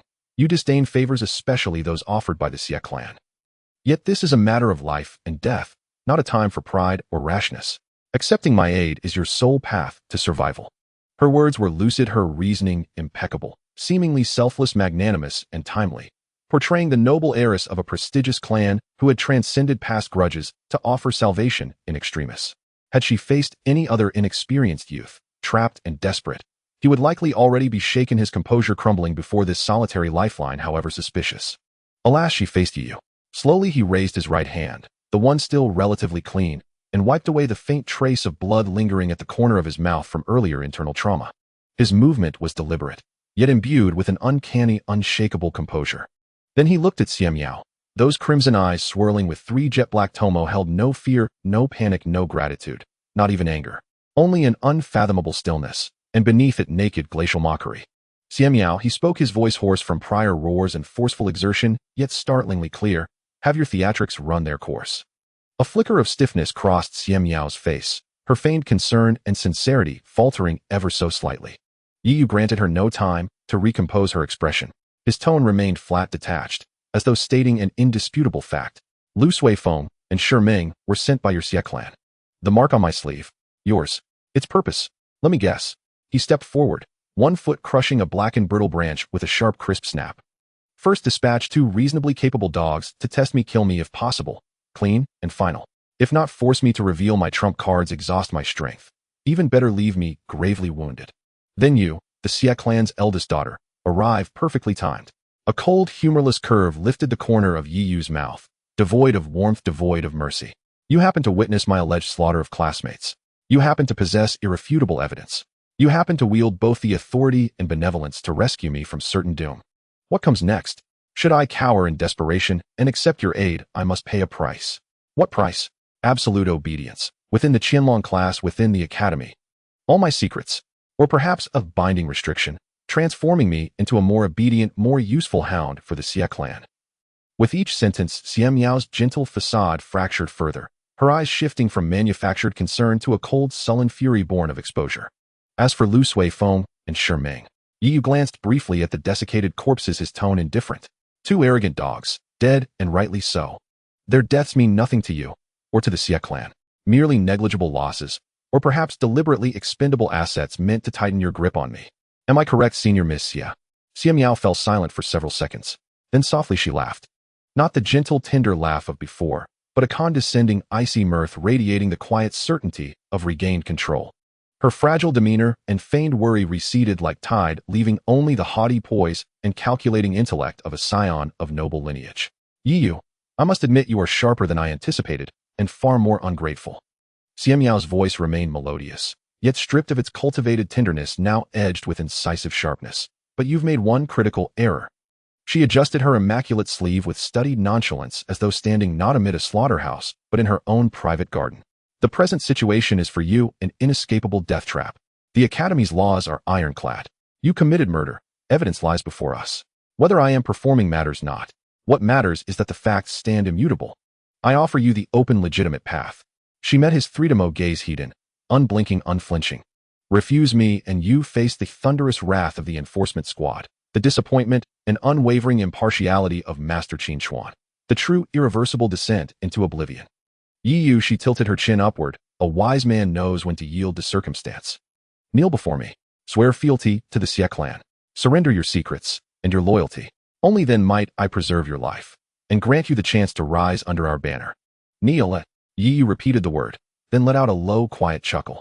At first subdued, the laughter soon grew unrestrained, echoing across the bone-chilling silence of the bone-dry forest laced with biting scorn and defiant arrogance. After a few moments he ceased, his scarlet eyes blazing with glacial light. Xie Miao, do you and your Xie clan truly believe all must orbit around you? That everyone should kneel in tearful gratitude before your condescending lifeline, wagging tails like starving strays? He shook his head. The turbulent spiritual energy around him settled with astonishing speed, calming, gathering inward, like the eerie hush before a storm's fury breaks. The glow of his three-demo Sharingan deepened, growing more ominous. My path has always been carved by my own blade. The Academy's rules. He scoffed, let them come for me, if they dare. And as for you, Yi Yu cast her one final glance, his eyes regarding her as though she were already lifeless dust. Return to the Xie clan and tell them bring forth whatever schemes they possess. But next time, send something worthy, and deliver this message to Xie Yan. His life? I have already claimed it. With that, Yi Yu dismissed Xie Miao entirely, turning without hesitation, vanishing into the deeper recesses of the bone-dry forest where decay and shadow coalesced most densely, swiftly swallowed by twisted, gnarled trunks. He exposed his back to her completely, without care, without caution. Xie Miao remained rooted, making no move to pursue. She stared after the direction of his disappearance, her icy composure dissolving into profound, simmering darkness, and faintly a tremor of genuine unease. That final penetrating look, coupled with his aura now utterly suppressed, yet vibrating with latent terrifying power, had stirred a sliver of cold dread deep within her. This Yi Yu was far more dangerous than her assessment had allowed. Ungrateful mongrel. She muttered under her breath, her slender fingers clenching until her nails nearly pierced her palms. Yet she exhaled deeply, suppressing every emotion, and restored her aristocratic poise. She glanced at the corpses of Lu Suifeng and Shi Ming, her gaze empty, indifferent, as though they were merely discarded refuse. Do you truly believe you can flee? She murmured, withdrawing from her robes a more exquisite purple jade talisman. engraved with dense arcane sigils, and crushing it gently in her palm. A slender thread of violet light shot skyward, vanishing instantly into the dim, oppressive canopy of the bone-dry forest. Having done so, Xian Miao smoothed her gown and rekindled that gentle, serene smile, as though nothing at all had transpired. She chose a path diametrically opposed to Yi Yu's, and likewise faded into the shadows. The bone-dry forest sank once more into utter, suffocating silence. Only the two desiccated corpses and the ravaged ground bore mute testament to what had unfolded. Meanwhile, far beyond the forest's edge, a figure stood rigid as a spear, eyes closed in deep meditation. Suddenly, an ancient, unadorned token at his waist pulsed faintly, radiating a soft, golden luminescence. Qin Xuan snapped his eyes open, lightning flashing in his gaze, as it pierced deep into the heart of the bone-dry forest toward the origin of the last most violent surge of energy. A barely perceptible furrow creased his brow. The law weave has been disturbed. A student has fallen, and not one but more. Qin Xuan's figure tore through the night sky like a lightning bolt swiftly weaving through the twisted branches of the bone forest. His expression was as cold and stern as iron, with spiritual power concealed, yet palpable, causing the eerie silence to retreat wherever he passed. He used no flying tools, relying solely on his physical body and spiritual power, yet his speed was such that a blurred afterimage trailed behind him, almost simultaneously with Qin Xuan's departure. At another edge of the bone forest, a faint purple light silently descended from the sky, precisely landing in a relatively sparse area of the forest. As the light dissipated, three figures emerged.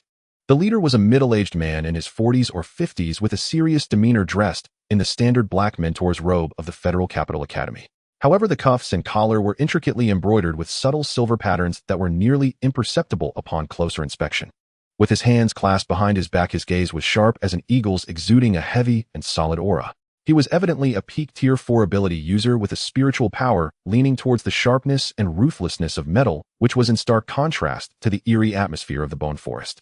He was none other than Xie Chongshan, the captain of the 3rd Division of the Law Enforcement Team under the Federal Capital Academy, a direct descendant of the Xie family who had worked within the Academy's law enforcement system for over 20 years. Behind him were two younger law enforcement officers, also dressed in black uniforms, their presence steady and vigilant. They were both skilled individuals at the late to peak Tier 3 level, clearly following Xie Chongshan closely. Miss Miao's signal originated from here, Xie Chongshan said in a deep voice devoid of any emotion. He took out a sensing crystal that was of the same origin as the jade talisman crushed by Xian Miao, the crystal pointing towards a certain direction deep in the bone forest, faintly glowing with purple light. Target Yi Yu, a special enrollment student of the Qianlong class. Suspected of ruthlessly killing fellow student Lu Suifeng and Shimeng during the assessment using dark arts. The evidence is conclusive. Xie Chongshan recited the information relayed urgently by Xian Miao through special channels to his two subordinates, his tone cold, as if reading a chilling verdict. According to Chapter 7, Article 3 of the Academy Regulations, maliciously killing peers during the assessment grants the law enforcement team the right to apprehend on the spot. If faced with violent resistance, they may execute on the spot. Team leader, should we first consult Mentor Qin Xuan, who is responsible for the assessment? One of the younger law enforcement officers instinctively spoke up, his tone laced with hesitation. After all, Qin Xuan held a special position in the academy and his strength was unfathomable. Xie Chongshan shot him a cold glance. Consult about what? Mentor Qin Xuan oversees the entire assessment. Is it possible for him to monitor every single student at all times? Lives are at stake now, and the evidence is clear. As enforcers, we must act according to the law swiftly and decisively to prevent the perpetrator from escaping or continuing their evil deeds. Should we wait for Mentor Qin Xuan to come over from the other end of the bone forest? By then, the perpetrator would have long fled or destroyed the evidence. His tone was stern, carrying an undeniable authority. Remember, we represent the dignity of the Academy's laws. Set off. With his words, the three figures transformed into three black streaks, following the guidance of the sensing crystal, rushing towards the location where Yi Yu was battling Lu Suifeng and Shimeng. Deep within the bone forest, Yi Yu's swift figure suddenly halted, landing on the branch of an exceptionally tall tree, its canopy reaching toward the sky like a ghostly claw. His brows furrowed tightly, and his 3-demo Sharingan scanned the increasingly dense darkness and deathly aura ahead. In the air here, besides the inherent chill, there was an almost imperceptible hint of decay that made one's soul feel uneasy. I can't go any deeper. Yi Yu's alarm bells rang in his heart. The instinctive warning from his Sharingan was exceptionally clear. The area ahead gave him an intense sense of crisis, as if there were an invisible boundary that signified death. Without hesitation, he turned around, moving laterally along the edge of this dangerous area, while simultaneously suppressing his aura to the utmost limit his mixed element spiritual power contained within. He even temporarily shut his Sharingan, relying only on its basic visual enhancement to observe the environment. I must find the Yiming wood heart quickly and leave the bone forest. Xiamiao's threat is not without basis, the Academy's law enforcement team. They are likely to come.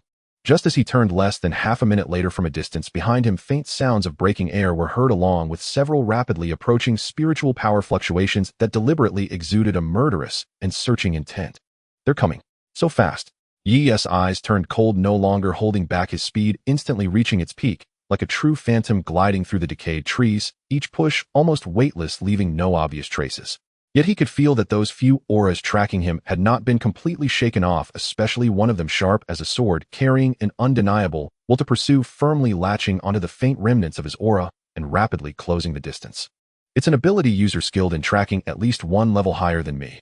Yu immediately assessed. I must escape, but not in a straight line. I need to utilize the environment. His figure suddenly sank, diving into a denser underbrush below, where vines intertwined like a net. Simultaneously, he quickly formed seals with his hands, mixing his spiritual power with a hint of Crane Guardian power that quietly infused into the surrounding ground and several specific twisted trees. Power of sand confounding tracks and shadows. Centered on him within a radius of several dozen meters, the fine sand on the ground began to move and rearrange, chaotically forming countless disordered superficial footprints and residual auras pointing in all directions. Several dead trees infused with spiritual power also began to emit spiritual fluctuations that were extremely similar to Yi's own, yet fainter and more scattered like clumsy substitutes. Having completed this, Yi did not linger, choosing a direction that formed a 90-degree angle with his escape path. He completely concealed the last bit of residual spiritual power used for disruption, like a drop of water entering the sea, silently vanishing into the shadows again. Almost the moment he disappeared. Whoosh, whoosh, whoosh. 3 black figures landed at the edge of the area, where Yu had just set up the distraction like hawks. It was indeed Xie Chongshan and the 2 law enforcement officers. Moi. Xie Chongshan halted, his gaze scanning the surroundings like lightning. The sensing crystal's glow became somewhat erratic, its direction unclear. A little trick. He snorted coldly, extending his right hand. 5 fingers spread open and a complex and exquisite golden compass illusion appeared in his palm. Tracking light of reflection. The compass illusion radiated brilliantly with faint golden beams sweeping through the surrounding environment like a scan. The chaotic traces of sand and the false spiritual fluctuations on the dead trees quickly melted away under the golden light, revealing their essence like snow in the sunlight. Northeast direction, 30 meters away, the traces are freshest and the aura is most genuine. Xie Chongshan instantly locked onto the target, a glint of killing intent flashing in his eyes. Chase. He can't have gotten far. The 3 soared into the air once more.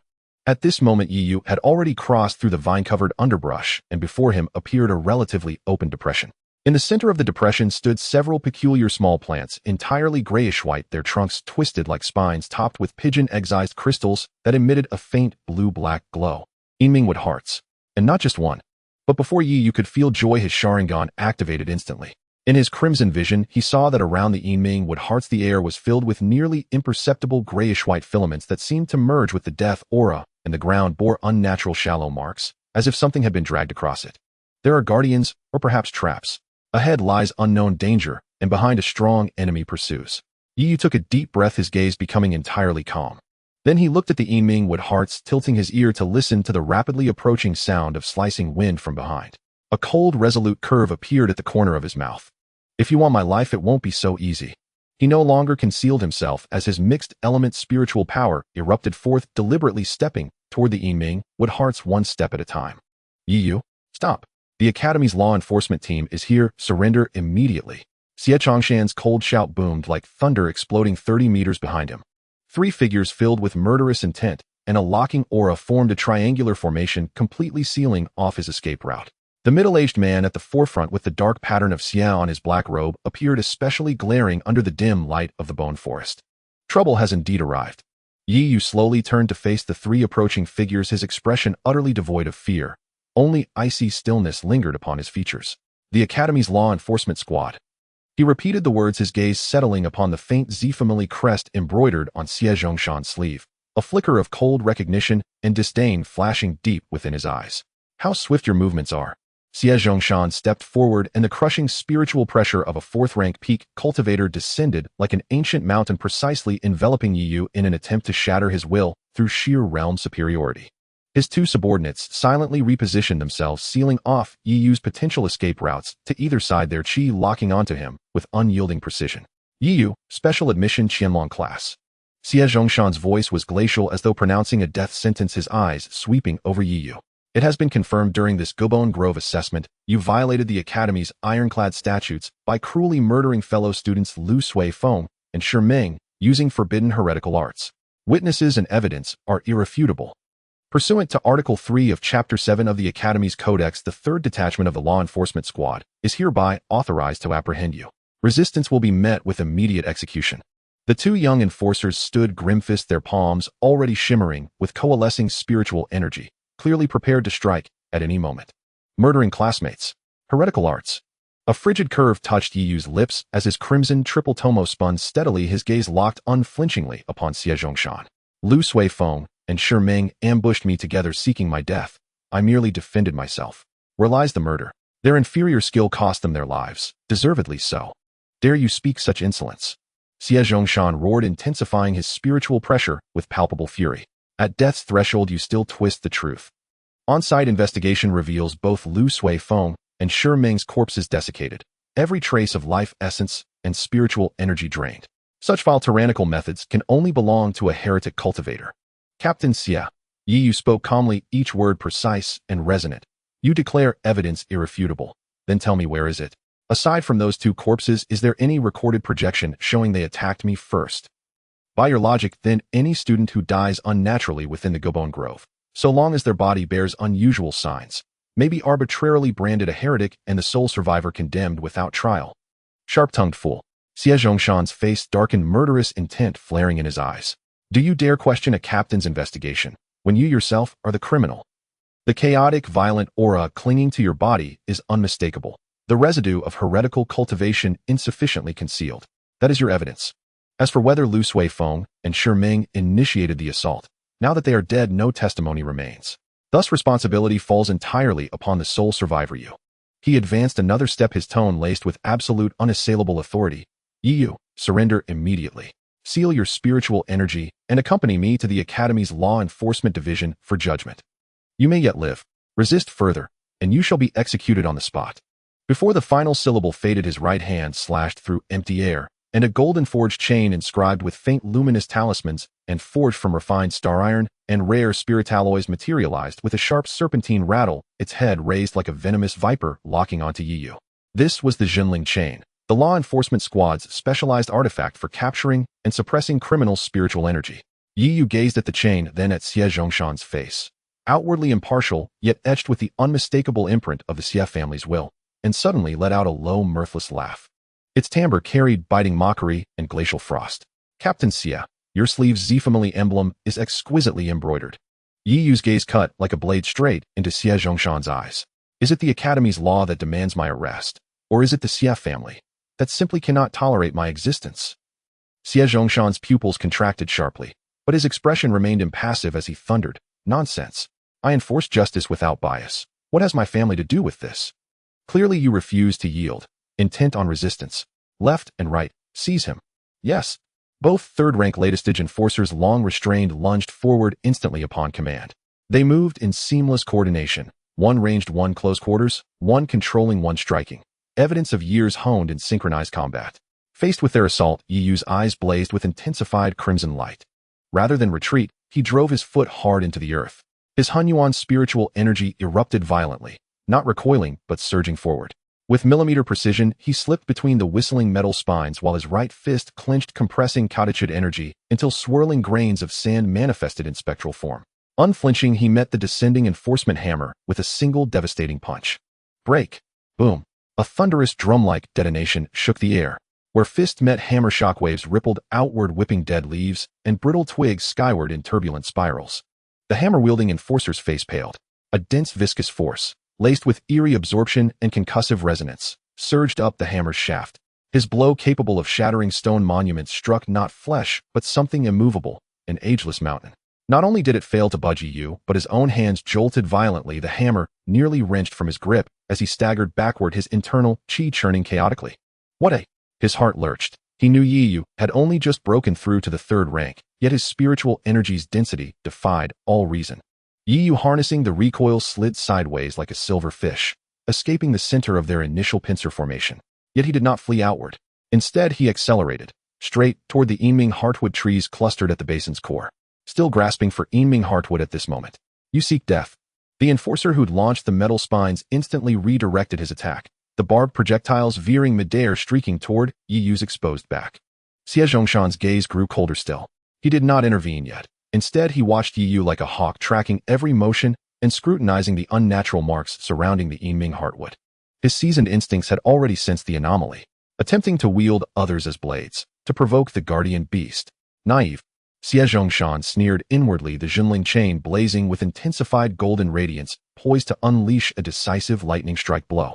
Yiyu ignored the pursuit entirely, pushing his speed to its apex. Within moments, he closed to within 5 meters of the nearest Yinming heartwood.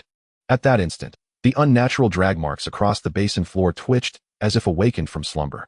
The grayish-white mist-like filaments hovering in the air, nearly indistinguishable from decay itself, suddenly coalesced and swelled, forming translucent hands woven from countless ghostly threads, silently seizing from ground and sky alike.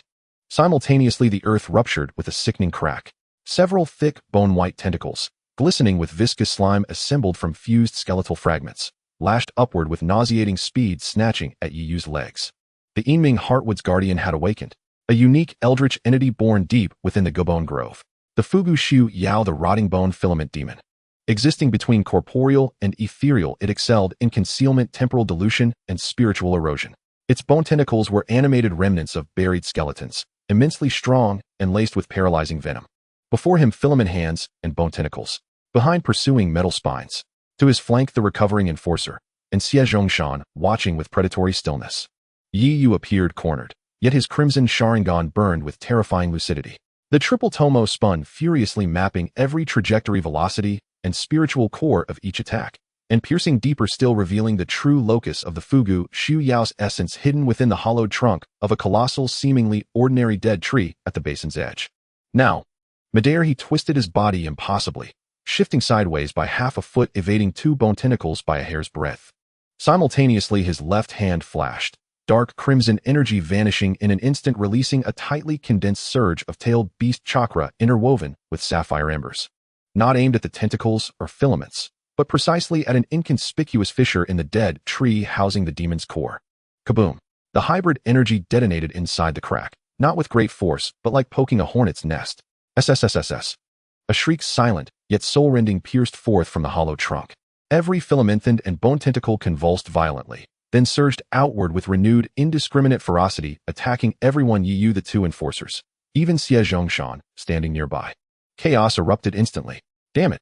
Xie Zhongshan had not anticipated Yiyu's uncanny timing or preternatural perception, nor that he would so decisively trigger the guardian and send it into full berserk rage.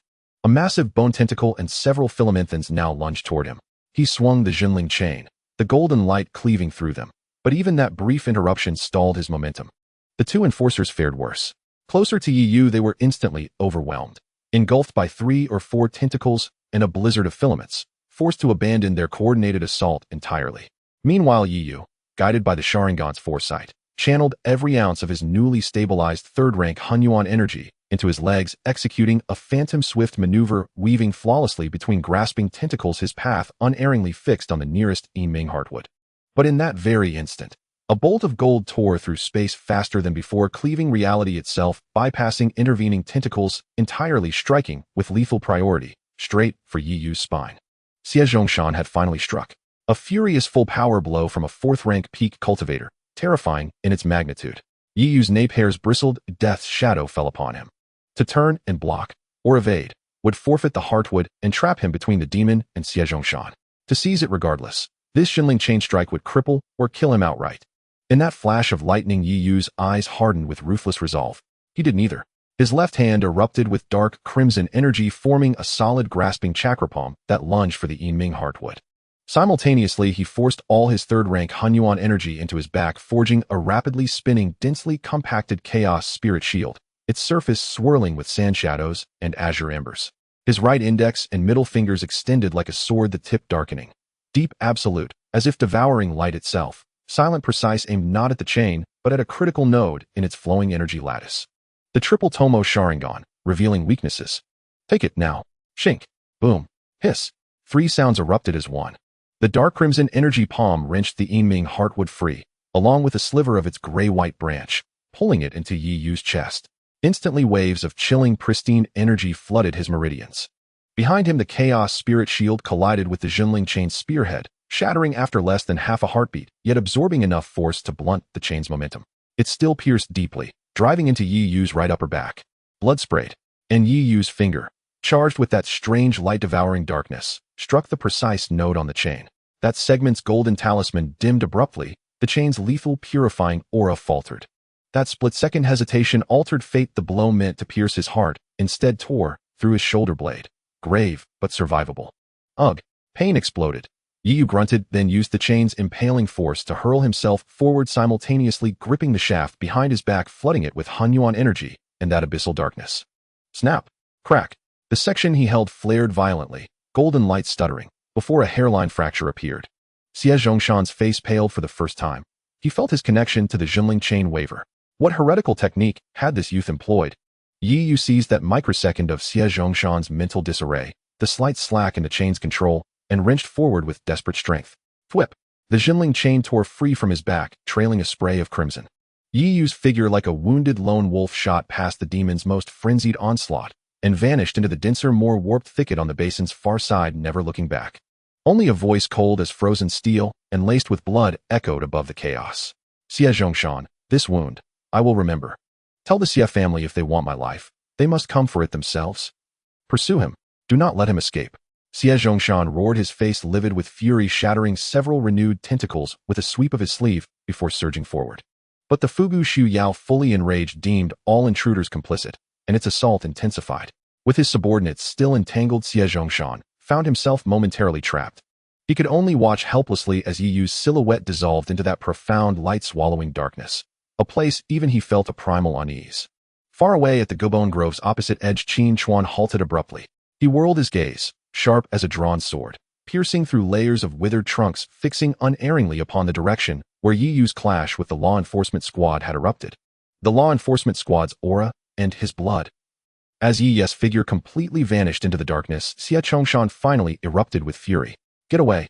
The spirit lock in his hand surged with brilliant golden light, transforming into countless chains of illusory shadows, exploding outward like a golden forest of thorns. Each illusory shadow carried a sharp aura that tore through the shadows, instantly shredding and annihilating the frenzied approaching tendrils and hands of the corrupted bone spirit. The peak fourth tier strike, its power terrifying. The corrupted bone spirit let out a painful shriek. More grayish-white threads surged from its withered wooden body, attempting to heal its wounds, but Xie Zhongshan gave it no chance. Golden spear barrier break. Xie Zhongshan pointed forward with his fingers, unleashing a finely condensed pale golden energy that cut through the air, cleaving the decayed wooden body, hiding its essence in half. The core exposed. A grotesque creature entangled in countless grayish-white threads with a faintly visible dark red spirit core inside revealed itself. A flash of killing intent flickered in his eyes as the spirit lock, like golden lightning, plunged fiercely into the dark red spirit core. Hiss! The corrupted bone spirit emitted its final desperate hiss as the spirit core exploded, and the sky was filled with grayish-white threads that withered and dissipated as if they had lost their life.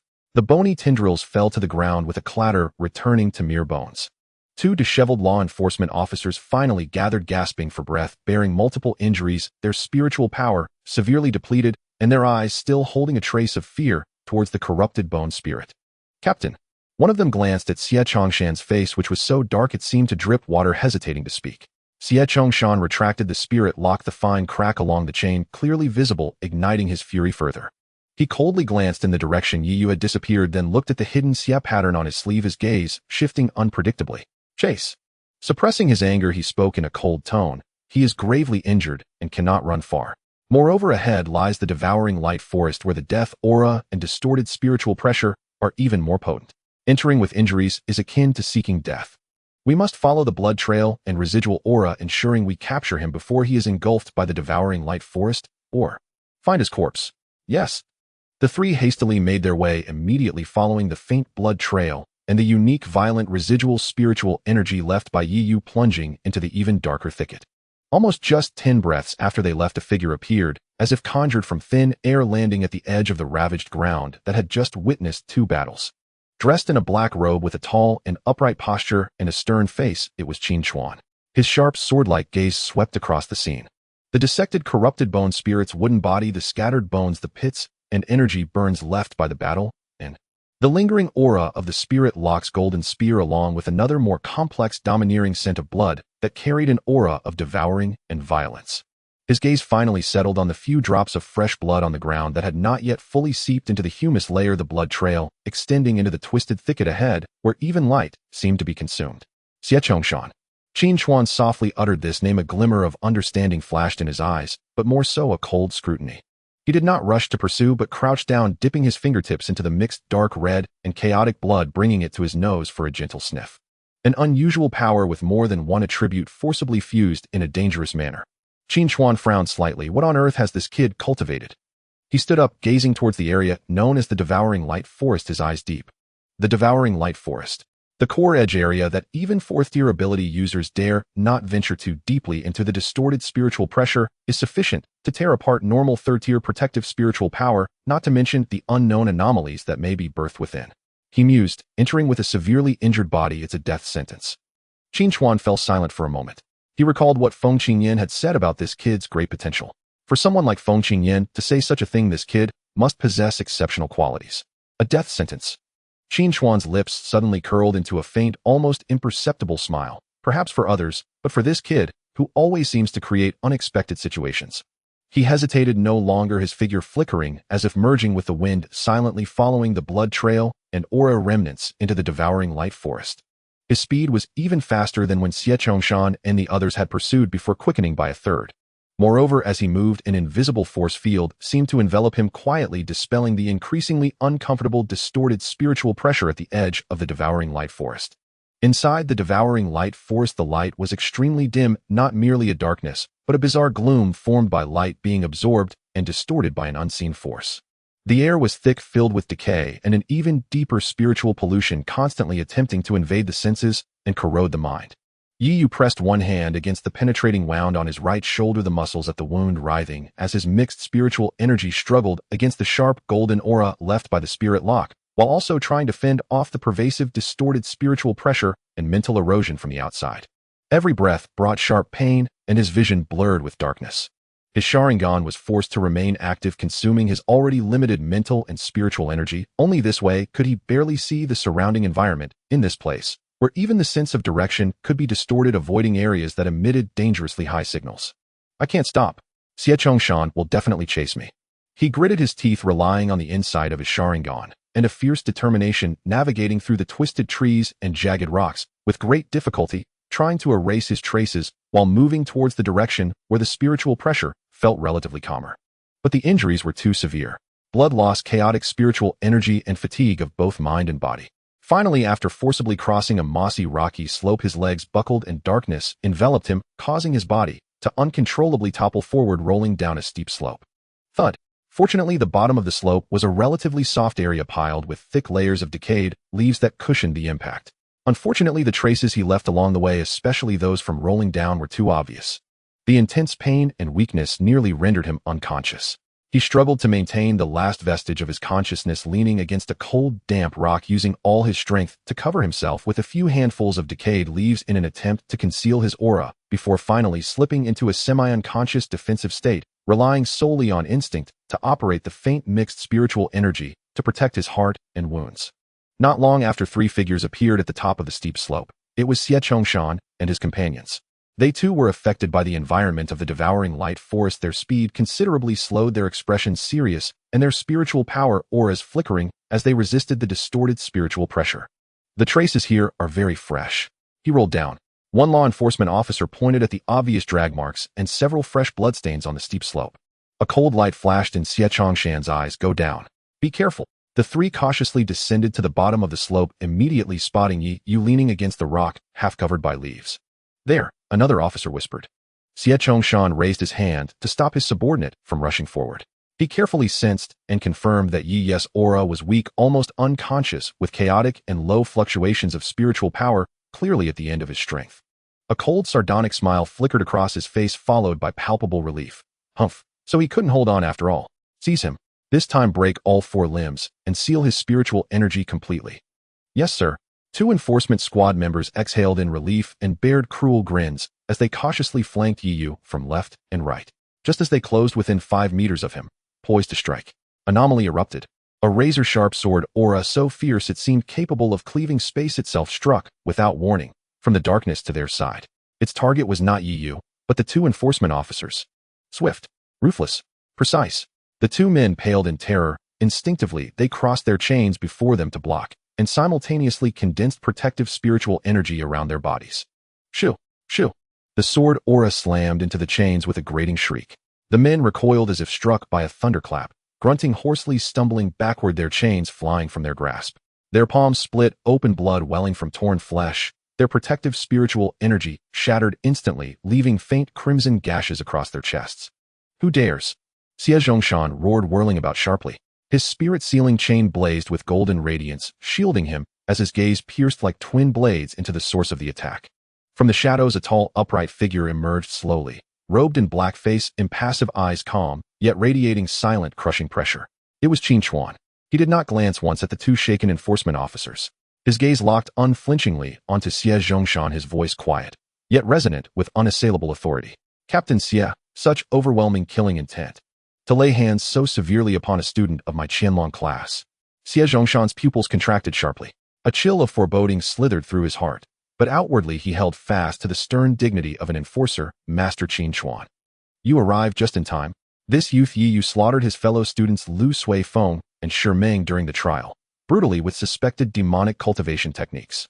Witnesses and physical evidence are irrefutable. My third enforcement squad was dispatched under official mandate to apprehend him. Yet rather than surrender, he violently resisted arrest, wounding our officers and damaging the spirit-sealing chain. By regulation, he may be executed on the spot. Master Qin Chuan, do you intend to shield a murderer and obstruct justice? His words tumbled forth rapidly, each one anchored firmly in legal precedent, seeking to seize the moral and procedural high ground. Qin Chuan's gaze swept over the unconscious Yu, then lingered for a fraction longer on the subtle insignia embroidered into Xie Zhongshan's sleeve, his eyes deep and inscrutable. Slaughtered his peers. Where is your evidence? Your so-called witness, is it Xie Miao? And your so-called physical evidence, are those two corpses? Xie Zhongshan's heart clenched, but he forced composure precisely. Their corpses bear grotesque signs, clearly devoured by demonic arts. And this youth reeks of chaotic, violent qi, matching the condition of the bodies exactly.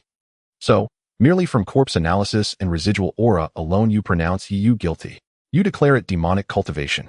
Qin Chuan took a single step forward, not releasing any overwhelming spiritual pressure, yet Xie Zhongshan felt a suffocating weight descend upon him.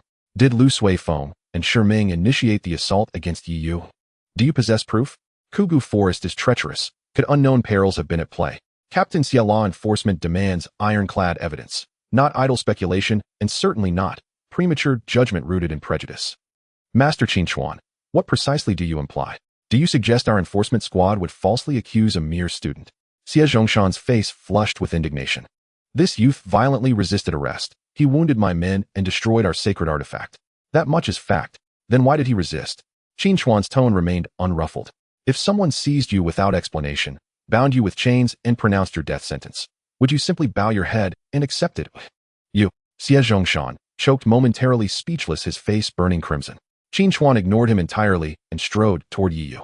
Master Qin Chuan, what are you doing? This youth is a key suspect. Xie Zhongshan cried urgently. Qin Chuan did not pause, not even glancing back. He is a student of my Qianlong class grievously injured during the trial. As his supervising master, I am duty-bound to assess his condition and administer immediate treatment. Whether or not he committed a crime will be determined jointly by the Academy's Oversight Department and the Enforcement Headquarters, not by you, Captain Xie, or by your Xie clan. As his words settled, he had already reached Yu's side. Kneeling, he pressed two fingers like a blade against several vital points surrounding the wounds, stanching the bleeding. Then he infused a stream of pure, serene spiritual energy to stabilize the youth's life force. In his unconscious state, Yu stirred faintly, as if sensing the presence. Xie Zhongshan watched his expression shifting like storm clouds, torn between fury and restraint. In the end, he dared not raise a hand against Qin Chuan. Qin Chuan's standing and power within the academy far eclipsed that of a mere squad captain. Master Qin Chuan, by forcibly removing this youth today, you risk inviting grave accusations, Xie Zhongshan ground out between clenched teeth. Qin Chuan lifted Yu into his arms, turned. and fixed Xie Zhongshan with a gaze like frozen lightning. Captain Xie, return and tell whoever sent you this. The academy is not the Xie clan's private domain. I claim him. Should there be objections, let the oversight department, or your enforcement headquarters director, come speak with me personally. Without another glance at Xie Zhongshan's ashen, seething visage, he moved, melting into the darkness like smoke vanishing into the depths of the light-devouring forest. Only Xie Zhongshan and his 2 men remained rooted to the spot, faces dark with humiliation and impotent rage. Captain, what now? One officer clutched his chest, voice hollow with despair. Xie Zhongshan stared into the void where Qin Chuan had disappeared, then down at his spirit-sealing chain, its golden surface now marred by hairline fractures. Venom blazed in his eyes, nearly spilling over. Qin Chuan, Yiyu. He whispered the names like curses, then let loose a frigid, contemptuous snort. Leave. Report, immediately. This matter is far from over. Deeper still within the light-devouring forest, inside a naturally concealed stone crevice, Qin Chuan laid Yiyu gently upon dry ground and meticulously examined his injuries, especially the penetrating wound at his shoulder blade. Such tyrannical metal elemental chi, and laced with the spirit-sealing chain's unique suppression essence. This wound is perilous to treat. Qin Chuan frowned faintly, withdrew a jade vial from his robe, and tipped out a pill the size of a longan, radiating vibrant life force and a soft starlit luminescence. Fortunate for you, boy. He placed the pill into Yiyu's mouth and guided its dissolution. Instantly, a torrent of potent, yet gentle medicinal energy flooded his meridians, mending trauma-nourishing vessels and expelling the lingering razor-edged metallic chi. Yiyu's pallid face finally regained a trace of color, his breathing steadied, deepened, and grew rhythmically calm. Qin Chuan remained seated beside him, eyes resting thoughtfully upon the youth's features. Feng Qingyan, just what sort of thorny complication have you delivered to me this time? He murmured softly. Yet, to escape Xie Zhongshan's grasp alive, and even make him taste a minor setback. There's something intriguing here after all. 2 days later at Qianlong Peak, in the secluded chamber of Qin Chuan's exclusive training cave, Songfeng Pavilion, Yiyu lay on a stone bed made of 1,000-year-old warm jade. Though his complexion remained pale, his breathing had become much more even and vigorous. The terrifying penetrating wound on his shoulder was tightly wrapped in white spiritual medicine bandages, faintly revealing the medicinal power and the sealing spiritual light left by Qin Chuan. Qin Chuan sat cross-legged on a nearby mat, his eyes slightly closed, his aura as deep and calm as the ocean. He was not cultivating but quietly regulating his breath, while simultaneously using his spiritual sense to cover the entire chamber and the cave's perimeter like the most vigilant guardian. Suddenly his closed eyelids moved slightly. It was here. Almost simultaneously, the cloud and mist barriers surrounding Qianlong Peak transmitted a clear knocking wave accompanied by an official-sounding voice that was both authoritative and slightly urgent, directly penetrating part of the defenses and echoing at the cave entrance. Deputy Minister Ling Jinyue of the Law Enforcement Department here, on orders, asks Mentor Qin Chuan to lift the barrier for a discussion. The voice was not loud, yet carried an undeniable official tone, subtly revealing a hint of urgency and pressure. Qin Chuan slowly opened his eyes, his gaze deep as an ancient well. Ling Jinyue, one of the 3 deputy ministers of the Law Enforcement Department responsible for internal inspections, with a cultivation level already at the early stage of the 7th tier. He held considerable power within the academy, and more importantly, he had always maintained a close relationship with the Xie family. The Xie family moved so quickly to involve someone of this level. It seemed their concern for Yiyu far exceeded expectations. Qin Chuan did not respond immediately. He got up and walked to the side of the stone bed to check on Yiyu's condition. The medicinal power of the pill was continuously working, repairing the damaged meridians and expelling the residual energy of the spirit lock, but complete recovery would still require time. Mentor Qin Chuan, I apologize for the intrusion. Deputy Minister Ling, with your busy schedule, what brings you to Qianlong Peak? Ling Jinyue, seeing him ask directly, did not beat around the bush. His expression turned serious and his voice deepened. Mentor Qin Chuan, our law enforcement department has received solid reports and evidence that your student Yiyu from the Qianlong class violated the iron law during the test in the Withered Bone Forest, brutally killing his classmates Lu Suifeng and Shimeng and severely injuring the captain of the 3rd Enforcement Team, Xie Chongshan, while also damaging the enforcement tool Spirit Lock. This is a serious offense with a terrible impact. He paused, his gaze piercing as he fixed it on Qin Chuan. It has been confirmed that this individual is currently with Mentor Qin Chuan at Qianlong Peak. The Academy's regulations are strict, and such serious offenders must be immediately detained and handed over to the Law Enforcement Department and the Inspection Department for joint investigation. I ask you, Mentor Qin Chuan, to consider the bigger picture and do not let personal feelings interfere with public duty. Please hand over the criminal Yiyu to us for return. As he finished speaking, two silver-clad enforcement officers stepped forward, exuding a faint killing intent, their sharp gazes fixed on the cave entrance behind Qin Chuan, ready to break in at the slightest provocation. Qin Chuan seemed unfazed by the subtle pressure. He lifted his eyelids and looked at Ling Jinyue. Solid evidence is what the deputy minister refers to merely Xie Chongshan's one-sided testimony along with the two oddly deceased bodies. Ling Jinyue's brow furrowed even tighter. Of course not. There were signs of a struggle at the scene, and student Xie Miao witnessed Yi Yu committing the act and fleeing. Furthermore, the violent and chaotic aura remaining on Yi Yu's body matches the condition of the corpses. Captain Xie Chongshan as an enforcer, his testimony, and the damage to the spirit lock are both solid evidence. The chain of witness and material evidence is complete. The facts are clear and the evidence is indisputable. Eyewitness. Qin Chuan's lips curled into a faint smile, carrying a chill. Xie Miao's presence there is already worth pondering. As for the matching aura, the withered bone forest is strange and unpredictable. What kind of power isn't present? How can it be ruled out that Lu Suifeng and Shimeng did not engage in wrongdoing, first encountering some kind of malevolent force in the withered bone forest that backfired on themselves? Yi Yu merely happened to be there and might even have been defending himself after being attacked. Mentor Qin Chuan. Ling Jinyue's expression darkened, his tone intensified. You are merely arguing against logic and favoring the criminal. Captain Xie Chongshan was ordered to apprehend, yet Yi Yu violently resisted the law, injuring the enforcers and damaging the enforcement tool. This is an ironclad fact. Does the enforcement team need to ask the suspect if he is willing before apprehending him? Apprehend. Qin Chuan stepped forward, clearly standing on a lower stone step, yet his imposing presence did not lose to the floating Ling Jinyue. Xie Chongshan, bearing the Xie family's emblem, directly issued an extreme order of lethal force without the test concluding and without any investigation, using the spirit lock, a tool meant for serious offenders, to apprehend a severely injured student who had just finished a fierce battle. Deputy Minister Ling, tell me, is this a normal apprehension procedure? His voice grew colder, each word like a sword. This is clearly a deliberate assassination, using the guise of law enforcement to silence a witness. If Yi Yu had not resisted, he would have long since been a corpse. As for damaging the enforcement tool, if not for Xie Chongshan's excessive murderous intent striking to kill, how could the spirit lock be damaged by a severely injured third-tier student? Ling Jinyue was momentarily speechless, his face flushing slightly. Xie Chongshan's actions were indeed too hasty, leaving room for criticism, but he could not admit it at this moment. How the law is enforced is an internal matter of our law enforcement department, and there are rules for judgment. However, Yi Yu's murder and resistance to the law are undeniable facts.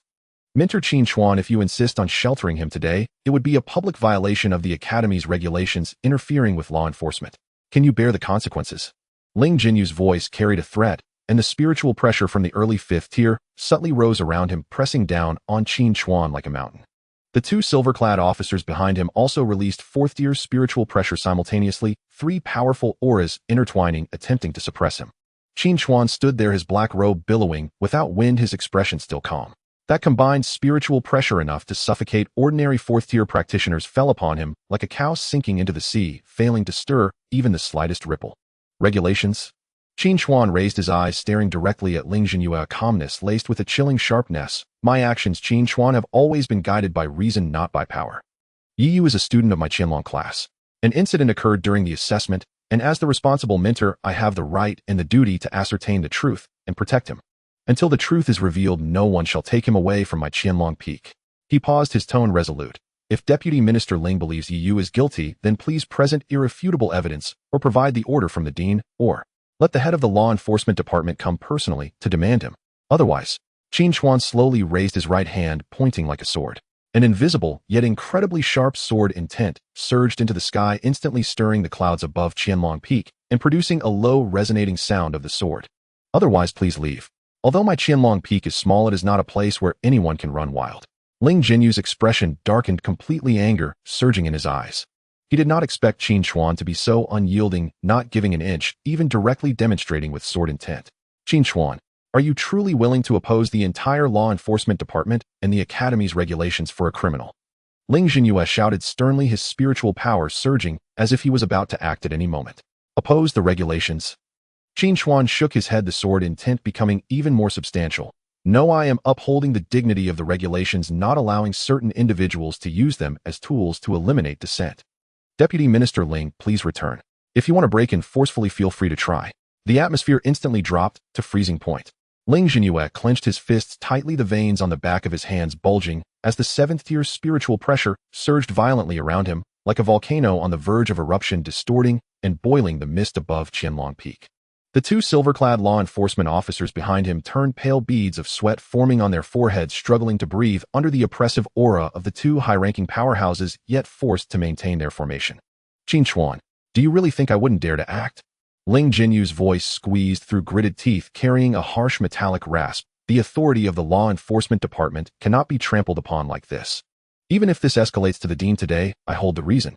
He stepped forward, the space beneath his feet creaking under the unbearable weight, as a faint golden domain exuding a murderous and iron-blooded aura subtly unfolded, colliding fiercely with Qin Chuan's soaring and unyielding sword intent. This is easy. The invisible clash erupted in the space between them, distorting the light and producing a hair-raising sound of energy annihilation. The defensive barriers surrounding Qianlong Peak were activated by the aftermath of this high-tier power, automatically illuminating layers of overlapping rune light, flickering uncertainly. Deputy Ling, Qin Chuan spoke, his voice not loud, yet piercing through the chaos of energy collisions with an uncanny clarity. Do you really believe that today's matter is merely a conflict between your law enforcement department and me, or with you? Ling Jinyue furrowed his brow, an inexplicable jolt coursing through him, and he suppressed his anger, shouting, "What do you mean? Stop with the cryptic nonsense. This child's guilt is evident. What does it have to do with others?" Qin Chuan's faint smile seemed to deepen slightly, and instead of answering directly, he posed an apparently irrelevant question. Deputy Ling, you have been in the academy for many years overseeing internal affairs inspections. You must have paid attention to the seed students sent to the academy by various families and factions, right? Of course. Ling Jinyue instinctively replied, then grew impatient. What does this have to do with Yiyu? He's just from a small city like Jianghai City. Jianghai City. Qin Chuan interrupted him casually, throwing out a statement that sounded like thunder in Ling Jinyu's ears. He indeed comes from Jianghai City. But he is a special enrollment student. Qin Chuan paused, locking his gaze onto Ling Jinyu's slightly narrowed pupils, speaking each word clearly. Yiyu was sent by Feng Qingyan. As the words fell, it felt like a biting winter wind sweeping across the sky of Qianlong Peak, freezing time for a moment. The surging spiritual pressure surrounding Ling Jinyue, along with the almost formed faint golden domain, seemed to be gripped by an invisible hand, abruptly stalling. The anger, authority, and dominance on his face faded like a receding tide the moment he heard the name, Feng Qingyan, replaced by disbelief, followed by a sudden surge of panic and confusion. "WH. Who did you say?" Ling Jinyu's voice even carried a barely perceptible tremor as he fixed his gaze on Qin Chuan, seemingly trying to find traces of deceit on his face. Which Feng Qingyan? Qin Chuan calmly looked at him, his eyes devoid of mockery, only a serene acknowledgement of facts, and this calmness chilled Ling Jinyu's heart more than any taunt. How many Feng Qingyans are there in this world that would make me? Qin Chuan mention them specifically. Qin Chuan retorted, the sword intent erupting from his fingertips, retracting slightly, yet the sense of oppression felt even heavier. Or do you, Deputy Ling, think there is any other Feng Qingyan qualified and capable of directly sending a student from a small city into the Qianlong class? Boom. Ling Jinyue felt as if something in his mind had exploded. Feng Qingyan. That name represented not just a person, but a transcendent status, of background that even the dean of the Federal Capital Academy must treat with respect and even harbor caution against. And the colossal entity that might be involved behind it, which even the Xie family would have to retreat from. That woman whose actions are often unpredictable, yet every appearance is enough to stir waves in the higher echelons of the Federation. Her sent person. Yiyu is her sent person. Ling Jinyu's complexion changed dramatically, alternating between red and white, finally settling into an ugly shade of ashen blue. His spiritual pressure became uncontrollably chaotic, the previously aggressive and determined aura deflating rapidly like a punctured balloon. If Yiyu truly is a person sent by Feng Qingyan, what does that imply? It implies that Yiyu may be entangled in some scheme or attention from Feng Qingyan. It means that acting against Yiyu would likely equate to directly slapping Feng Qingyan's face, or even jeopardizing any potential plan she might have. Feng Qingyan's vengeance. Not to mention Ling Jinyue, even the entire Xie family might not willingly bear it. That woman is notoriously protective and unreasonable, and she possesses both the strength and resources to back it up. Cold sweat silently soaked Ling Jinyu's back. The two law enforcement officers behind him, while not fully grasping the implications of the words Feng Qingyan, could see the sudden change in their deputy's complexion and the immediate decline in his aura, realizing that the situation had taken an unfathomable turn, and for a moment they fell silent, even their breathing became subdued. In front of the Tsongfeng Pavilion, only the sound of the mountain wind brushing against the mist remained, along with Ling Jinyu's slightly heavy and chaotic breaths. Qin Chuan observed all of Ling Jinyu's reactions, understanding in his heart. He slowly lowered his outstretched hand, the sharp sword intent dissipating entirely, as if it had never existed. But he remained standing there still, like an insurmountable peak. Deputy Ling, Qin Chuan spoke again, breaking the silence. Now do you still insist on taking Yu away from me immediately? Do you still think he is merely a child who can be easily manipulated, whose life or death holds no significance? Ling Jinyu's throat moved with difficulty, opening his mouth, but found it painfully dry. He wanted to force himself to say a few polite words such as, even if he is a person sent by Feng Qingyan, he must be punished for violating the Academy's regulations, but he found those words to be utterly weak and ineffective even to himself. The person sent by Feng Qingyan was suspected of killing 2 outer disciples of the Xie family in the Bone Forest, then being intercepted by the law enforcement captain employed by the Xie family, who failed to kill him. If this matter were to be thoroughly investigated and taken to court, who would ultimately be at fault? If Feng Qingyan were to take advantage of this? Ling Jinyue dared not think further. He clenched his fists tightly, his nails nearly digging into his flesh, feeling so suffocated that he almost spat blood. The aggressive momentum he had upon arrival now lay in ruins, leaving nothing but embarrassment and a precarious situation. Instructor Qin Chuan. Ling Jinyu's voice had become much hoarser, carrying a complex emotion that he struggled to suppress. This matter, it still needs further verification. If Yu truly is the person sent by her, then of course it would be a different story. But the Academy's regulations are strict. This matter cannot simply be dismissed. He found himself a staircase, yet his tone had completely softened. For today, let it suffice. I will report the situation truthfully to the law enforcement department and the supervisory department. Until the investigation is clear, Yu will temporarily be under the supervision of Instructor Qin Chuan. But I must insist that he remains within Qianlong Peak and does not leave at will. After speaking, he even dared not look into Qin Chuan's eyes, abruptly flicking his sleeve and turning to shout, "Let's go." The 2 silver-clad figures seemed to have received a great reprieve and hurriedly followed. The 3 figures arrived swiftly and left even faster, almost awkwardly vanishing like a flash of light into the mist surrounding Qianlong Peak, as if lingering even a moment longer would be torment. Qin Chuan stood where he was, watching the direction in which they disappeared, a flicker of coldness passing through his deep-set eyes. Feng Qingyan, your reputation is indeed quite useful, he murmured to himself, turning around as the barriers of the Zhongfeng Pavilion silently closed, isolating the external disturbances once again. A day later, Yi's injuries finally healed. He sat cross-legged in the quiet room of his residence on Qianlong Peak with a cold jade cushion beneath him. Outside the window, the clouds and mist belonging to Qianlong Peak flowed gently. Sunlight filtered through the clouds and the window frame, casting mottled shadows on the floor, while the air was filled with the unique, invigorating spiritual energy that was several times more potent than that of the outside world. It was very quiet. Compared to the desolate, twisted, and decay-ridden environment of the Bone Forest, it was like 2 different worlds. His injuries had indeed healed. The terrifying wound at his shoulder, pierced by the spirit lock, had completely healed under the dual recovery provided by Qin Chuan's precious elixir and his own mixed elemental spiritual power and the power of the tailed beast over the subsequent days. The new flesh had a healthy hue, leaving only a faint, almost invisible scar. The internal turbulence and damage to his meridians had also settled. In fact, he unexpectedly gained an advantage after devouring the spiritual essences of Lu Suifeng and Shi Ming and experiencing a life-and-death struggle with the law enforcement captain Xie Zhongshan. He forcibly broke through to the 3rd stage foundation.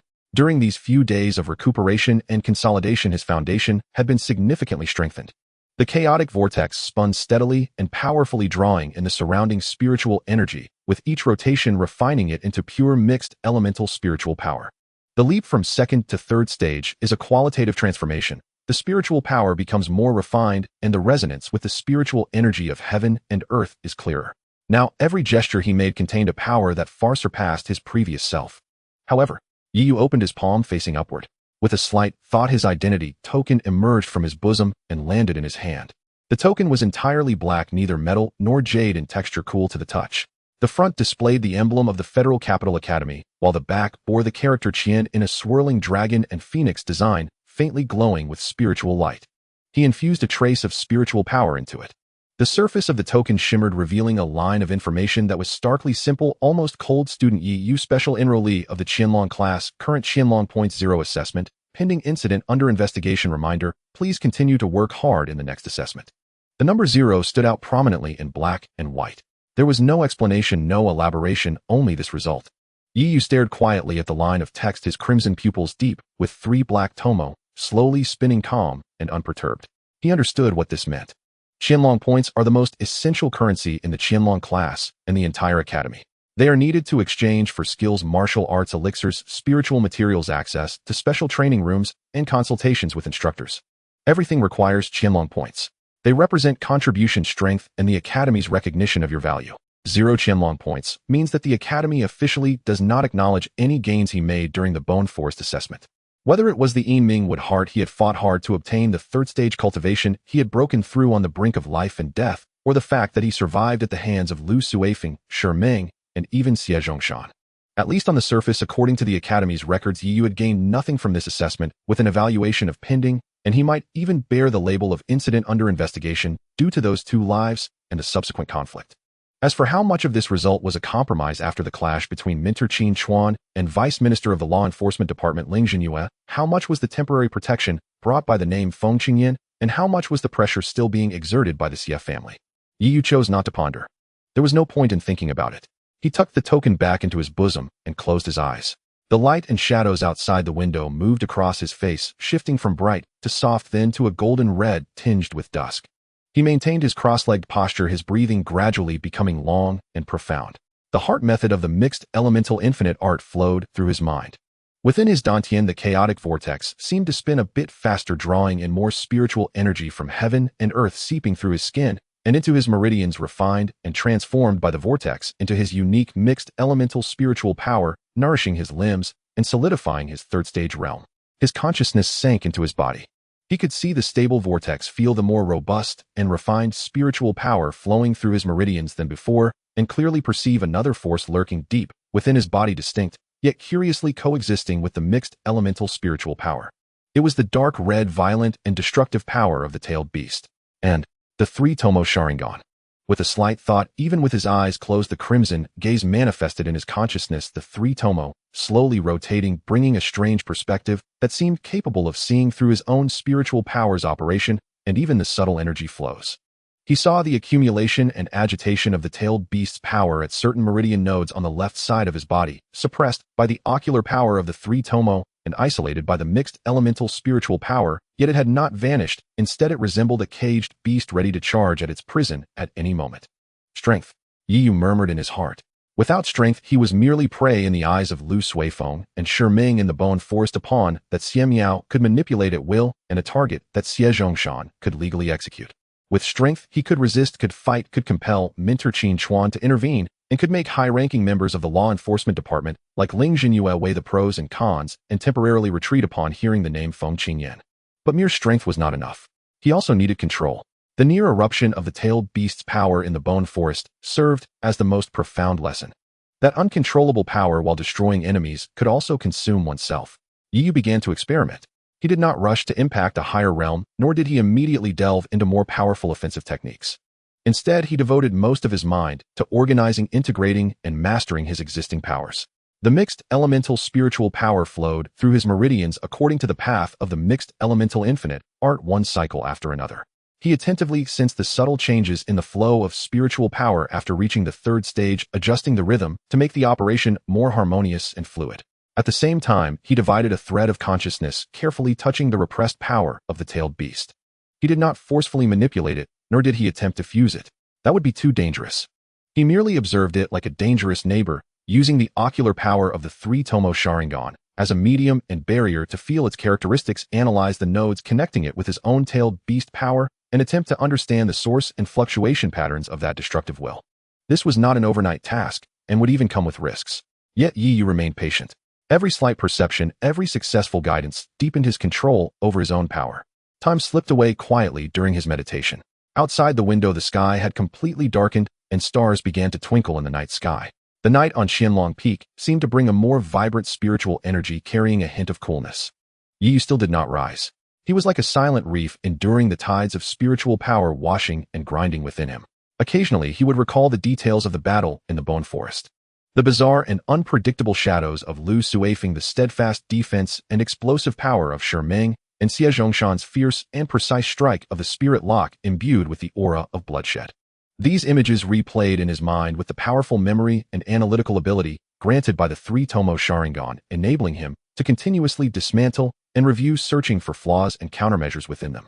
He simulated in his mind how he would respond to similar attacks again, considering his current state and third-stage cultivation combined with the insight provided by the 3 Tomo. What should he do? How to counterattack? How to avoid falling into such a dire situation again? This was not mere daydreaming, but an efficient combat simulation and experience absorption. 0 Qianlong points. Assessment pending. Incident under investigation. He temporarily set these external matters aside. He was fully aware that these were merely superficial outcomes of the temporary balance of various forces. The real crisis had never been resolved. The hostility from the Xie family, the potential follow-up investigations from the law enforcement department, and even the pressures of the Academy's rules hung like a sword over his head. And what he could rely on fundamentally was only his continuously growing strength and absolute control over that power. The night deepened. In the quiet room, only the steady and prolonged sound of Yi's breathing could be heard, along with the imperceptible spiritual power vortex formed by the subtle stirring of the surrounding spiritual energy. His aura, through continuous training and introspection, became more substantial and reserved. The slight sense of lightness he had upon entering the 3rd stage, along with the restlessness following the surge of power, was gradually being ground away. In Tianyuan City, in the central district, on the top floor of the Tianxiong Hotel, in the presidential suite, heavy velvet curtains blocked out the dazzling city lights and the gradually brightening sky outside, casting an ambiguous yellow glow inside, filled with the scent of expensive cigars, fine wine, and a unique aroma that lingered after a romantic encounter. On the soft, pure white wool carpet that one could sink into clothes were strewn across the floor, men's bespoke suits and women's lace lingerie haphazardly intertwined. The large bed was a complete mess. Wei Xining lay bare like a thoroughly pampered pet, kneeling on the carpet at the foot of the bed. Her face still bore the flush of desire and an affectation of dazed charm, yet deep within her slightly lowered eyes was a piercing clarity and cold calculation. Zhou Mingxian leaned back against the headboard, his muscular torso exposed. A half-burned Cuban cigar was pinched between his fingers while his other hand casually rested on Wei Xining's smooth back, gently stroking her, as if soothing a pet cat. Mingxian. Wei Xining lifted her head, her voice hoarse from the aftermath and deliberately delicate. She gazed up at Zhou Mingxuan, her eyes filled with admiration and dependence, perfectly revealing a hint of unease and grievance. Moi. Zhou Mingxian grunted, lazily exhaling a puff of smoke. I am a bit scared. Wei Xining's body trembled slightly as she leaned closer to his leg, their skin touching, conveying a warm sensation. Scared of what? In Tianyuan City, is there anything that Zhou Mingxian cannot handle? Zhou Mingxian scoffed, his fingers brushing against her cheek, his gesture frivolous, yet carrying an undeniable dominance. No, I mean you. Wei Xining bit her lip, her eyes quickly misting over, portraying a weak woman entangled with her ex, vividly expressing her lingering fears. He seems to have changed now. She is from the potential dragon class. I'm afraid if he finds out anything, or if he's still not willing to give up, he might come to trouble me and even direct his anger towards you, Mingxian. You. Zhou Mingxian raised an eyebrow, seemingly having some impression of the name, but mostly there was disdain. Isn't that the guy from last time? He extinguished the cigar, grasped Wei Xining's chin, forcing her to look up at him, his gaze examining and playful. Xining, since you're with me, you are mine, Zhou Mingxuan's. A little brat from who knows where. Does he deserve to scare you? Does he deserve to matter to the Zhou family? No, Mingxian.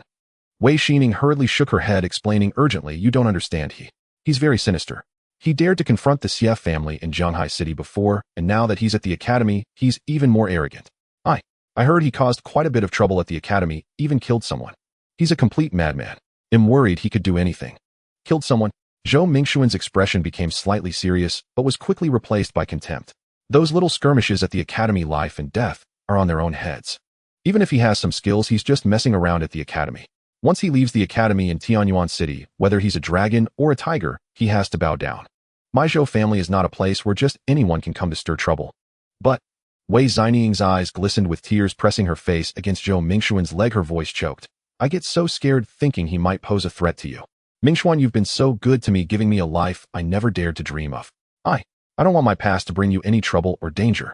If I cause you even a little harm, I would be utterly remorseful. She lifted her head, her eyes glistening with tears as she looked at Zhou Mingxuan, her gaze filled with sincere concern and deep affection. I would rather disappear than drag you down. This retreating for advancement, combined with her current vulnerable and dependent posture, had a striking impact. Zhou Mingxian looked at her like this, his vanity and protective instinct, or perhaps possessiveness, greatly satisfied. He had been with many women before, but very few were like Wei Xining. Understanding, top-notch in figure and appearance, and able to appropriately show weakness to stimulate his masculinity. All right, stop crying. Zhou Mingxian patted her face, his tone generous like a benefactor. Since you are with me, your matters are my matters. Just a little brat who doesn't know the sky from the ground, not worth your tears. My cousin is a direct descendant of the Zhou family, close to me since childhood. With just a phone call, there's nothing in Tianyuan City I can't handle. He paused, a cold glint unique to aristocrats flashing in his eyes, viewing human life as insignificant. Wei Xining felt a surge of joy knowing she was close to achieving her goal. But her face revealed even more unease and a kind-hearted expression. Mingxuan, I'm not asking you to deal with him, I'm just scared. How about we just let it be as long as he doesn't come to disturb us? After all, we once knew each other. Knew each other. Zhou Mingxian scoffed. He is now a threat to you and could potentially threaten me. Xining, you are still too kind. The best way to deal with someone who doesn't know their limits is to scare them once and for all, to teach them a lesson they will never forget. He picked up the limited edition communicator on the bedside table and dialed a number. Hello, Uncle Chun, it's me, Mingxian. Zhou Mingxuan's tone became casual yet commanding. There's a small matter that requires someone from the family to look after at the academy. A freshman named Yiyu, a special recruit from the potential dragon class. Yes, there's no deep enmity, just someone I find displeasing. Make him understand some rules and not to be too reckless. Limit. Zhou Mingxian glanced at the pitiful Wei Xining in his arms, a cruel smile curling at the corners of his mouth. As long as he doesn't die. If he's crippled, broken, or unable to continue at the academy, that's fine too. Do it cleanly, don't leave any evidence. Am I right? Thank you, Uncle Chen. After hanging up the communicator, Zhou Mingxian casually tossed it aside, wrapping his arm around Wei Xining's smooth shoulder, satisfied. All right, it's resolved. Soon your mad ex-boyfriend will understand how cruel reality can be. From now on, just follow me and don't worry about these little pests. Wei Xining nestled into his embrace, her cheek pressed against his solid chest, her voice sweetly sticky. Thank you, Mingxuan, you're so good to me. I'll listen to you from now on. From Zhou Mingxuan's perspective, the mist in her eyes had long vanished, leaving only cold triumph and a hint of twisted pleasure. Yiyu, why do you deserve to enter the Federal Capital Academy? Why do you get to be a special recruit? While I have to please someone as disgusting as Zhou Mingxian to stay in Tianyuan City to have the life I have now, what I can't have, you shouldn't have it easy either. Did I make the wrong choice? No, I was right. The one in the wrong is you. You were the one who couldn't give me everything I wanted back then. The fact that you seem to be doing well now stings me. Enjoy the gift I've sent you at the academy. Outside, the morning light gradually brightened, completely dispelling the night. Tianyuan City awoke in the dawn, still prosperous. The luxurious atmosphere in the presidential suite continued to linger. Yiyu remained blissfully unaware of all this. As Yiyu stepped out of the range of Qianlong Peak, it was already afternoon. Beyond the peak, the scene in the core area of the academy was starkly different from the lofty clouds shrouding Qianlong Peak. The road was broad and smooth, paved with a type of jade infused with spiritual energy. Towering ancient trees lined both sides, each over hundreds of years old, with spiritual light flowing among their leaves. Though the concentration of spiritual energy in the air was not as rich as that of Qianlong Peak, it was still far superior to the outside world, making one feel refreshed with just a breath. As Yiyu walked, his crimson pupils had returned to their usual black, with only a faint, barely noticeable dark red rim remaining. He needed to familiarize himself with the academy's environment and gather some basic information, such as the specific ways to acquire and exchange Qianlong points, as well as the rumors surrounding the incident in the Bone Forest. Ahead, the path was blocked. 3 young individuals dressed in the academy's standard blue student uniforms stood in a triangular formation, effectively blocking the road. They appeared to be slightly older than Yiyu, their auras ranging from late second stage to peak, their faces displaying unabashed arrogance and scrutiny. Yiyu did not stop his steps, remaining calm as he slightly adjusted his direction, preparing to walk around them. Stop. The tallest of the 3, with a fair complexion, spoke, his tone carrying an air of superiority.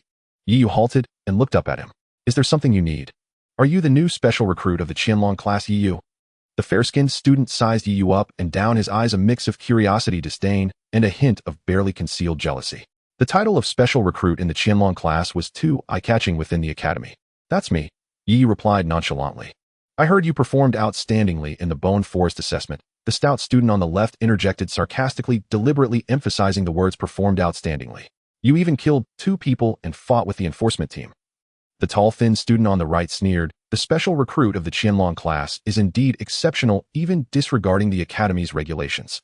Nearby students slowed their pace, casting various glances at them. Although the higher-ups of the academy had controlled the situation surrounding the Bone Forest incident, some rumors and exaggerated tales had already spread among the ordinary students. Slaughtering classmates, violent resistance to the law, suspected evil cultivator. These labels were enough to make those unaware of the truth look at Yiyu with either fear or disdain. Yiyu's face showed little expression. Such provocation compared to the life-and-death struggles in the Bone Forest was merely child's play. He was even too lazy to explain. If there's nothing else, step aside, he said in a flat tone. Oh, quite arrogant. The stout student raised his eyebrows. A country bumpkin from a small place like Jianghaishi lucky to enter the Qianlong class. Do you really think you've reached the top?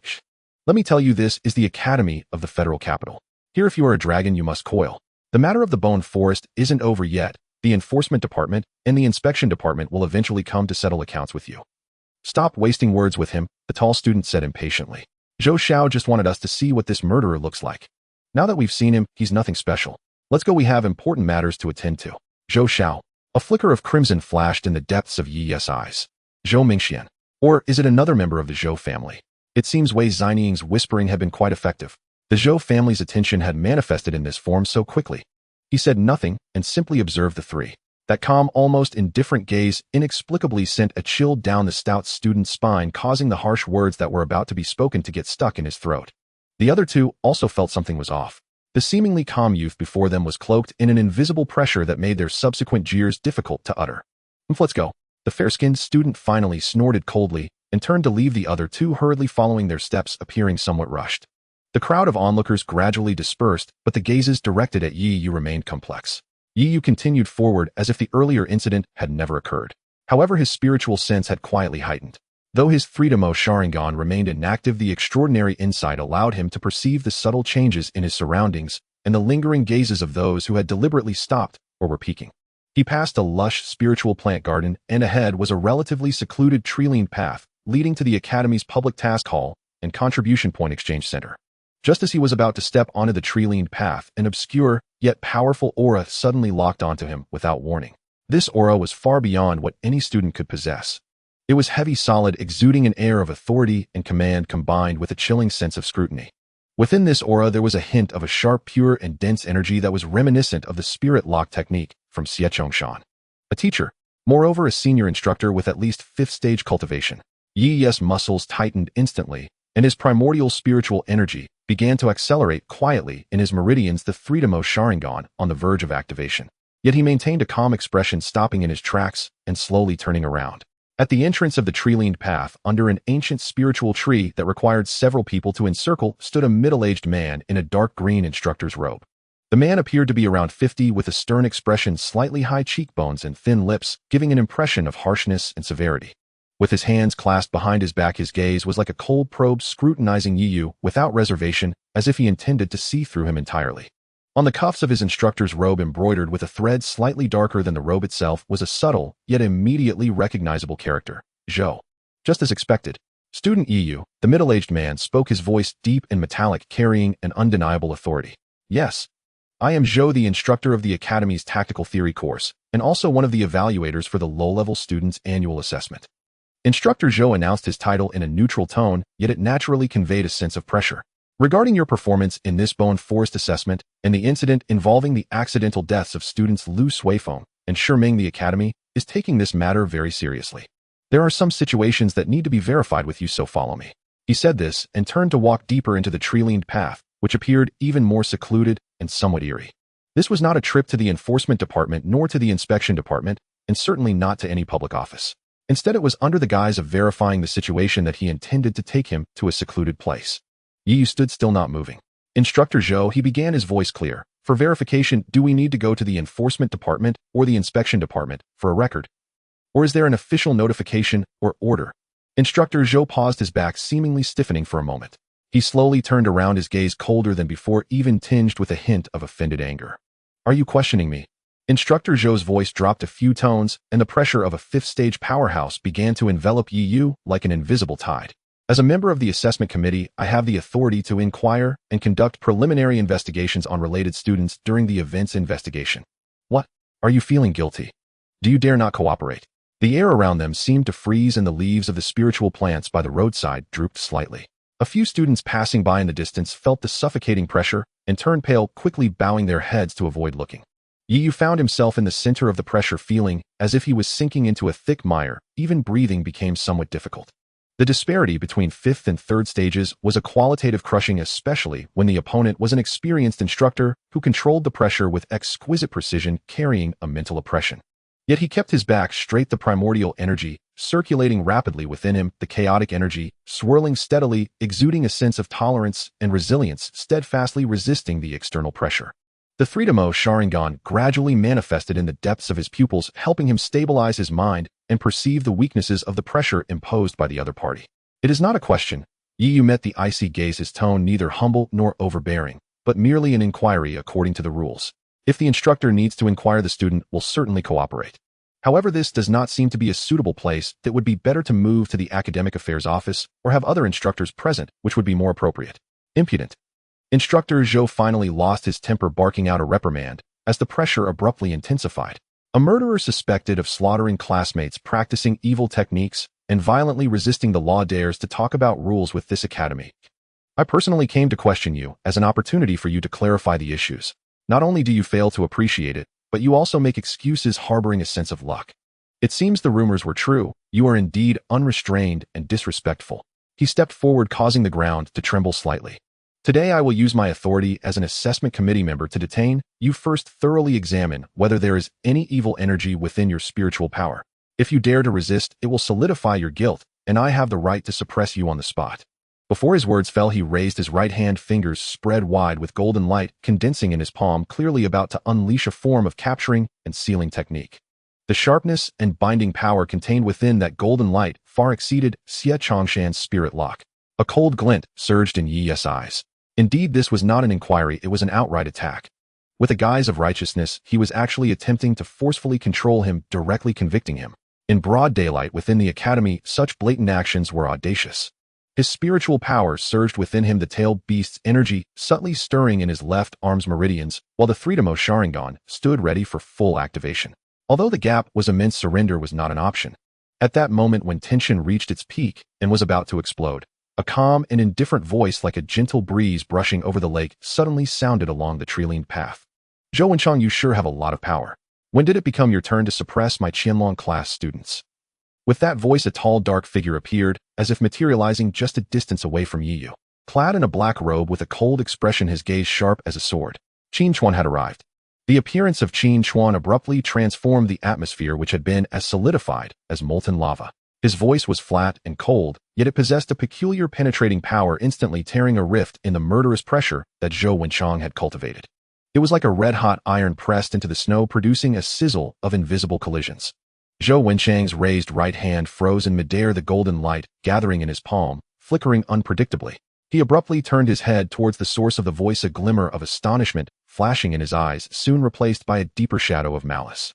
Instructor Qin Chuan. Zhou Wenchang slowly lowered his hand, forcing a semblance of a formulaic expression belonging to instructors, but his thin lips pressed tighter, revealing an anger under immense pressure. I didn't expect Instructor Qin to be here. I, acting under the authority of the Academy's review committee, am conducting an inquiry regarding this important incident. What do you mean by that, Instructor Qin? Why interfere with my legitimate duties? He deliberately emphasized the phrase legitimate duties in an attempt to take a firm stand on the matter. Qin Chuan stepped forward, his movements appearing casual, yet precisely positioning himself a half step in front of Yi Yu. This positioning effectively separated and diminished much of the pressure emanating from Zhou Wenchang. Yi Yu felt a lightness in his body, the suffocating sensation that had felt like sinking into deep sea mud suddenly dissipating significantly. Although the wound on his shoulder still throbbed painfully, and the residual might of the fifth-stage powerhouse still made his blood surge, at least he could breathe much easier. His tense muscles relaxed slightly, but the operation of his spiritual energy did not pause in the slightest. His three-tomo Sharingan maintained a state of readiness, silently observing the situation. Qin Chuan didn't even glance at Yi Yu. His gaze, like cold lightning, fell on Zhou Wenchang's face, his tone still devoid of fluctuation. Inquiry. Zhou Wenchang, your so-called inquiry involves using the pressure of a fifth-stage cultivator to intimidate a third-stage student in the core area of the academy in broad daylight, while employing means of capture and suppression. Is this the process taught in your tactical theory class? Or is this the practice of your Zhou family during private interrogations? You. Zhou Wenchang's expression darkened. Qin Chuan. Watch your words. This child is suspected of a serious crime, has a rebellious attitude, and resists questioning. This instructor is taking necessary measures in accordance with the rules. What is wrong with that? As an instructor of the Qianlong class, do you intend to protect a criminal and openly defy the law? Criminal. Defy the law. Qin Chuan's lips seemed to curl into a faint arc, yet there was no trace of a smile. Zhou Wenchang, you speak of regulations so vehemently. Then let me ask you, has the law enforcement department issued a formal arrest or isolation inquiry order? Has the inspection department issued a notification to initiate an investigation? There is none, right? Your so-called authority of the review committee can only assess and review student performance during the annual evaluation period. When did you gain the power to conduct solitary inquiries or use force to detain students? Especially against a sensitive incident that is still under investigation and has not yet been classified. Qin Chuan stepped forward, clearly not releasing any formidable spiritual pressure, yet the sharp aura belonging to a sword cultivator, honed to perfection, acted like an invisible sword directly targeting Zhou Wenchang's mind. I see you are not performing your duties, but rather abusing your power, suppressing dissenters and coercing confessions. The Zhou family's hand is reaching too far. Do you truly believe this Federal Capital Academy belongs to your Zhou family? This last sentence, though not loud, erupted like thunder along the tree-lined path. Surrounding students and passing faculty members who had long kept their distance yet couldn't help but use their spiritual sense to eavesdrop on the commotion all felt a jolt in their hearts upon hearing this. The Zhou family. Instructor Qin Chuan actually directly exposed Zhou Wenchang's background and openly accused him of suppressing dissenters. This laid bare the factional struggles within the academy. Zhou Wenchang's face instantly turned extremely ugly, alternating between green and white, his chest heaving violently. Qin Chuan's words struck at his soft underbelly. His actions today were indeed largely motivated by Zhou Mingxuan's request and the suggestion of certain individuals within the family. There were flaws in the procedure, but previously relying on the Zhou family's influence and his own identity as an instructor, such methods often went unchecked. He never anticipated encountering someone as cold and formidable as Qin Chuan. Even more unexpectedly, Qin Chuan showed him no mercy, directly tearing the facade. Qin Chuan, you are slandering me. Zhou Wenchang shouted fiercely, his spiritual energy surging once again. The dark green instructor's robe billowed without wind, and the pressure of the fifth stage was no longer concealed, surging towards Qin Chuan and Yu like a tangible torrent of anger, causing the branches and leaves of the ancient trees around them to rustle and the small stones on the ground to tremble slightly. I, Zhou Wenchang, conduct my affairs with integrity, all for the rules of the academy. You are obstructing me for no reason today and maliciously slandering me. That is the true disregard for the academy's rules and harboring ill intentions. I must take this child back for examination today. If you obstruct me again, you will be complicit. I will report you to the Law Enforcement Department and the Elders' Council. Before his words fell, a fierce look flashed in his eyes. The golden light that had previously dissipated began to gather again in his palm, this time even more intense and solid, subtly transforming into a complex rune. The sharp and imprisoning power it emitted causing the air to emit a faint tearing sound. He was actually going to take action, and he was going to forcibly capture Yu right in front of Qin Chuan. Clearly, Qin Chuan's firmness and exposure had completely enraged him, leaving him with no way out. If he were to retreat now, not only would he lose face for the Zhou family, but his own prestige within the academy would also suffer greatly. Stubborn and unyielding, Qin Chuan softly uttered 4 words. In the next instant he moved. There was no earth-shattering momentum, just a simple lifting of his right hand, bringing his index and middle fingers together, pointing at the golden light in Zhou Wenchang's palm, seemingly just a light tap. A flash of cold light appeared and disappeared in an instant. It felt almost like an illusion. Yet Zhou Wenchang's expression changed dramatically. The highly condensed golden light rune in his palm, which contained 5th stage metal-type spiritual energy and sealing power, emitted a faint cracking sound. Ugh! Suddenly Zhou Wenchang let out a muffled groan as if struck by lightning. His entire right arm trembled violently, involuntarily retracting. A stabbing pain and a chilling sensation permeated through his palm, causing the operation of spiritual energy within him to stagnate. He looked up in horror, his gaze towards Qin Chuan filled with disbelief and deep apprehension. Just a single finger, a casually delivered finger, had shattered his long-prepared capturing technique. It even backfired on him. Just how far has Qin Chuan's strength progressed? Qin Chuan slowly lowered his hand, as if he had merely accomplished a trivial task. He looked calmly at Zhou Wenchang. Now do you still wish to suppress him on the spot? Zhou Wenchang's face turned ashen, his right arm trembling slightly. The sword intent that had invaded his body felt like a parasite, continuously depleting his spiritual energy and bringing ongoing pain and coldness. He stared fiercely at Qin Chuan, his eyes brimming with rage and resentment, yet even more so, there was a sense of fear and helplessness under the pressure of absolute strength. He knew that today, no matter what, he would not be able to take Yu away. With Qin Chuan present, he had no chance. Continuing to stalemate or even resorting to violence would only bring humiliation upon himself and could even lead to serious injury. Good. Very good. Qin Chuan, I will remember today's incident. Zhou Wenchang spat out this sentence through gritted teeth, each word laced with venom. And you. Don't think that just because Qin Chuan is protecting you, you can rest easy. The matter of the withered bone forest is far from over. The Academy's regulations do not allow a criminal like you to roam freely. He shot Yu a fierce glare, his eyes like a venomous snake, then abruptly flicked his robe and turned to leave. His steps appeared steady, yet the slightly hurried rhythm and the faint trembling of his shoulders betrayed the intense turmoil within and the impact of his injuries. The dark green figure quickly vanished at the end of the tree-lined path, but the suppressed anger and chilling threat seemed to linger in the air. The surroundings fell completely silent, only the sound of the wind rustling through the branches and leaves of the ancient trees remained. Qin Chuan then turned around to look at Yi Yu. Yi Yu had reined in the redness in his eyes, yet his face remained somewhat pale, and the pain in his shoulder had not eased. He slightly bowed. "Thank you, Instructor Qin, for saving me." Qin Chuan assessed him for a moment, his gaze lingering slightly on his shoulder before moving away. "Can you walk by yourself?" "Yes," Yi Yu nodded. "Follow me." Qin Chuan said no more and turned to walk towards the direction of Qianlong, peak his pace unhurried. Yi Yu silently followed, his mind racing. Zhou Wenchang's last threat was not empty words. Qin Chuan could protect him for a moment, but he could not protect him for a lifetime. The enmity between the Xie family and the Zhou family was far from over. Moreover, he slightly clenched his fist, feeling the residual, slightly agitated power of the tailed beast from the earlier confrontation. He had to become stronger more quickly. Qin Chuan did not look back, yet his voice faintly reached Yi Yu's ears. "Some troubles cannot be avoided." Yi Yu felt a slight chill in his heart. Just then Qin Chuan's footsteps suddenly paused for a brief moment, almost imperceptible.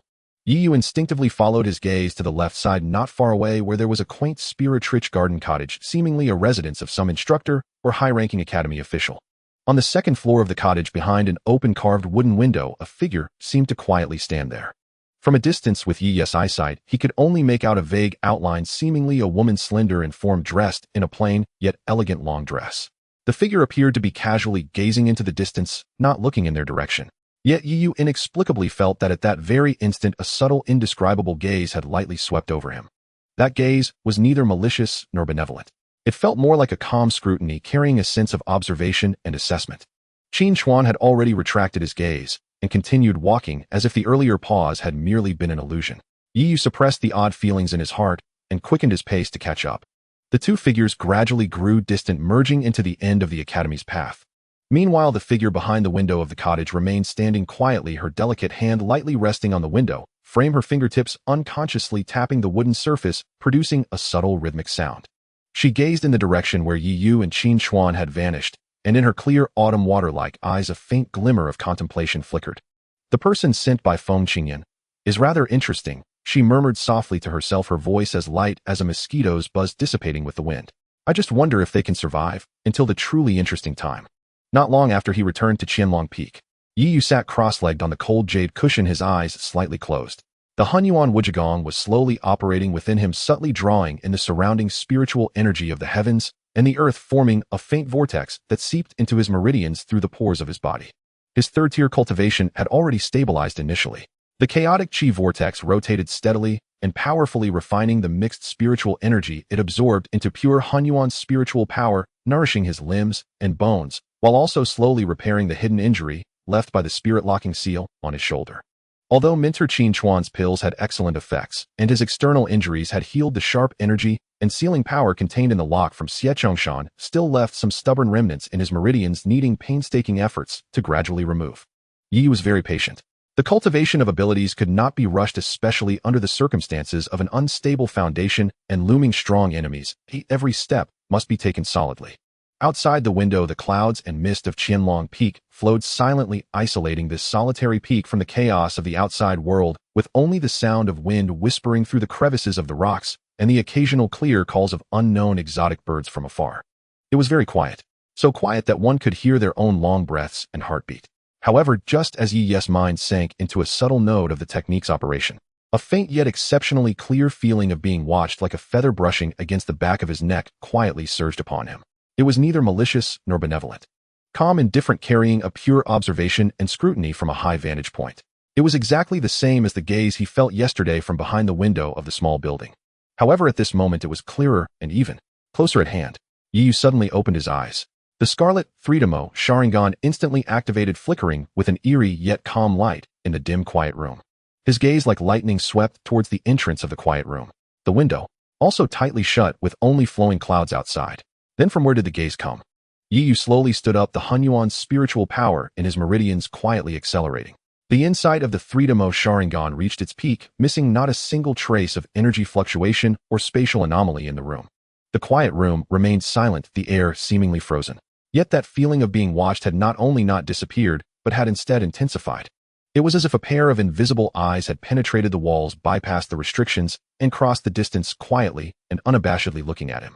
It was observing his physical condition, the trajectory of spiritual power flowing within him, the rotating freedomo in his eyes, and even the chaotic vortex deep within his dantian, along with the dark red-tailed beast power that was layered and suppressed beside the vortex. A feeling of utter exposure and coldness, as if completely seen through, quietly crept up his spine. Yu clenched his fists, his knuckles turning slightly pale. But he forced himself to remain calm. The visitor could silently penetrate the barriers set by Mentor Qin Xuan, and just with a glance bring him such pressure. Their strength was undoubtedly beyond imagination. At the very least, it far exceeded his current self. Panic and fear were of no use. Since you have come, why hide your head and show your tail? Yu spoke, his voice calm, echoing clearly in the empty quiet room. If the senior is looking for Mentor Qin Xuan, he is not here at the moment. If you are looking for me, Yu, feel free to reveal yourself. As his words fell, the quiet room still echoed only with his own breathing. Yet the sensation of being watched slightly rippled, as if carrying a hint of faint surprise. Then a clear and calm female voice, age indistinguishable, yet seemingly carrying some peculiar rhythm, suddenly resonated in the center of the quiet room, as if directly echoing in Yi's mind. Your temperament is acceptable. You remain calm in the face of danger. That is quite interesting. The voice was flat, devoid of emotional fluctuations, yet possessed an undeniable authority. Yi's heart tightened slightly, his gaze locking onto the direction from which the voice came. There was nothing there, but his Sharingan could see the flow of air displaying an unnatural stagnation, and the light was undergoing extremely subtle distortions. Who are you? Yu asked in a deep voice, the spiritual power within him having quietly surged to its peak, the freedomo Sharingan fixed firmly on that distorted space. He could sense that it was not empty there, rather there existed a force field of some kind that he could not fully comprehend, obscuring everything. Me. The female voice seemed to chuckle lightly, a sound so faint that it made Yu feel the surrounding air temperature drop a few degrees. A person who is a bit curious about you. Curious? Yu frowned. I have never met the senior before. Just because we have never met, does that mean you cannot be curious? The female voice retorted, carrying an elusive meaning. That woman Feng Qingyan, who holds herself in high regard, has rarely spoken personally to send someone to the academy. Moreover, the one she sent is just a little fellow who has just entered the 3rd tier, burdened with a heap of troubles. I must see what makes you so special that she would make an exception. Feng Qingyan. Mentor Qin Xuan used this name to fend off the Vice Minister of the Law Enforcement Department, Ling Jinyue, yesterday. Today, this mysterious woman has also come because of Feng Qingyan. Yi's thoughts whirled in his mind. Feng Qingyan. The energy and attention represented by this name seemed to far exceed his imagination. Senior, having looked, what special traits do you observe? Yu suppressed the turmoil in his heart, his tone still steady. In the face of an existence of this level, showing weakness or being tough was not necessarily wise. Maintaining basic respect and calmness might be the only option. Special. The female voice paused, seemingly carefully scrutinizing him. Your foundation is exceptionally solid. With 3rd tier cultivation, the refinement level and total amount of your spiritual power are almost on par with an average 4th tier. Your eyes are even stranger. The tone of the female voice finally displayed a noticeable fluctuation, pure curiosity evident in her voice, a type of talent or mutation that I have never seen before. Your mental power is refined with astonishing insight, seemingly containing some deeper rules of power. Interesting. Yi's back suddenly broke out in a cold sweat. What kind of existence was this woman? Just by looking, she could discern so many details. Everyone has their own secrets. Yu did not admit nor deny it, only saying in a deep voice, the senior's visit today should not just be to comment on the younger generation's techniques and secrets, right? Clever. The female voice complimented, her tone indistinguishable as genuine praise or casual dismissal. Commenting is just a side note. I came mainly to see if the person sent by Feng Qingyan is worth a slight investment. Investment? Yu seized upon this keyword. Indeed. The distorted space rippled slightly, and a blurry outline of a woman in a simple, elegant dress seemed to slowly emerge from the waves, yet her features remained indistinct, only her pair of clear eyes like autumn water capable of seeing through everything, clearly reflected in Yi's Sharingan. There are many in the academy who wish to eliminate you. The Xie family, the Zhou family, and there may even be others envious of your special enrollment status. Qin Xuan can protect you for a time, but cannot guard you for a lifetime. Feng Qingyan's reputation can scare off Ling Jinyue, but it cannot deter those who are truly determined to see you dead. If you want to survive in the academy, and even live better, relying solely on what you currently have is not enough. The woman's silhouette took a step forward. Though she released no powerful spiritual pressure, Yu felt as if the air around him had turned into thick glue, wrapping him tightly and making it difficult to breathe. The freedomo Sharingan spun wildly, barely countering some of the invisible pressure. Let me see your limits, the woman spoke calmly. Endure 30% of my pressure for 10 breaths. If you succeed, I will gift you a small present that might grant you more capital for survival in the troubles to come. If you fail—" She did not finish her sentence, but the flicker of indifference in her clear eyes made Yu understand that the consequences of failure would not be pleasant. This is not a negotiation, it is a notification. Yu took a deep breath, unleashing the chaotic spiritual energy within him explosively, as the chaotic vortex spun to its limit, creating a hazy aura of chaos around him. The three-tomo Sharingan shone with a brilliant scarlet light, locking onto the vague silhouette ahead, its power reaching its peak, not only to perceive, but also to stabilize his mind against the omnipresent terrifying pressure. "Come on," he uttered, 2 words, his back straightening. The woman's silhouette seemed to nod slightly. In the next instant, boom. An invisible, formless, yet heavy presence as daunting as a towering mountain and sharp as the fierce wind of the 9 heavens pressed down solidly on Yu. It was not an attack, merely pure pressure. Yet this 30% of pressure instantly drained color from Yu's face. The jade cushion beneath him cracked under the unbearable weight, showing fine fissures. His bones groaned, veins trembled, and his organs felt as if they were being squeezed into a lump. Even more frightening was the impact on his mental state. Those clear eyes seemed to transform into an abyss, intent on pulling his consciousness and soul within to crush them. Ugh!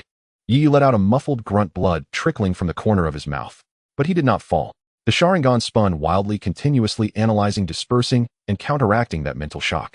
The chaotic spiritual energy stubbornly supported his body, the chaotic vortex acting as a reef amidst the storm, firmly guarding the core of his dantian. He recalled the desperate situation he faced against Xie Chongshan's spirit lock in the withered bone forest. He remembered the life-and-death crisis when ambushed by Lu Suifeng and Shi Ming. Memories of humiliation surged within him, igniting an indomitable will. This little pressure, what does it count for? Endure it for me. Yi roared in his heart, the scarlet light in his eyes nearly overflowing. The rotation speed of the 3-tomo reached an astonishing level, and faintly something deeper, darker, seemed to be brewing at the center of the tomo. The power of the tailed beast within him seemed to sense the extreme pressure and began to stir restlessly, but was immediately suppressed back down by his stronger will and eye power. He absolutely could not lose control here. 1 breath, 2 breaths, 3 breaths.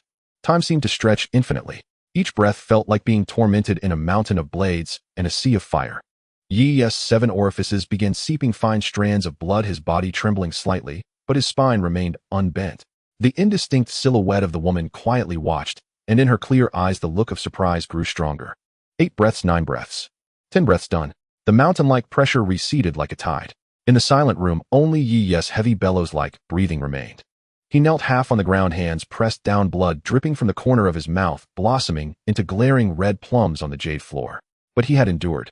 His vision turned dark, his ears buzzed, and every cell in his body emitted painful groans.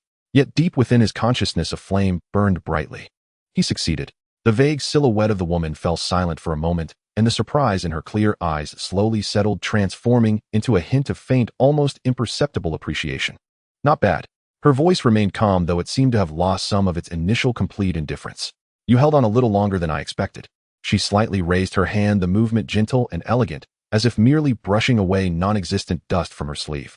A faint cool brilliance gathered at her fingertips, no larger than a grain of rice, yet emanating an indescribable purity and depth, as if it condensed the essence of moonlight and starlight or a fragment of some rule. Your eyes are quite interesting. Your potential is also quite good.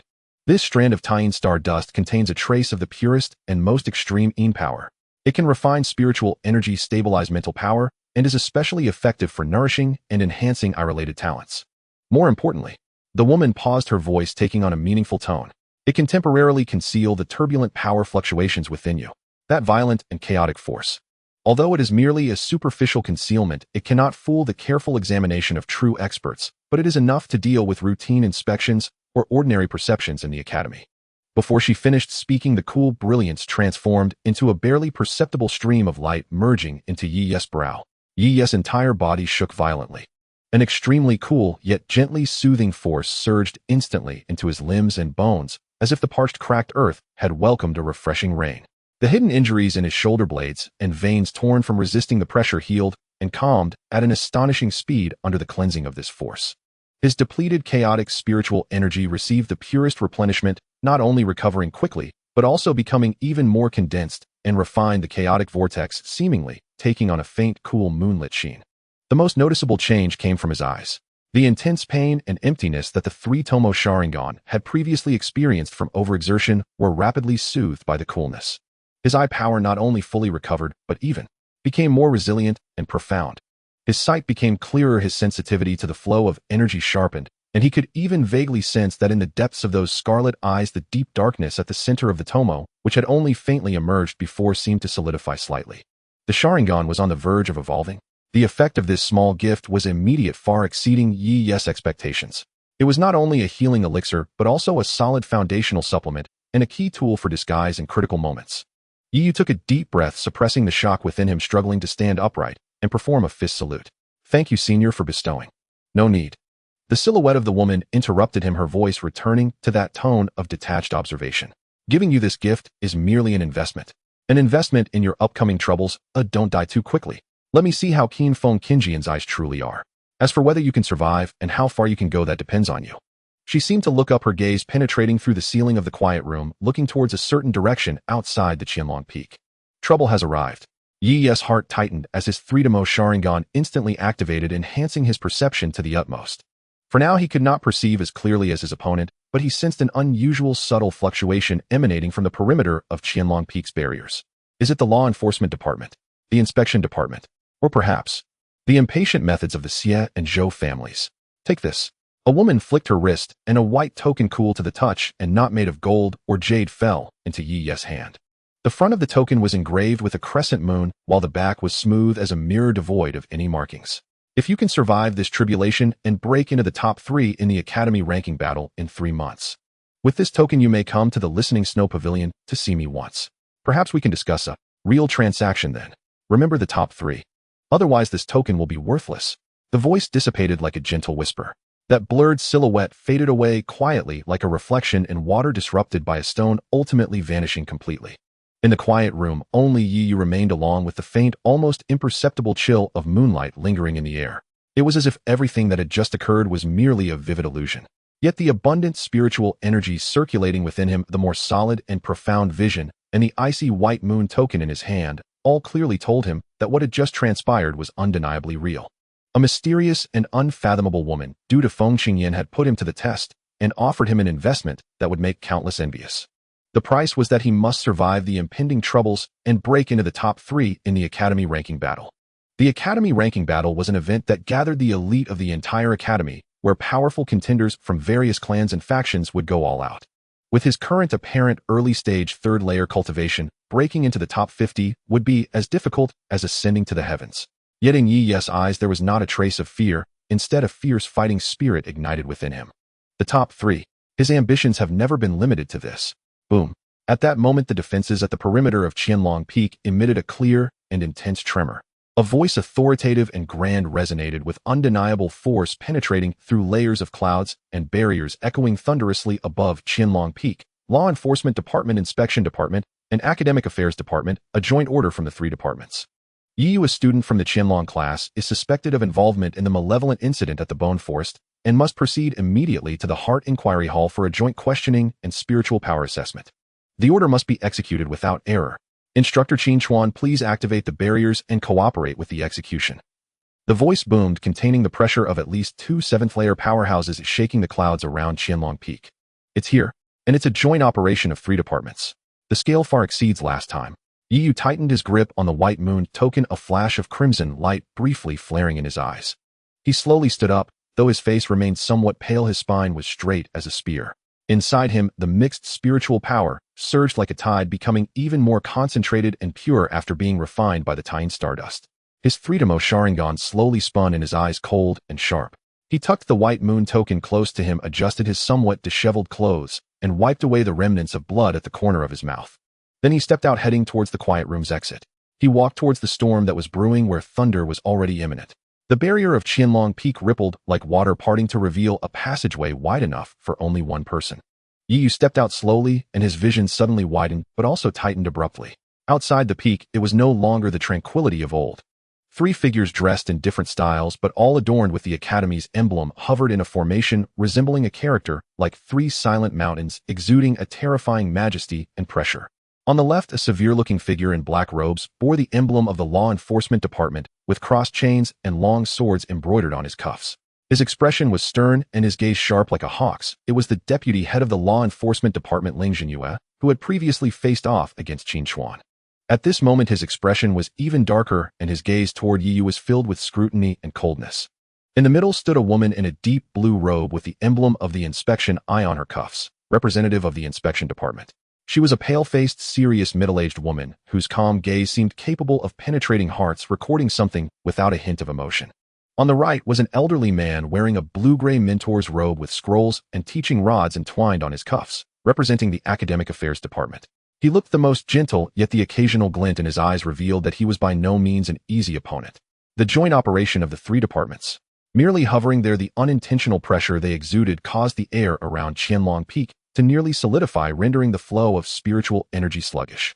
Behind them, slightly farther away in midair, hovered more than a dozen personnel dressed in the uniforms of the law enforcement team, inspection envoys, and academic affairs officials, most of whom were at the fourth layer of cultivation.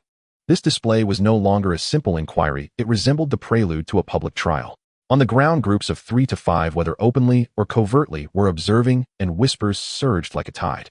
Joint order from the three departments. What exactly has Yu done? I heard he killed 2 in the Bone Forest, and even injured the captain of the law enforcement team. Xie Chongshan is a member of the Xie family, a special recruit from the Qianlong class. He just arrived a few days ago. Can he really stir up trouble? He deserves it. Killing fellow students during the assessment regardless of the reason is a serious crime. Some rejoiced in his misfortune, some remained indifferent, and others were curious. Eyes darted toward Yu, piercing him like tangible needles. Yu seemed oblivious to it all. He stood at the exit of the barrier passage, the mountain wind tousling his slightly disheveled clothes and black hair. His face, pale from his injuries and the earlier mysterious woman's test, belied his upright posture as he calmly met the 3 most oppressive gazes in the sky. Student Yu present here. His voice was not loud, yet it carried clearly neither servile nor arrogant. Ling Jinyue scoffed coldly, his gaze like lightning as it swept over Yu, seemingly trying to see through him.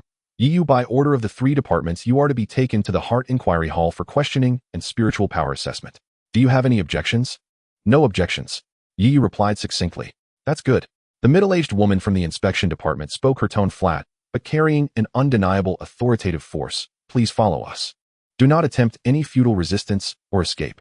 As her voice fell, she exchanged glances with Ling Jinyue and the elderly man from the academic affairs department. Almost simultaneously, they released a gentle, yet overwhelming force like invisible chains wrapping around Yu. It was not a confinement, but more like a form of escort and surveillance, ensuring he could not change course midway and isolating him from any potential external interference. Yu felt his body lighten, lifted by that force, and slowly rose to hover at the same height as the 3 officials. From this height, he could see more clearly the heads of the crowd below, the faces reflecting curiosity, disdain, or indifference. The pressure was formless and intangible, yet heavier than mountains. In this public setting, the humiliation and scrutiny of being treated as a suspect before all eyes was unbearable. They took him out of the relatively safe, quiet room on Qianlong Peak and placed him under the glaring sunlight in full view of the crowd, forcefully inviting him to leave, while suppressing his aura, creating an atmosphere of isolation and oppression. Yu closed his eyes and took a deep breath of the cool air. Within his body, the mixed spiritual energy flowed rapidly, calming the subtle ripples of his emotions. The 3-demo Sharingan under his closed eyelids faintly radiated heat, maintaining its cold insight and composure. The Bayou token kept close to him emitted a slight coolness, reminding him of the investment he just made and the agreement for 3 months later. Moreover, the shadow of the name Feng Qingyan, bringing with it an unknown fortune or misfortune. He opened his eyes again, now calm and serene, even meeting Ling Jinyu's scrutinizing gaze without flinching. Let's go. The elder from the academic affairs department seemed to nod slightly and turned, first flying towards a certain direction deep within the academy. Ling Jinyue and the female member of the inspection department flanked him on either side, an invisible force guiding Yu to follow closely. More than 10 accompanying personnel immediately followed, forming a formidable procession that swept across the academy's sky. Wherever they passed, countless gazes were drawn, with murmurs and discussions rising. Is that Yu? He looks so handsome, doesn't seem as vicious as the rumors say. You can know a person's face, but not their heart. There must be something fishy about the incident in the withered bone forest. 3 departments jointly dispatched. Tisk tisk, it's been years since I've seen such a scene. Yu blocked out these noises, casting his gaze into the distance. The academy's buildings flew swiftly below, and finally ahead appeared a majestic palace suspended over a vast lake. The palace was constructed entirely of a gray-white stone, ancient and solemn, devoid of any unnecessary decorations, except for a gigantic plaque hanging above the main entrance inscribed with 3 archaic characters, Wen Xin Dian.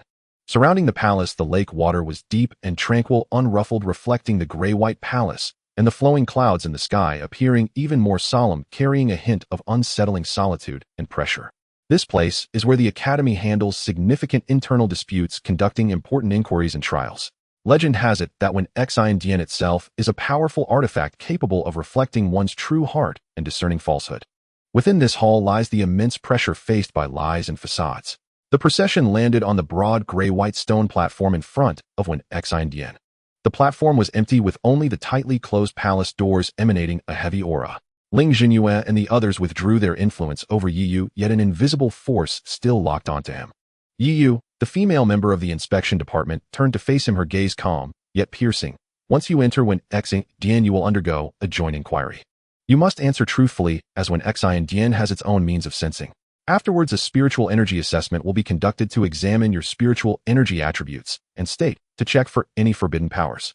This is your opportunity to state the facts and prove your innocence, as well as a necessary procedure to ascertain the truth. Do you understand? I understand. Yiyu nodded.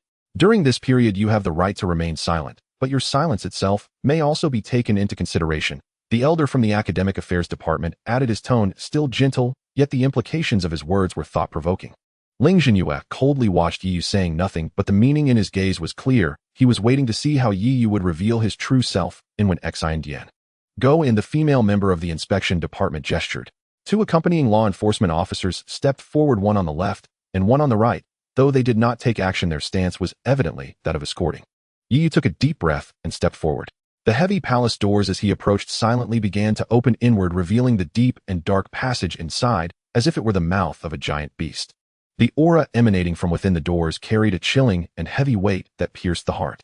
Behind him were the high-ranking members of the three factions, countless gazes, and an unresolved crisis and accusations. Ahead lay the unknown inquiry, the Wen Xian power that might reflect all his secrets.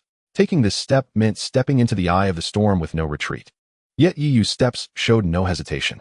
He adjusted his breathing, feeling the coolness and steadiness brought by the Tying Star dust within him, burying the existence of the Bayou token deep in his heart, as the three tomos slowly revolved in his eyes, adjusting to the most suitable state to cope with mental pressure and perceive subtle details. Then he stepped over the high threshold. His figure vanished into the profound darkness of Wen Xian.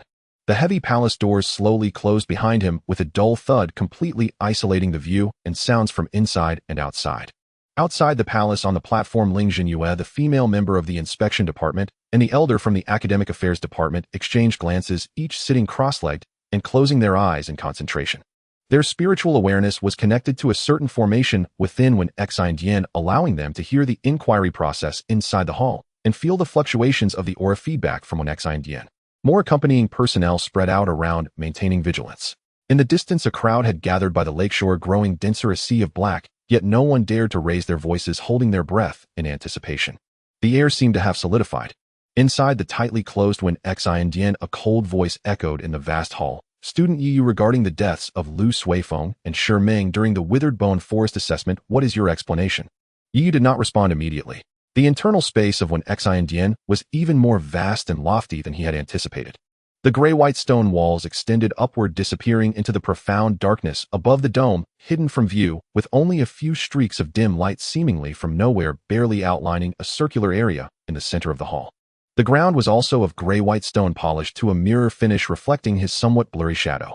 And the source of the voice. At the front of the hall, three tall stone chairs floated several feet above the ground, their backs towering, carved with simple yet imposing patterns. No one was seated upon the stone chairs, only three vague shadows of light, slightly fluctuated, presenting faint golden, deep blue and grayish-green glows, exuding an aura similar, yet purer and grander than that of Ling Jinyue, the female member of the inspection department, and the elder from the academic affairs department. The chief examiners of Wen Xian were evidently not real people present, but projections of some kind of will or power connected to the spiritual awareness of the three outside the hall. This ensured the fairness of the inquiry. Wen Xian could not only check if the accused spoke the truth, but also discern if the chief examiners had any ulterior motives. A pressure difficult to articulate pervaded the hall. Student Yiyu, please answer. The cold voice resounded again, emanating from the faint golden shadow, carrying the sharp aura unique to Ling Jinyue. Yiyu steadied his mind, his gaze sweeping over the three shadows of light, slowly speaking, his voice echoing in the vast hall, clear and steady. During the Withered Bone Forest assessment, I did indeed encounter and have a conflict with students Lu Suifeng and Shi Meng. He did not deny the encounter and the conflict as it was an undeniable fact. The pressure from the inquiry hall had not intensified with this statement.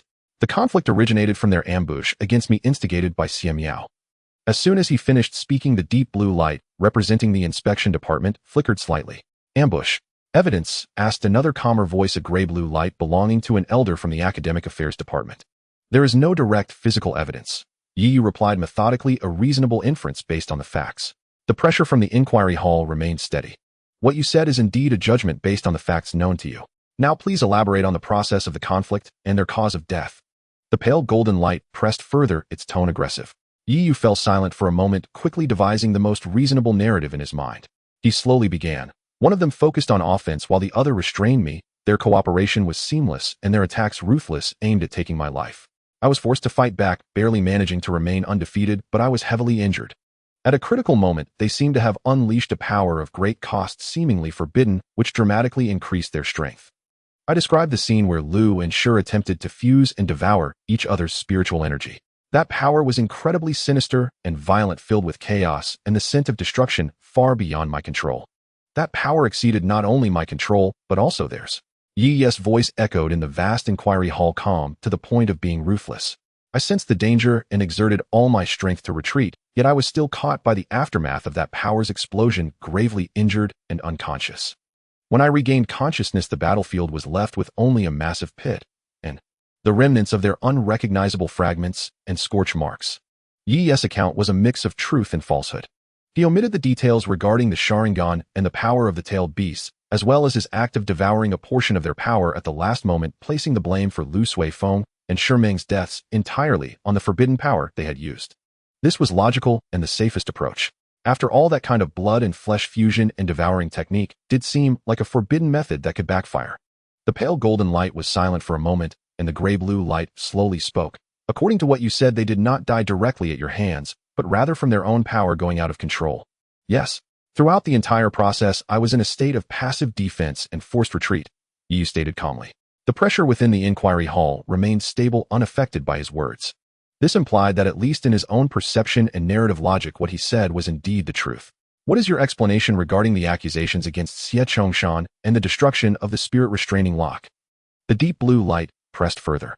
Yi replied, when Captain Xie Chongshan appeared, I had just recovered from the aftermath of the explosion, heavily injured and on the verge of death.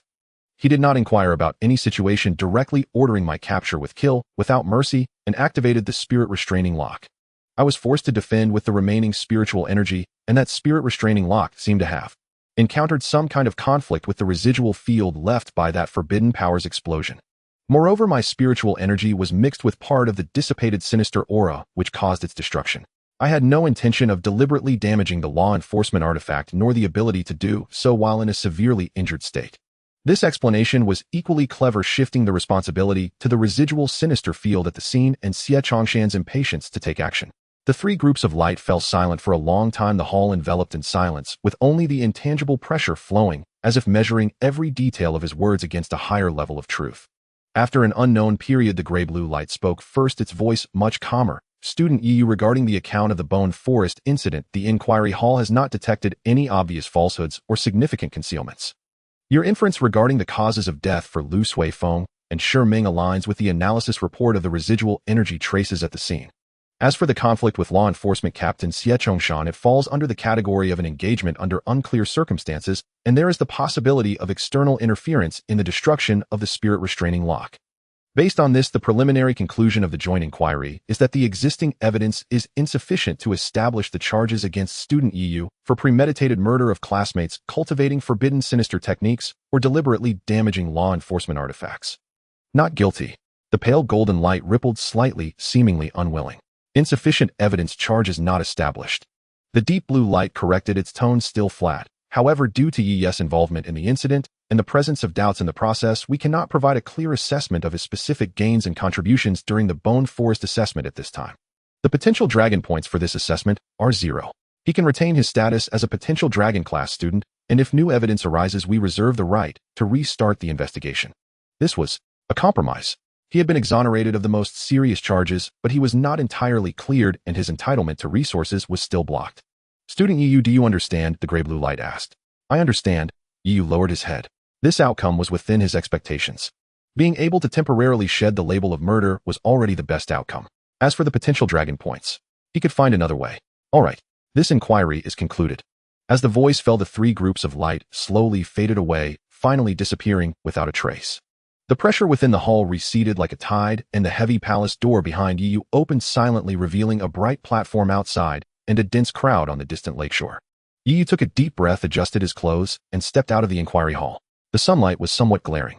He squinted slightly and saw Ling Jinhua, the woman from the inspection department, and the elder from the academic affairs department, all had stood up on one side of the platform. Ling Jinhua had a dark expression, looking at him as though he were a prey that had narrowly escaped cold and filled with unwillingness. The woman from the inspection department wore a neutral expression, merely nodding slightly at him. The elder from the academic affairs department wore a hint of a gentle smile, his eyes carrying an imperceptible depth. The crowd on the distant lakeshore was beginning to stir. He's out. How did it go? Was he convicted? Looking at Deputy Ling's face, it seems not too good. Whispers buzzed like countless bees. Yu kept his gaze straight ahead, preparing to follow the three main figures off the platform. Just then, Yu! A sharp shout rang out from the front of the crowd on the lakeshore. A lavishly dressed, pale-faced person pushed through the crowd, and it was Wei Xining. Yu, even if the inquiry hall has not convicted you, it only means there is insufficient evidence. Wei Xining's face was filled with grief and hatred, her voice deliberately amplified to reach everyone. They died without clarity, and you were the only one present. Do you dare to say you had nothing to do with it? Who knows what sinister means you used to deceive the inquiry hall? Exactly. The inquiry hall is not infallible. One of Wei Xining's followers immediately chimed in. A country bumpkin comes in and causes death, even clashing with the law enforcement team. Such a scourge should not be allowed to remain in our academy. He is even qualified? Surely he must have taken some backdoor route. I heard he didn't even receive any potential dragon points, nor an assessment worthless. Accusations, curses, and calls for expulsion rained down like dirty water from all directions. Among these people, some were incited by Wei Xining, some were jealous of his potential dragon class status, some were merely following the crowd to watch the show, and some had a natural aversion to the perpetrator. The crowd was in an uproar. Ling Jinyu's lips curled into a cold smile, not stopping the chaos. The woman from the inspection department frowned, but seemed to want to see how Yi Yu would handle such a scene. The elder from the academic affairs department sighed, lightly saying nothing. The pressure transformed from intangible interrogation to tangible, overwhelming malice and exclusion. Yi Yu halted his steps. He slowly turned around, facing the lakeshore, and the countless gazes filled with scorn, anger, and glee. The sunlight fell on his pale face, outlining a clear contour. His gaze was calm, devoid of anger, only a profound depth. Have you finished speaking? His voice was not loud, yet it strangely drowned out the noise, clearly reaching every ear. The crowd fell silent. The conclusion of the inquiry hall is right here. Yi Yu pointed at the majestic palace behind him, joint inquiry witnessed by 3 departments. If you do not believe it, you can apply to review the records, or try asking the inquiry hall yourself. As for whether I deserve to remain in the academy, he swept his gaze over Xian Miao and others, finally locking onto a distant direction as if seeing deeper through the crowd. That is not for your mouth to decide.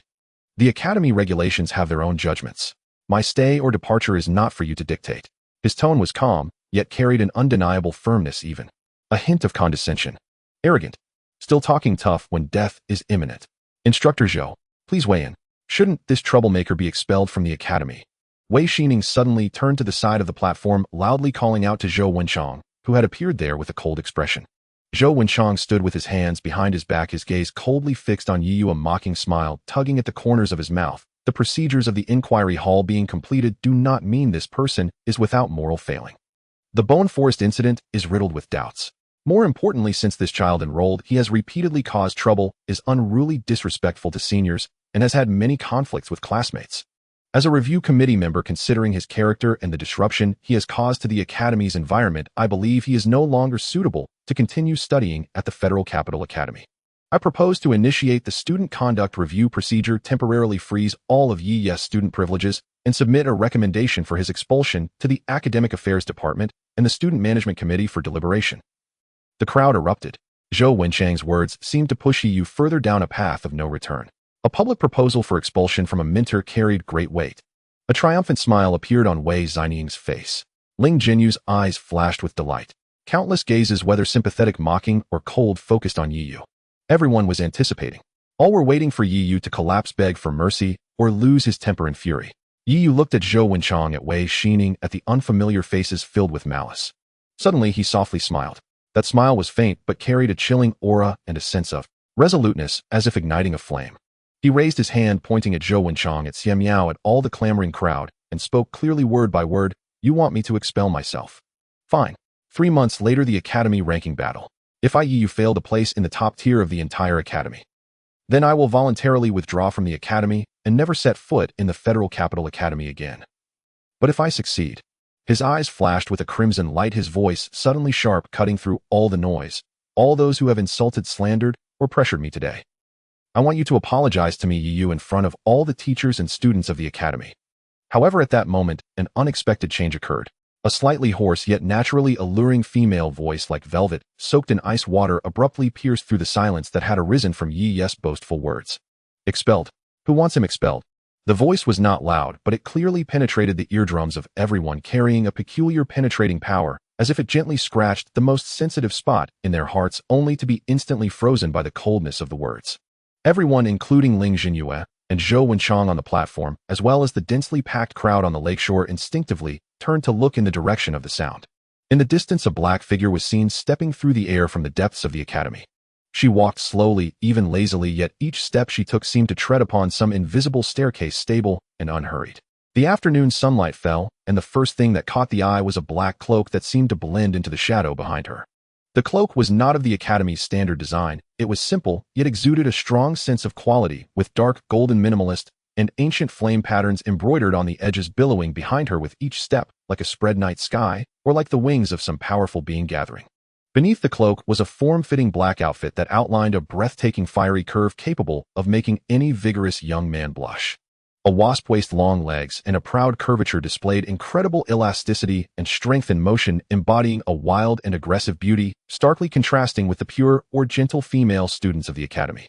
However, when everyone's gaze instinctively shifted upward to her face, many gasped in shock, and soon an uncontrollable wave of low murmurs mixed with disbelief, disappointment, and even disgust erupted from the crowd. It was a face that formed a stark contrast to that devilish figure. The skin was not particularly dark, indeed it could be considered fair, but was covered in numerous brown spots of varying sizes and depths, as if a mischievous child had carelessly dotted it with an ink-stained pen, ruining what could have been beautiful facial features. The nose was tall, the lips full, and the chin's contours could be called exquisite, yet those dense spots acted like the most vicious curse, obliterating any possible beauty, leaving only a sense of discomfort and oddity. Only those eyes remained. Long and slightly upturned, the pupils were a deep, almost pure white color. In their shifting depths lay neither the clarity of a young girl nor the charm of a woman, but rather a languid indifference born from experiencing the world and an openly cold scrutiny at this moment. Thus she stood there with that pockmarked face and donned in a cloak that exuded authority, taking slow, deliberate steps until she reached the sky above the Wenshin Hall platform, stopping just a short distance in front of Yi Yu, slightly turning to shield him behind her. This position, the intention to protect, was self-evident. Yi Yu was also puzzled, wondering why Feng Qingyan's eyes had turned white. It felt cool. Feng Qingyan. On one side of the platform, the elderly man from the Academic Affairs Department was the first to react, a hint of surprise appearing on his face, which quickly softened into a warm smile as he nodded slightly in greeting. The middle-aged woman from the Inspection Department also nodded in acknowledgement, a flicker of understanding and barely noticeable fear passing through her gaze. Ling Jinyu's expression darkened instantly, more so than when he heard Yi Yes' declaration. He stared fixedly at the black figure, his lips pressed into a straight line, the depths of his eyes revealing unmasked dread, even a hint of fear. Zhou Wenchang's pupils also constricted suddenly, his harsh face alternating between pale and green. He evidently recognized the newcomer, and the arrogance that belonged to a mentor faded, significantly replaced by solemnity and unease. The crowd on the lakeshore erupted after a brief silence. It's the legendary 9th-tier ability user. It's really her. The one from the legend. God, why is she here? Is it also for Yi Yu? From her standing position, is she here to support Yi Yu? But how does she look like this? A female student couldn't help but exclaim softly, her voice filled with a sense of disillusionment. Her figure is so. Yet her face. Whispers spread like a plague. Feng Qingyan's name resonated among the academy's higher-ups and some well-informed students, but very few had actually seen her in person. There were many rumors about her, powerful, mysterious, with an unpredictable background, but no one had ever described her appearance in detail. Only those from the Qianlong class were qualified to know what Feng Qingyan's former appearance was like, so those in the know were few. Now this shocking disparity caused many who had held admiration or curiosity to instantly lose their composure. Wei Xining stood at the front of the crowd, also shaken by Feng Qingjian's aura and the legendary title, but soon when her gaze fell upon Feng Qingjian's pockmarked face, an indescribable mix of jealousy, disdain, and a twisted sense of delight surged up, crashing through her previous fear. Why should she? A monster like her deserves to wield such presence, to make Minter Qin Chuan and these important figures wary, and to stand in front of Yi Yu. An intense jealousy intertwined with the resentment stirred up by Yi Yu's vow made her lose control, and she exclaimed loudly, "I thought it was someone important. Turns out it's just you, you ugly freak." The sharp, piercing voice sliced through the noise like a rusty saw, clearly resonating throughout the crowd. "Your face looks like it was licked by a toad, yet you dare to show yourself, trying to act all high and mighty while protecting this murderer. Truly a fitting match." The few followers sent by the Zhou family beside her, and those similarly incited who were in need of an outlet for their frustrations, immediately joined in. Exactly. Ugly women cause trouble. Looking this hideous, still have the face to come out, scaring people to death. Tsk tisk, look at that figure, what a pity for that face. Oh no, there's no face at all. Yi Yu, is this your support? An ugly freak woman. Ha ha ha. The malicious laughter and unrestrained insults poured over Feng Qingyan like filthy mud. Worse words were yet to come. Wei Xining looked at Feng Qingjian's calm and composed in her view feigned calmness face, and the stance of her shielding Yi Yu ignited a more vicious, humiliating thought in her mind. She wore an exaggerated, disgustingly mixed expression of scorn and sudden realization, pointing at Feng Qingyan, and Yi Yu, her voice reaching a peak sharp enough to almost break. "I understand. Yi Yu, no wonder you're so arrogant. Turns out you've latched onto this ugly woman's leg. A country bumpkin murderer and an ugly freak who can't even show her face. You two truly make a perfect dog. Male, female, a match made in heaven. Ha ha ha." Boom. Filthy words. Countless gazes were focused on Feng Qingyan, and Yi Yu, filled with malicious speculation, lewd scrutiny, and unabashed ridicule. Ling Jinyu's lips curled into a cold arc, not stopping it, but rather enjoying the spectacle. Zhou Wenchang also secretly laughed coldly. They dared not openly offend Feng Qingyan, but if the unruly students chose to provoke trouble themselves, it had nothing to do with them. Feng Qingyan was a 9th-tier ability user, the team leader of the Federal Ability Bureau's 3rd team, and would not stoop to arguing with these students. Yi Yu stood behind Feng Qingyan, clearly hearing every insult. His gaze suddenly turned icy, a crimson glow swirling violently in his eyes, the Freedomo Sharingan almost erupting uncontrollably. He cared little for others' insults, but he slowly raised his head to look at the black figure ahead. Feng Qingyan remained quietly suspended there, facing the torrent of insults pouring down like filthy water. She didn't even twitch an eyebrow. Her pockmarked face bore no expression. No anger, no embarrassment, no grievance, not even a hint of emotional fluctuation. Only her white narrow eyes, slightly lowered, gazed down at the raucous crowd below, especially at Wei Xining, who was making the most noise. Her gaze was as calm as if she were looking at a swarm of chattering insects about to be crushed. Then she finally moved. She merely curled her lips, slightly a smile, almost devoid of curvature, cold to the extreme. At the same time, an indescribable, intangible, yet heavy aura as cold as the depths of 9 hells began to silently spread from her as the center. There was no earth-shattering spiritual pressure explosion, but wherever that aura passed, all those shouting insults on the lakeshore, whether it was Wei Xining, her followers, or other students joining in, their voices abruptly ceased, as if an invisible great hand had tightly grasped their throats. Their faces still bore the distorted expressions from before, but their eyes were now filled with a sudden primal fear emanating from the depths of their souls. Their bodies stiffened, blood seeming to freeze, even their thoughts slowed. It was not a suppression of power, but a more elevated existence's indifference and judgment towards the lives of mere ants. The temperature in the entire space in front of the Wenshin Hall plummeted. Only then did Feng Qingyan slowly speak, her voice still carrying that hoarse magnetism, but each word pierced like ice spikes into everyone's heart. "Are you done speaking?" Her gaze swept over the crowd below, which looked as if they had been struck by a petrifying spell, their faces pale, with terror finally resting on Wei Xining, who was trembling all over. "You just said, what are my and his relations?" Wei Xining stood with her mouth agape, yet no sound escaped her throat. Feng Qingjian's milky white eyes fixed on her, making her feel as if she were naked and exposed to an Arctic wasteland, her very soul freezing and fracturing. She caught a glimpse of a fleeting violet flame deep within Feng Qingjian's pupils, less like fire than a rift leading to an abyss that threatened to swallow her whole.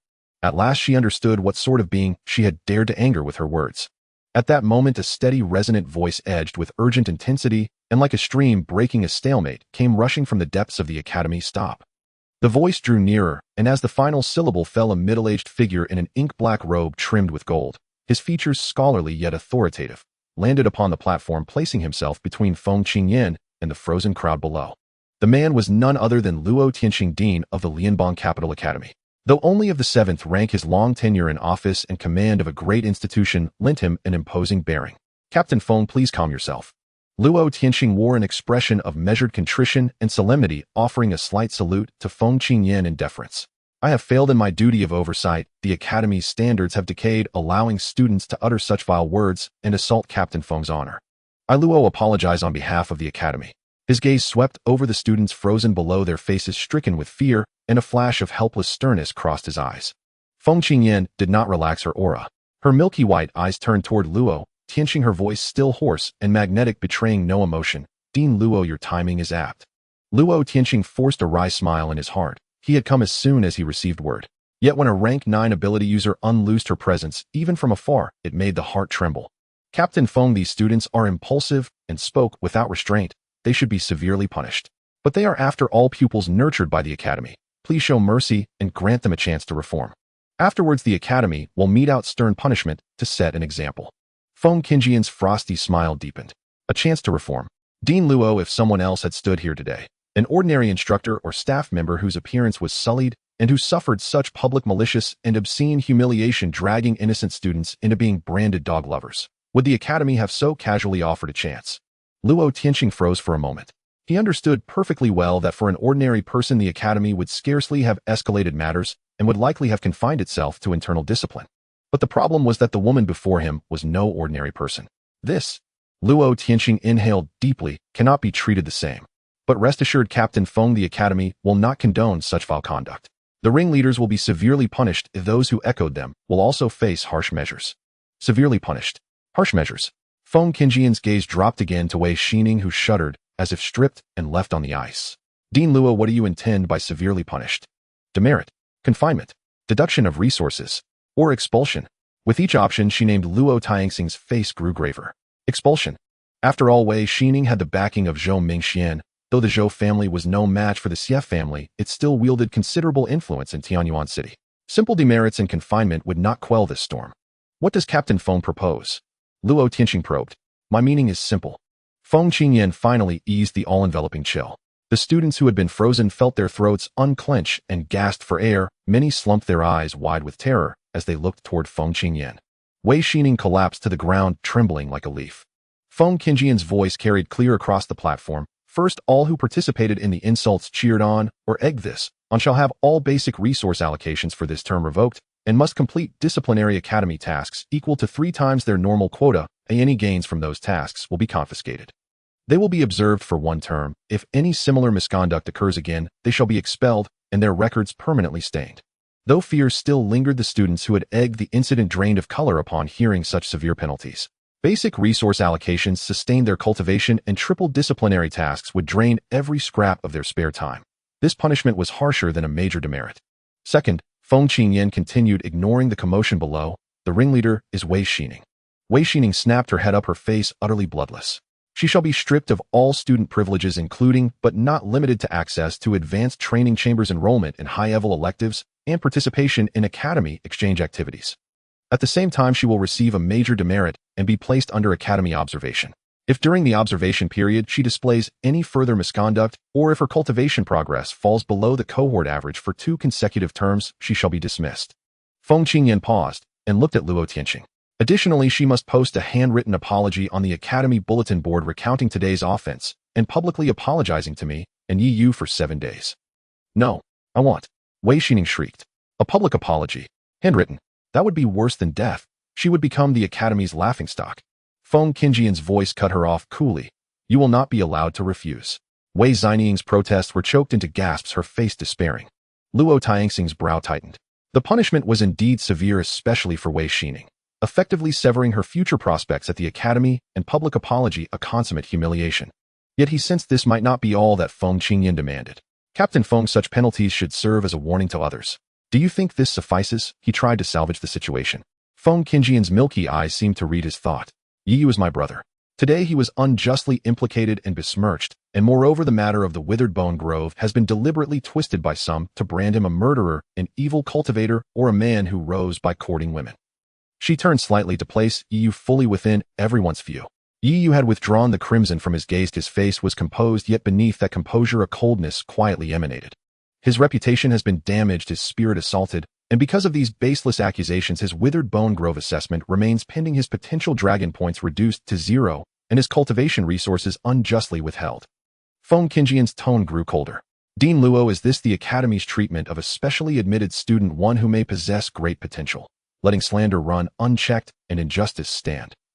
Luo Tianxing inwardly braced himself. This was the crux of the matter.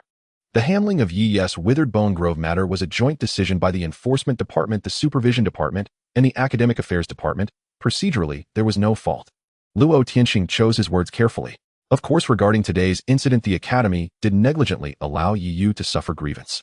The Academy can consider appropriate compensation. Compensation? Feng Qingyan interrupted. I do not want appropriate compensation. I want what he is owed, and I want a price paid for what happened today. She extended 3 fingers. Her pale fingertips seemed to glint with a cold light in the sun.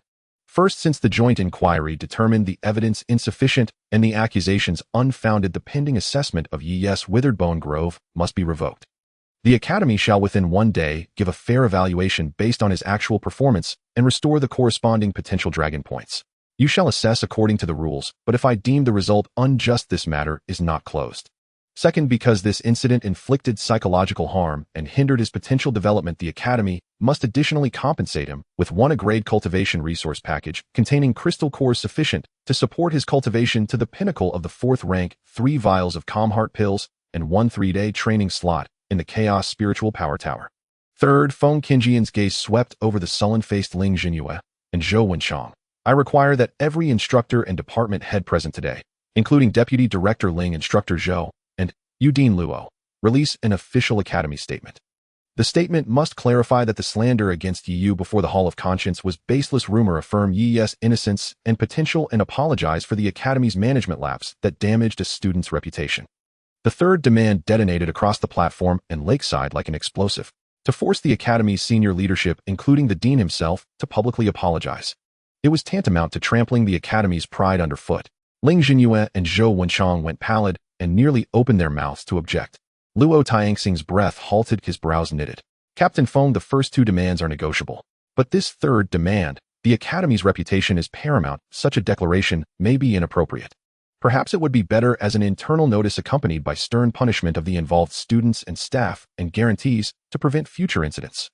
Feng Qingjian's voice turned ice cold and the surrounding temperature plummeted.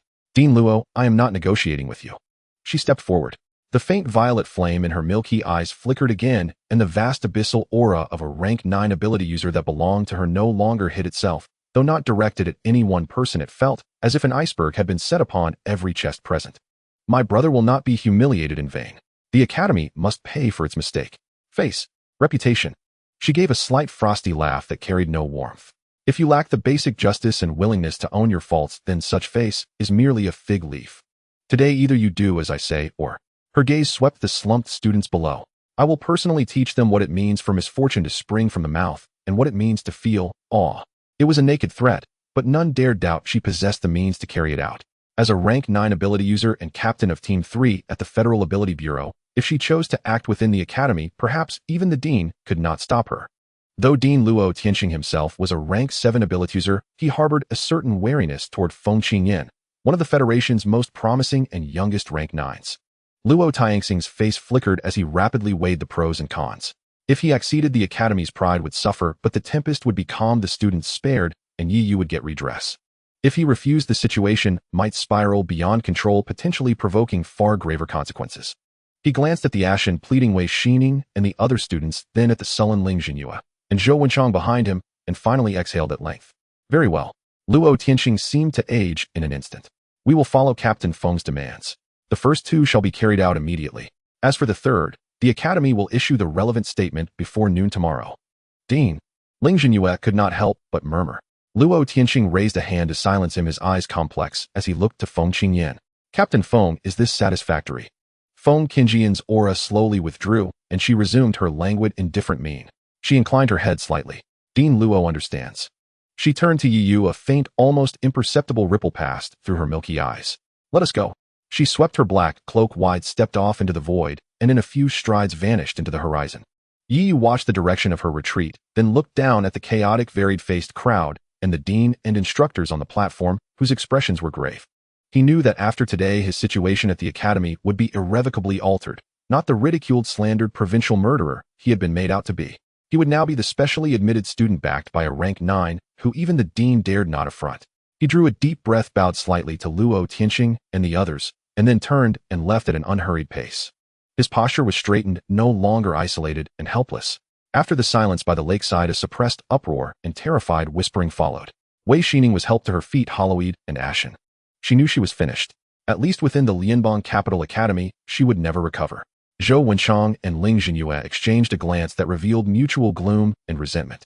Luo Tianqing, watching Feng Qingyan's departing silhouette, knit his brow and pondered. Feng Qingyan had pushed so hard for Yi Yu, even to the point of forcing the academy to bow. What exactly was Yi Yu's relationship to her? Was he merely a brother? It seemed Yi Yu now warranted reassessment.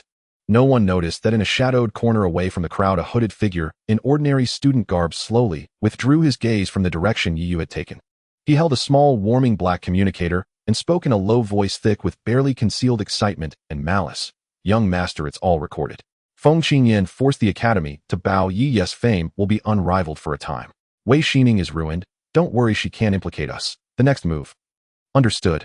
He'll make Yi Yu learn that glory won by leaning on a woman will fall far more painfully than it rose. When Yi Yu returned to Qianlong Peak, it was already evening. The clouds at the peak were tinged with golden red by the setting sun, only to be rapidly devoured by the deepening night, transforming into a heavy grayish white. The mountain wind carried a chill brushing against his slightly thin clothing. He pushed open the door to the quiet room where a cold and silent atmosphere enveloped him. Closing the door, the barrier naturally closed, completely isolating him from the outside world. Yi Yu did not light a lamp. Instead, he moved to the jade cushion in the last sliver of twilight filtering through the window and slowly sat down. He did not begin his cultivation immediately. In his mind, scenes from the day replayed like a vivid scroll of images. The cold and domineering presence of Feng Qingyan as she descended from the air swept through the crowd. The twisted faces of Wei Xining and others went from arrogance to despair. When Dean Luo Tianqing finally bowed his head, the ancient sigh and complexity in his eyes spoke volumes. And when he himself uttered the words, "In 3 months I will be first in the entire academy," countless gazes from below reflected shock, mockery, and disbelief. Feng Qingyan's forceful intervention bought him a moment of respite and precious resources, but it also pushed him into a more conspicuous and perilous spotlight. In the past, he was merely a somewhat promising special student, a country bumpkin easily manipulated by the Xie and Zhou families. Now he was Feng Qingyan's brother, a connected individual capable of making the dean compromise and forcing the academy's higher-ups to publicly apologize. Admiration would turn into jealousy, and jealousy would breed hatred. Those students who suffered heavy losses due to Feng Qingyan's punishment, the mentors and higher-ups whose faces were swept aside, and the Xie and Zhou families who already bore animosity towards him. All of this overt and covert hostility would not vanish due to a single show of strength. It would only ferment, accumulate, and seek a more lethal and covert opportunity to explode. Relying on women. One day I will show you what I truly depend on. Yi Yu murmured to himself, a confident smile playing at the corners of his lips. He never denied that Feng Qingyan's help was crucial. However, he also never thought of forever relying on anyone's protection. Feng Qingyan's support for him was both a matter of affection and perhaps because she saw some value or potential in him. True respect and peace could only be attained through one's own strength. The ranking battle 3 months later, breaking into the top ranks, was not just a vow for retaliation on that day. It was the only way for him to prove himself to everyone and to prove himself to himself. With a thought, he took out 2 items from his bosom. One was an identity token. Injecting spiritual energy, once more information appeared. Student Yi Yu, Qianlong class, special admission, current Qianlong points, 500 supplement from the Bone Forest Assessment, comprehensive evaluation, B, outstanding performance in practical combat, exceptional crisis management skills, remarks, potential evaluation, raised resource permissions partially unlocked. 500 Qianlong points. A, B evaluation. This was clearly a result hastily assessed by the academy under the pressure of Feng Qingyan. Although it may not be the best A grade, it was enough to wash away the stigma of pending, and more importantly, this 500 Qianlong points was the most urgently needed resource for him at the moment. The second item was a storage ring emitting a faint glow. This was an A-grade cultivation resource compensation, personally sent by Luo Tianqing after Feng Qingyan left. Yi Yu probed with his spiritual sense. The internal space of the ring was not small, neatly arranged with several jade boxes and bottles. The most eye-catching were the clusters of crystals of various colors, all radiating pure energy fluctuations. With a rough glance, there were easily over 100 pieces, more than half of which were third-tier crystals, and there were even over 24th-tier crystals. The spiritual power contained in these crystals was more than sufficient to support an ordinary 3rd-tier ability user in reaching the peak of the 4th tier. 3 sheepfat jade bottles were labeled Clear Heart and Calm Mind Pill. Upon uncorking the bottle, a refreshing and soothing medicinal fragrance immediately wafted out. After just a whiff, you felt his spiritual sense clear up and the slight restlessness caused by emotional fluctuations during the day calmed down. This was a rare pill that nourished the spirit and stabilized the mind, invaluable for ability users needing high concentration for cultivating eye techniques or dealing with inner demons. Finally, there was a black token that was neither gold nor jade, engraved with intricate tower-shaped patterns. Qualification token for 3 days of cultivation in the Chaos Spiritual Power Tower. Chaos Spiritual Power Tower. You had seen this name in the Academy Handbook. It was one of the Academy's top-tier cultivation facilities, said to be built around some ancient ruins filled with a special type of chaos spiritual power.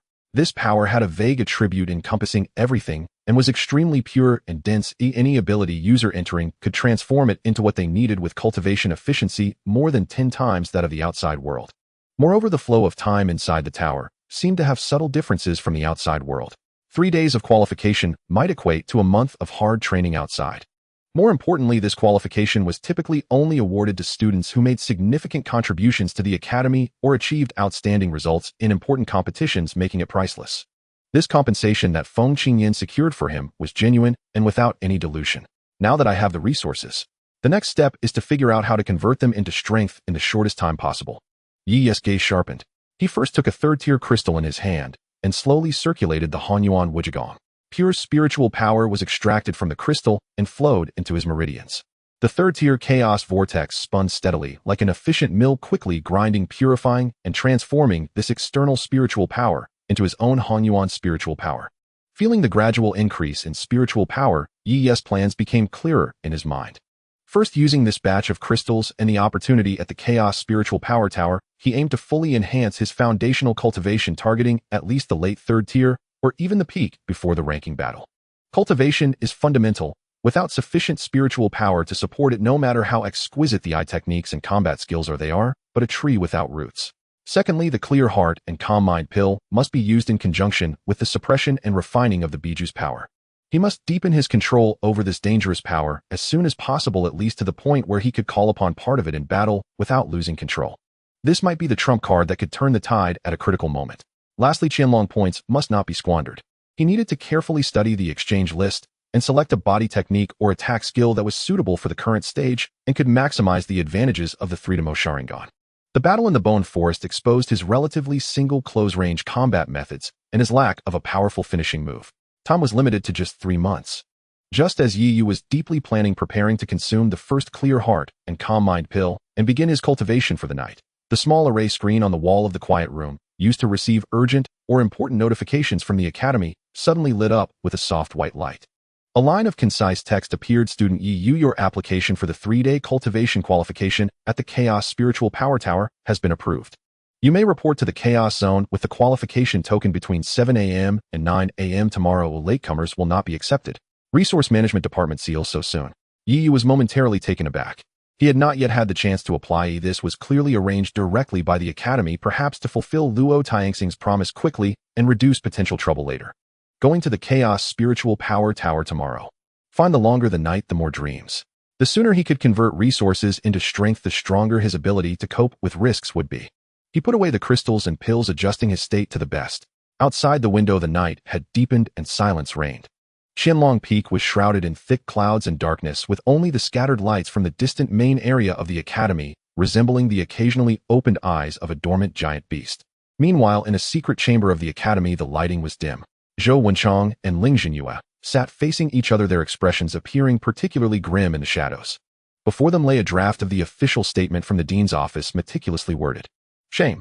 Ling Jinyue slammed his fist on the solid wood table, producing a dull thud as wood chips flew. Since the establishment of my law enforcement department, have I ever been subjected to such coercion? Apologizing to a student. Nonsense. Zhou Wenchang's face was ashen as he squeezed a communicator in his fingers, knuckles turning white from the pressure. Dean Luo. This concession is too great. No matter how strong Feng Qingyan is, she is just one person. My Zhou family, the Xie family, and so many discontented colleagues in the Academy. Does he really not care at all? Care. What he cares about is Feng Qingjian's potential outburst at that moment, completely incapacitating those students in front of the heart of Inquiry Hall. He is concerned about the pressure that may come from the Federal Ability Bureau. Ling Jinyue scoffed, but he forgets that the true foundation of the academy lies with families like ours with the intricate web of relationships. Feng Qingyan can protect him for a moment, but can she protect him for a lifetime? Can she stay at the academy every day? Zhou Wenchang's eyes flashed with a hint of malice indeed. That little brat Yu is currently riding high, and with resource compensation, he will surely train desperately in preparation for the ranking battle in 3 months. Ranking battle. Ling Jinyue squinted. Within the rules, life and death are on one's own conscience. That is a good place to resolve troubles. The two exchanged glances, both seeing the unmasked intent to kill in each other's eyes. The CF family should want him dead, even more than we do. Zhou Wenchang slowly said, I heard that the genius from the CF family, who has been in closed-door training in the Chaos Spiritual Power Tower, is about to come out. Ling Jinyue nodded. Relying solely on our two families is not enough. After all, Yu is Feng Qingjian's brother. To move against him requires sufficient justifications, or he needs to disappear unexpectedly. The next morning, Yu arrived punctually at the Chaos Zone, located deep within the academy and designated as one of the forbidden areas. The environment here was starkly different from the exquisite and elegant areas of the academy. A vast gray plain stretched infinitely, the soil presenting a lifeless ash-gray devoid of any grass. A faint, indescribable chaotic aura permeated the air. It was not filthy, yet it instinctively imposed a sense of mental oppression and discomfort on those within it, as if their own spiritual attributes were subtly agitated. In the center of the plain, a colossal tower, entirely black, soared into the sky. The tower was not a conventional structure with right angles or a circular shape, but rather had an irregular, twisted polygonal form.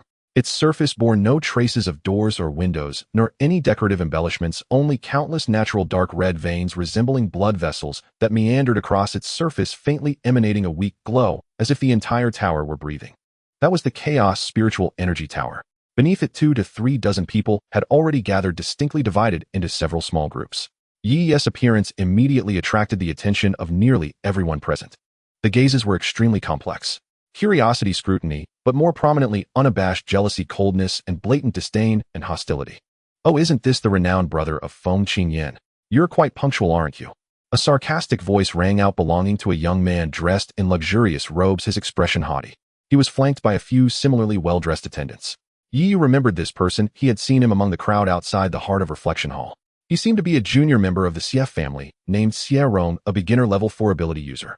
Xie, keep it down. He's now a connected person holding onto the 3-day qualification that we struggled to earn with our lives. Another tall and gaunt figure with a sinister gaze stood at the front of the Zhou family group, smirking as he chimed in. This was Zhou Hao, also a beginner level 4 user. TSK 3-day qualification. I completed a class team mission with great effort and only received a day. Some people with just a word from their sister got it easily. A student who was neither from the Xie nor Zhou families, but clearly bore great hostility towards Yu, chimed in with an acidic tone as several around him nodded in agreement, their gazes filled with resentment towards Yu. It was obvious that the matter of Feng Qingyan fighting for resource compensation for him, especially this precious qualification for the Chaos Spiritual Energy Tower, had spread, inciting significant dissatisfaction. Yu remained expressionless, seemingly oblivious to the mockery, and walked straight towards the only person beneath the tower. A weathered stone platform floating 3 feet above the ground, emanating a faint white light. There stood an elderly man clad in gray robes, expressionless, meditating. He was the guardian of the Chaos Tower. Stop! Xie Rong suddenly stepped forward, blocking Yi's way, a mocking smile on his face. Yi, do you understand the rules? Don't you see everyone is waiting in line for the assessment? You, a special student of level 3, what right do you have to cut in line? Zhou Hao folded his arms, sneering in agreement. Those behind them, along with other dissatisfied students, subtly formed an encirclement, their gazes unfriendly. The atmosphere instantly became tense. Line up. Yi's gaze swept ahead. There were indeed a few people scattered in front of the stone platform waiting, but most were gathered together, chatting, not strictly queuing. This was clearly a deliberate provocation. Yi scoffed inwardly. Such lowly tactics were ineffective against him. He did not argue or retreat, merely looked calmly at the obstructing Xie Rong, his voice clear. Step aside. What if I don't? Xie Rong's smile widened, filled with provocation. A waste who relies on a woman to rise. Do you really think you're someone of importance? So what if you've entered the Qianlong class? Today I'll teach you that in the academy, strength is the only truth. Without strength, connections are worthless. As his words fell, his spiritual energy surged, the pressure of a level 4 beginner bearing down on Yu. Although he did not strike, the pressure was enough to make ordinary level 3 students' blood surge and their minds waver. A low ripple of laughter erupted around, everyone waiting to see Yu humiliated. However, the anticipated scene of Yi Yu turning pale and stumbling backward did not occur. Yi Yu stood still, his figure unmoving, not even a wrinkle forming on his brow. Within him, the Hanyuan Wujigong naturally operated the level 3 chaotic qi, rotating steadily, like a rock, easily dissipating, accommodating, and devouring that level 4 pressure. The spiritual energy tempered by the Tying Star dust was even more solid and pure. In terms of quality, it greatly surpassed that of the same level and was even comparable to an ordinary level 4. Moreover, the powerful mental resistance granted by the Freedomo Sharingan made him nearly immune to the mental effects of this pressure. Xiaorong's smile froze, a flicker of disbelief flashing in his eyes. What's going on? This kid can actually withstand his spiritual pressure.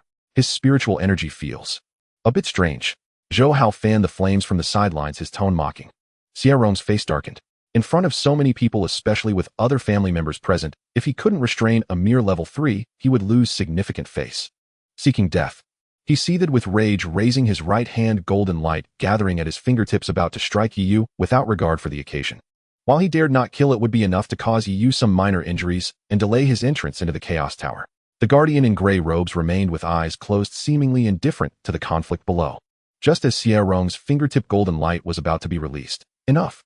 A calm voice laced with undeniable authority rang out. It did not come from the guardian, but rather from the front of another small group that had remained silent and observant. A young man clad in plain gray clothes stood there, unremarkable, but as soon as he spoke, Xiaorong instinctively halted his actions, and Zhou Hao and the others reined in their mocking expressions, revealing a hint of wariness. Yi Yu's gaze swept over, and his pupils slightly contracted. This person had a deep and restrained aura, making it somewhat difficult for him to decipher at least a late level 4, possibly even peak. Moreover, there was a disposition about him, a blend of calmness and sharpness forged through genuine life and death struggles, utterly distinct from the ostentation of the surrounding family members. This is the Chaos Tower, not a place for you to settle personal grudges. The gray-clad youth glanced at Xiaorong, his expression indifferent. If you wish to fight, wait until the ranking battle. There will be plenty of opportunities then. Now do not waste everyone's time. His words were not harsh, but they carried weight. Clearly, among this group of talented students qualified to enter the Chaos Tower for cultivation, he held considerable influence. Xiaorong's expression changed, ultimately glaring fiercely at Yi Yu before begrudgingly withdrawing his hand, gritting his teeth. Kid, consider yourself lucky. In the ranking battle, I hope you don't get eliminated too early or else. Yi Yu right. The gray-clad youth looked at Yi Yu, his gaze calm and unfaltering. My name is Han Li. I've heard of your affairs. Feng Qinjian's brother vowing to enter the top ranks within 3 months. Interesting. I hope you can survive until the ranking battle so I can see your abilities. He did not mock, nor did he seek closeness, merely stating a fact, and then he no longer looked at Yi Yu, slightly nodding towards the guardian of the tower. Yi Yu also returned a slight nod as a response. He could sense that this Han Li was not of the same ilk as Xiaorong and Zhou Hao. Soon it was the turn of the person in front to be assessed. Individuals stepped forward, presenting their qualification tokens. The guardian would open his eyes, use his dry fingers to touch the token, causing the tower patterns on it to illuminate with corresponding light 1 day, 2 days, or 3 days, and then the elder would release a grayish light that swept over the assessor's entire body, seemingly confirming their identity and status. After a moment, he would nod and allow passage. Those who were allowed to pass walked towards the black tower, where a dark red pattern on the tower would suddenly split open, creating a gap just wide enough for one person to pass through, quickly closing after entry. It was now Yi Yu's turn. He stepped forward, presenting the black 3-day token etched with intricate tower patterns. The guardian opened his eyes, his murky gaze lingering on the token for a moment before sweeping over Yi Yu's face, seemingly confirming something, and then pointed with his dry finger. Buzz. The tower pattern on the black token suddenly glowed with a deep crimson light, more intense and lasting than any previous individual's. 3-day qualification.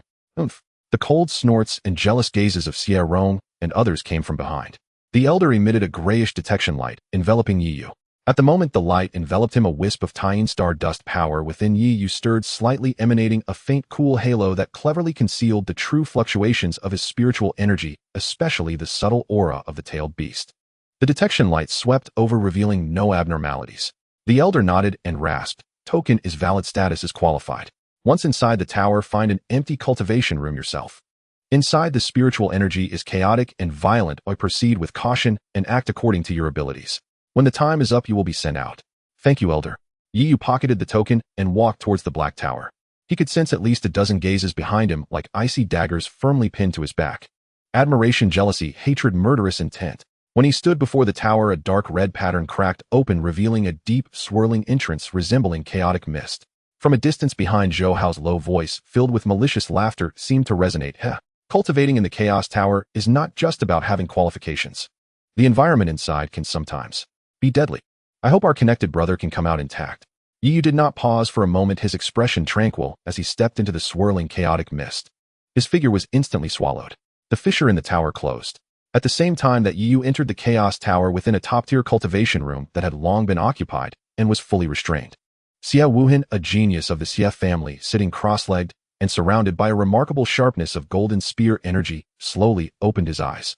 A slightly vibrating communication talisman floated before him. After listening to the message, a cold glint flashed in his eyes, and the corners of his mouth curled into a smile devoid of warmth.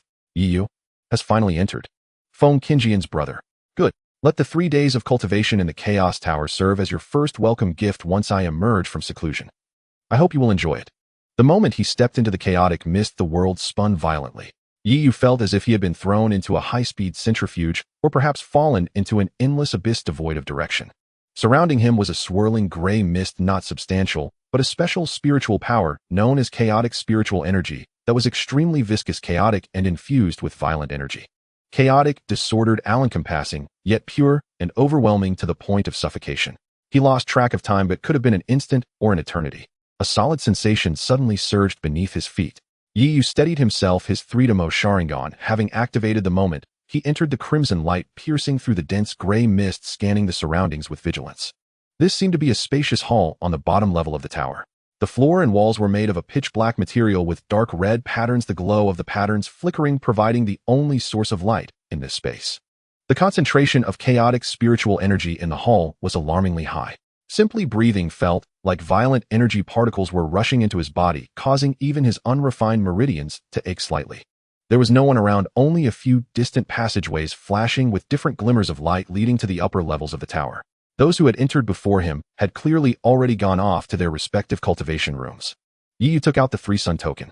The token was currently radiating a warm dark red glow, faintly resonating with the patterns on the tower's walls. He attempted to infuse a trace of spiritual energy into it. Buzz. The token vibrated slightly, pointing towards one of the passageway entrances while transmitting a vague piece of information. Guidance to the location of an unoccupied cultivation room within the tower. According to the guidance, the higher one ascended, the higher the grade of the cultivation rooms, and the purer and denser the chaotic spiritual energy, but correspondingly the impact and danger also increased. Given his third-tier cultivation, the old man guarding the tower suggested looking for ordinary cultivation rooms on the bottom or second level. However, Yi's gaze was drawn to the faintly indicated light spots higher up. Among them, the highest light spot radiated a deeper dark red glow identical in source to the 3-sun token. Top-tier cultivation room. Vacant. Yu frowned slightly. This was illogical. Yet just as he was pondering this anomaly, a voice laced with a hint of lazy amusement, yet crystal clear, pierced through the chaotic mist of the tower, directly ringing in his ear. Curious, aren't you, Yu? Why does a top-tier cultivation room usually overlooked show a vacancy only when you hold the 3-sun token? Yi's pupils constricted suddenly, his 3-demo Sharingan scanning the surroundings in an instant. The crimson light attempted to penetrate the gray mist, but only caught a shadow near the distant passage entrance, a vague golden outline almost blending into the environment. It was Xie Wuhan. Who are you? Yu asked calmly, his voice betraying no emotion. Let me introduce myself. I am Xie Wuhan, a member of the Xie family. So it's a member of the Xie family. It seems this trivial matter has caught the attention of a genius from your family. How could something personally overseen by Captain Feng Qinyan be considered trivial?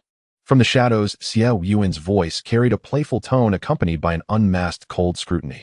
I just happened to exit seclusion, and just happened to sense your entry into the tower, and just happened to know that the spiritual energy tied in this top-tier cultivation room is currently in a violent period that occurs once in a century, the impact powerful enough to instantly shatter the meridians of an ordinary 4th-tier ability user. Ordinary people would avoid it at all costs. But you're different. To survive in the Bone Forest and withstand the spirit lock of Xie Chongshan with your 3rd-tier cultivation, your limits are likely far beyond what those mediocre individuals can imagine. This is truly a once-in-a-lifetime opportunity. Although the chaotic spiritual energy in the violent period is dangerous, it is also the most pure and immense. If you can withstand it, cultivating for a day is comparable to a month of hard work in the outside world. For someone like you, desperately needing to prove yourself within 3 months, isn't this a tailor-made chance? It was a provocation, a blatant trap disguised as an opportunity. Yi remained silent. He certainly knew that Xie Wuhan had no good intentions. A top-tier cultivation room vacancy. A violent period. Such coincidences were chilling. This was clearly a trap set for him, wanting to use the inherent dangers of the chaotic tower to silently eliminate this trouble without a trace, making it difficult for Feng Qingyan to pursue accountability later. After all, it was he who greedily chose a cultivation room, far beyond his capacity, so who could he blame? Seeing him silent, Xiao Yuan's voice became even more enticing, even carrying a hint of provocation. What are you afraid? It's understandable considering it is a perilous place that even fourth-year cultivators hesitate to enter. You a third-year should be cautious. It would be wise to find an ordinary cultivation room on the bottom level, hiding for 3 days. Although slow to progress, it is safe. But, he chuckled softly like a cold feather brushing across the eardrum, but I wonder what those waiting outside to see your embarrassment like Xiaorong and Zhou Hao would think if they knew you lacked even the courage to try. In the ranking battle 3 months from now, how will you fulfill your boast of breaking into the top tier? Each word pierced the heart. He pointed out the prying enemies outside the tower and the mockery of the onlookers, while also holding on to Yi Yi's own oath of life and death. A cold anger intertwined with an even more intense fighting spirit surged within Yi Yu. He hated being schemed against and despised this overt coercion. But Yi Yi's gaze again turned to the light spot emanating a deep dark red glow indicated by the token. Danger. Opportunity. He slowly closed his eyes, introspecting himself. In his dantian, the chaotic vortex of the third tier spun steadily, the mixed spiritual energy, flowing endlessly, its characteristic of encompassing all things and refining myriad energies vaguely surfacing. The Freedomo Sharingan not only granted him powerful insight and mental resistance, but a deeper power also seemed to be stirring beneath the nourishment of the chaotic spiritual energy. And that suppressed beast power. Although dangerous, it undoubtedly served as a potential trump card to withstand extreme impacts. The mixed origin infinite skill emphasizes encompassing all rivers, returning chaos to origin. No matter how violent or chaotic the chaotic spiritual energy within the tower is, its essence remains energy. While others feared its disorder and impact, Yi Yi's skill might precisely allow him to convert and absorb it. You are right. Yi Yu suddenly spoke, his voice not loud, but carrying a resolute determination. This is indeed my opportunity. Shadowy Xiao Wuhan seemed slightly taken aback, not expecting Yi Yu to be so understanding. Risk and opportunity coexist. Yi Yu opened his eyes, the crimson Freedomo burning with calm flames. Xiao Wuhan, I have noted your kindness. Before his words had finished, he no longer hesitated, exerting force beneath his feet, his figure shooting towards the passageway, leading to the top of the tower, like an arrow released from a bow. With a clear target, top-tier cultivation room. He, in the shadows, Xiao Wuhan, let out an ambiguous low laugh, and the faint golden outline slowly dissipated as if it had never appeared. Only the residual cold malice lingered in the mist. The higher he ascended, the more viscous and violent the chaotic spiritual energy in the passage became, like an invisible gale tearing at Yi Yi's protective spiritual energy, producing hissing sounds. The pressure increased significantly, but Yi Yi's steps remained firm. Moments later, he reached the top of the tower. There was only a stone door here. The stone door was ancient and heavy, its dark red patterns glowing several times brighter than elsewhere on the tower, like flowing lava emanating a disquieting wave of energy. Just standing before the door, Yi Yu felt a stinging sensation on his skin, the chaotic spiritual energy particles flooding his breath violently, causing his blood to surge slightly. He took out the 3-sun token and pressed it into a recess in the center of the stone door. Buzz! The dark red light surged. The stone door slid inward silently, and a stream of chaotic spiritual energy 10 times denser and purer than outside erupted like a torrent that had been suppressed for millions of years. Yi Yu let out a muffled grunt, feeling as if he had been struck by an invisible mountain. His protective spiritual energy flickered, and he was uncontrollably pushed back a few steps before barely stabilizing himself. Inside was a stone chamber only 3 meters square. The chamber was empty save for a black jade meditation cushion in the center. The glowing dark red patterns on the walls and floor formed an extremely complex and mysterious formation. The concentration of chaotic spiritual energy within the entire stone chamber had turned into a visible gray mist so thick it was almost like liquid, making breathing within it exceptionally difficult. What was even more terrifying was that this spiritual energy was not static, but under the influence of the formation formed visible chaotic spiritual energy currents. Like countless tiny gray poisonous dragons, they wildly darted, collided, and exploded within the chamber. Each current contained a shocking impact that made Yi Yi's heart race. This place was indeed a dead zone, but also a treasure land. A glint of madness flashed in Yi Yi's eyes. Without hesitation, he stepped in. The stone door slammed shut behind him, isolating the inside from the outside. Just as the stone door closed, the formation patterns on the chamber walls suddenly blazed with light. Buzz! The chaotic spiritual energy within the entire chamber seemed to be completely ignited and exploded. Boom! Endless gray spiritual energy currents lost their last restraint, charging towards Yu, who was meditating cross-legged on the black cushion from all directions with a destructive force. The scene resembled being at the center of a chaotic storm, as if tossed into a spiritual energy meat grinder. Puff! Almost instantaneously upon contact, Yi's protective spiritual energy was torn apart as if it were made of paper.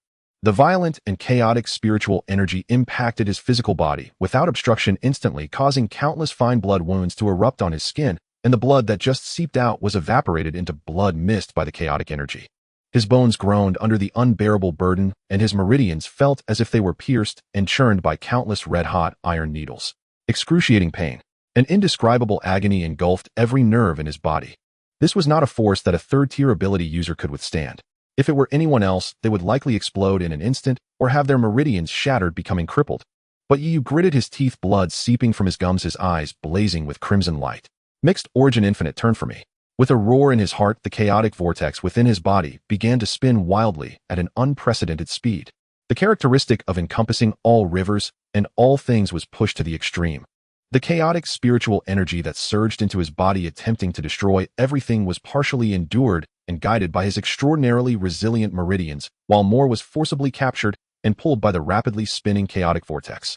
Like a giant grinding mill, it roughly ground and decomposed these chaotic, violent, and attribute obscured spiritual energies. The essence of chaotic spiritual energy was also energy, just mixed and overly violent. And the mixed origin spiritual energy cultivated from the mixed origin infinite skill, which mimics the chaos at its inception and encompasses everything, had an inherent advantage. At this moment, that advantage was pushed to the limit by the life and death crisis. Zila. Terrifying sounds akin to molten iron pouring within his body echoed. A portion of the chaotic spiritual energy was successfully ground down from its violence, transformed into pure mixed origin spiritual energy, and integrated into the vortex, strengthening itself. Yet more still rampaged, damaging his meridians and impacting his organs. Yu began to bleed from his 7 orifices, with more and more wounds opening on his body, turning him almost into a blood-soaked figure. But his gaze grew ever brighter. Pain, but also a rapid growth of power. The chaotic vortex began to expand and solidify under the influx of violent energy and the extreme squeezing of its limits.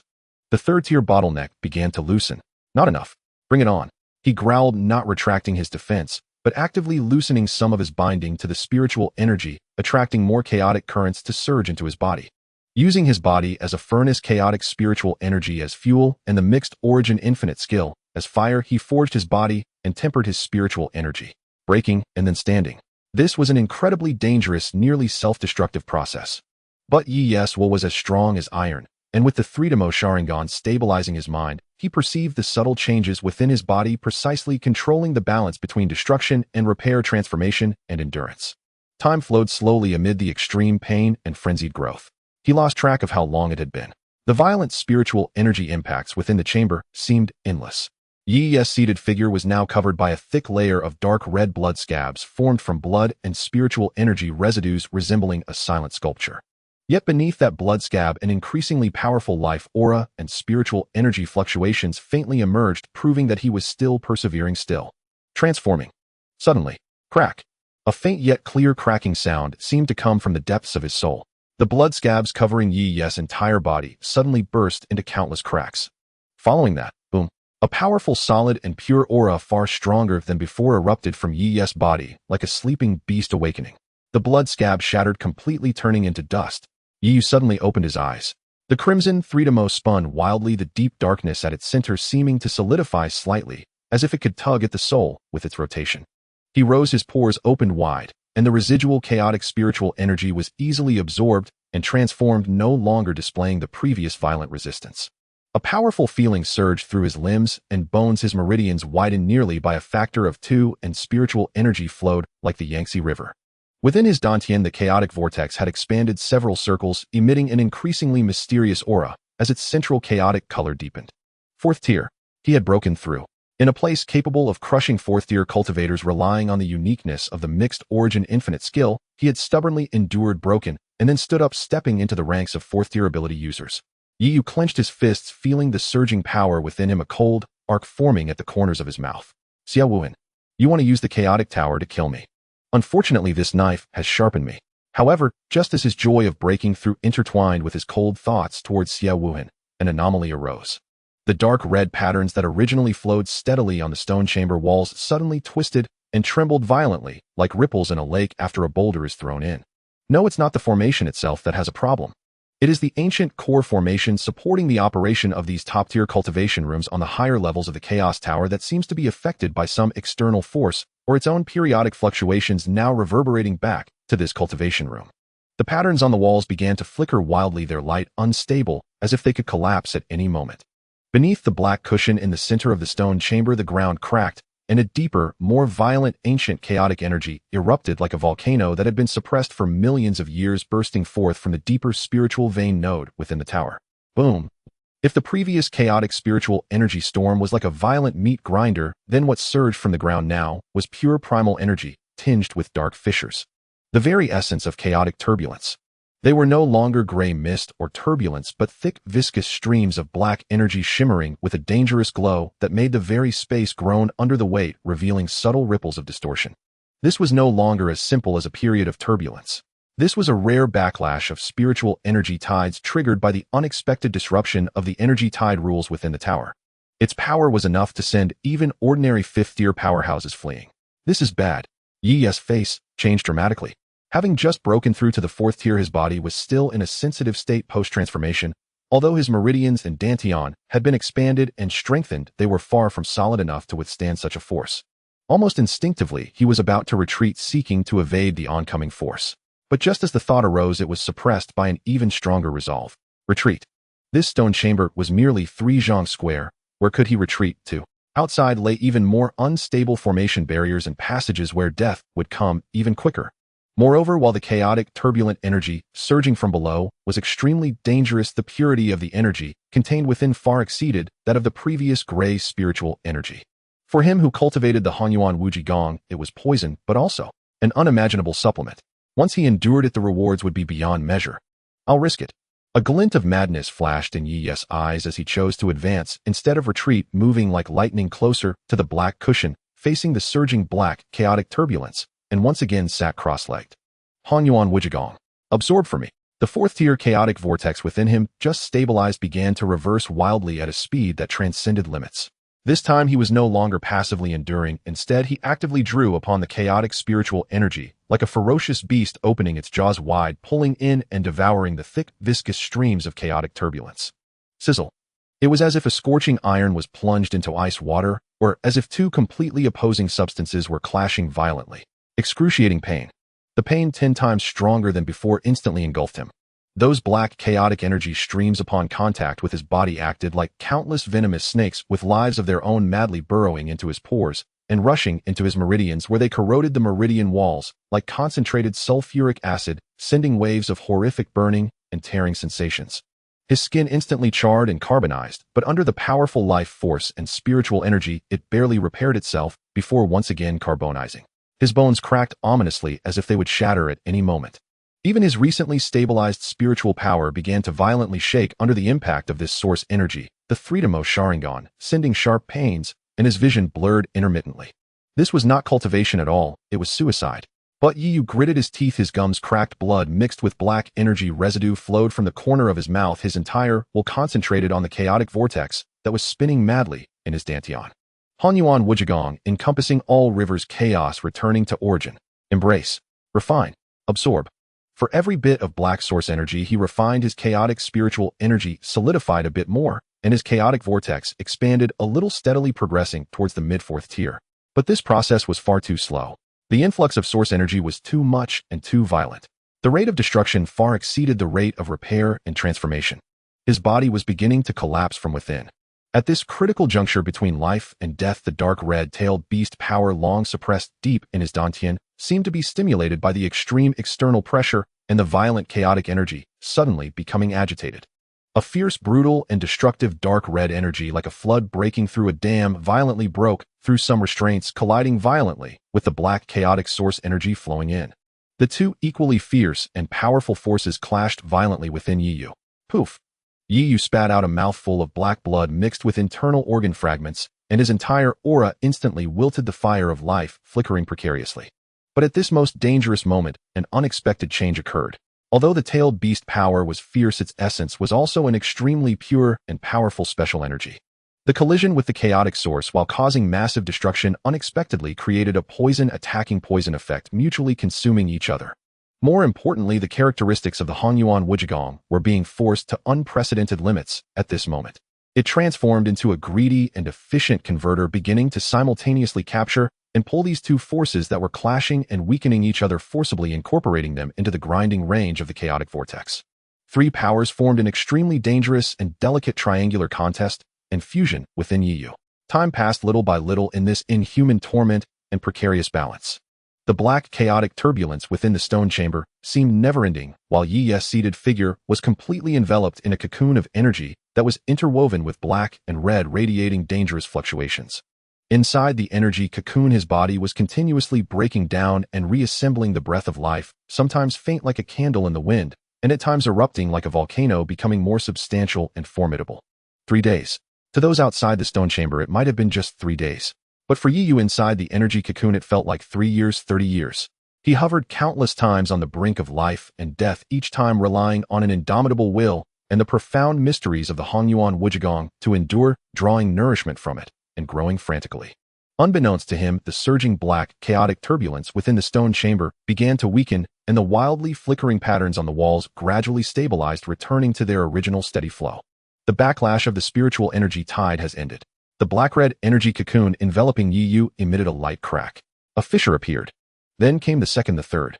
Countless fissures spread open. Boom. The energy cocoon shattered completely, dispersing into countless specks of light. Yiyu slowly opened his eyes.